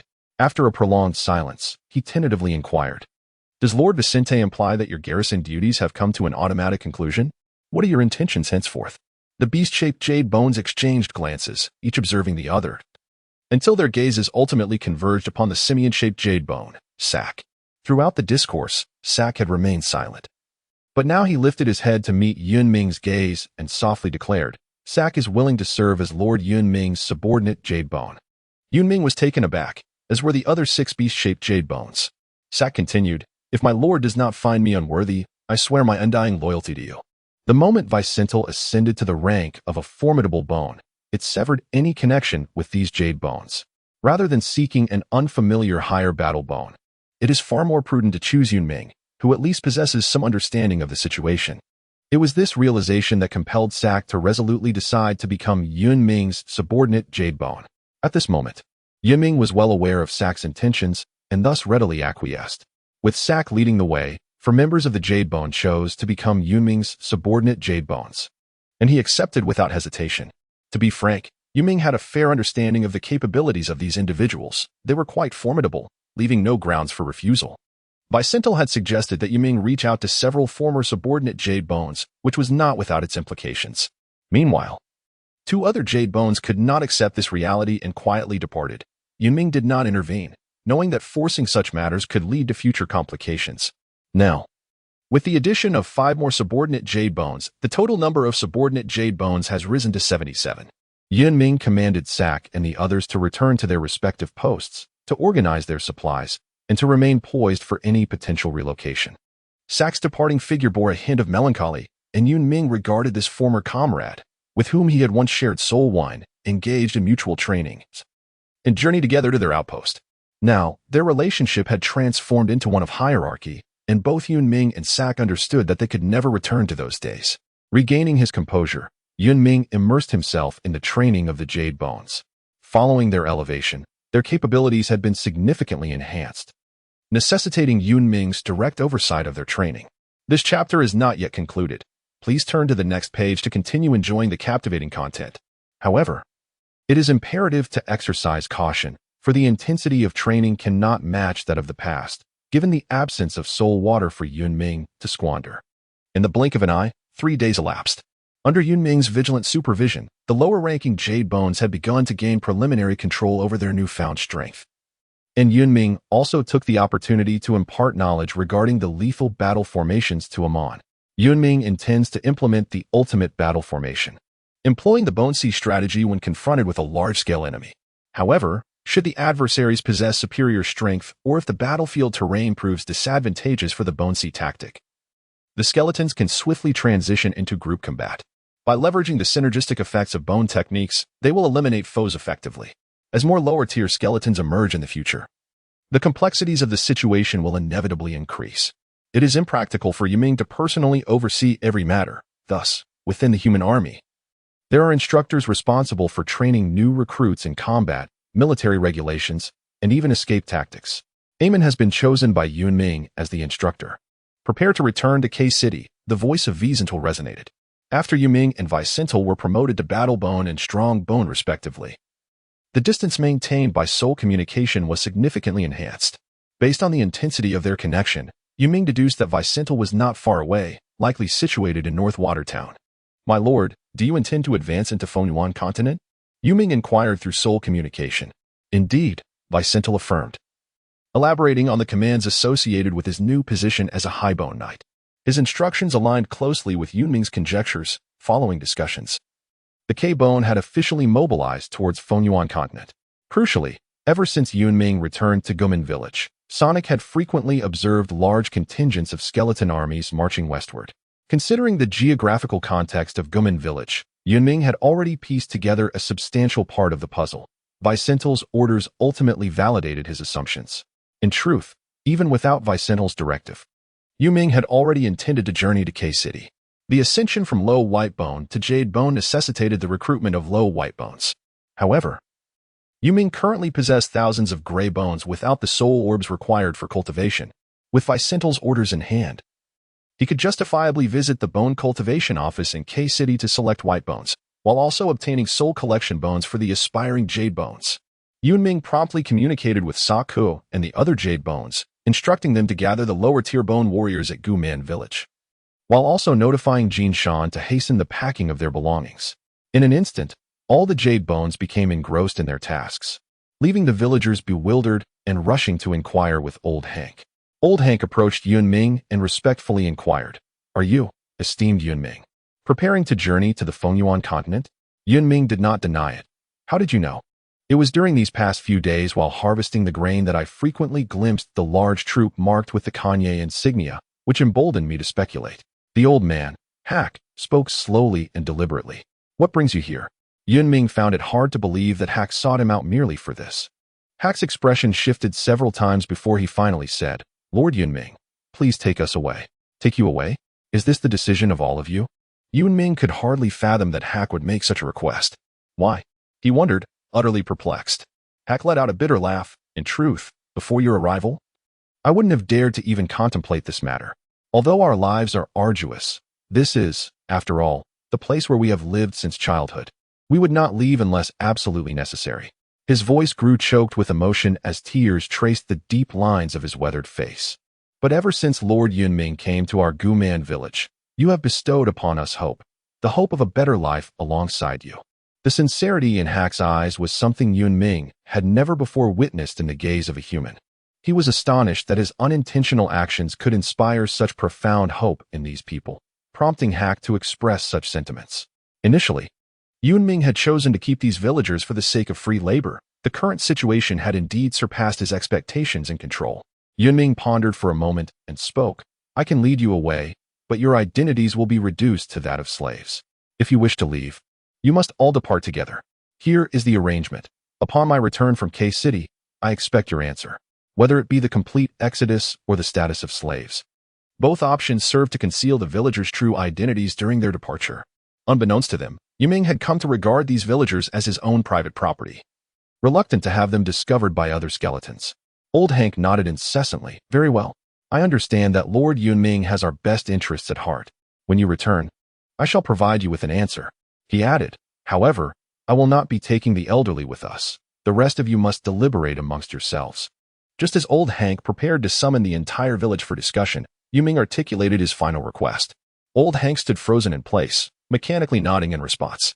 Yun Ming was acutely aware of the arduous journey from here to the continent of Fengyuan. Given the frail constitutions of humans on the skeleton continent, those over 50 years of age would likely succumb along the way, their deaths an inevitable fate that would also hinder their progress. The decision not to abandon the children arose from the understanding that while the elderly could be forsaken, no one would willingly leave without the younger generation, who would grow and thrive, whereas the elders would merely age. After a day's wait, Sak and his companions, accompanied by their respective lower-tier skeletons and supplies, gradually arrived at Gumen village. Jinshan too had filled 2 large carts to the brim with goods. If all went as expected, this fellow would certainly have his hands full upon reaching K City. With a grand gesture, Yun Ming directed the group towards the direction of K City. Leading the procession was the beast-shaped jade bone, followed closely by Yun Ming and Jinshan sharing a bone cart, with Lai Feng steadfastly by Yun Ming's side. Bringing up the rear was the jade bone formation, meticulously trained by Yun Ming himself. The vanguard comprised of Sak and his companions, who eagerly sought to impress Yun Ming, even wishing to present their accumulated soul water to him. However, Yun Ming declined their offering, reasoning that their strongholds were merely skeletal villages and that the scale of their soul wells paled in comparison to that of Guman village. Frankly speaking, Yun Ming held little regard for such a meager quantity of soul water. Even if it were abundant, he had no intention of accepting it, as the lives of even lower-tier skeletons were of no consequence to higher-tier ones without loyalty. Given that Sak and his companions had only recently allied with Yun Ming, such actions would undoubtedly affect their loyalty in the ratio of their soul contributions. Thus, Yun Ming's refusal and his appointment of Sak as their leader enhanced the bonds among the Jade Bones, elevating the soul contribution ratio from 40 to approximately 50. Sak, in particular, was astounded and filled with disbelief at Yun Ming's apparent esteem for him. After nearly 20 days of travel, Yun Ming and his lower-tier skeletons finally arrived at K City. In comparison to when they left, K City had become even more majestic and bustling, with an increased presence of both humans and skeletons. Numerous merchant caravans were entering and exiting, a testament to the city's prosperity. Following the annexation of the Datalong territory, K City had expanded by at least a third, Yun Ming mused. In stark contrast to the dazed expressions of the Jade Bones, Jinshan was the first to react. As a merchant skeleton, he understood that the prosperity of a city was directly proportional to its commercial environment. With excitement, Jinshan gazed at the towering walls. Sensing the opportunity for substantial profit ahead, Yun Ming presented his identification to the gatekeeper, subsequently entering the city of K amidst expressions of both reverence and envy from the Bone Warriors. Such admiration was a testament to the influence of Jinshan, as it was no small feat for a Bone Warrior to possess a vassal of equal standing, despite their ignorance of this particular warrior's negligible combat prowess. Yun Ming was undoubtedly a figure deserving of their admiration and respect. Upon entering K, Yun Ming promptly reached out to Vicental, only to learn that he remained in the previous courtyard. Yun Ming contemplated for a moment and decided to first visit the Bone Forest bookstore owned by Old Wa. Despite the significant prosperity of K City, Dongjio Street remained unchanged, devoid of any skeletons, and there were even 2 fewer shops than during his last visit. The dust on the bookshelves was as abundant as ever, and the bookstore was entirely empty of skeletons. Yun Ming strode through the front hall and arrived at the courtyard, where, indeed, Oldwa was busily engaged in some task. Old Wa lifted his gaze to glance at Yun Ming and, with an unremarkable tone, simply remarked, "You have returned." Yun Ming felt a tinge of disappointment, having anticipated that Old Wa would commend him for his promotion to a battle bone. It seemed that Old Wa had discerned Yun Ming's thoughts. He set aside his belongings and remarked, "Vicentil has visited me and shared some insights." It turned out that it was the esteemed individual who had informed Old Wa. Seizing the opportunity, Yun Ming posed a long-held question to Old Wa. "What exactly is inscribed on that parchment?" Old Wa sighed softly. "I knew I couldn't keep this from you. To put it simply, the parchment marks a perilous location, where Vicentil achieved his ascension to a formidable bone." Yun Ming felt a surge of excitement within, poised to seize the moment and inquire further, but was unexpectedly interrupted by Old Wa. "I am aware of your curiosity," he remarked. "That place was also a serendipitous discovery for me, and I found it to be of no further use after a single visit." Yun Ming nodded thoughtfully, acknowledging the wisdom in the words of the Old Wa. Such places are not easily found. They are rare treasures, encountered only by chance. The lower-level battle bones brought back by Vicente serve as a testament to the perilous nature of that realm. "Master Wa, my primary purpose in returning this time is to beseech you to emerge from your seclusion." Yun Ming bowed deeply to the old snail and articulated the most significant purpose of his visit. Upon hearing this, the old snail shook his head and lamented, "What can a mere skeleton like me offer you?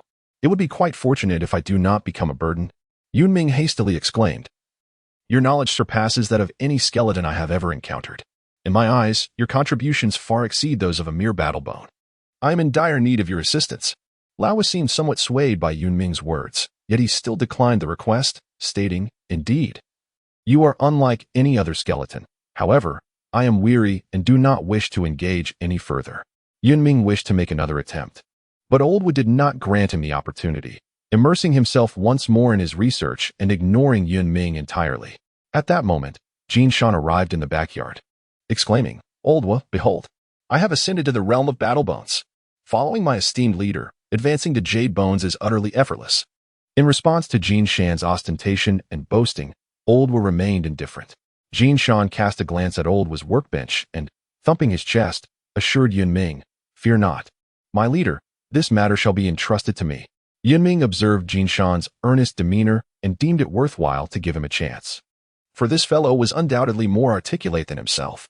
Yun Ming, burdened with countless admonitions, was reminded to show utmost respect to Elder Wa, knowing that even in disagreement, coercion was not an option.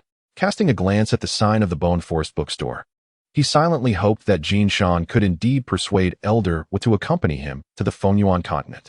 This was Yun Ming's inaugural visit to the armament division, where the majority of the workforce comprised human artisans, and among the skeletal attendants, humanoid skeletons were predominant. Consequently, the armament division resembled a vast courtyard, devoid of any subterranean sections. Aside from the skeletal figures attending to business, the area was predominantly occupied by the transportation teams, bustling with supplies such as soul-calling water, bone materials, and sizable siege equipment, including battering rams, catapults, siege ladders, and crossbows. Yun Ming beheld a skeletal carriage laden with an entire load of soul liquor, presumably intended for skeletons of formidable bone rank or above. Accompanied by the newly appointed Jade Bones, he entered the administrative hall, instantly attracting widespread attention. A total of over 70 humanoid Jade Bones. Leading the assembly was yet another humanoid skeletal warrior. Who was this intriguing figure? Whispers of speculation filled the air. Yet the Jade Bones remained unfazed by the external chatter, standing silently and awaiting Yun Ming's command. One of the Jade Bones approached to inquire about Yun Ming's intentions. He produced a bone ring and informed the attendant of his desire to exchange soul collection bones, as his subordinate Jade Bone also required a new soul collection bone. Upon hearing Yun Ming's request to procure a soul collection bone for his subordinate, the attendant's face illuminated with delight. "Very well, esteemed warrior, please follow me." The attendant guided Yun Ming to a secluded chamber, promptly closing the door behind them, wary of being discovered by other Jade Bones. The attendant presented a Jade Bone tray before Yun Ming. "My lord, these are the soul collection bones designated for warriors. Please select at your leisure. Should none meet your satisfaction, I shall procure another batch for you." The attendant exuded remarkable enthusiasm, motivated not only by Yun Ming's status as a warrior, but also by the impressive assembly of 72 Jade Bones behind him. The prospect of fulfilling a substantial portion of his own tasks within half a year filled him with elation, and his smile grew ever more radiant. Yun Ming picked up a bone ring, declaring it to be the one. "Very well, my lord. Might I inquire if the esteemed brethren of the Jade Bones have any particular needs? The Jade Bone attendant gazed at the 72 humanoid Jade Bones. The warm inquiry from the attendant was met with a profound silence from the Jade Bones. Simply provide them with identical bone rings, Yun Ming stated. Understood. I shall prepare that forthwith. The attendant made his way to the warehouse, discreetly retrieving 72 bone rings. Once the lower-ranked Jade Bones adorned their rings, Yun Ming led them away from the armament division, proceeding to their next destination. The attendant bid a cordial farewell to Yun Ming from behind. After reuniting with Sak and the other Jade Bones outside, Yun Ming and his skeletal companions arrived once more at the Bone Cultivation Division, where the humanoid Jade Bones were to select lower-ranked White Bones, and Sak and the other Jade Bones also required a replenishment of lower-ranked White Bones. Yun Ming stood outside the door, awaiting the emergence of the Jade Bones. The selection of the next White Bone was a matter solely for the Jade Bones themselves. While Yun Ming was indeed their superior battle bone, excessive interference would not serve the interests of the Jade Bones. Yun Ming seeks loyal subordinates capable of independent thought, rather than mere puppets who act only upon command. Before the gate of bone cultivation stands a humanoid skeletal warrior, whose presence sends the passing Jade and White Bones scurrying away in fear, not for any other reason but due to the formidable identity of Yun Ming's skeletal warrior. Even fellow warriors of the same rank refrain from provocation, for those who have ascended to become warriors among countless skeletal remains are no fools. They would never underestimate Yun Ming simply because of his humanoid form. The demeanor of the surrounding skeleton stirs within Yun Ming an unusual sensation. This is the very impetus behind his relentless pursuit of strength, not only the acquisition of formidable power and numerous subordinates, but also the respect and awe that other skeletons hold for him. My lord, we have chosen humanoid White Bones. Amon reports telepathically to Yun Ming. Indeed, Yun Ming replies, not surprised by this outcome, as the Jade Bones have been subtly influenced by him over time. You may proceed. But each Jade Bone is limited to selecting 10 humanoid White Bones. Understood, my lord. The 72 Jade Bones respond in unison. After a brief interval, Sake and the other Jade Bones complete their selection of lower-tier White Bones, which turn out to be beast-shaped and smaller in stature. Approximately 1 meal's time later, the humanoid Jade Bones emerge from the Bone Cultivation Office, having selected 10 humanoid White Bones each, as per Yun Ming's directive. Much like the last visit to the Bone Cultivation Office, the emergence of 72 bones alongside 720 White Bones captures the attention of many skeletons. With discussions buzzing even more fervently than before, Sake contemplates saying something but ultimately chooses to remain silent. The Jade Bones diligently train their selected White Bones, striving to instill a sense of discipline and obedience in the shortest possible time. After a full day and night spent selecting White Bones, Yun Ming returns to East 9th Street with his lower-tier skeletons. It remains unclear what conversation transpired between Jinshan and the elderly snail, but the latter surprisingly agrees to assist Yun Ming, albeit with the condition of being provided a dedicated space for research. Overjoyed, Yun Ming readily acquiesces and entrusts this matter to Jinshan, instructing him to exchange the current water cards and goods for soul water, as well as procure additional soul-calling water and protective gear. It is prudent to be prepared for a potential departure to the Fengyuan continent, and thus these supplies must be gathered promptly, to safeguard Jinshan and the goods from a recurrence of events similar to those in Kaiser City. Yun Ming commands Sake and the other Jade Bones to remain closely by Jinshan's side throughout the procurement process. Meanwhile, the training of the humanoid White Bones for the lethal battle formations transitions into a formal rehearsal phase, with 72 Jade Bones and 72 lethal formations. Yun Ming intentionally limits each Jade Bone to selecting only 10 lower-tier White Bones for this purpose. The synchronization of lethal formations necessitates time and practical experience to cultivate a sense of harmony, which is of utmost urgency at present. Should each Jade Bone choose dozens or even hundreds of White Bones, the efficacy of their formations would undoubtedly suffer. Thus, Yun Ming adopts a strategy focused on elite troops, planning to expand their numbers only after the initial group of White Bones has mastered the lethal formations. Amon now assumes responsibility for the training of the White Bones. In recent days, Yun Ming has tasked Amon with comprehensively studying the tome detailing the lethal formations, along with various texts on the deployment and arrangement of human military forces. The lower-tier skeletons perform their respective roles, functioning like a somewhat rudimentary machine. As long as Yun Ming provides sufficient fuel, the machinery operates autonomously, capable of self-repairing minor issues without requiring his constant supervision. Yun Ming suddenly became the most leisurely of skeletons, and on a whim, he decided to explore the city of K. This marked Yun Ming's second visit to K. During his first, aside from indulging in a drink of soul wine with Sak and the others, he had not ventured elsewhere. Soon, he would set off for the continent of Fengyuan. And who knew when he would return to K? It was quite possible that he might never come back. He called upon the equally relaxed Lai Feng, and the two skeletons wandered aimlessly through the streets and alleys of K. The main forces of K had already arrived on the continent of Fengyuan, and at present, a general named Bone was in charge of K City, rumored to be a trusted aide of the Bone Lord. These were mere rumors circulating among the populace. Yet Yun Ming found them to be the most credible. Come and see. The Bone Adornment Hall has launched its latest hairstyles, majestic, dominant. We assure you that you'll leave with a 30% boost in presence. A rabbit-shaped jade skeleton called out loudly, its voice sweet and delicate, coaxing many skeletons to enter the shop. The signboard of the Bone Adornment Hall displayed its name in an elegant arc. And as Yun Ming listened to the rabbit-shaped jade skeleton's enticing pitch, a flicker of curiosity ignited within him. Skeletons are inherently just a framework of bones. And although no two skeletons on the skeleton continent are identical, to the untrained eye, especially that of other races, skeletons of similar forms appear remarkably alike. Influenced by other races, skeletons began to pursue individuality, most directly expressed through an array of diverse adornments, with the more affluent among them opting for distinctive styles. As Yun Ming was about to take a step forward, the fierce wind had already approached the door, poised to enter. This was troublesome. The rabbit-shaped jade bone was suspicious. Yun Ming suddenly regained his senses. His earlier impulse to enter the shop had indeed been rather abrupt, and it was even stranger that the fierce wind acted without his consent.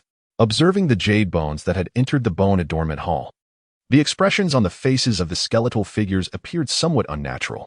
The rabbit-shaped jade bone had been enticing customers, and at this moment, any flicker of curiosity that had resided in Yun Ming's heart had completely dissipated. It seemed that the rabbit-shaped jade bone possessed some hidden intricacies. Yun Ming strode forward, firmly grasping the arm of the fierce wind. It was only then that the fierce wind regained its senses, realizing its transgressions, and lowered its head, following closely behind Yun Ming, not daring to utter a word. "Lord Zhanggu, please come in." Upon seeing Zhanggu, the rabbit-shaped jade bone immediately ceased its calls and led Yun Ming further inside. The Bone Adornment Hall was divided into two sections. To the left stood two large counters adorned with an array of peculiar ornaments, many of which bore materials seemingly transported from the Fengyuan continent. To the right lay the area designated for crafting skull shapes, where 8 imposing large crystal structures stood tall upon the ground. Despite their names being similar, Crystal and Star Crystal occupied vastly different standings. Crystal was nearly a household necessity in the Fengyuan continent, incomparable to the Star Crystal. 8 uniquely shaped skeletons sat upon chairs before the crystals, while a young slave busily styled their desired hairstyles. The so-called hairstyles were merely shapes pre-adjusted with bone glue, applied with a special adhesive before the bone glue dried, ensuring durability. It was said that one skeleton, Yugu, maintained its hairstyle until its elevation to a stronger bone. "Lord Zhanggu, do you wish to purchase some adornments, or perhaps try the latest hairstyle?" Despite Yun Ming's silence since entering, the rabbit-shaped jade bone exhibited no displeasure and patiently inquired. Yun Ming cast his gaze to the right. The rabbit-shaped jade figure, understanding his intent, guided Yun Ming to the hairstyle section, where 8 skeletons sported an array of unique hairstyles. One skeleton simply affixed a piece of bone glue atop its head, protruding awkwardly from the center of its skull, reminiscent of a chicken-shaped battle bone. Meanwhile, a youth was fastening a curved piece of bone glue onto another skeleton's head, resembling a lid used for cooking in human kitchens. Additionally, there was a skeleton adorned with long, elongated bone strips, evoking the appearance of a tailbone from some beastly creature. Yun Ming instinctively felt a sense of aversion upon seeing these latest hairstyles. The rabbit-shaped jade bone discerned that Yun Ming seemed unimpressed by the styles and began to introduce other products. "Lord Battlebone, behold this helmet. A mark of leadership among humans, all seized from the battlefield." The helmet bore traces of blood, indicating that the rabbit-shaped jade bone was not deceiving. However, Yun Ming had no intention of purchasing it. While these helmets appeared aesthetically pleasing and could provide crucial protection for the head, offering humans an additional chance at survival, the situation was different for skeletons. Particularly for a battlebone like Yun Ming, it represented a pivotal moment. Skeletons could only match their human counterparts after transcending into strong bones. Once the outer layer of black membrane on the battlebone dissipated, the skeleton would possess a skeletal strength that surpassed that of steel. Yun Ming was reluctant to hinder his skeletal development. Observing Yun Ming's silence, the rabbit-shaped jade skeleton turned and picked up another mask to introduce it. This mask was crafted from the finest Sican wood of the Fengyuan continent. Just look at the intricate patterns and exquisite workmanship. Wearing it would undoubtedly bestow an air of grandeur upon you. The rabbit-shaped jade skeleton unabashedly lauded Yun Ming's virtues. Yun Ming remained unfazed. He had little interest in such matters. His motivation for entering the Bone Adornment Hall was solely his fascination with the craftsmanship of the rabbit-shaped jade bones. The sound produced by these jade bones was rather unique, leading Yun Ming to speculate that their craftsmanship was likely related to the auditory aspect. Yun Ming picked up the purple Jinwood mask and remarked without warning, "Are you not afraid of being discovered by the patrol officers while brazenly using bone techniques in the streets?" Upon realizing that his secret had been unveiled, the rabbit-shaped jade bone trembled with fear and pleaded, "Lord Zhanggu, please spare me. I merely sought to earn a little more. I have never engaged in any misconduct." The voice sounded hauntingly poignant, as if it had endured immense grievances. Initially, the rabbit-shaped jade bone harbored a glimmer of hope that Yun Ming was oblivious to his bone techniques, believing he could make a fortune, yet in the end, that last shred of hope was utterly extinguished. Yun Ming gazed at the rabbit-shaped jade bone and reassured, "Fear not, for I am not a member of the patrol guard. Nor do I intend to impose upon you. I merely seek your assistance with a task." The rabbit-shaped jade bone, realizing it could not evade its fate, resignedly replied, "I shall comply with your arrangements, my lord." Yun Ming beckoned the fierce wind to approach, for this was the assistance he sought from the jade bone. It turned out that after the fierce wind ascended to the rank of white bone, he had demonstrated to Yun Ming a bone technique that, through a roar, could render enemies momentarily dazed. The gray bone, as one might expect, could maintain this effect for approximately 4 to 5 seconds on enemies of equivalent rank, affecting 7 or 8 white bones effectively. In the case of the jade bone, however, it could only influence a single adversary, with the duration limited to a mere 2 to 3 seconds. Against the battle bone, the technique was virtually ineffective, at most causing a slight moment of distraction, a fact personally verified by Yun Ming. Yun Ming held a profound admiration for the bone technique of the fierce wind, affectionately naming it Tiger's Roar. It is well understood that a mere span of 2 to 3 seconds can decisively determine the outcome of a battle, potentially leading to a remarkable reversal. This is one of the reasons why Yun Ming chose to keep the fierce wind by his side. However, within the skeleton continent, no bone technique is devoid of imperfections. Although Tiger's Roar is formidable, it inflicts substantial damage upon the throat bones of the fierce wind. After utilizing Tiger's Roar consecutively twice, the throat bones would be on the verge of shattering. Yun Ming opines that, aside from the inherent weakness of fierce wind's abilities, the proficiency in bone techniques also plays a crucial role. Thus, upon realizing the connection between the rabbit-shaped jade bone's techniques and sound, Yun Ming conceived the idea of having the rabbit-shaped jade bone instruct fierce wind, imparting some skills related to the use of the throat bone. The rabbit-shaped jade bone anticipated being extorted by Yun Ming, but to its astonishment, was instead requested to teach this tiger-shaped white bone how to correctly utilize the throat bone. Without a moment's hesitation, the rabbit-shaped jade bone acquiesced, deeming it the best resolution with no detriment to itself. As compensation, Yun Ming purchased a purple morning wood mask for 20 water coins, originally valued at 5. After entrusting fierce wind to the rabbit-shaped jade bone, Yun Ming resumed his leisurely explorations in K-City. Through several days of observation, Yun Ming had nearly confirmed that the leader bone was no longer present in K-City, leaving behind only the commander bones. In this scenario, the cavalry bones and strong bones emerged as the backbone of the 6 departments, with merely the battle bones visible on the streets. Consequently, Yun Ming's status ascended to a lofty height. Most skeletons and humans would navigate around him. And upon entering any establishment, the proprietors refrained from accepting his water coins, often offering gifts instead. This phenomenon was independent of the leader bone's presence. The mere ascendance to strong bone status implied a past association with military bones, as otherwise, the flow bones and merchant bones would not be capable of producing strong bones. After several days, Yun Ming found the atmosphere rather dull and decided to return to his abode to ascertain the condition of his subordinate skeletons. The 9th Street had been unusually bustling, with a throng of humanoid skeletons engaging in practice daily, while a battle bone repeatedly traversed back and forth, causing considerable distress among the resident skeletons. Following complaints from the skeletons, the patrol department dispatched a battle bone to investigate. Upon learning that the higher-ranking skeleton presiding over these skeletons was a battle bone, The patrol department's battlebone chose not to delve deeper into the matter. Coupled with some persuasion and bribery from Golden Mountain, the patrol department completely disregarded 9th Street. Yun Ming learned that during his absence, the skeletal warriors had begun to grasp the intricacies of the deadly formation. Observing the more than 700 skeletons before him, he was reminded of the jade bones from earlier times.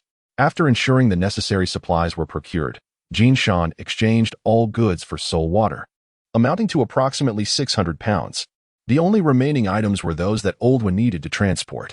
Upon inspection, Yun Ming was taken aback to find 7 entire carts filled with various books, alongside a 4-wheeled bone cart drawn by 2 skeletal horses.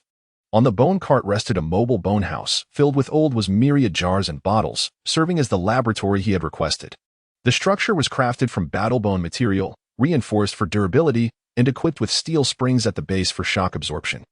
The cost of this singular bone cart approached 100 water coins, yet Yun Ming felt no regret. The support of Old One was worth far more than that sum. With all supplies loaded, Old One retreated into the mobile bone house, rarely emerging unless called.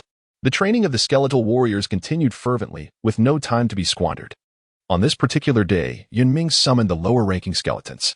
Each skeletal warrior donned a leather neck collar and carried a pouch of soul water. The Jade Bones understood Yun Ming's intent and looked upon him with eager anticipation. Just moments ago, the command from Wiesenthal had arrived, instructing them to proceed to the continent of Fengyuan. With a grand gesture, Yun Ming commanded over 1,000 skeletons and 20 bone chariots to set forth from East 9th Street, gradually making their way towards the broadest thoroughfare of K-City. The last time he departed from K-City, Yun Ming was merely a jade bone, undertaking a garrison task as a humanoid skeleton looked upon with skepticism by his fellow skeletons.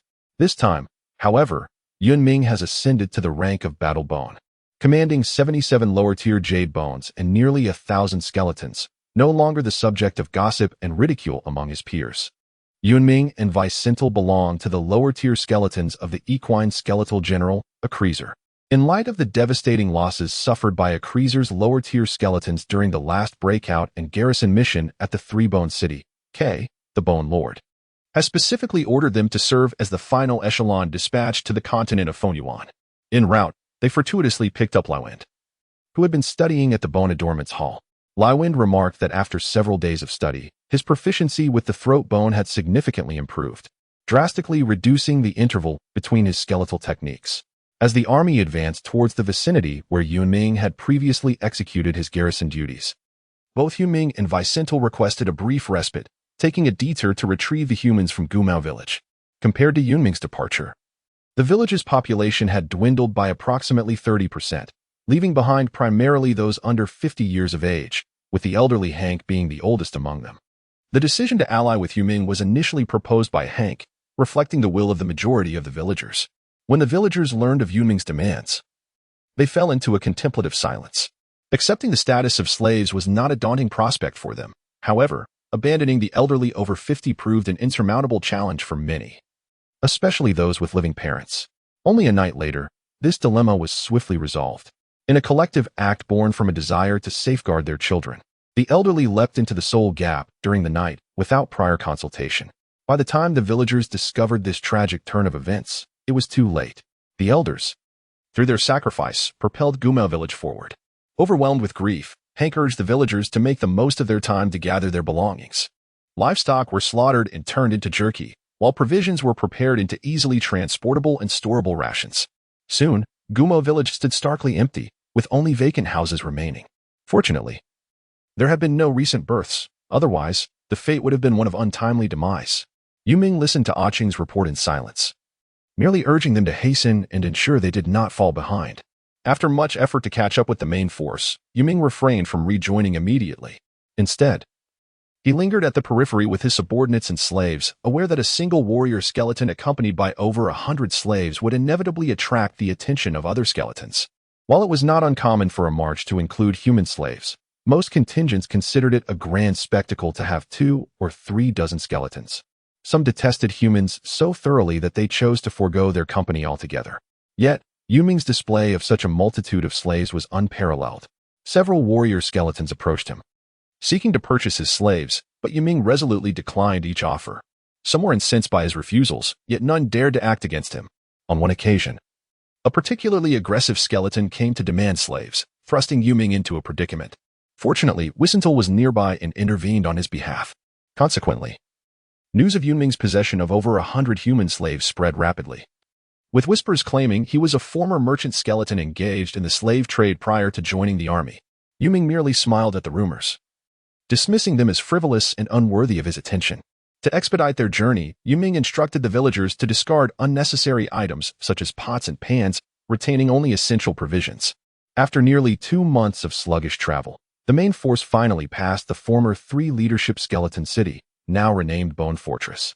During the march, training was impossible. Thus, Yun Ming frequently sought knowledge from Old Snail regarding the various aspects of the Fengyuan continent, from its historical origins and peculiar legends to its customs and cultural practices.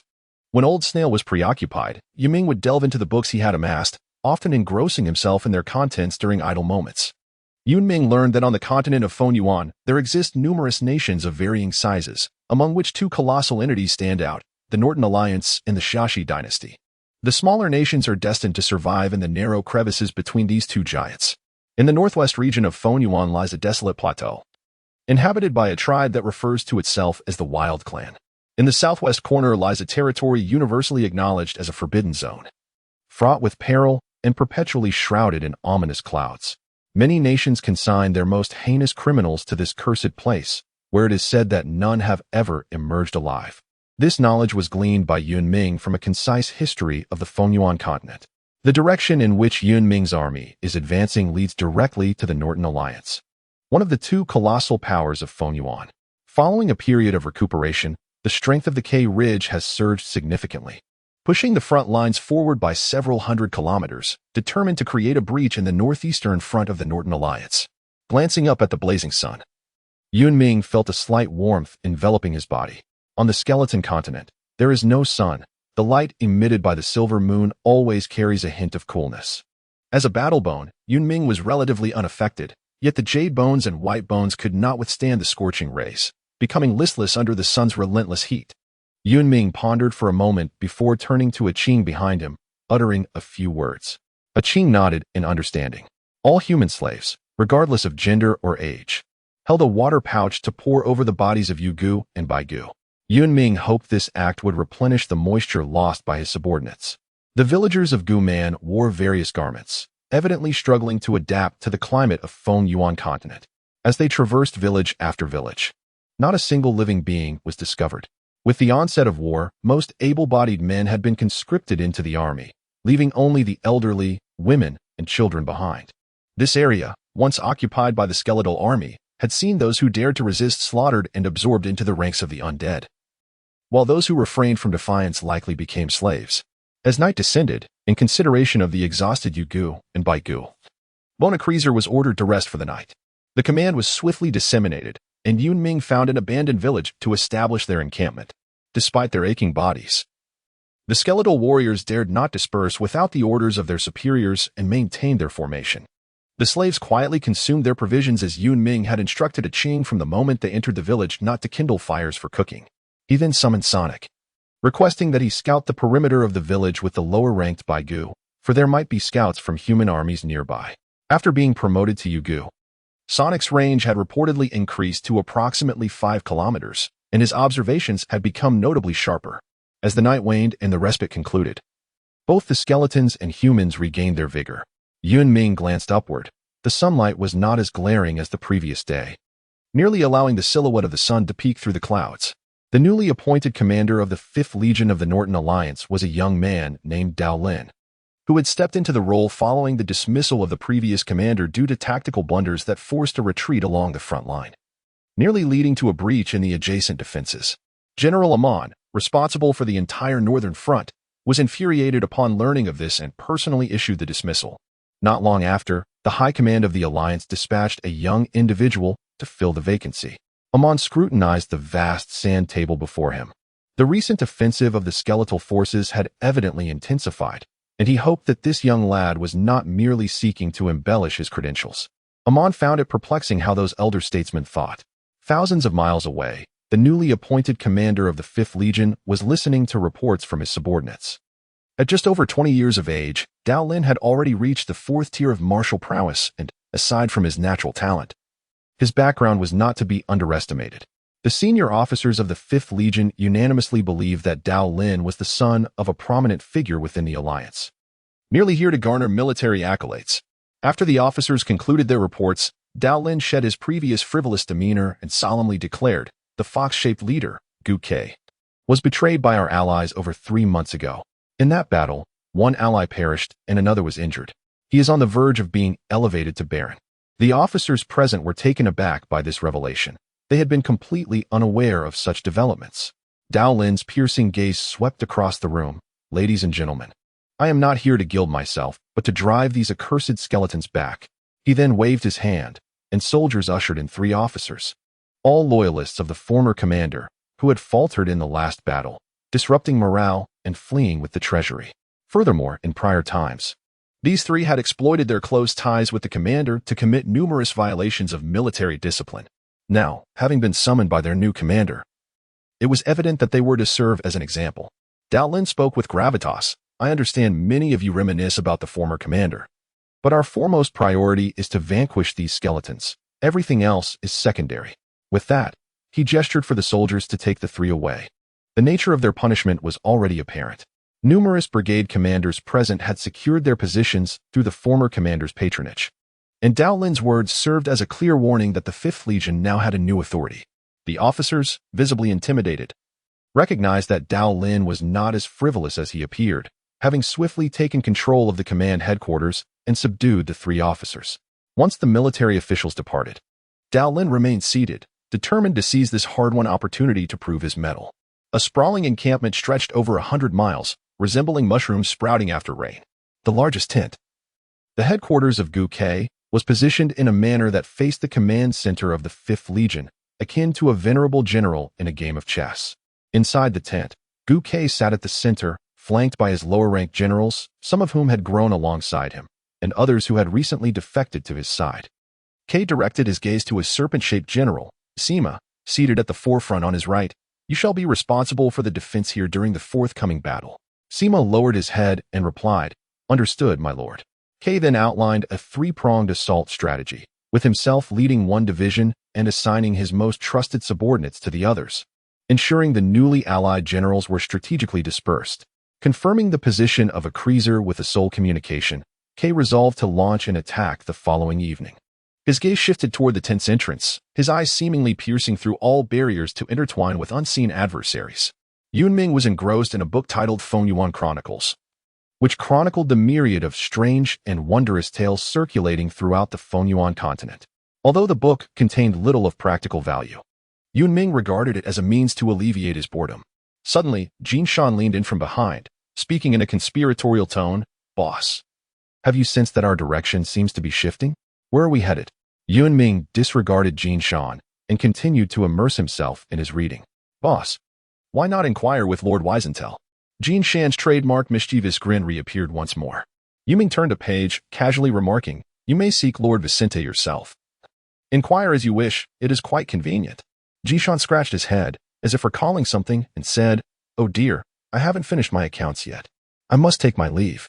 After Jinshan departed, Yun Ming closed the book, sensing without prompting that the direction of the main force was shifting. However, Yun Ming was no longer the timid figure of the past. He felt not an ounce of fear within. The prospect of savoring the essence of souls stirred his spirit. Beside him, the fierce wind let out a low growl, seemingly aware of the change in marching orders. The blazing sun descended upon the earth, and the sky began to reveal the twinkling of stars. Within the command center, officers and soldiers scurried about, incessantly reporting on the battle conditions and issuing commands, creating a scene of utter chaos. Only Dallin sat in stark contrast at the head of the table, no one daring to disturb him, with his aide occasionally providing updates on the latest developments. An hour prior, the lines held by the 5th Legion had been subjected to fierce assaults, with 2 critical defensive points receiving particular attention. The skeleton's offensive was both swift and ferocious, seemingly intent on a quick resolution. In response to the request for reinforcement at these pivotal points, Dallin did not immediately dispatch troops. Instead, he ordered them to resist to the last, allowing not a single gray bone to pass. He surveyed the sand table, listening to the latest reports while directing the various brigades and corps to mobilize towards the vulnerable areas of defense. The 5th Legion had suffered greatly in the last battle, with many brigades and corps lacking proper structure, their situation soon becoming dire. Ignoring his aide's counsel, Dowlin resolutely dispatched his personal guard to provide support. This guard had been a gift from a certain individual before their departure. Despite his inner reluctance, Dowlin understood the significant impact this unit could have on the battlefield. Reluctantly, he accepted their presence. Dowlin was acutely aware that all other assaults were mere feints, and he alone was the true target of the cunning fox. He planned to capture the thief by ensnaring the king. Eliminating that fox would enable an immediate counterattack. At that moment, he would show those who had belittled him the true extent of his prowess. Dowlin's austere visage twisted slightly, a flicker of madness glimmering in his eyes. Countless gray bones erupted from the ground, still bearing fresh earth, transforming the landscape into a sea of gray. Kay glanced at the bone generals beside him. The awaiting white bones received orders, urging the gray bones to charge towards the command center of the human army at Rock Tower City. The tide of bones surged forward, with many gray bones emerging from the earth in various states of disrepair. Some collapsed under their own weight, while others were trampled by their fellows. Yet, this was preferable to being stuck midway, as at least they could savor a fleeting moment of life. Wherever the skeletal tide passed, it left behind a litter of shattered bones. This was inconsequential. The soul-calling water had yet to lose its potency, and the gray bones continued to emerge from the depths, further augmenting the skeletal sea. Following them were the battle bones and jade bones, tasked with ensuring that the entire skeletal mass pressed forward, sacrificing their lives to open the gates for their superior skeletons. Kay's symbolic skeleton advanced deliberately towards Rock Tower City, followed by a dozen battle bones and the third wave of cavalry and strong bones. The skeletal tide surged once more, crashing violently against the bluish-gray city walls. Soldiers relentlessly hurled stones and logs downwards, clearing away any gray bones that had managed to cling precariously to the walls. Archers of martial prowess drew their bows, systematically reaping the lives of battle and jade bones. The battle bones quickly reacted, deploying various large siege engines, massive stones, rolling logs, and fireballs towards the embrace of Rock Tower City. The defenders atop the walls were momentarily caught off guard. Previously, when the skeletons had besieged, they had relied solely on gray bones piling up in a desperate effort, with battle bones hidden among them waiting for an opportunity to breach the gates. This was the first time they had witnessed such an array of siege engines. Among these devices were those that Yun Ming had seen at the armament office's entrance, evidently modeled after the large machines of human armies, albeit with slightly different materials. With the addition of these siege engines, the skeleton's offensive reached a new level of intensity. Not far away, Kay observed the unfolding battle and concluded that his decision was indeed correct. The use of large siege engines not only expedited the siege but also minimized casualties. Even though, like other leaders of the Bones, Kay was indifferent to losses, maximizing their value was undeniably preferable. Just as the soldiers on the walls were nearing their breaking point, a flurry of multicolored energy blades shot forth from within Rock Tower City, accurately striking several siege engines while also taking down a wave of jade bones. The release of fighting spirit marked the presence of formally trained martial artists. A figure ascended from the depths of Rock Tower City as the gates swung open. Fully armed soldiers surged forth. Clad in rudimentary armor and wielding weapons, they included shield bearers, spear wielders, archers, and cavalry on horseback, presenting a stark contrast to the unarmed skeletons.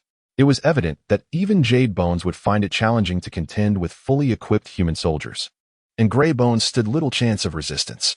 However, there were a few fortunate gray bones that managed to slay several timid human soldiers, ascending to white bones amidst the confusion, thus becoming advanced cannon fodder on the battlefield.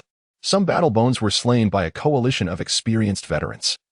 Those who survived on the battlefield understood that self-preservation was paramount in such moments. Collaborative effort was often the most effective strategy, provided that one's allies could be trusted. When bone techniques were ineffectual, they resorted to biting.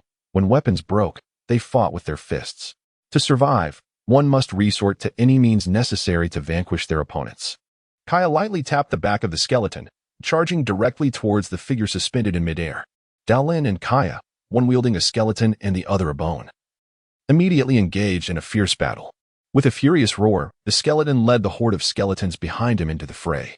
The skeletal warriors disregarded the other human soldiers, heading straight for a few high-ranking human officers on the battlefield, clearly having singled them out as targets.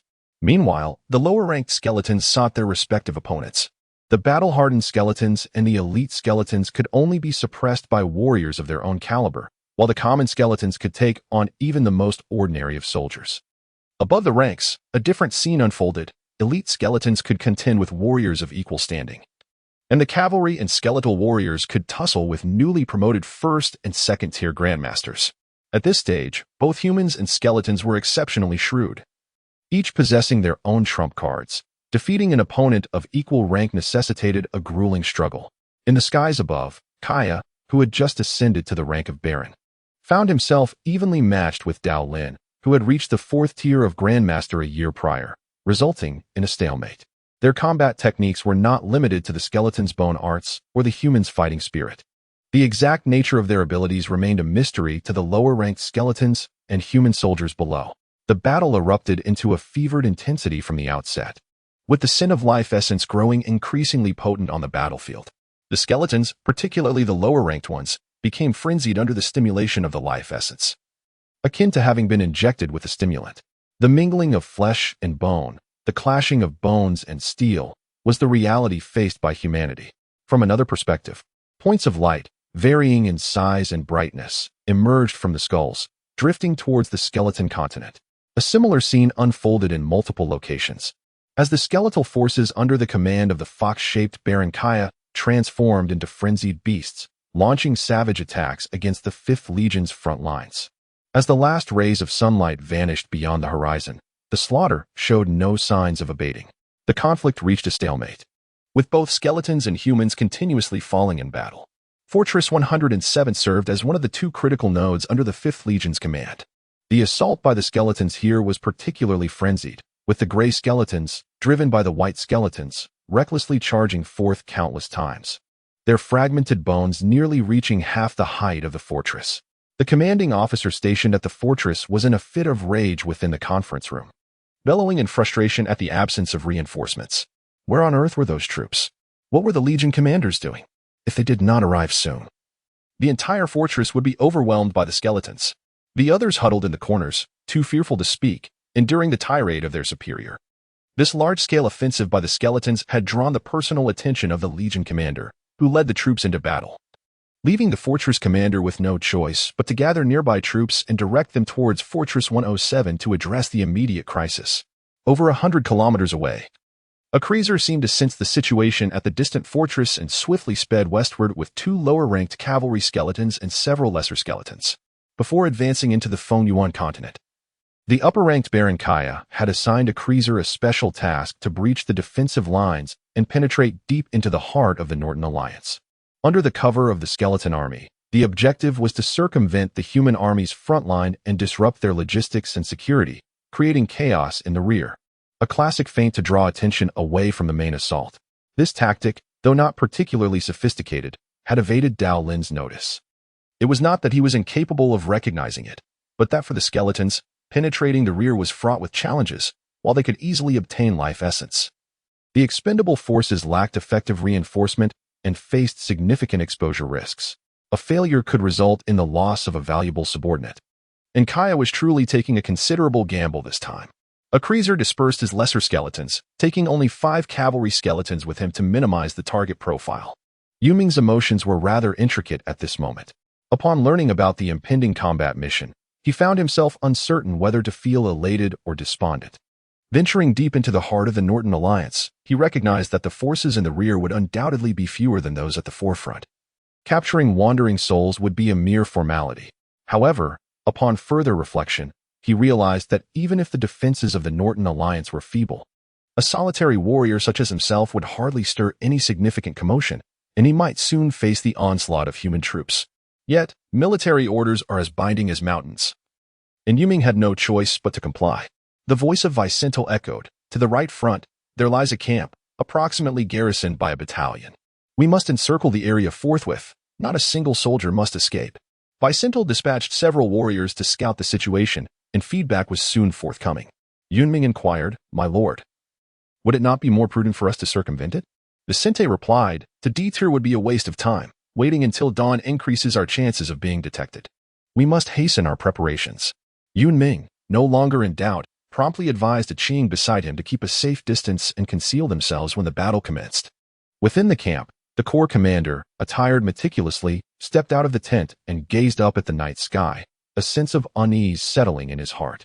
He had just received orders from the brigade commander to provide support to Fortress 107, where the situation was reportedly dire. There were skeletons. Before the words had fully escaped his lips, the camp's gate was shattered with a thunderous crash as Wiesenthal, accompanied by lower-ranking skeletons, surged in.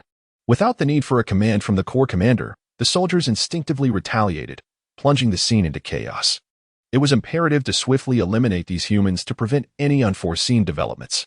With this thought, the light emanating from Wiesenthal's horns intensified. The onslaught rained down like a torrential storm, and the Corps commander was taken aback. His corps was situated at the rear of the front line. How could skeletons have appeared here? The more he pondered, the more he sensed something amiss. It was crucial to report this intelligence. Yun Ming's opponent was a robust man who had honed his skills in the martial realm for many years, having slain nearly 10 battle skeletons. Naturally, he regarded the seemingly ordinary humanoid skeleton before him with disdain. As the battle commenced, the man's expression shifted to one of incredulity. How could the skeleton possess such immense strength? It is worth noting that he had always prided himself on his power, which surpassed that of others within the same rank. Yet, when he unleashed a punch upon the skeleton, it shattered into fragments with ease. Even when confronting beast-shaped skeletons, he had never been outmatched in terms of strength. However, the humanoid skeleton before him effortlessly caught his fist.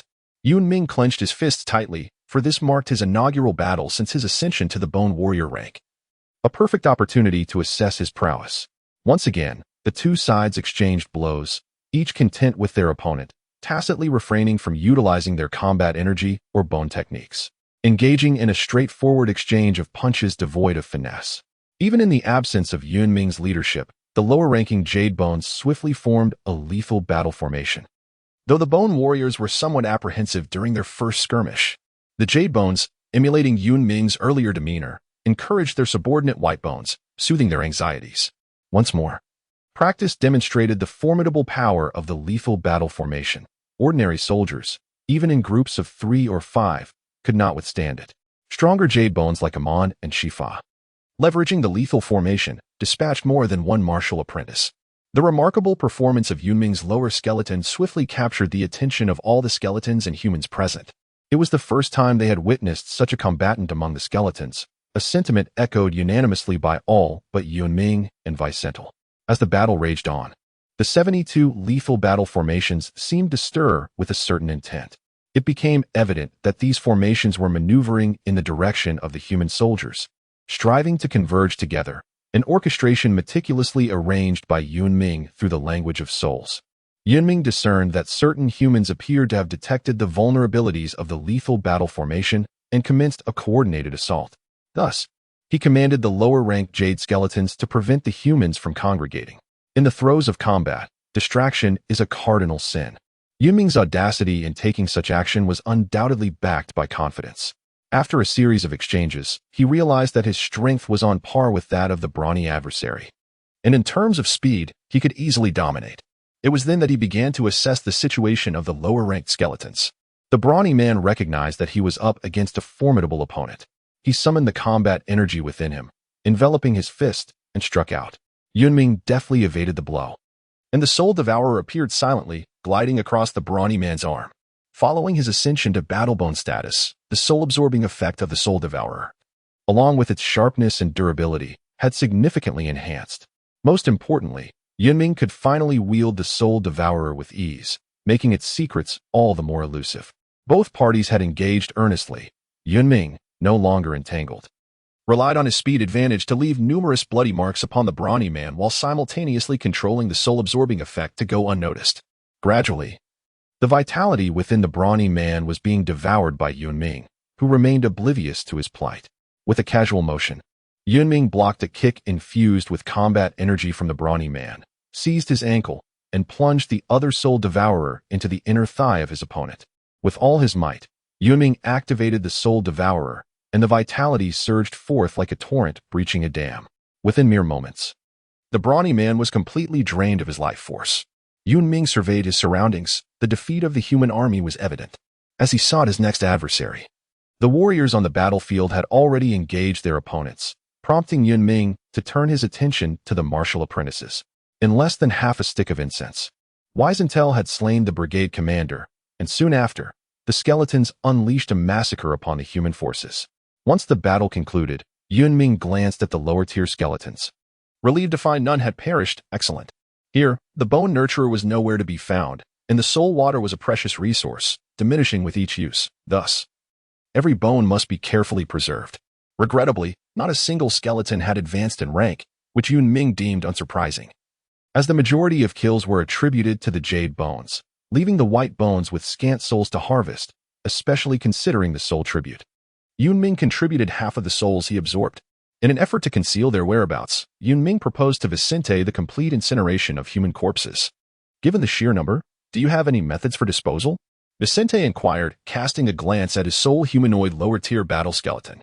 Yun Ming produced a jar and stated, "My lord, this is the potent dissolving solution invented by the esteemed Elder W, capable of liquefying human flesh and blood, leaving only the bones, which can then be buried." Upon hearing Yun Ming mention Elder W, Vicente let out a cold snort, tacitly agreeing with Yun Ming's proposal. Vicente's reaction further solidified Yun Ming's suspicion that the relationship between Elder W and him was unusual. The white bones and jade bones were tasked with collecting human corpses and digging pits, while Yun Ming's slaves seized the opportunity to scavenge within the military camp. Were it not for the adverse environment causing illness among many, necessitating medical treatment, the situation might have been more manageable, while only Vicente and the battle-hardened skeletons could rest. Yun Ming's lower-tier skeletons sat idly by, refusing to engage in labor. However, no skeleton protested, and even Vicente said nothing, implicitly acknowledging their actions. The reason was simple. Yun Ming's lower-tier skeletons had claimed the most human lives, nearly equaling the combined total of the other jade and white bones. They had proven their worth to all the skeletons, earning the right to rest. With a sizzling sound and a pungent odor, the flesh and blood of over 1,000 human corpses vanished, leaving behind a mound of white bones. After burying the bones and clearing away the remnants of battle, Yun Ming continued westward with his superior strong bones. Following a day and night of fierce combat, the skeletons unexpectedly initiated a retreat. Doubts crept into Dowling's mind regarding potential treachery, but a message from his aide dispelled his thoughts of pursuing the retreating foes. Dowling's fist slammed heavily against the table, his knuckles whitening from the pressure. He seized his aide's collar, locking eyes with him, and demanded, "Who else is aware of this matter?" The aide, having served Dowling for 2 years, had never witnessed such a display and felt a pang of fear.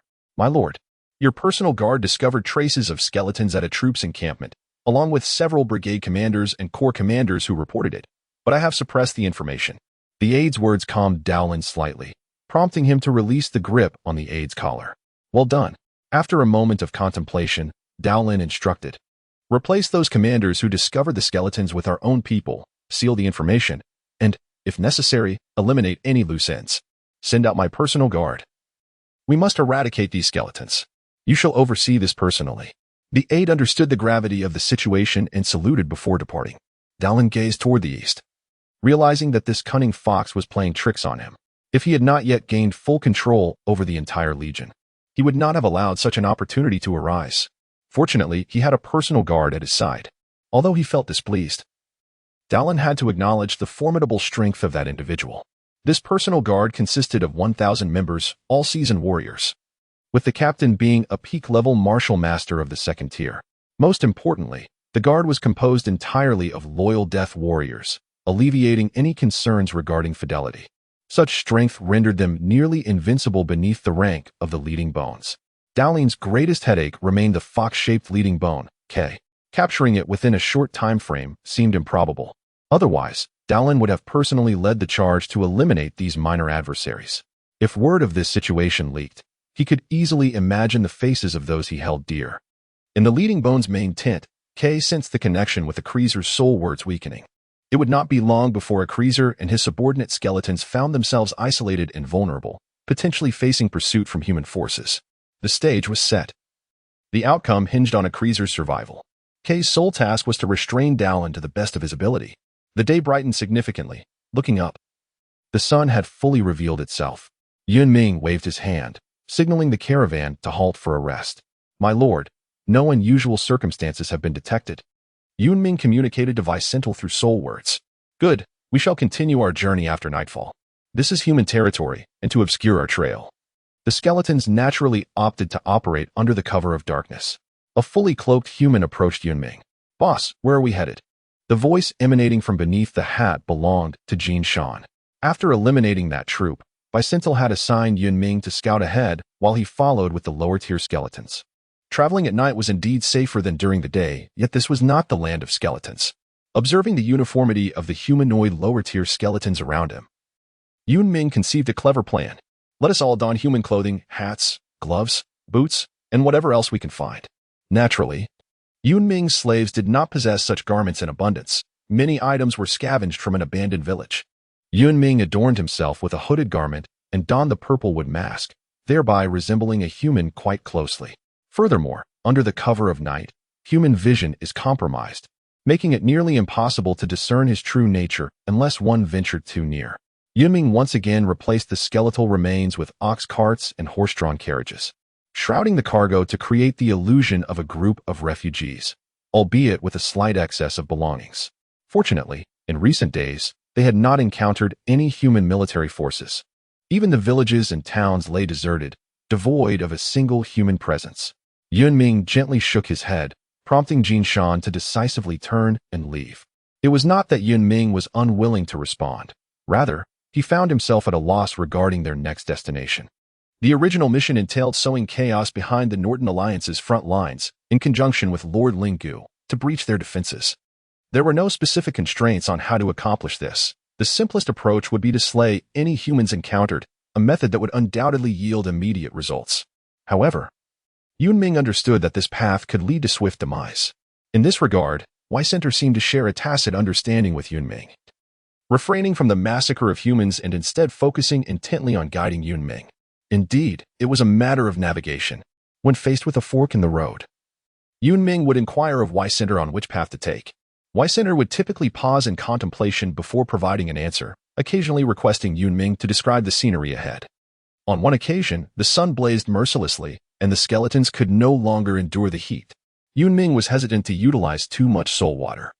But Center mentioned the presence of an orchard ahead. With a sense of skepticism, Yun Ming had Sonic investigate, and to his astonishment, it was indeed there. Yun Ming even harbored doubts regarding whether Vicentil had ever set foot here. Otherwise, how could he possibly navigate these paths? The sun ascended to its zenith, and the temperature reached its pinnacle. The outermost layer of slaves in the caravan produced rations and water, partaking in their meal right there, while the skeletal figures masquerading as humans meticulously applied soul water upon themselves. "Sir, a human army has appeared ahead, a large detachment," Sonic conveyed through the language of souls. Within the Northern Alliance's military structure, the hierarchy beneath the Legion consists of detachments, battalions, and squads, with the captain of a large detachment typically being a seasoned warrior commanding approximately 500 men. Yun Ming gently touched his forehead and let out a sigh. While he could manage to evade detection at night, during the day, anyone with sight would easily discern the issue. The human army typically traversed main roads, yet he was surprised to encounter them even while taking a detour. Yun Ming felt that his fortunes were indeed capricious. Regardless, given the scarcity of soul water, he decided to view this as a temporary replenishment. He promptly ordered his slaves to retreat and commanded the lower-tier skeletons to enter combat mode. Leading the lower-tier skeletons, they charged directly towards the approaching human army. Since evasion was not an option, they would take the initiative and seize control of the situation. The warrior, serving as the captain, never anticipated that his intention to take a shortcut to their designated location would lead him onto a path of demise. Half an hour later, the last captive soul was shared among the skeletons. Yun Ming methodically dealt with the bodies of the human soldiers, instructing the lower-tier skeletons to rest and sending Sonic to keep watch at a distance. This battle had required considerable effort from Yun Ming. He had swiftly dealt with the warrior, lacking the inclination to test his own strength, especially since he realized this warrior was inferior to the previous muscular warrior he had faced. A low, resonant tiger's roar echoed in the air, momentarily disorienting the warrior. It was in that fleeting moment of confusion that the warrior fell victim to Yun Ming's soul-devouring. Yun Ming stroked the head of the fierce wind tiger, and as he had anticipated, the combination of the fierce wind's roar and his own bone techniques proved to be remarkably effective. What troubled Yun Ming most was the necessity for each skeleton to partake in the souls. He resolved to personally capture the remaining human soldiers, striving to ensure that every skeleton experienced a taste of the living souls. A battle skeleton amidst a throng of martial apprentices and ordinary soldiers was akin to a wolf infiltrating a flock of sheep. However, the challenge of capturing them alive was substantial. A slight miscalculation in control could lead to accidental fatalities. After considerable effort, he managed to bind the remaining soldiers and turn them into captives, directing the lower-tier skeletons to distribute them evenly.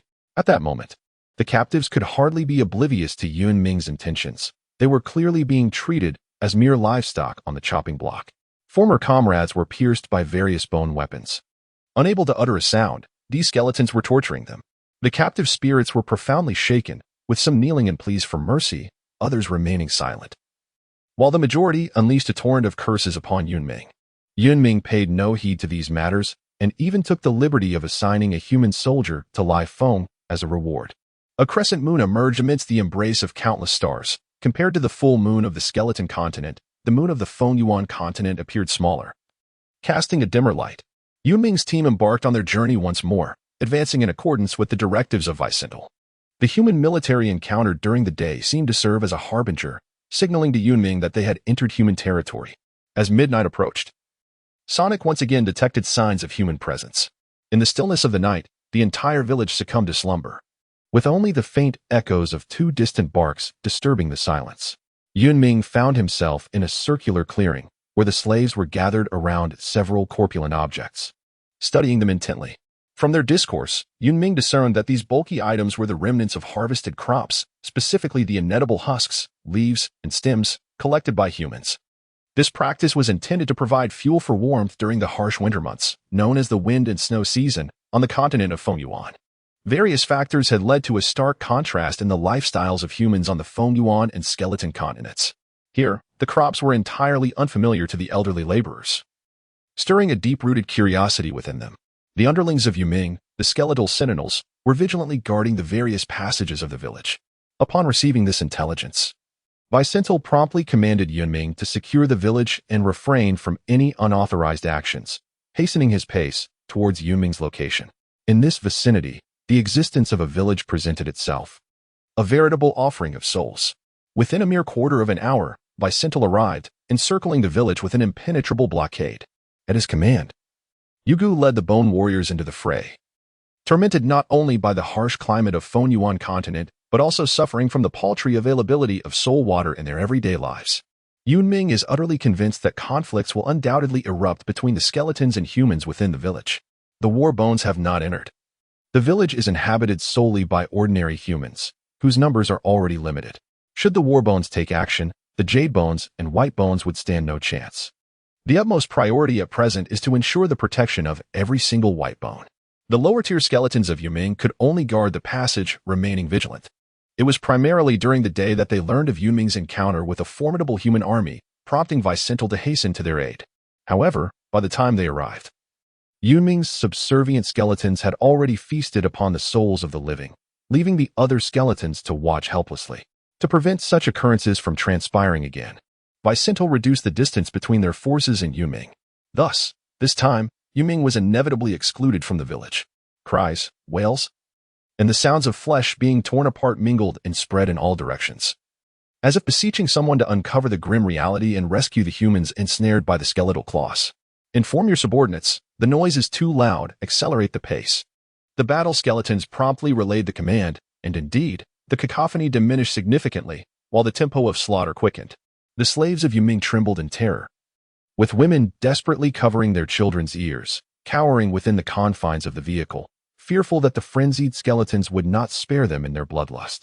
Yun Ming glanced back at Qing, who trembled slightly, yet remained steadfastly by his side, unlike the other slaves who cowered in the cart.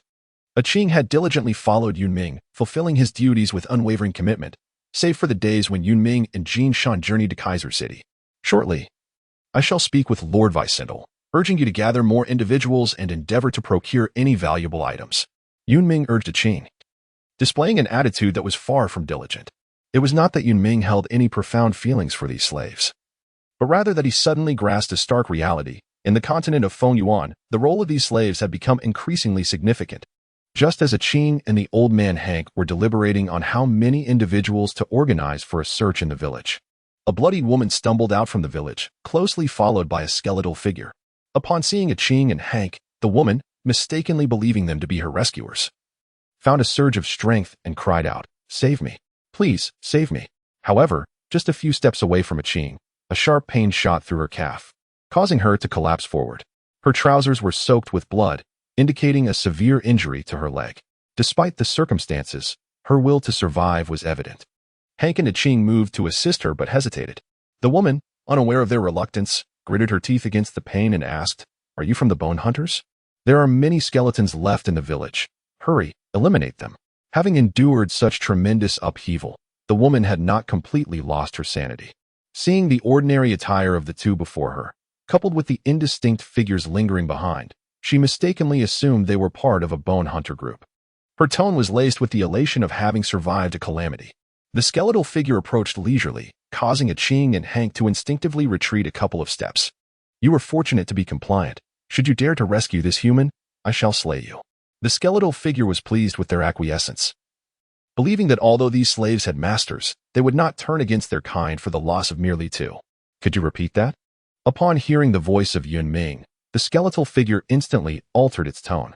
"My lord Yun Ming, I misspoke. I meant no offense." The skeletal figure never anticipated encountering Yun Ming here. Logically, he should be with the lower-ranking skeletons, not among human slaves. Bowing deeply, it dared not meet Yun Ming's gaze.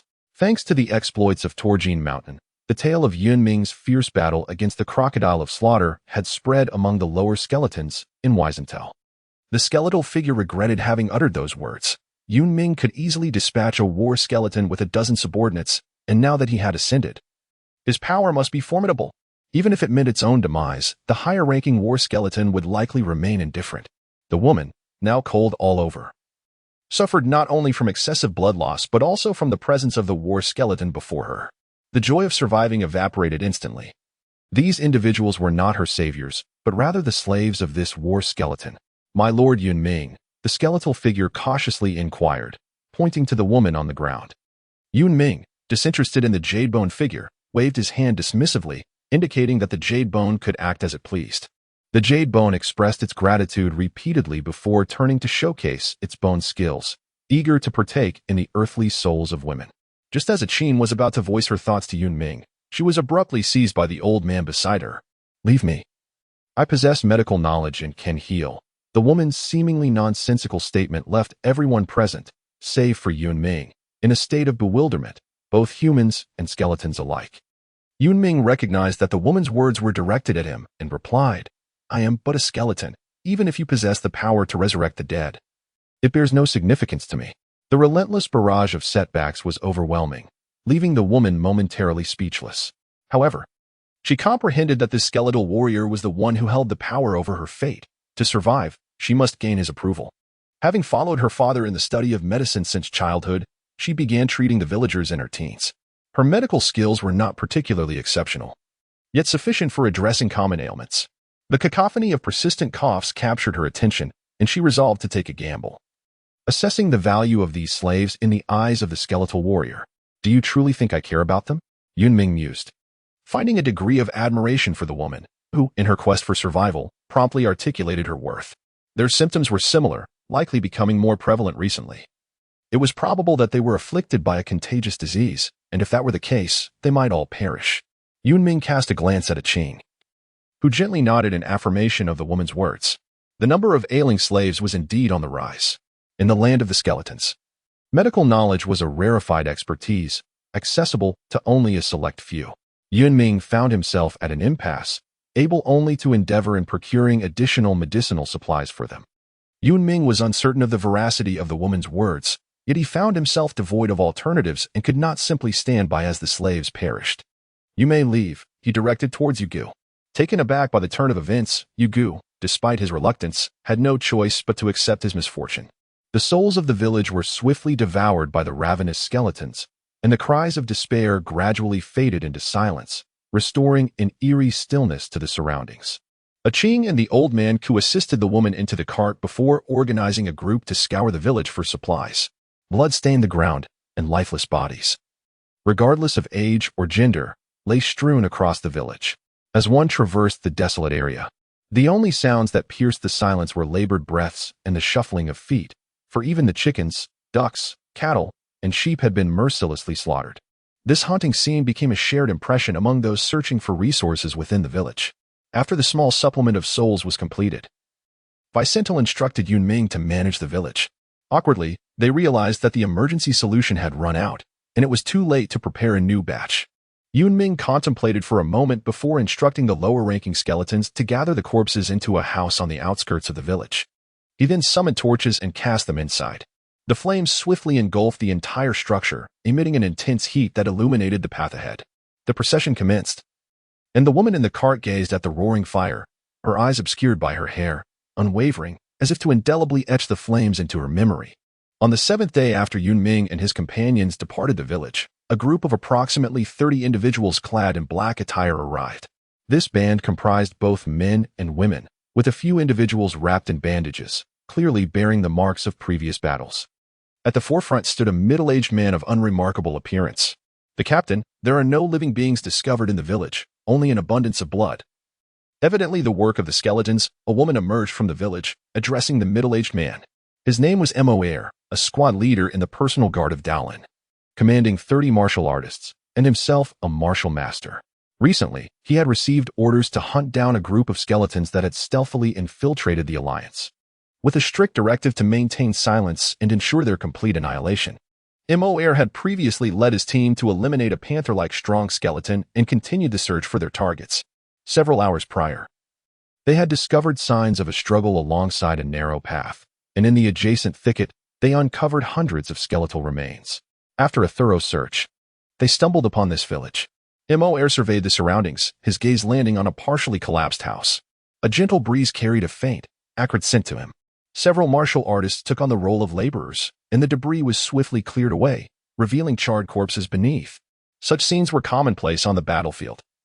Mo Air had clawed his way up from the lowest ranks, yet witnessing this sight still stirred discomfort within him, particularly as there were children of mere years among the remains. His team was equally incensed, their breaths becoming heavy with indignation. Mo Air turned to his team members, coldly instructing them to suppress their emotions. "We are the personal guard of Lord Daolin, and we must unconditionally obey his commands. Eliminate these skeletons and return to report." "Understood." The team responded in unison, then began to search for the skeleton's trail. Soon, one of the members discovered that the skeletons had headed westward. Mo Air had noticed during his initial encounter with this group that unlike other mounted and strong skeletons, which typically sought out living souls first, resorting to hunting animals in the absence of humans, this particular group was persistently advancing westward, as if driven by urgency. Recalling this, Mo Air narrowed his eyes. Whatever the skeletons intended to do, he could not allow them to succeed. Today, Yun Ming is in a splendid mood. After so many days, he has found that among the battle-scarred skeletons, his lower-tier skeleton has suffered the least damage, and his humanoid skeleton has emerged unscathed. The conditions of the slaves have also improved. The woman who claims to be a doctor promptly assessed her own injuries after performing a simple bandaging and began to prepare medicinal remedies, which appear to be quite effective. The woman introduces herself as Li, and the slaves affectionately refer to her as Dr. Li, frequently bringing her food and clothing, fostering a harmonious relationship. Unbeknownst to Yun Ming, the plight of the slaves was not as dire as the women had portrayed. In reality, it was merely a case of acclimatization, easily remedied. The women spoke thus in order to ensure their own survival. Since encountering that village, Yun Ming and his companions had genuinely penetrated the heart of the Alliance. Signs of human activity became increasingly apparent, and the villages began to proliferate. However, Yun Ming had yet to absorb any living souls. This was not solely his predicament. The other skeletal warriors were in the same predicament. Vicental had commanded all skeletal warriors to oversee their subordinate skeletons, forbidding any unauthorized hunting of living souls without his express order. What perplexed Yun Ming even further was Vicental's directive to advance into more secluded forests and mountain paths, urging all skeletons to hasten their pace while drastically reducing rest periods. This series of actions seemed somewhat rational, yet Yun Ming sensed an urgency emanating from Vicental, the purpose of which eluded him. Summoning his courage, he inquired of Vicental, only to receive a terse reply: "Execute the command." Undeterred, Yun Ming sought counsel from Old Snail, who merely shook his head before turning away, leaving Yun Ming in the lurch. After being rebuffed twice, Yun Ming prudently ceased his inquiries and continually urged his subordinate skeletons to advance swiftly. After a day and night of relentless exertion, The beleaguered skeletal warriors began to falter, and the jade skeletons were also nearing their limits, prompting Vicentil to issue a command to halt for rest. Yun Ming conducted a thorough inspection, and fortunately, his skeletal warriors appeared to be in good condition. It seemed that the training they had undergone was indeed beneficial. Furthermore, he considered himself among the wealthiest of the skeletal legion, with an ample supply of soul water. Yun Ming cast a glance at the slave caravan, observing a woman consuming her food bite by bite, while another offered him a jug of water. This woman appeared to be quite docile, devoid of any surreptitious actions. Her presence might indeed render their lives a tad more bearable, Yun Ming mused. After assigning the sentinels, he settled down in place, while Lai Feng instinctively lay beside him. As the sun traversed its zenith, the temperature gradually began to decline, prompting Vicentil to command Yun Ming to continue the journey. Yun Ming instructed Sonic to scout ahead and attempted to contact 2 sentry posts, but received no response. Something was amiss. Clenching his fists, Yun Ming alerted Vicentil, and the deadly formation was immediately established. The sounds of fierce combat ensued, suggesting that Vicentil had already engaged the pursuing foes. Who were these pursuers? When did they begin tracking them? How many were there? Yun Ming was utterly in the dark. Although he was aware that the entry of thousands of skeletons into human territory was only a matter of time, he felt a profound reluctance when confronted with an unknown enemy.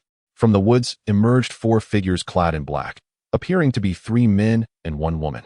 The woman languidly remarked, "Which of you will take responsibility for that bone warrior? I've barely slept in days while chasing after this lot. I might as well have some fun with these jade and skeletal bones." Since the pursuit had begun at the last village, the team had managed to catch up with the skeleton squad in less than 3 days, a testament to their formidable strength. They were assigned to eradicate this battalion of skeletons, while the remaining foes would be dealt with by their leader, Moore, who would tackle the powerful bone warrior and the remaining skeletons. In the woman's view, their quartet was more than capable of handling the skeletons, and her tone was decidedly nonchalant. A man, adorned with twin blades at his waist, stepped forward and calmly stated, "The rest is up to you. Hee. Our dear Abu is just concerned about his sister, unlike you two, who have no sense of decorum," the woman teased, casting a playful glance at the dual-wielding man before rolling her eyes at the other 2. The latter wore expressions of exasperation, as comrades who frequently operated together. They had long since come to understand her ways. "Let us finish off these skeletons quickly. The captain is anxious for a report," one of the men urged, his gaze betraying a touch more caution than his comrades as he noted the peculiar stance of the skeletons. It resembled a formation. Moreover, these skeletons were clad in human attire, a crude disguise that was easily discernible, yet it was rare to encounter skeletons capable of such thought, at least. This was the first time the man had seen it. The dual-wielding man drew his weapons, and in the next moment, Yun Ming's fist, imbued with fierce momentum, surged forward. The woman and the other 2 charged into the throng of nearly 1,000 skeletons, their forms swiftly swallowed by the mass. What swift blades! Yun Ming marveled inwardly. The man's twin swords moved with such speed that Yun Ming could only glimpse the fleeting glimmers of cold light, nearly unable to discern the blades themselves. The soul-devouring blade wielded by Yun Ming not only fails to inflict wounds to absorb the souls of the living, but it also cannot penetrate the dual blades of the man before him. The prowess of this swordsman surpasses that of the burly man and the captain whom Yun Ming had previously slain. Judging by the weapons and equipment of the pursuing soldiers, it is likely that they are not affiliated with the Alliance. They may belong to a large-scale bone hunter guild. It would be improbable for a smaller guild to dispatch 4 warriors to confront a single bone warrior and his subordinate skeleton. Another possibility is that these individuals serve as private soldiers for a certain influential figure. Yun Ming once heard from old that those individuals among humanity who wield power and influence often secretly recruit soldiers to train them, transforming them into their own private armies. These prominent figures are willing to lavish resources on their mercenaries, to the extent that some private soldiers surpass the Alliance's military in both equipment and overall prowess. Furthermore, these mercenaries operate outside the established military framework, rendering them nearly impossible to trace.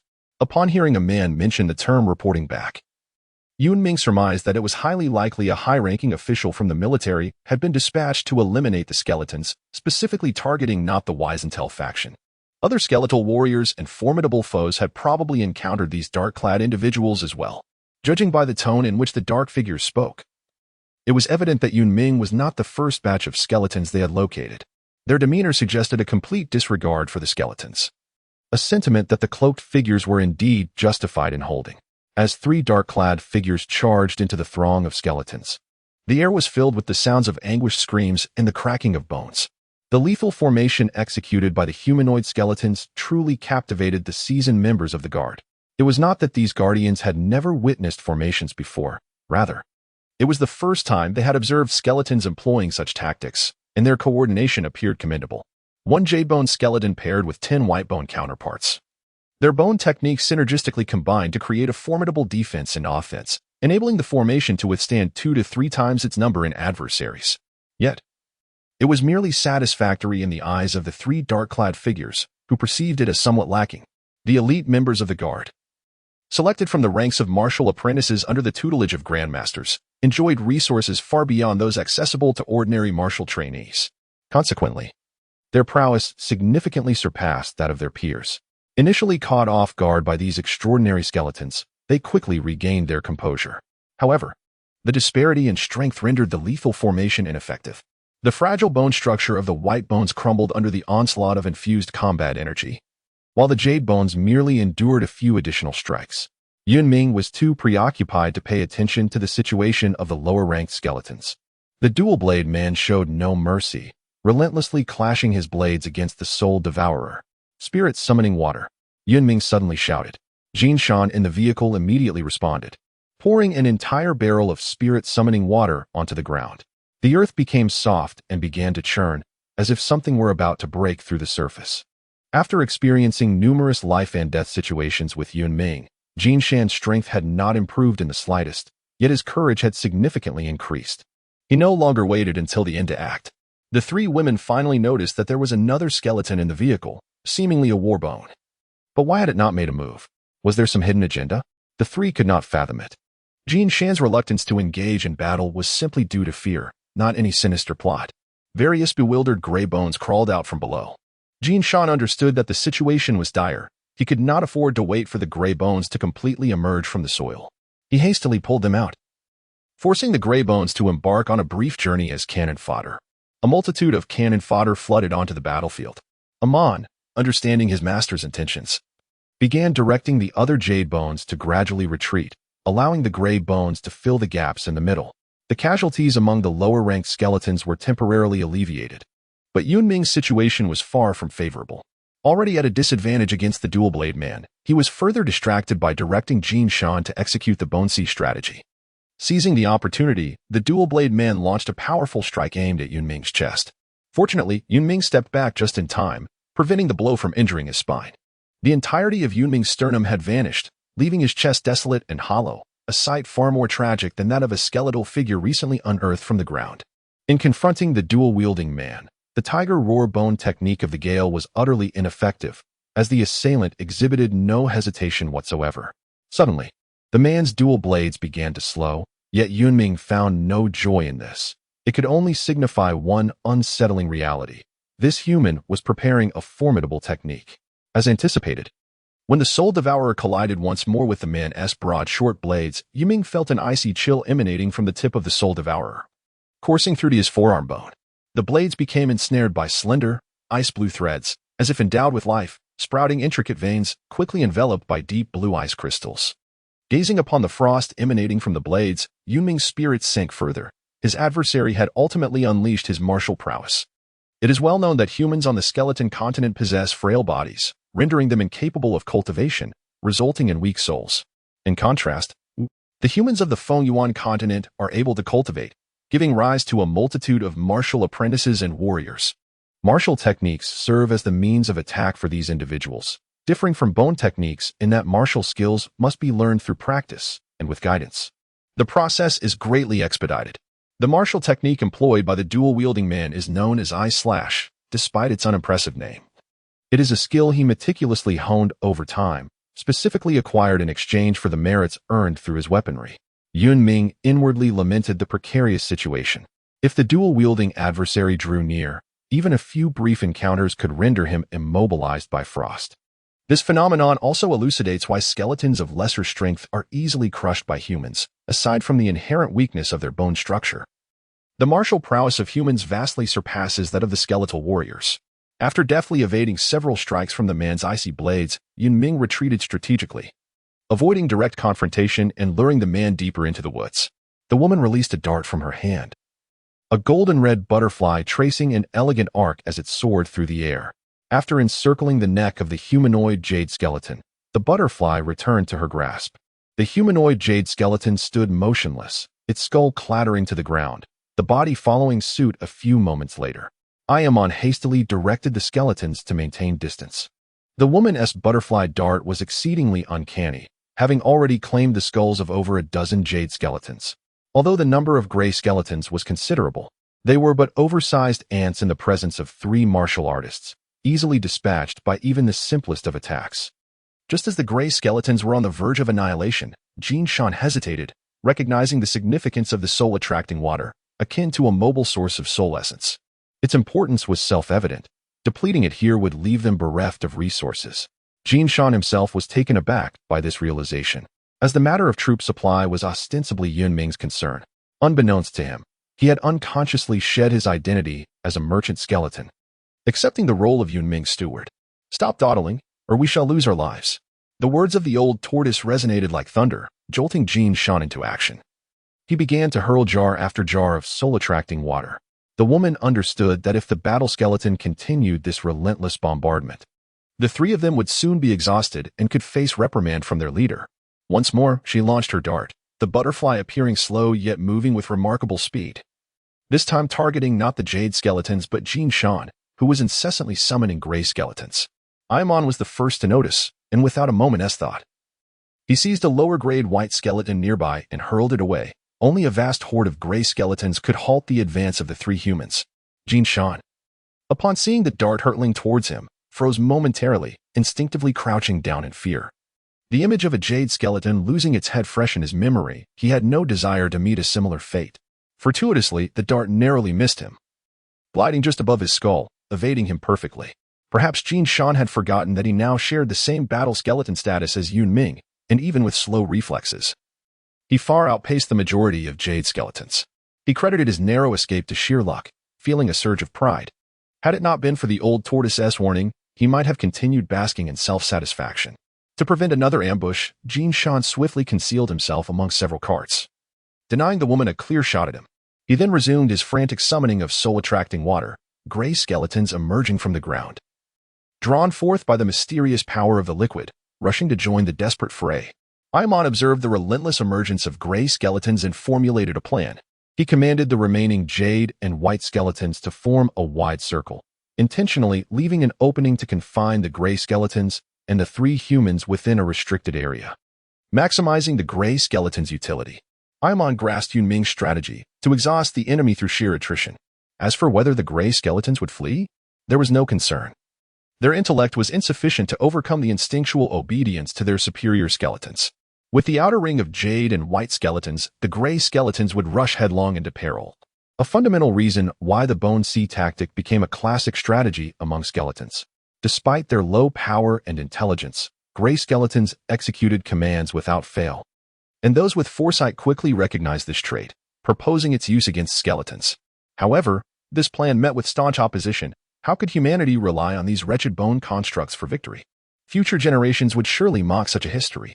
Nevertheless, some pragmatists, indifferent to the means as long as the ends were achieved, endorsed the idea, prompting experimentation. They summoned gray skeletons using soul-attracting water, yet upon their emergence, the gray skeletons disregarded human commands entirely, behaving as if they could not hear them. Thus, the Bone Sea tactic became the exclusive strategy of the skeletons. The 3 women discerned the skeleton's intentions. The only one capable of long-range attacks found it impossible to reach Jin Shan, unable to prevent the continued summoning of gray skeletons. Their supply of incendiary bombs to counter the Bone Sea was dwindling, and the gray skeletons showed no signs of abating. The 3 women could only continue their assault while awaiting the depletion of the skeleton's soul-attracting water. Initially, Yun Ming possessed over 800 spirit coins, half of which were utilized to concoct the soul-summoning water, amounting to no less than 400 pounds. This quantity surpasses that of most formidable bone configurations and is comparable to the standard of mountable bones. Had Yun Ming not hidden the soul-summoning water in advance, Wise Intel would undoubtedly have requisitioned it. The three women could hardly fathom that a battle bone would carry such an abundance of soul-summoning water. As they were preoccupied with swiftly dealing with the surrounding jade and white bones, oblivious to the impending scene that awaited them. While the situation among the lower skeletons remained temporarily stable, Yun Ming found himself in a precarious predicament. The dual knife wielder, after employing his martial techniques, sought to conclude the battle swiftly by eliminating this humanoid battle bone, aware that martial skills could not be unleashed without limitations. This predicament weighed heavily on Yun Ming. For the dual knives, now imbued with a chilling aura, possessed enhanced lethality, and even at a closer distance, one could feel a penetrating, icy coldness. Yun Ming darted through the woods, skillfully maneuvering amidst the terrain while engaging in a dance of combat with the man wielding dual blades. The man, discerning Yun Ming's intentions at a glance, unleashed his full speed, the chilling aura emanating from his icy blades gradually enveloping Yun Ming. Yun Ming was acutely aware that evasion was ultimately futile, particularly given that the dual-bladed man possessed a strength that surpassed his own. In every conceivable aspect, Yun Ming found himself at a disadvantage, rendering his soul-devouring ability ineffective. Left with no viable options, Yun Ming resolved to fight with his back against the wall. If he could manage to implant the soul-devouring within the dual-bladed man's body, the contest would then hinge upon endurance, fortified by the essence of souls. Yun Ming might yet withstand the onslaught of his opponent.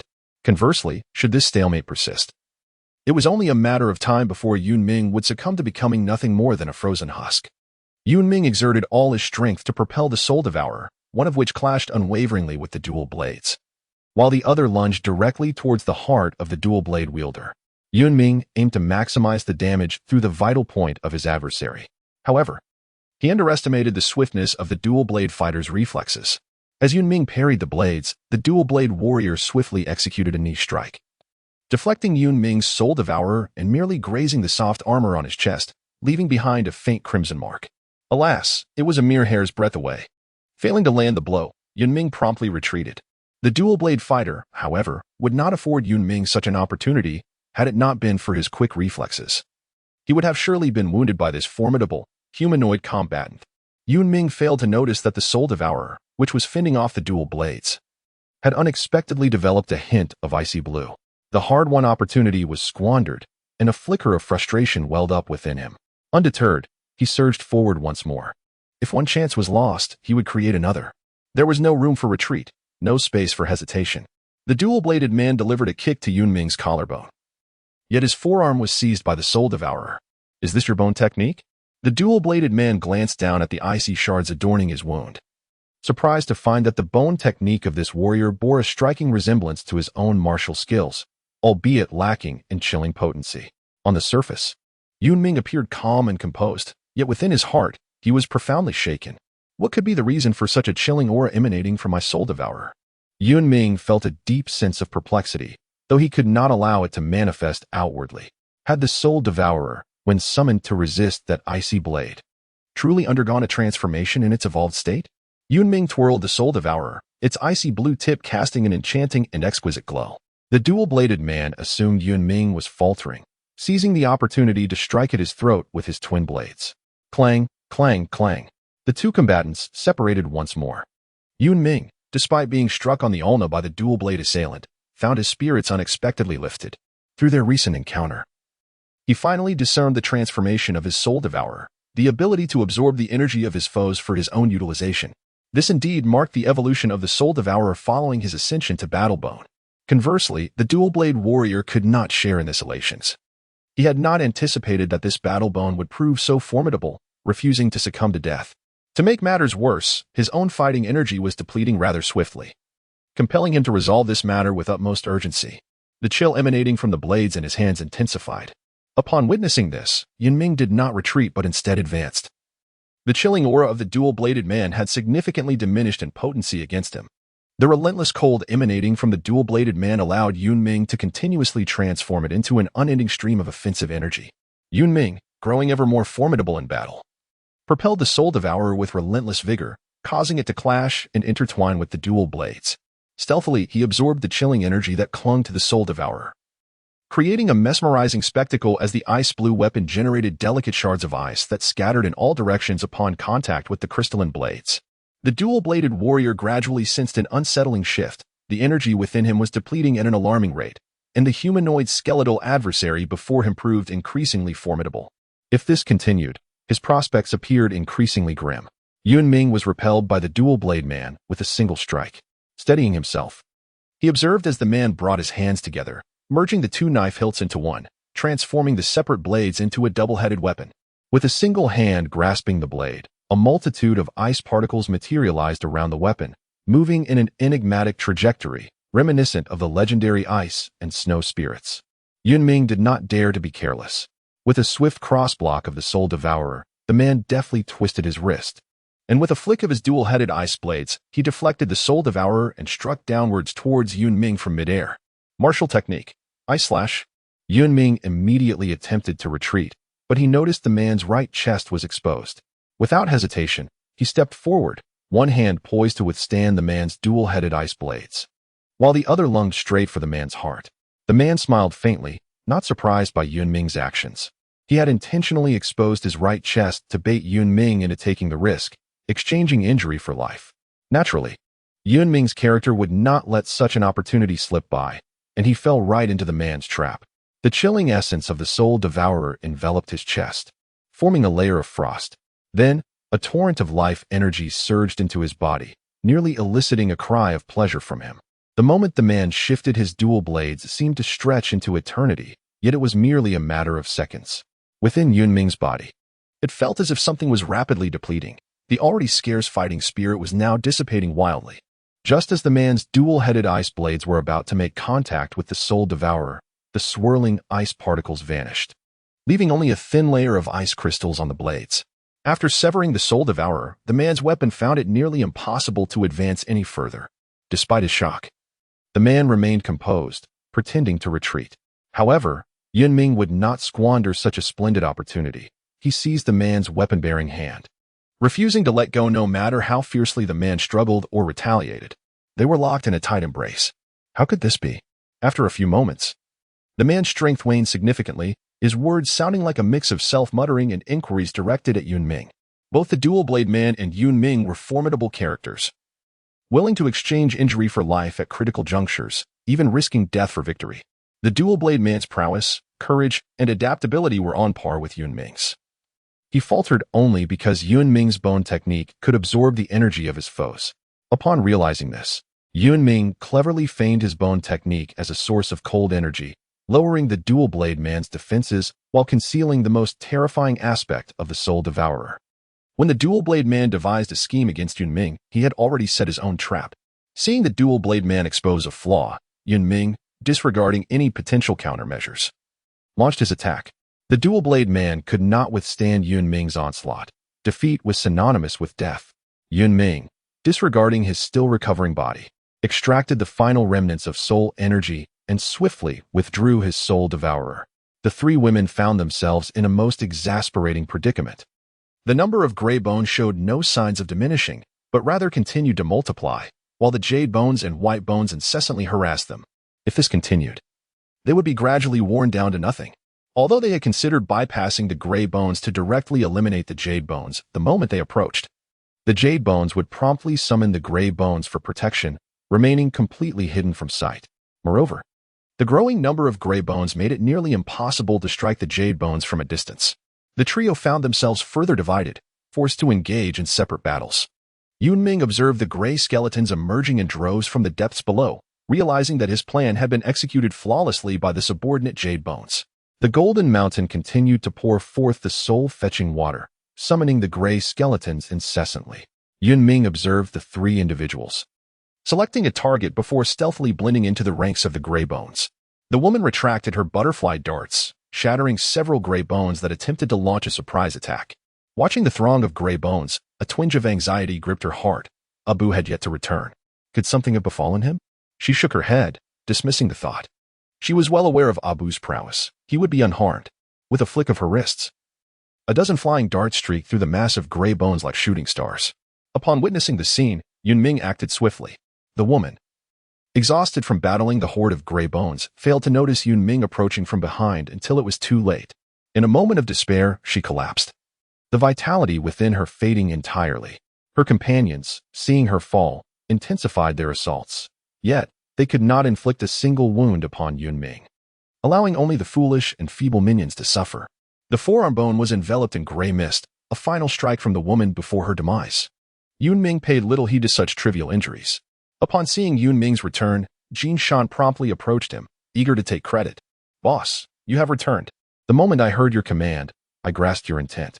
I disposed of the soul-calling water and managed to extract a considerable number of ash bones, which enabled me to hold off these humans." Yun Ming extolled the merits of the Bone Mountain, while instinctively filtering out Jin Shan's subsequent self-indulgence. He connected with the lower-ranking Yugu, seeking to comprehend the casualties among the Yugu and Baigu. The Yugu led their respective subordinate Baigu in a hasty retreat, relinquishing the battlefield to the Huagu. After a prolonged period of attrition, the remaining 2 members of the guard had long since exhausted their vigor, teetering on the brink of collapse, with the thick carpet of shattered bones beneath their feet serving as a testament to their ordeal. Amidst the throng of as Yun Ming observed the situation had crystallized, he hesitated no longer and directed the remaining lower-tier skeletons towards Vicente. Since the ambush, Vicente had not attempted to establish contact with Yun Ming. Yet, Yun Ming was acutely aware of the formidable adversaries Vicente faced, at least one martial master and dozens of martial artists. Moreover, there were thousands of gray bones marching forth as vanguards, propelled by the commands of the Jade and White Bones, surging into view for both the skeletons and humans alike. The sheer number of gray bones left the onlookers, both human and skeletal, in a state of astonishment. What was happening? Could it be that there were cavalry bones? The season more quickly assessed the situation based on the number of gray bones, mistakenly concluding that there had been an intelligence error and that cavalry bones were indeed providing support. Little did he suspect that it was merely the handiwork of a rather affluent battle bone. Vicente, however, quickly realized that there was no possibility of cavalry bones arriving to aid them. Even his own upper-tier cavalry bones were likely unreachable. Most probably, this was orchestrated by Yun Ming. Ironically, although Yun Ming had accompanied Vicente the longest, he was the least understood among the lower-tier skeletons. Vicente couldn't help but reminisce about their first encounter, where he sensed something uniquely different about this humanoid jade bone, prompting him to casually recruit him as a lower-tier jade bone, not foreseeing that he would accompany him to this very moment. Though the addition of the gray bones could not entirely turn the tide, they could at least alleviate some of the pressure from the human martial artists. The skeletons finally found a moment to breathe. The sudden assault from a martial master and nearly 30 martial artists caught Vicente off guard. These martial artists demonstrated remarkable teamwork, moving with precision and bearing high-quality equipment, clearly indicating their rigorous training. The initial encounter resulted in the loss of several lower-tier battle bones, prompting Vicente to urgently command the remaining battle bones to utilize soul water to create gray bones to combat the unexpected foes. Regrettably, Vicente's supply of soul water was insufficient compared to Yun Ming's, rendering it inadequate against the human martial artists, and he could only grit his teeth and endure. Within merely a quarter hour, Vicente's lower-tier battle bones had suffered over 50% casualties. With nearly all of the 10 or so unclaimed battle bones he had painstakingly selected in Carnite City now fallen, it was not until he spotted Yun Ming leading a multitude of gray bones that Vicente felt a modicum of calm wash over him.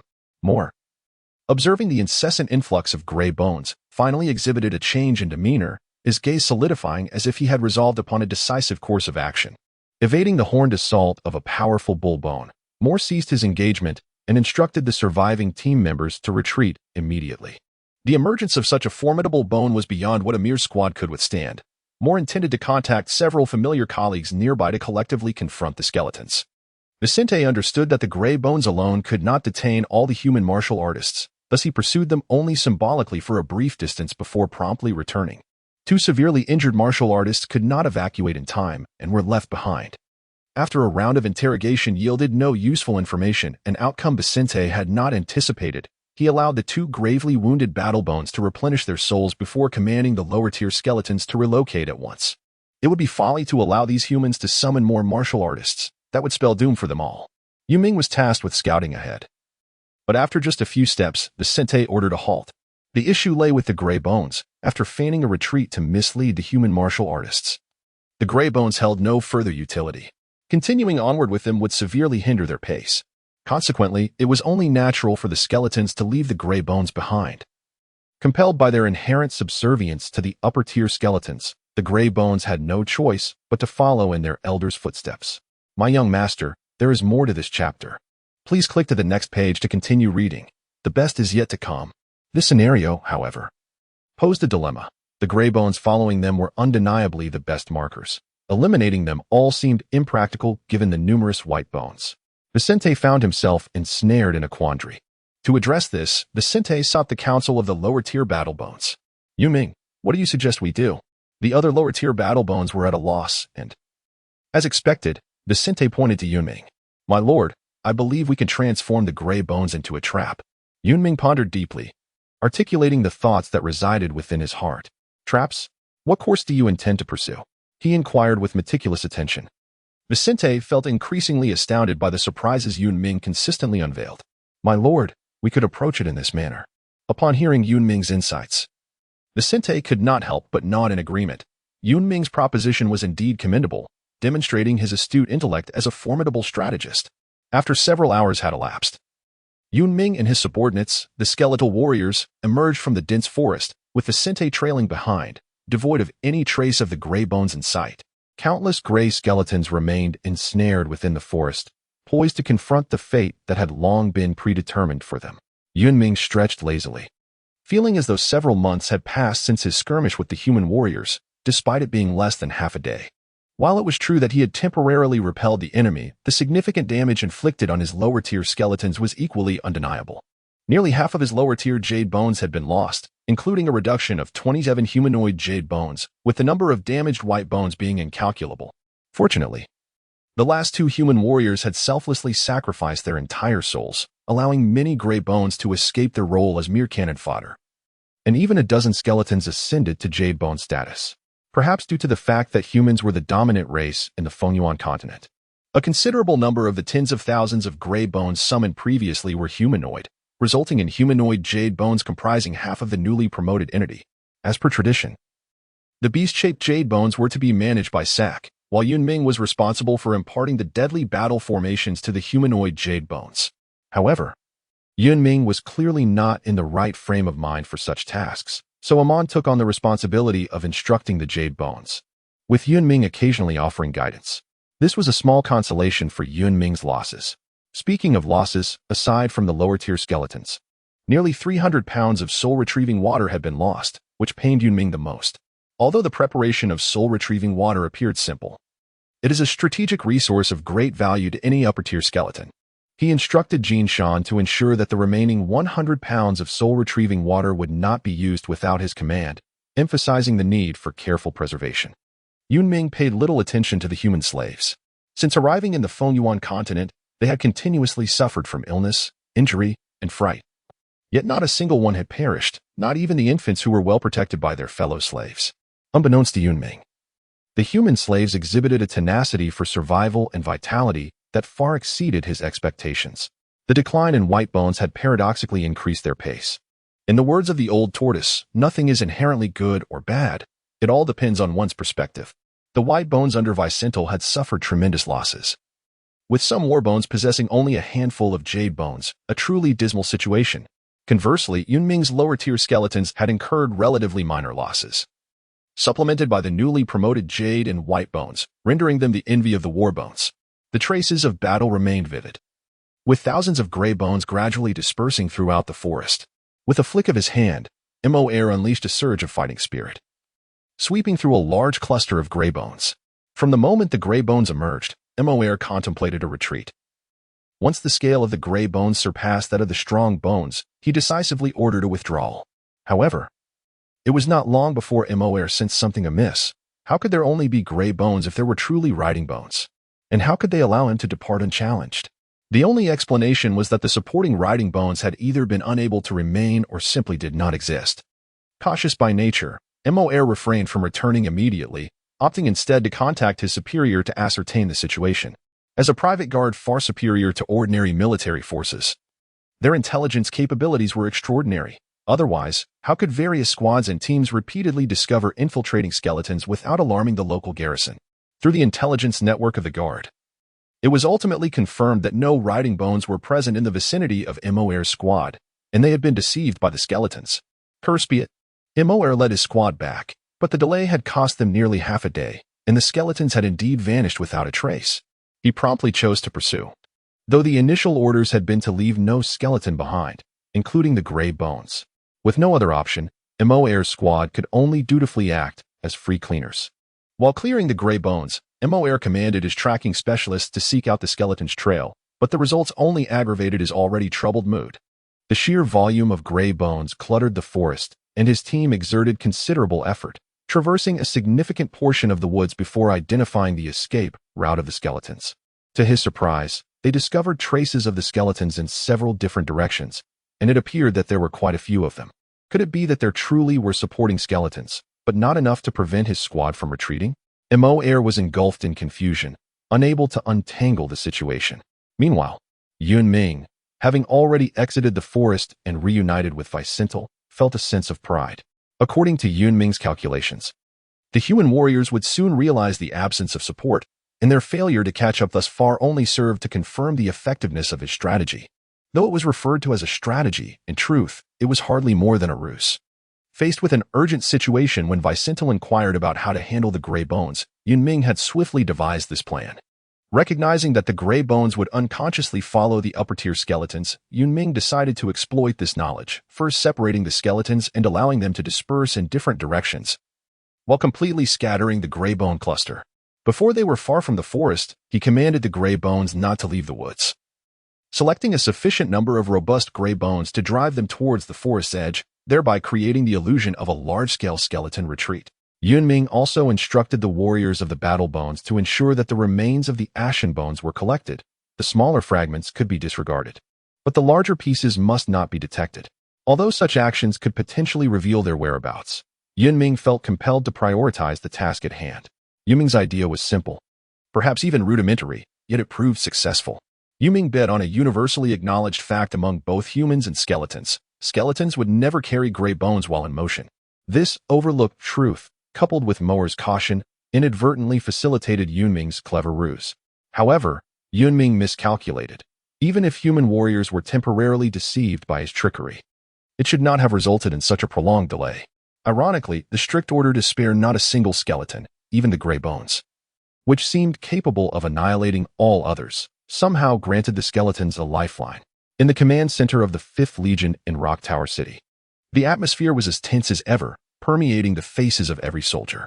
The adjutant hurriedly traversed several gates, making his way to the central conference room where the critical affairs of the 5th Legion were deliberated. Since the new commander took office, he had often resided there.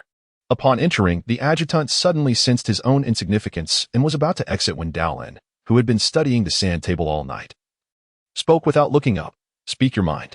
Upon hearing this, the adjutant turned and gently closed the conference room door, approaching Dowlin to whisper a few words. "Really?" Dowlin's tone was unusually animated.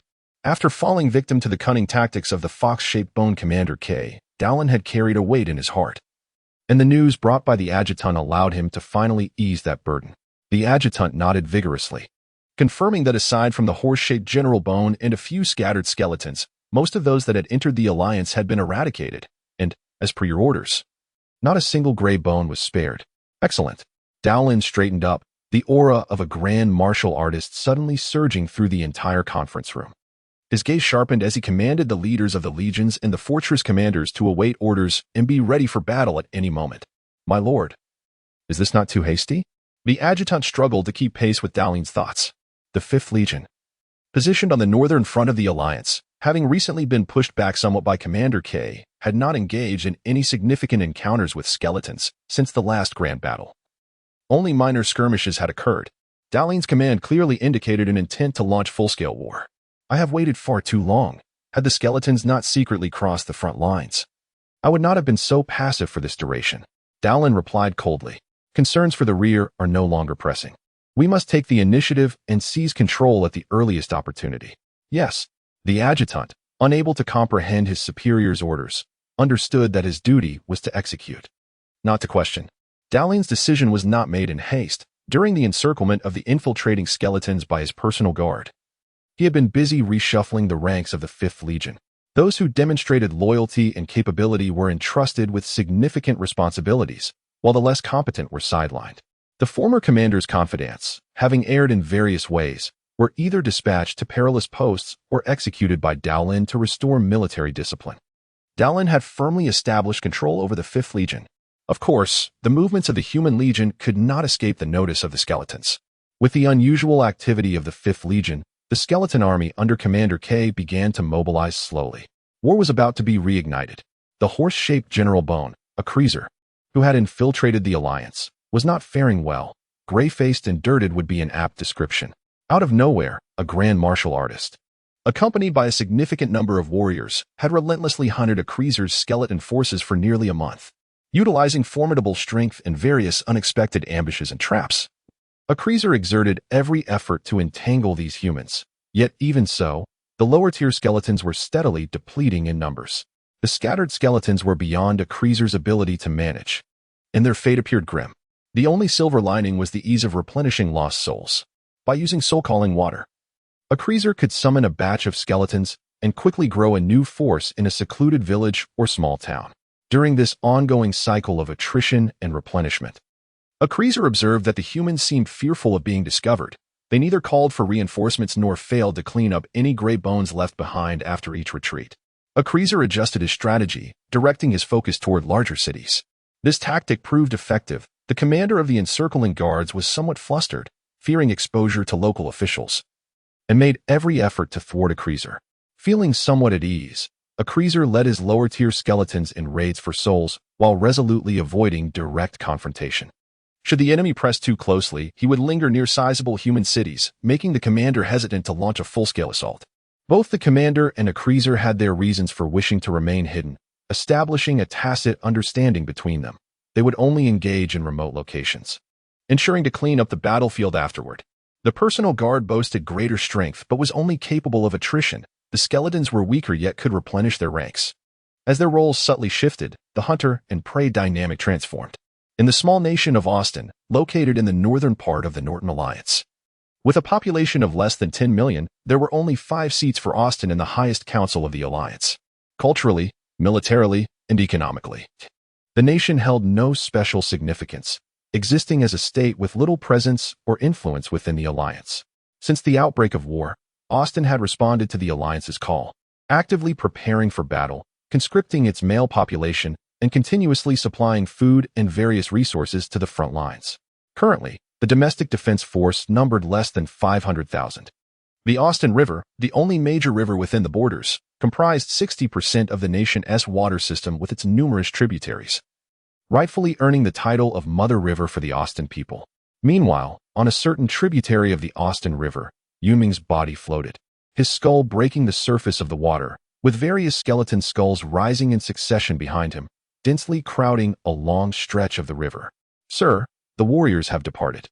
According to Sonic's distant bone technique, there were no signs of humans within a 5-kilometer radius. Yun Ming promptly reported to his superior strong bones.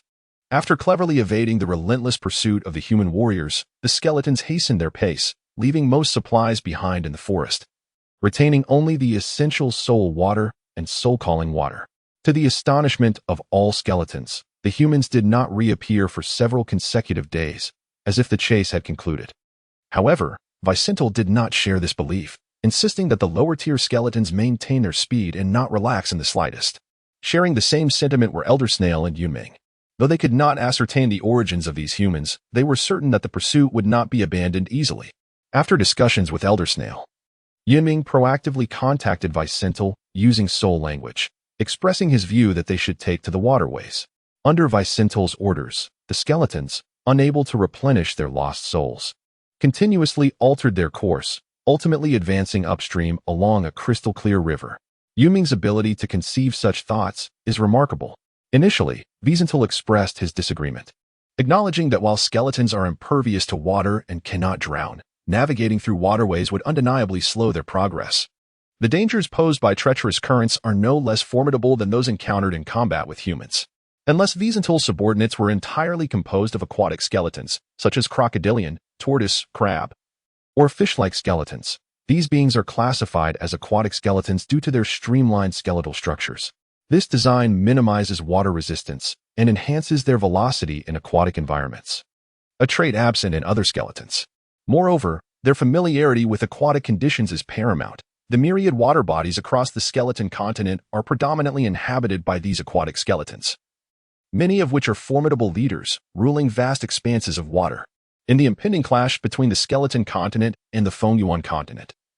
Not only will there be land and aerial skeletons, but also the powerful aquatic skeletons poised to connect the rivers and seas of both continents, launching assaults on human naval forces with relentless ferocity. This information was gleaned by Yun Ming from Elder Snail, whose extensive knowledge warrants the title of a living library. It is noteworthy that Elder Snail's insights are primarily derived from literature, having seldom ventured beyond the confines of K-City. Byzantium's concerns are not unfounded. In response, Yun Ming articulated that although the aquatic realm is fraught with peril, it does not present the imminent threat of total annihilation, should they be pursued by human warriors. The skeletons would fiercely resist, transforming the situation from one of mere losses to a far graver predicament. Yun Ming's audacity in making such a statement stemmed from his prior discovery of a tome within the collection of the Venerable Wu Lao, which detailed the various aquatic realms of the Norton Alliance. The text described the Austin River as having a generally gentle current, with few tributaries, and rarely experiencing floods or droughts, rendering it a suitable locale for habitation. When Yun Ming conceived this notion, he approached it with a sense of gamble, not anticipating that he would genuinely unearth information that enhanced its feasibility.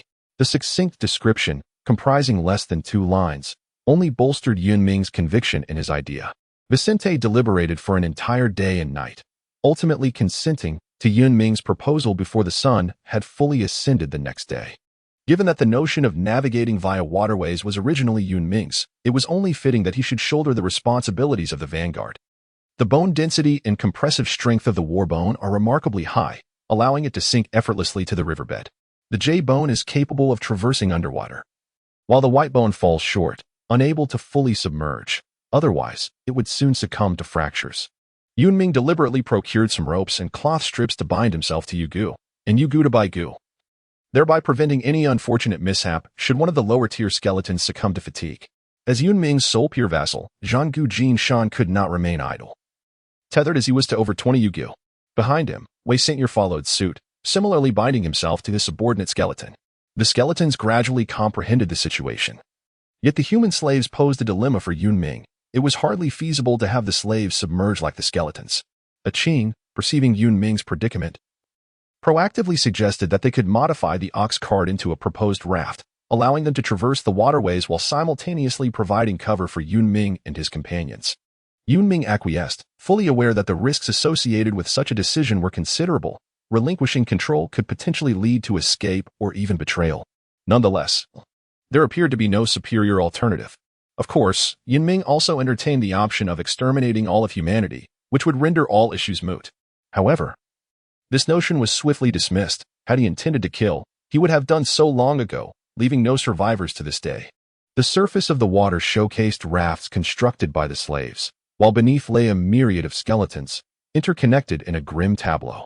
After 3 days of laboriously navigating against the current, a stone dislodged from the riverbank and plummeted into the water. Yun Ming immediately gestured, prompting the skeletons to disperse to either side, forming 2 lines along the riverbank. This was a prearranged signal between Yun Ming and a Qing. At the first sign of trouble, they would toss a stone into the water. The sound, muffled by the river, barely reached the riverbed.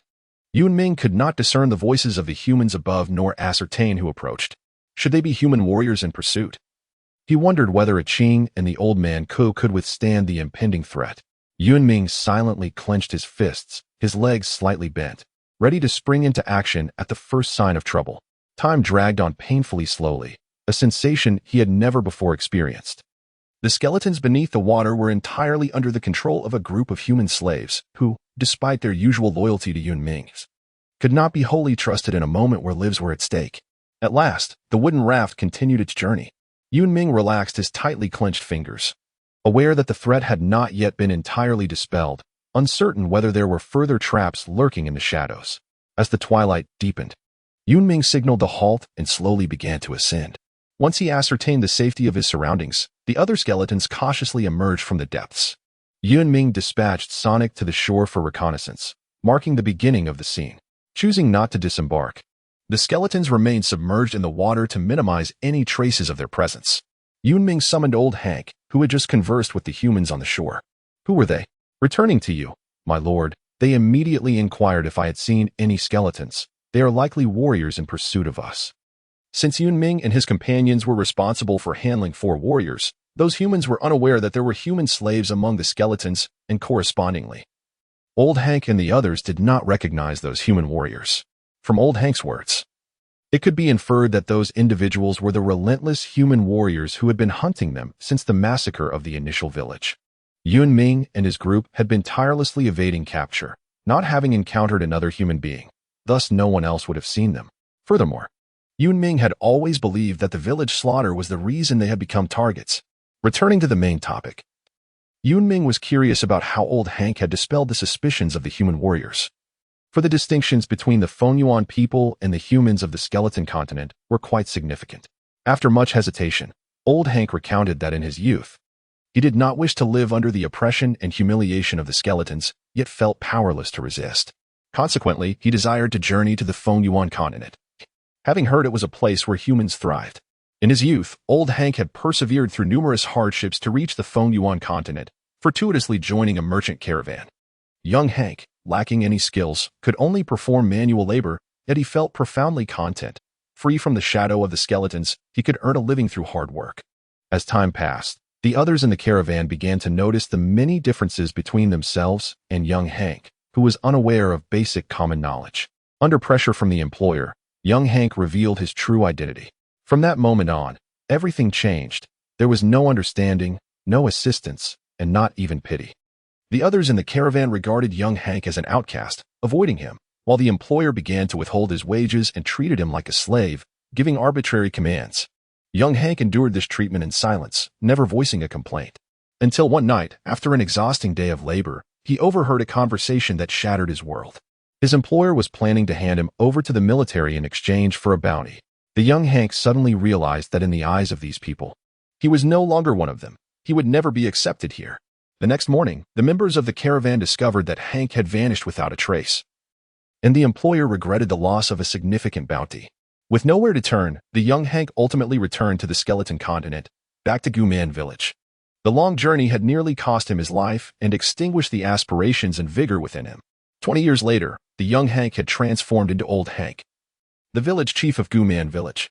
Old Hank's narrative provided Yun Ming with a glimpse into the enigmatic figure before him, and his experiences dispelled Yun Ming's doubts.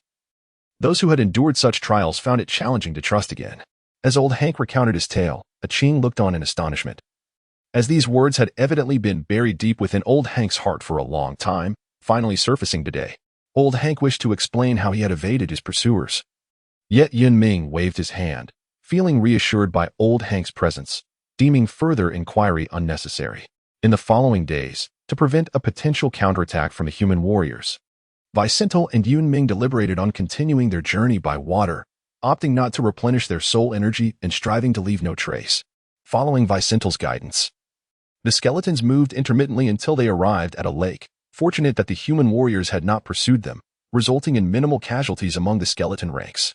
Upon reaching the shore, without allowing the skeletons a moment's respite, Vicental hastily commanded them to advance southwest. Yun Ming sensed a surge of emotion emanating from Vicental, who had not chosen to lay low since infiltrating the Norton Alliance, instead consistently moving westward, as if with a purposeful intent, akin to seeking a specific destination. After disembarking, Vicental appeared entirely at ease, as though he were familiar with the terrain, suggesting he had been here before. They traversed desolate lands, navigated through dense forests, and climbed a small hill. In the distance, Yun Ming noticed the wisps of smoke rising, indicating human habitation. After dining, the villagers, engaged in casual conversation, realized that night had fallen and began to return home to rest. Only the red steel of Hongbei village stood resolutely at the village entrance, akin to a loyal sentinel.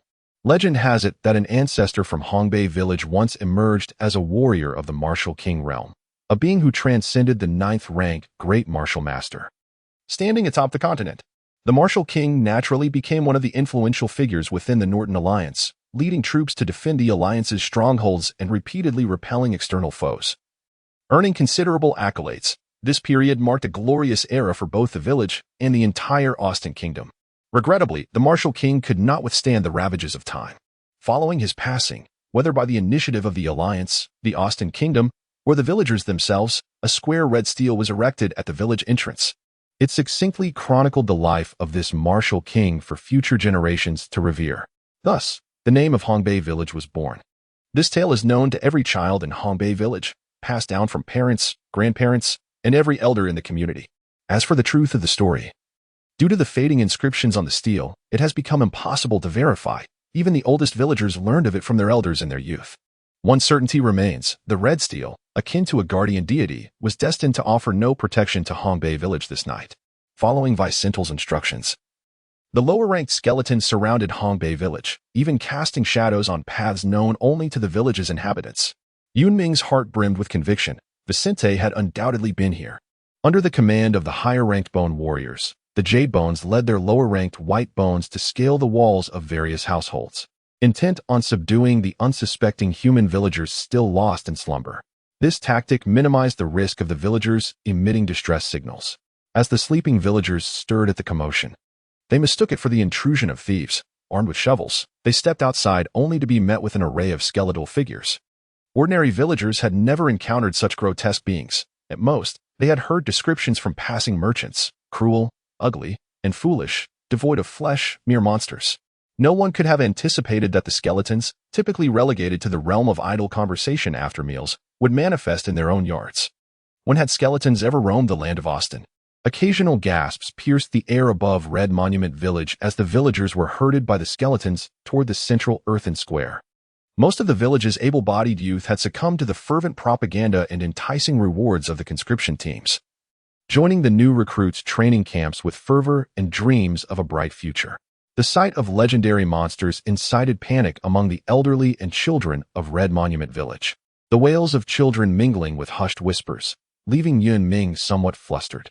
Vicente clearly shared his discomfort. Through the ethereal communication, the crowd fell silent under the skeleton's intimidation. "What do you intend to do?" A coarse voice emerged from the throng. The speaker was a middle-aged man, appearing to be under 40, clad similarly to the other villagers. Yet his gaze fixed intently on Vicente, betraying a nervous yet unyielding demeanor. Enlido, a villager from Red Monument, had once been restless in his youth, venturing out only to unwittingly join a bone-hunting troop. Through diligence and perseverance, he distinguished himself as one of the fastest to break through to the rank of martial disciple, just as he was poised to carve out his destiny. Impulsiveness and naivety led his troop into a trap laid by skeletons.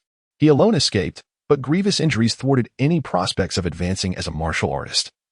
Abruptly closing the door on his martial journey, disheartened by this dual blow, Enlido returned to Red Monument Village, becoming a humble farmer, never again recounting his past experiences.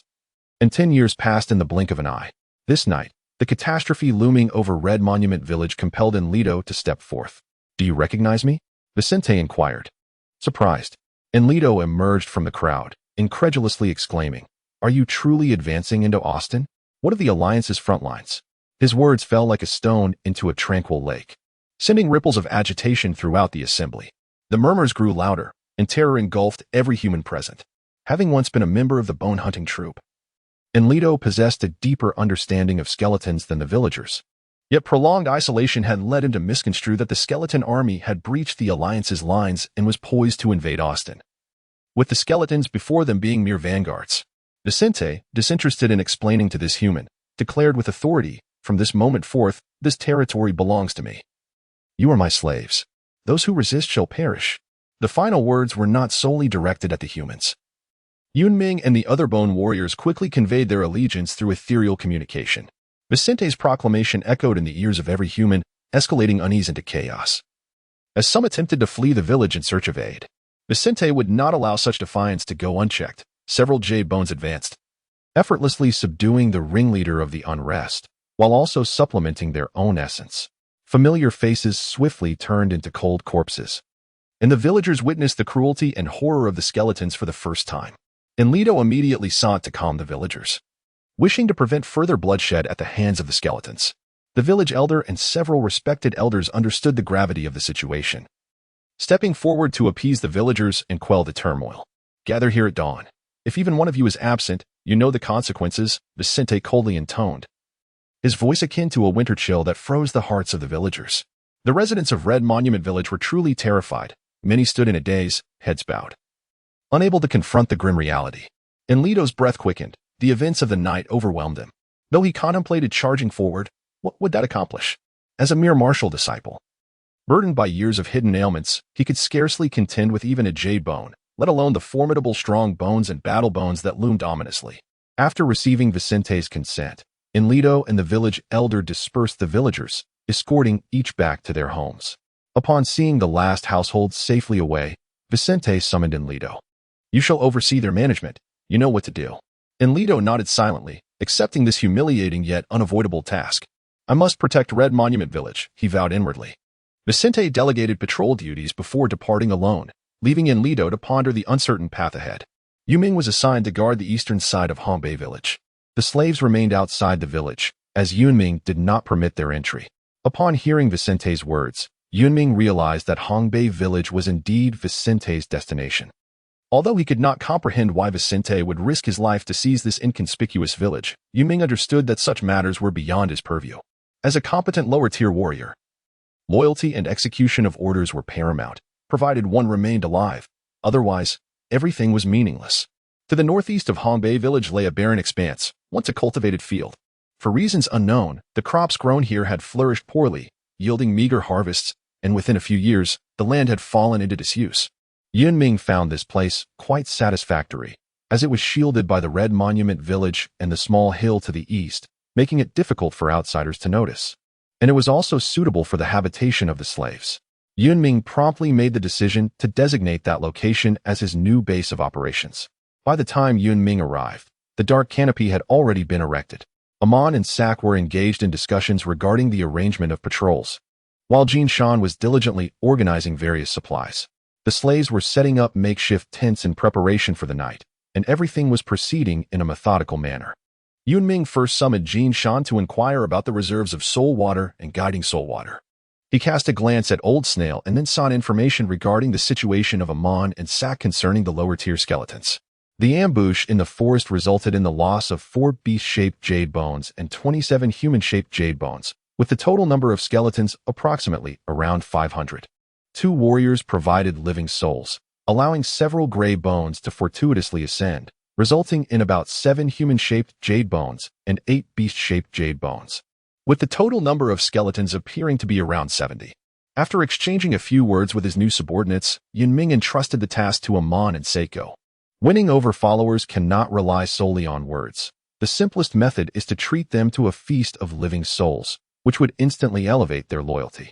The pressing issue was the insufficient number of white bones, as most of the jade bones could not form a lethal battle formation. White bones could be generated from gray bones, and he needed to hastily find a source of living souls. Yun Ming contemplated this. Firstly, it would quickly restore the ranks of lower skeletons and boost their loyalty. Secondly, he himself was perpetually yearning for living souls.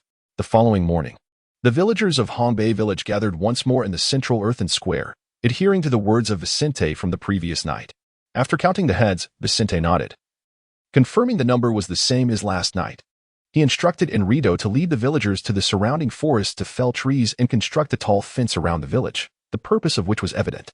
Enrido, with no other choice, took the villagers into the woods behind the village to harvest timber, making the journey back and forth under the watchful eyes of skeletons. Vicente strictly forbade the skeletons from killing the humans without orders, though he left unsaid what would happen otherwise. A single night was hardly sufficient for the villagers to comprehend their change in status. The skeletons were unyielding towards these humans, naturally assuming a supervisory role. Any signs of laziness were met with reprimands. In such instances, Enrido would rush forward to defend them, assigning more work to the younger villagers while sparing the elders and women as much as possible. The timber was transported back to the village and handed over to the skeletons tasked with construction. Vicente did not intend for the humans to participate in the building process, at least not to be solely responsible for it. Fortunately, he had previously taken precautions and found a lower battle skeleton skilled in construction. Not all military skeletons excelled in combat. Their skills varied widely, with some specializing in construction, trap-making, reconnaissance, and other abilities. This diversity had given rise to distinct departments: construction, armament, and judgment, each with its own responsibilities. Vicente's collection of a construction-capable lower battle skeleton indicated that he had indeed come prepared. Enrido felt a pang of regret. He had hoped to sabotage the fence-building effort, but it seemed increasingly unlikely. It appeared that Vicente was genuinely intent on seizing control of this village. Yun Ming discovered Weisenthal residing in a villager's home, which bore no distinctive features compared to other dwellings in the village, and appeared to belong to a family of modest means. It was perplexing why Weisenthal chose to inhabit this particular abode. The original occupants had undoubtedly vacated, leaving only Weisenthal, a solitary skeleton, in the yard. Weisenthal lay beneath a thatched shed, adjacent to a large wooden trough and a water bucket, seemingly a place for the livestock sustenance. The shed was impeccably clean from top to bottom, with even the thatched roof appearing brand new, truly a mansion among sheds. Sir, to the northeast of Hongbei village. There lies a vacant lot. I wish to establish my human slaves there, Yun Ming stated.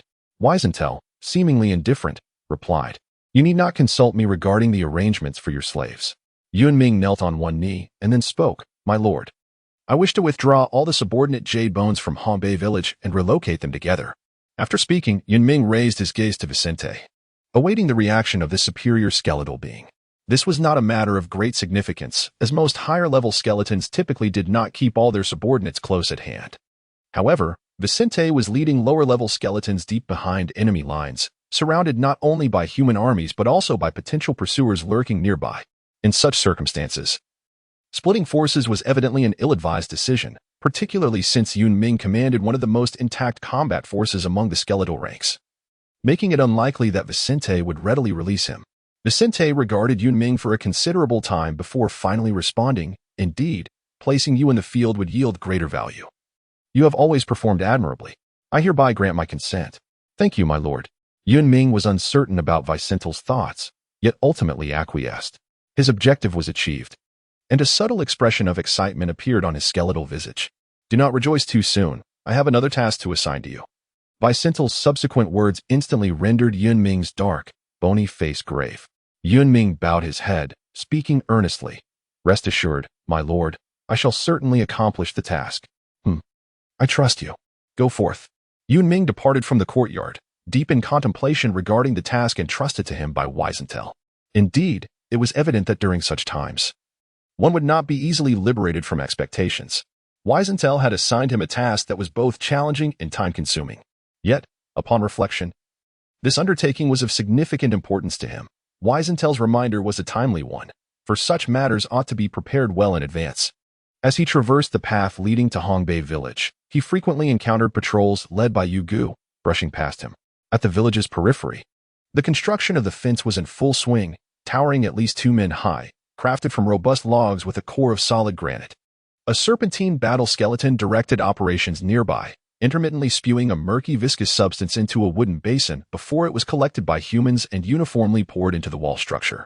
The serpentine battle skeleton was among Weisenthal's skilled artisans, proficient in construction techniques, utilizing the viscous fluid, known as bone technique, which exhibited remarkable adhesion, capable of binding wood, stone, metal, and bone alike. This versatile substance found applications in both combat and construction, proving to be exceedingly practical. The newly erected wall featured only 2 entrances, north and south. Yun Ming exited through the northern gate and made his way back to the wasteland, where the slaves had already begun erecting shelters. Yu Gu led the charge in lumbering, and for Yun Ming's subordinate skeletons, collaborating with humans had become second nature. Upon receiving Weisenthal's approval, Yun Ming promptly informed Eamon. The news thrilled his slaves, as the environment here was vastly superior to that of their previous home, Guman village, validating their choice to follow Yun Ming. Eager to settle in this newfound haven, the slaves eagerly seized axes and saws, rushing to the mountainside to fell trees for construction. By a stroke of misfortune, they encountered individuals from Hongbei village, leading to an inexplicable quarrel that escalated into a physical altercation. Fortunately, under the watchful eye of Yu Gu, the situation was contained. Cleverly, Yu Gu refrained from reporting the incident to the higher-ranking battle skeletons, opting instead to notify Eamon in hopes of a peaceful resolution. The 2 groups of slaves consisted of those under Weisenthal's strict orders against violence without explicit command, and Yun Ming's private slaves, recognized as the strongest battle skeletons. Informing the higher-ups could have resulted in reprimand. Thus he wisely sought to resolve the matter discreetly through Yun Ming's trusted subordinates. Upon learning of the situation, Eamon chose not to escalate it to Yun Ming, instead instructing the slaves to return and directing the Yu Gu to continue their lumbering activities, thus averting further conflict. It was only when Yun Ming returned from Hongbei village that Eamon briefly recounted the incident. Eamon's actions were driven by a personal motive. As Yun Ming's confidant and most trusted subordinate, he had been entrusted with various responsibilities, including training. This trust was a significant endorsement from Yun Ming. Eamon viewed the matter as trivial, believing it unnecessary to trouble his superior, as he wished to maintain the image of a capable subordinate in Yun Ming's eyes. After resolving the issue, Eamon reported back to Yun Ming, not out of a desire for accolades, but rather from a sense of duty to be forthright with his lord. Regardless of the magnitude of the issue, Yun Ming, upon listening to Amon's report, did not take the matter to heart. The reasons behind the conflict were not difficult to ascertain. However, Yun Ming preferred not to delve deeply into it. The purpose for which Vicental retained human slaves was largely similar: to conceal their identities from humans and, when necessary, to serve as a final reserve of souls. Within a mere day, the camp had begun to take shape, with the barren land divided into two distinct sections. The larger portion was designated for the slaves' habitation, where several wooden cabins had been constructed, accompanied by a stone-paved path. The remaining small expanse of wasteland housed the concealed tents of Yun Ming and the lower-ranked skeletons, totaling several dozen in number. The largest two tents were occupied by WLO and JNSHN, leaving Yun Ming as the leader, to reluctantly settle for less. At the center of the camp stood a rudimentary lookout tower, modest in height, easily scalable by children. A greater elevation would only increase the risk of detection, a consequence far outweighing the benefits. Unlike the fortified walls of Hongbei Village, the camp was surrounded merely by a fence of human height. Yun Ming did not need to guard against his own slaves fleeing, and relying on mere wooden stakes and stones to deter human armies was, frankly, absurd. The camp was devoid of any amenities, and everything had to be established from scratch. Thus, unnecessary expenditures of effort were unwarranted. Yun Ming located Jinshan and assessed the current resources at hand. After enduring relentless pursuit by human warriors, many items had been abandoned along the way, leaving only 317 pounds of soul-attracting water and 248 pounds of soul water. To establish this place as a camp, it was essential to have a designated area for pouring the soul-attracting water to produce gray bones, akin to the pseudo-bone cultivation office in Guman Village, with arrangements for the jade bones to take turns on guard duty. The patrol office would similarly be manned by lower-tier jade bones under Yun Ming's command. Jin Shan could oversee the armament office, and based on past performance, Yun Ming had an inkling that he would excel in this role. The slave management office would be entrusted to Lao Han Ku and A Qing, as they were readily available personnel, and typically, Yun Ming would not impose excessive demands on the slaves. The construction office would be deferred for the time being, to be addressed later. As for the judgment office, after considerable contemplation, Yun Ming ultimately decided to manage it himself. This arrangement would allow the camp to barely qualify as a genuine skeleton camp. After a night's rest, both skeletons and humans arose early the next day to commence work, striving to complete the camp as swiftly as possible. According to Yun Ming's plan, a low shelter would be erected at the rear of the camp, designated as the Bone Cultivation Office, while the Armament Office would be concealed beneath Jin Shan's canopy. The locations of the other offices would remain flexible, without fixed addresses. Feedback from the dispatch teams of Jade Bones provided valuable insights. And in conjunction with the intelligence from Weisentel, Yun Ming gradually discerned the surrounding terrain of Hongbei Village. Yun Ming journeyed from the east alongside Weisentel, traversing a modest hill that led to a dense thicket, devoid of significant fauna. Even the larger beasts were conspicuously absent. To the west lay the arable lands of Hongbei Village, characterized by its relatively level terrain. To the south, a grand avenue extended directly to the official road. The northern expanse of Hongbei Village presented a more intricate landscape. Encircled by lush forests, it harbored rocky shores, marshes, and undulating hills, ultimately connecting to the Gangdi mountain range within the borders of Austin. Legends whisper of a myriad of venomous creatures and ferocious beasts dwelling there, some of which possess strength rivaling that of the formidable riding bones. For the generations that have inhabited Hongbei Village, and indeed for the majority of the populace in the entirety of Austin, this realm remains an unapproachable forbidden zone. In recent days, Yun Ming has been wandering about the camp, and the lower-ranking skeletons regard him with their usual reverence. In contrast, the human slaves greet him with a certain warmth, their faces openly radiating joy. "Boss, shall we commence the creation of the Grey Bones now?" Jishan approached Yun Ming with this inquiry, having seamlessly assumed the role of the chief steward. Yun Ming shook his head, urging caution, for there was no need for haste. The absence of vital souls rendered the plethora of Grey Bones merely an encumbrance in any skeletal army, regardless of size. The paramount concern lies with the gray bones. The vital souls are secondary. As long as there is an ample supply of gray bones, complemented by vital souls, the skeletons would not face total annihilation, and higher-tier skeletons would continue to emerge in abundance. This is precisely the conundrum that plagues humanity regarding skeletons. Come to me. I have tasks to assign you, echoed Vicental's soul voice within the skulls of each battle bone. Among the battle bones, only Yun Ming stood apart. By the time Yun Ming arrived, the rest had already convened in Vicental's courtyard. There were 11 bull-shaped battle bones, 1 snake-shaped battle bone, 1 leopard-shaped battle bone, 1 insect-shaped battle bone, and Yun Ming, the humanoid battle bone. This constituted Vicental's lower-tier battle bones. I previously forbade you from hunting for vital souls, resulting in significant losses of skeletons. Now, as we seek to establish our foothold here, we cannot proceed without vital souls. The meaning of Vicental's words resonated clearly among the assembled battle bones. It was a decree to unleash a relentless slaughter. Yun Ming had long anticipated the arrival of this day, and the other battle skeletons became increasingly exhilarated. Their prolonged flight had nearly made them forget the essence of the living souls. Upon hearing Vicental's words, they immediately readied themselves for action.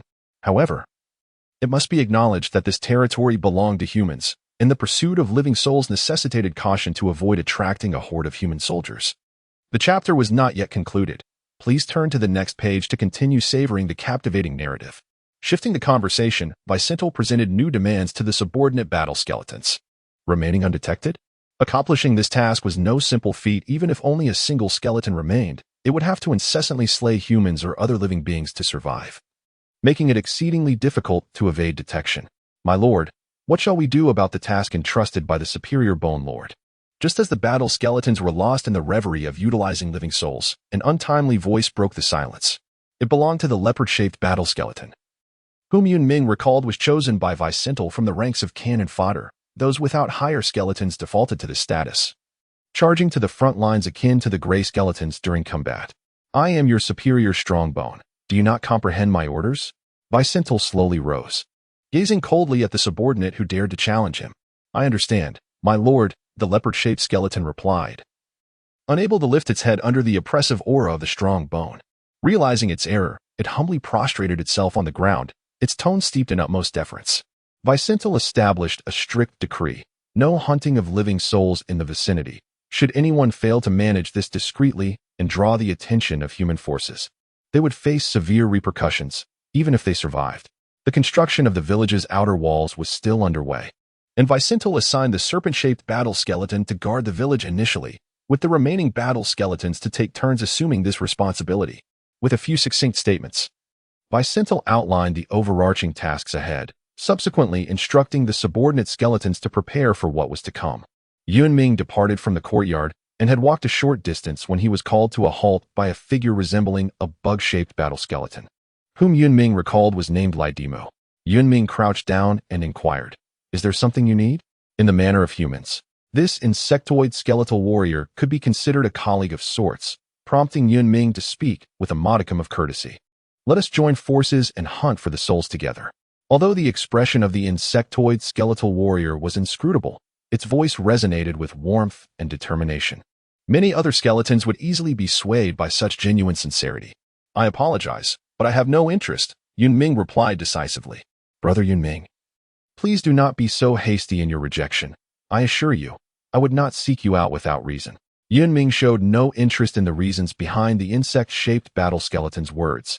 He needed to hasten back to prepare for the hunt of the soul. As Yun Ming ventured further away, the insect-shaped battle skeleton could not help but raise its voice, proclaiming its knowledge of the distribution of the surrounding human villages. Yun Ming halted abruptly, as if struck by lightning, and turned to gaze at the insectoid war bone upon the ground. Shall we find a place to converse? The insectoid war bone earnestly proposed. Upon returning to the camp, Yun Ming and the insectoid war bone entered the dimly lit tent. Yun Ming cut to the chase, inquiring if what was said was indeed true. However, the insect-shaped bone displayed no urgency, choosing instead to explore Yun Ming's concealed canopy, exuding an air of mastery over the situation. It was only after Yun Ming's repeated prodding that the insect-shaped bone, named Latum, began to recount its tale. Latum commanded an ant-shaped bone, whose subordinates were comprised of ant-shaped skeletons. Although these skeletal warriors possessed average combat prowess, their ability to communicate through soul words far surpassed that of ordinary skeletons, rendering them natural liaisons. During moments of peril, this ant-shaped unit had repeatedly facilitated Ladom's contact with lower-tier bone entities, swiftly rallying troops and proving their immense value. Otherwise, Ladom would not have continued to support this unit. Resources such as soul water and soul orbs were often subtly skewed in their favor. Prior to arriving at Hongbei Village, Yun Ming and his companions traversed several villages and towns. However, Bicentil had prohibited any actions at that time. Ladom, ever cautious, discreetly dispatched the ant-shaped unit. Along their journey, they encountered numerous human settlements, each marked by the presence of an ant-shaped skeleton. At this point, Ladom could not help but swell with pride, its antler-like mandibles opening and closing with an air of strength. The insect-shaped skeletons were generally diminutive. Ladom, a battle-ready insect skeleton, was no larger than Yun Ming's fist. Moreover, the variety among them was vast and distinctions were often challenging to discern. Ladom specifically belonged to the shovel beetle category of insect bones, characterized by its flattened skeletal structure, hardened carapace on both dorsal and ventral sides, and mandibles resembling antlers. The liaison ant-shaped skeleton shared the same rank as Ladom, with several other ant-shaped skeletons exhibiting different skeletal structures beneath it. As for further classification, Yun Ming was not entirely informed. Such inquiries could be directed towards Elder Snail. Yet he was disinclined to squander time on this matter. Having grasped the situation, Yun Ming consented to join forces with Ladom. As Ladom had noted, it possessed knowledge of the distribution of human settlements, while Yun Ming commanded the largest number of lower-tier skeletons. Their collaboration would undoubtedly yield greater results with less effort. Ladom jubilantly declared, "Rest assured, Brother Yun Ming, our alliance is bound to succeed." Yun Ming left 3 jade bones behind, instructing the remaining jade bones to prepare for departure, each carrying a measure of soul-attracting water. When Ladom led the lower-ranking skeletons to appear before Yun Ming, he was indeed taken aback. They were entirely composed of beast-shaped skeletons, each of considerable size. The only 2 insect-shaped skeletons present were the ant-shaped jade bone and the mantis-shaped jade bone. This was quite normal, as despite the overwhelming number of insect-shaped skeletons, their inherent weakness made their advancement far more challenging than that of humanoid skeletons. Yun Ming surmised that Ladom must have expended considerable effort in assembling this ant brigade. Under the cover of night, the skeletons surged forth from Hongbei Village, advancing towards the delectable fresh souls. Ladom deftly leapt onto Yun Ming's collarbone, proposing that they first consume the nearby human settlement. "Why are you so close to me?" Yun Ming found Ladom's upper jawbone alarmingly near his throat, causing his entire skeletal structure to stiffen momentarily. "What do you mean by that? Isn't it better to be close for discussion? Are you afraid I might ambush you? Am I mad enough to attack you?" Ladom's barrage of retorts made Yun Ming feel as though he had a point. Indeed, Ladom was his colleague, and they were currently allied in cooperation. Even if their relationship was somewhat strained, it would not escalate to lethal measures, especially since Bicentil would never consent to such actions.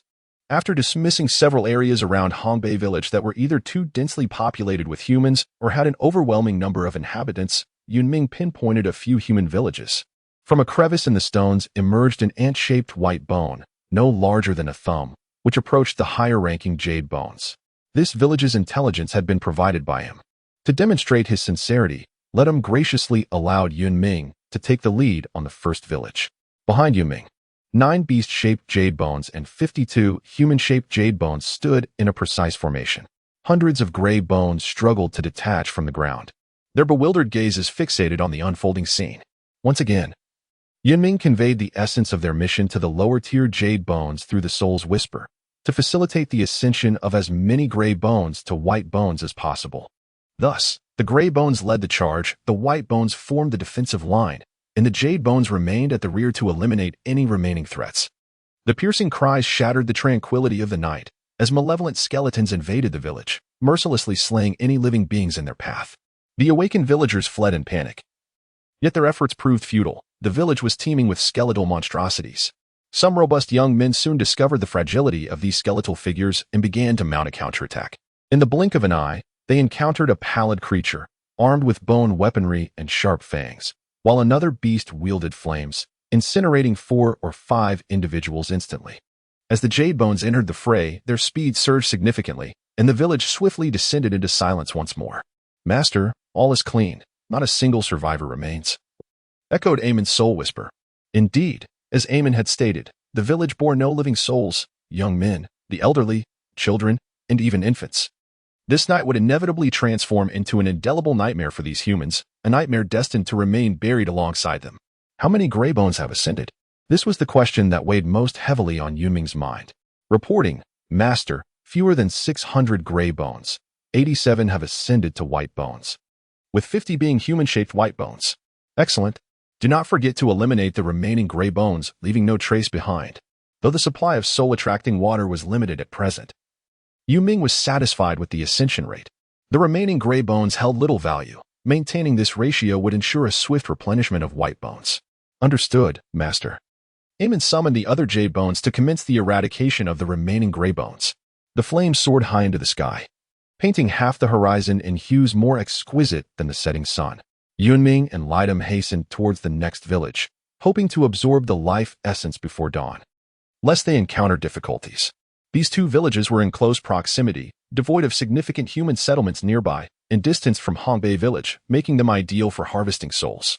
However, Lidam's approach diverged from Yun Ming's. He chose not to summon the Grey Bones with soul-attracting water, but instead commanded the lower-ranked skeletal warriors to storm the village and gather life essence. This method proved swifter than Yun Ming's more deliberate cultivation of Grey Bones. Lidam's lower-ranked skeletons were few in number, and in their haste, several bloodied humans managed to escape, scrambling away in panic. The reception awaiting them was not one of relief from survival, but rather a belated encounter with death. Fortunately, with Yun Ming by his side, they were spared from greater troubles.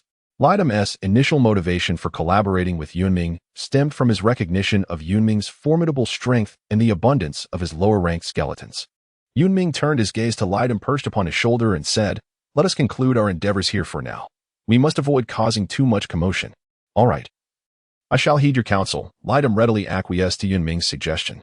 Although our combined strength could easily vanquish all the humans in this vicinity, such an action would undoubtedly attract the attention of the human army, making us susceptible to their scrutiny.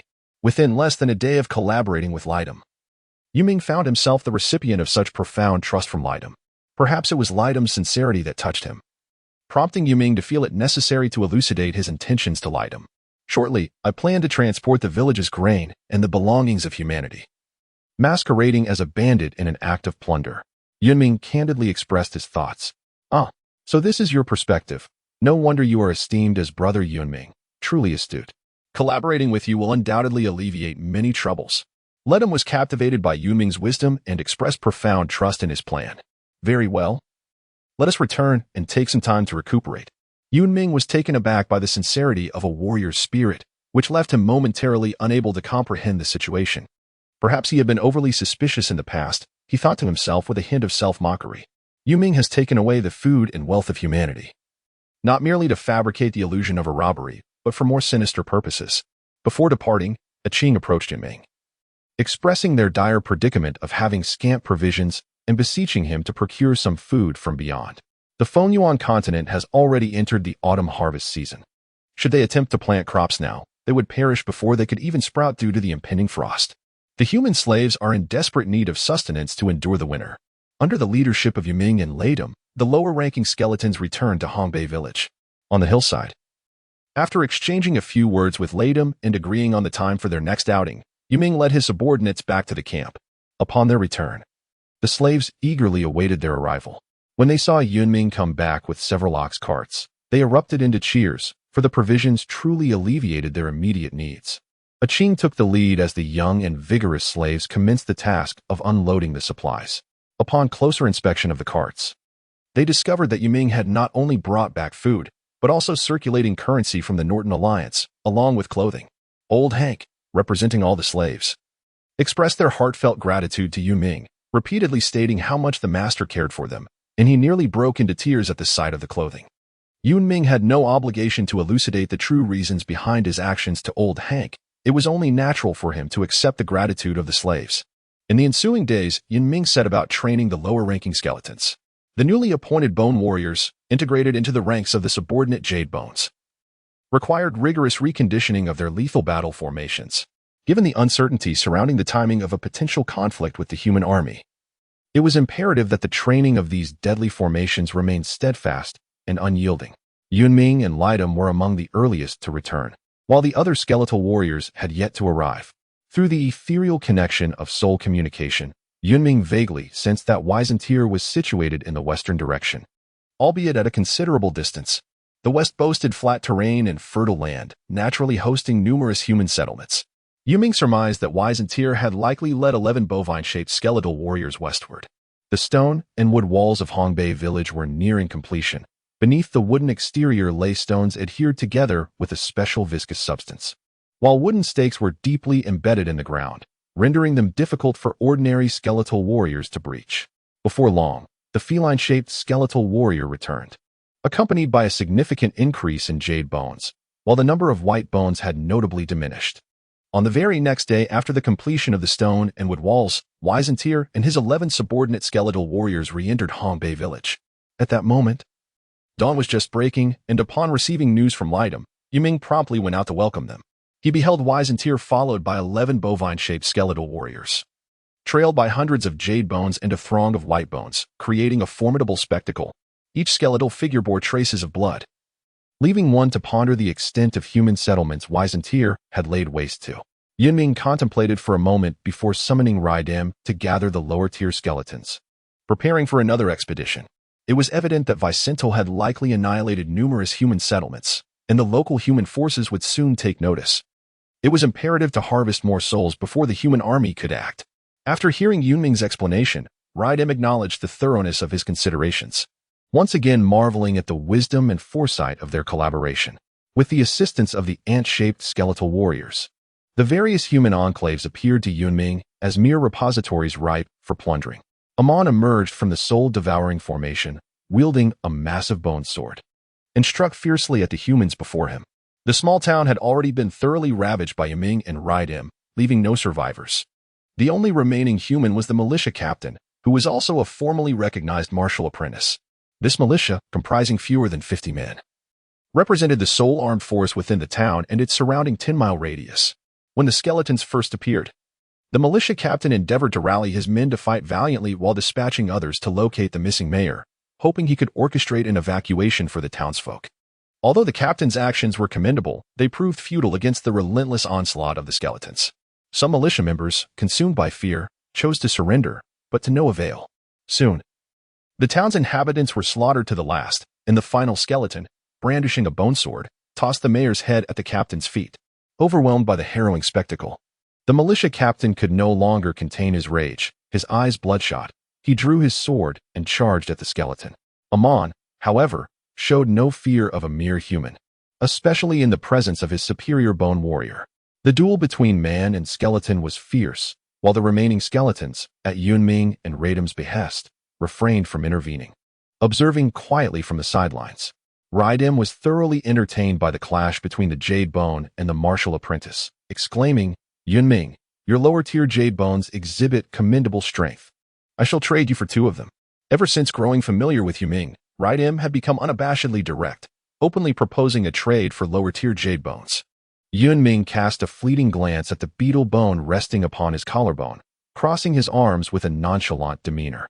"I shall not exchange," he replied coolly. "Have you considered this? I could offer you 3 in return for just 1 of yours. What do you say?" Observing Yun Ming's steadfast refusal, Lidam increased his stakes. Clearly enamored with the humanoid jade bone of Amon, Yun Ming steadfastly refused, for Amon's combat prowess was exceptionally high among the skeletal ranks. However, what was even more crucial was Amon's profound comprehension of the deadly battle formations, second only to Yun Ming himself. How could such a valuable asset be traded away? Moreover, it is exceedingly difficult for a higher-ranked skeleton to earn the genuine loyalty of a lower-ranked one through arbitrary exchanges. The battle raged on. Typically, a skeletal warrior of comparable rank would be suppressed by the jade bones, yet Amon was an exception. Not to mention that Amon's strength surpassed that of an ordinary jade-boned warrior. The militia captain, despite appearing fierce in his assault, was internally tumultuous, with most of his attacks missing their mark. Yun Ming sensed that the outcome was not in doubt.